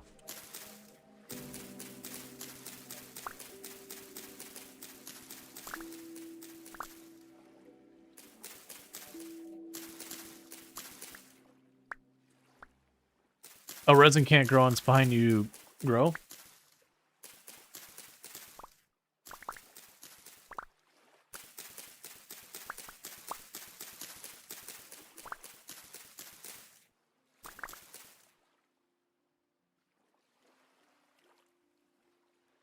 Okay, so I'm getting some oak seeds.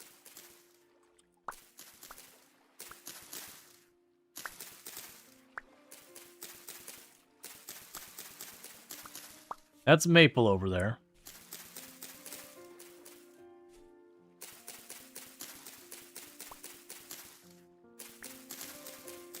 And that's maple. And that's maple.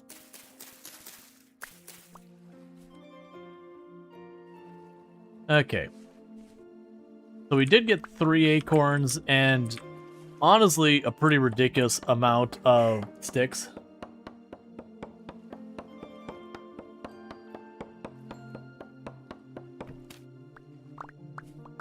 We're grabbing this for leather working.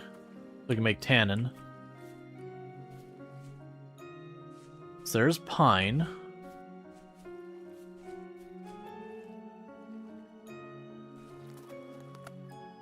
That's maple.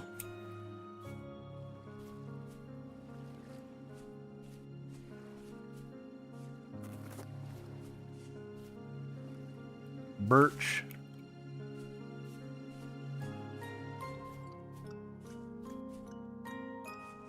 But yeah, no, if it's something that might interest you, FG, I did find, to me personally, where I can't do Minecraft anymore.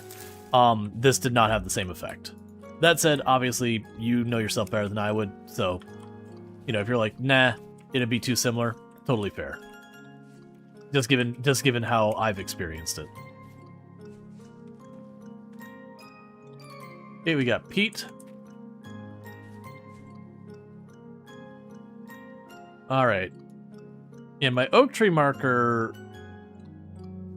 Oh, I just burned right past my oak tree marker. That's what happened here.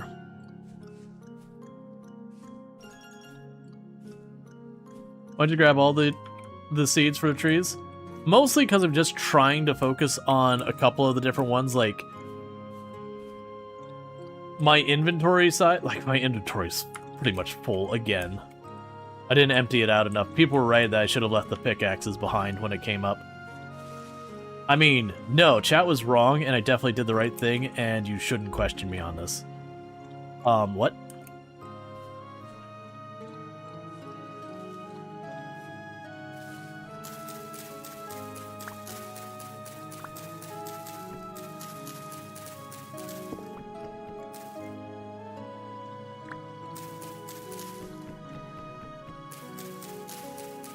Okay. They're just gonna hack all these apart.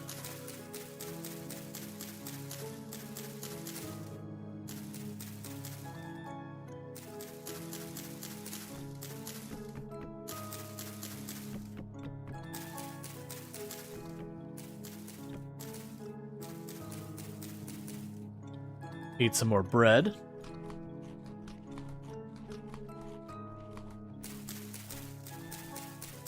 But yeah, also, and if you're trying to get ready for stream and all that, don't let me keep you in all that.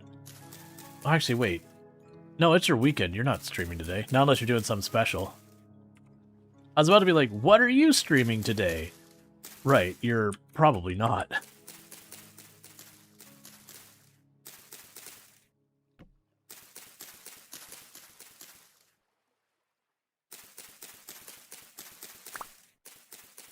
Okay.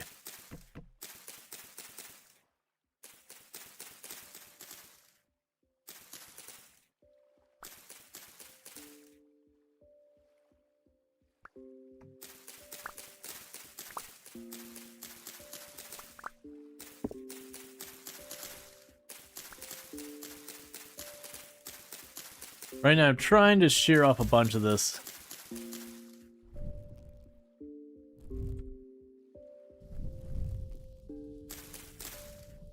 To hopefully get a bunch of acorns for planting at home. Since I'm sure I'll need to do a whole lot of leatherworking before this is all over.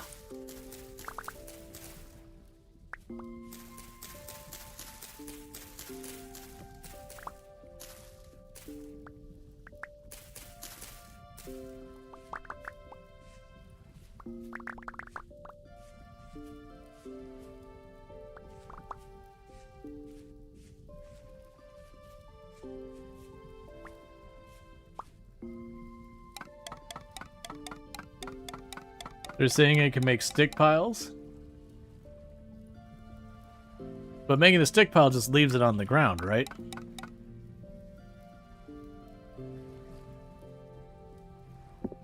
I can't, like, pick it up as a pile. Because I do want the sticks. I'm going to use them over time. Alright, now it's time to make mistakes, chat. So we're going to break this axe. Shift click to pick them up.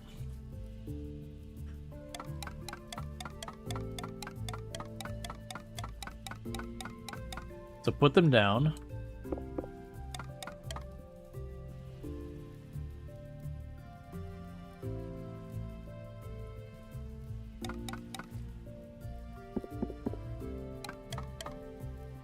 Okay, so it just, I could stack them. Ah, piles don't disappear. I see what you're saying. So if I had too many and I need to leave them and come back, I can shift click them to, like, leave the piles here, go do what I'm gonna do, come back for the piles later.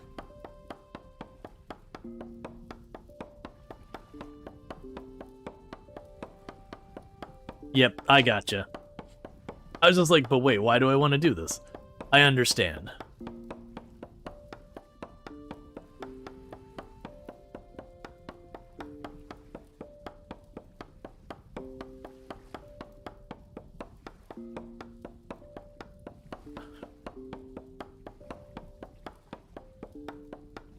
And my axe should just straight up break.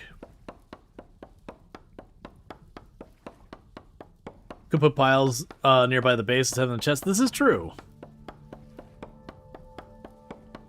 This should break my axe soon.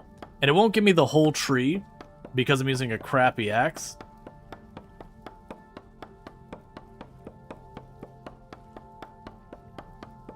Yeah, no, I know on my offline save. Oh. Oh, okay. So it switched to my copper axe, and then my copper axe almost instantly broke.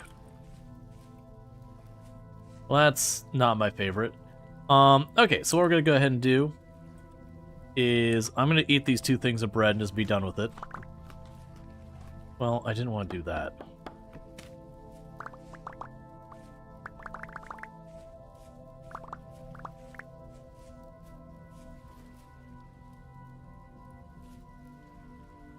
You can also fill your crafting grid to make stick mats. To condense them. Stick mats.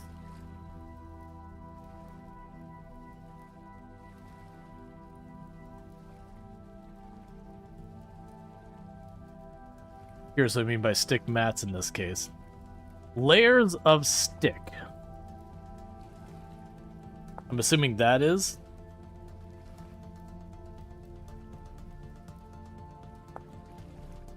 So it'd be a layer of sticks, and then when you drop it...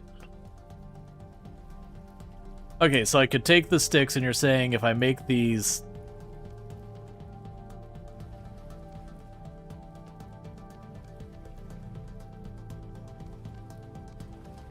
that they might break down into more.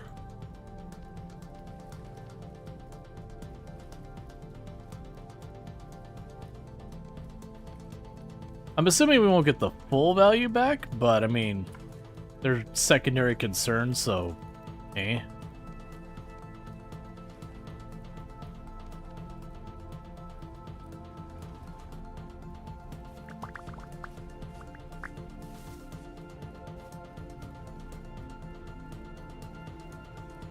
Okay.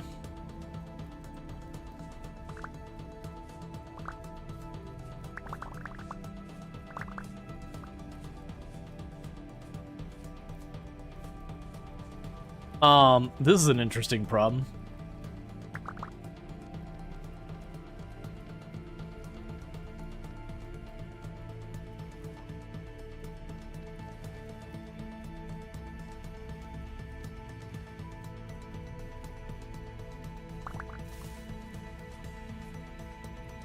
How hard is it to make a knife? A knife is pretty easy.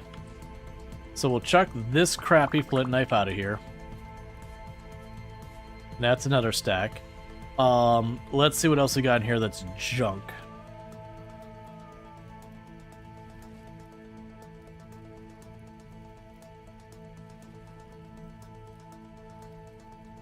There's another flint knife.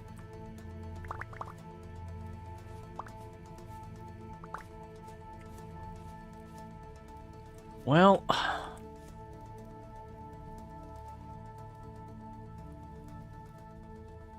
the flint arrows, I mean, but those take feathers, and feathers are annoying to get. Honestly, get the onions out of here. We'll take more of those. Get you out of here.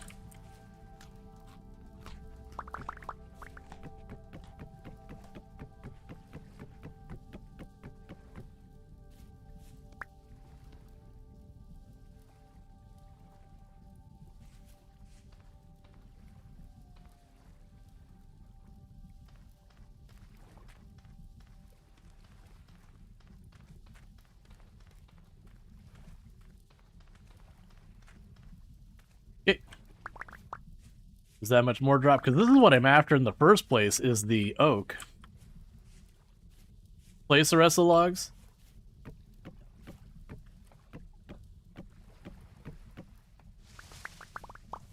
This is going to take so much time because there's so many logs.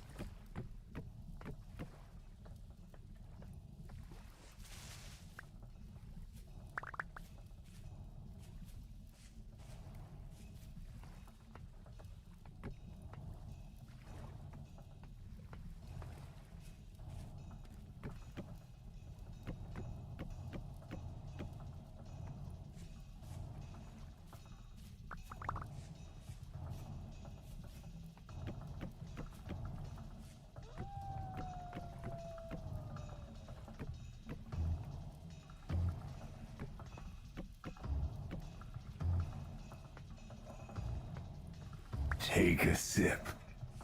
What's the worst that could happen? There we go. Yeah, it's a big oak tree. Yes, it was. Hey, Sherry, and thank you so much. Can we get a shout out for Sherry Kind, by the way? We got the... Did we get a shout out for FG? I don't think we did. One moment. Let me go ahead and get these shout outs out. So, FG squared. So for those who don't know FG squared, again, fellow member of the House Get Frequency stream team, playing some Storey seasons recently, so go check them out. Plays a lot of indie games, RimWorld, a whole bunch. But definitely check out all those.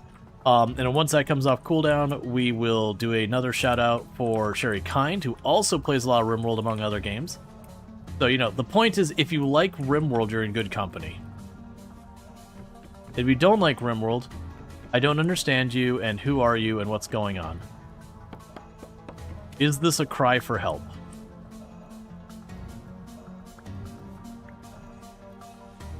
How's the run going? It's going good so far. There's more sticks up here from the oak tree. I'm not going to bother picking them up. Okay.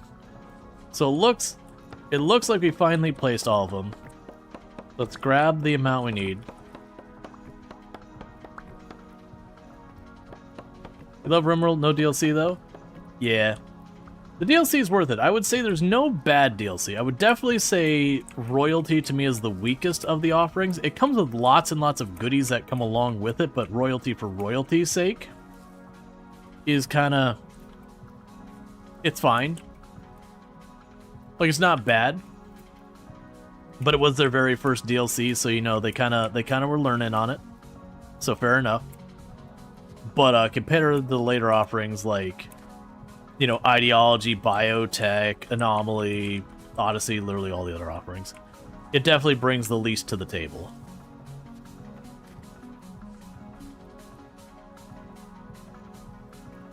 Anomaly is your least preferred? Yeah, no, Anomaly is definitely the most divisive of them. For me personally, Anomaly is my favorite DLC of the DLCs, but I will also say it has the lowest replay value. And that was Horsetail? Horsetail. Ah, those things. Gotcha. I've seen those in a lot of places. I just need to get them.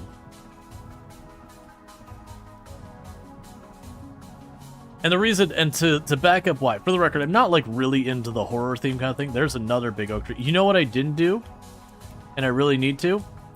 I did not mark where I chopped that tree down. I'm already too far away to know where I did chop that tree down. Well, I'll find a reward someday when I run past it. I'm not going to wander around in the dark looking for it.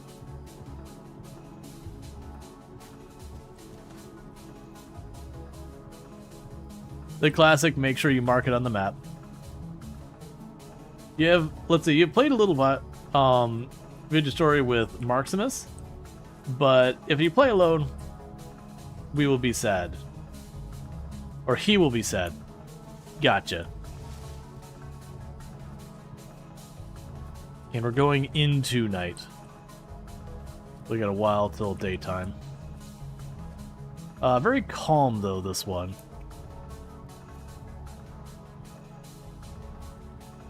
Yeah, so we go west. They'll eventually just take me right to the road. Odyssey's great. That's actually... So that was one of the discussions we had earlier. So we were playing Vintage Story today because, I basically couldn't decide what I wanted to stream today. Like, RimWorld is what I had said I was going to play at first, but I'm kind of in a weird spot of trying to figure out what I want to do for my next run, because I like to do all sorts of, like, weird thematic challenges. And the problem I've run into since Odyssey's come out is I want to do Odyssey things, i.e. primarily the grav ship, because that's how you make the rest of the world matter. Without the grav ship, you know, the rest of the world can just kind of do its thing. All right, let me just quickly mark that there's a cave here. Okay. You know, it's just one of those things that you're going to do the grav ship. But most of the thematic runs kind of need you to stay on a map. And so they become sort of antithetical to each other.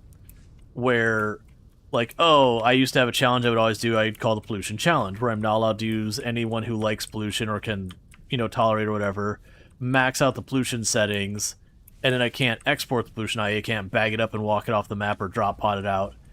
And I just gotta deal and work through it. And it's really fun, like, slow burn challenge where you kinda have to, like, claw your way through little bits of pollution little by little, give yourself a little bit more territory to work with.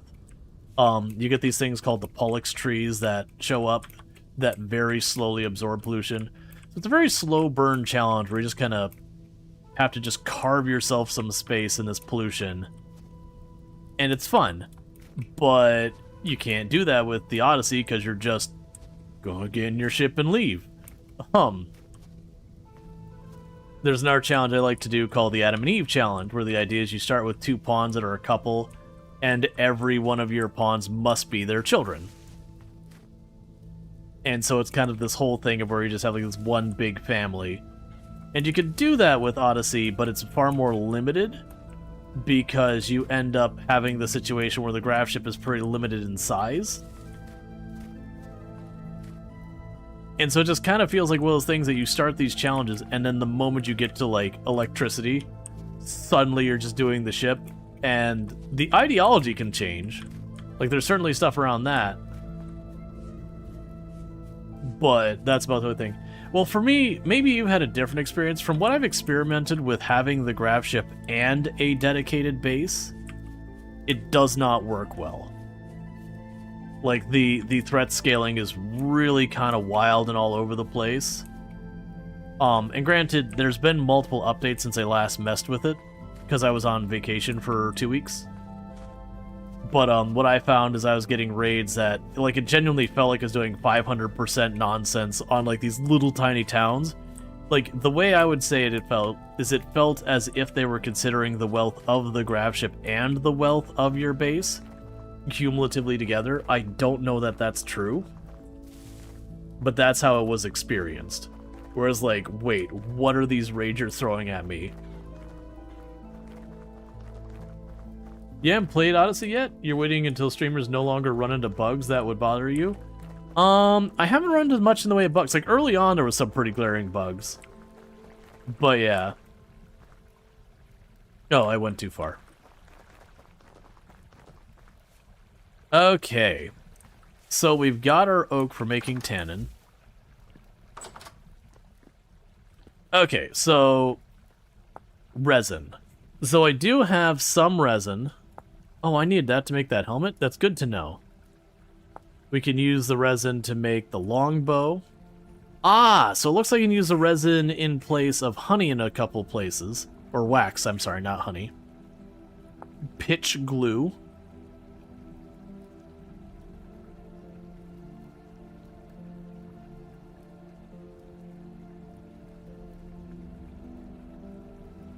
Okay.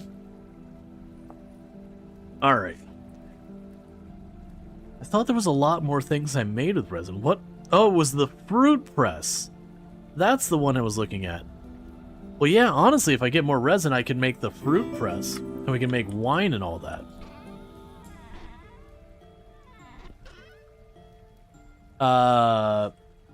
Sure. This game is S tier. I've been enjoying it. So we're going to want to plant all those. We've got our seeds here. So that's good news. I'm going to put my shears away for now, because I probably won't need those. I'm going to put my axe away for now. Granted, it's mostly already spent. And then the oak, I make strong and weak tannin. So I need to put a bunch of water in a barrel with oak to make the tannin. Now once we get the weak tannin, we can make the strong tannin by repeating the process. And let's see, what was the difference? So tannin I use to make prepared hides. And then we use the strong tannin Take a sip. to What's the worst? make leather from the prepared hides. I understand. I get the process here. You lose hours chiseling details in your base? Okay.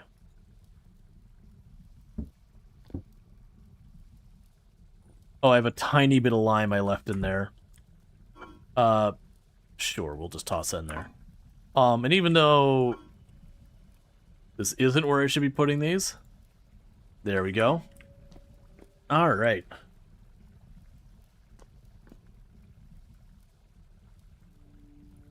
And I got a bunch of acorns for planting oak trees. I'll need to make more food. But with that said, chat, it is unfortunately getting to be that time. It's actually longer than I normally go. Oh, before I forget, let me get that shout out for Sherry Kind.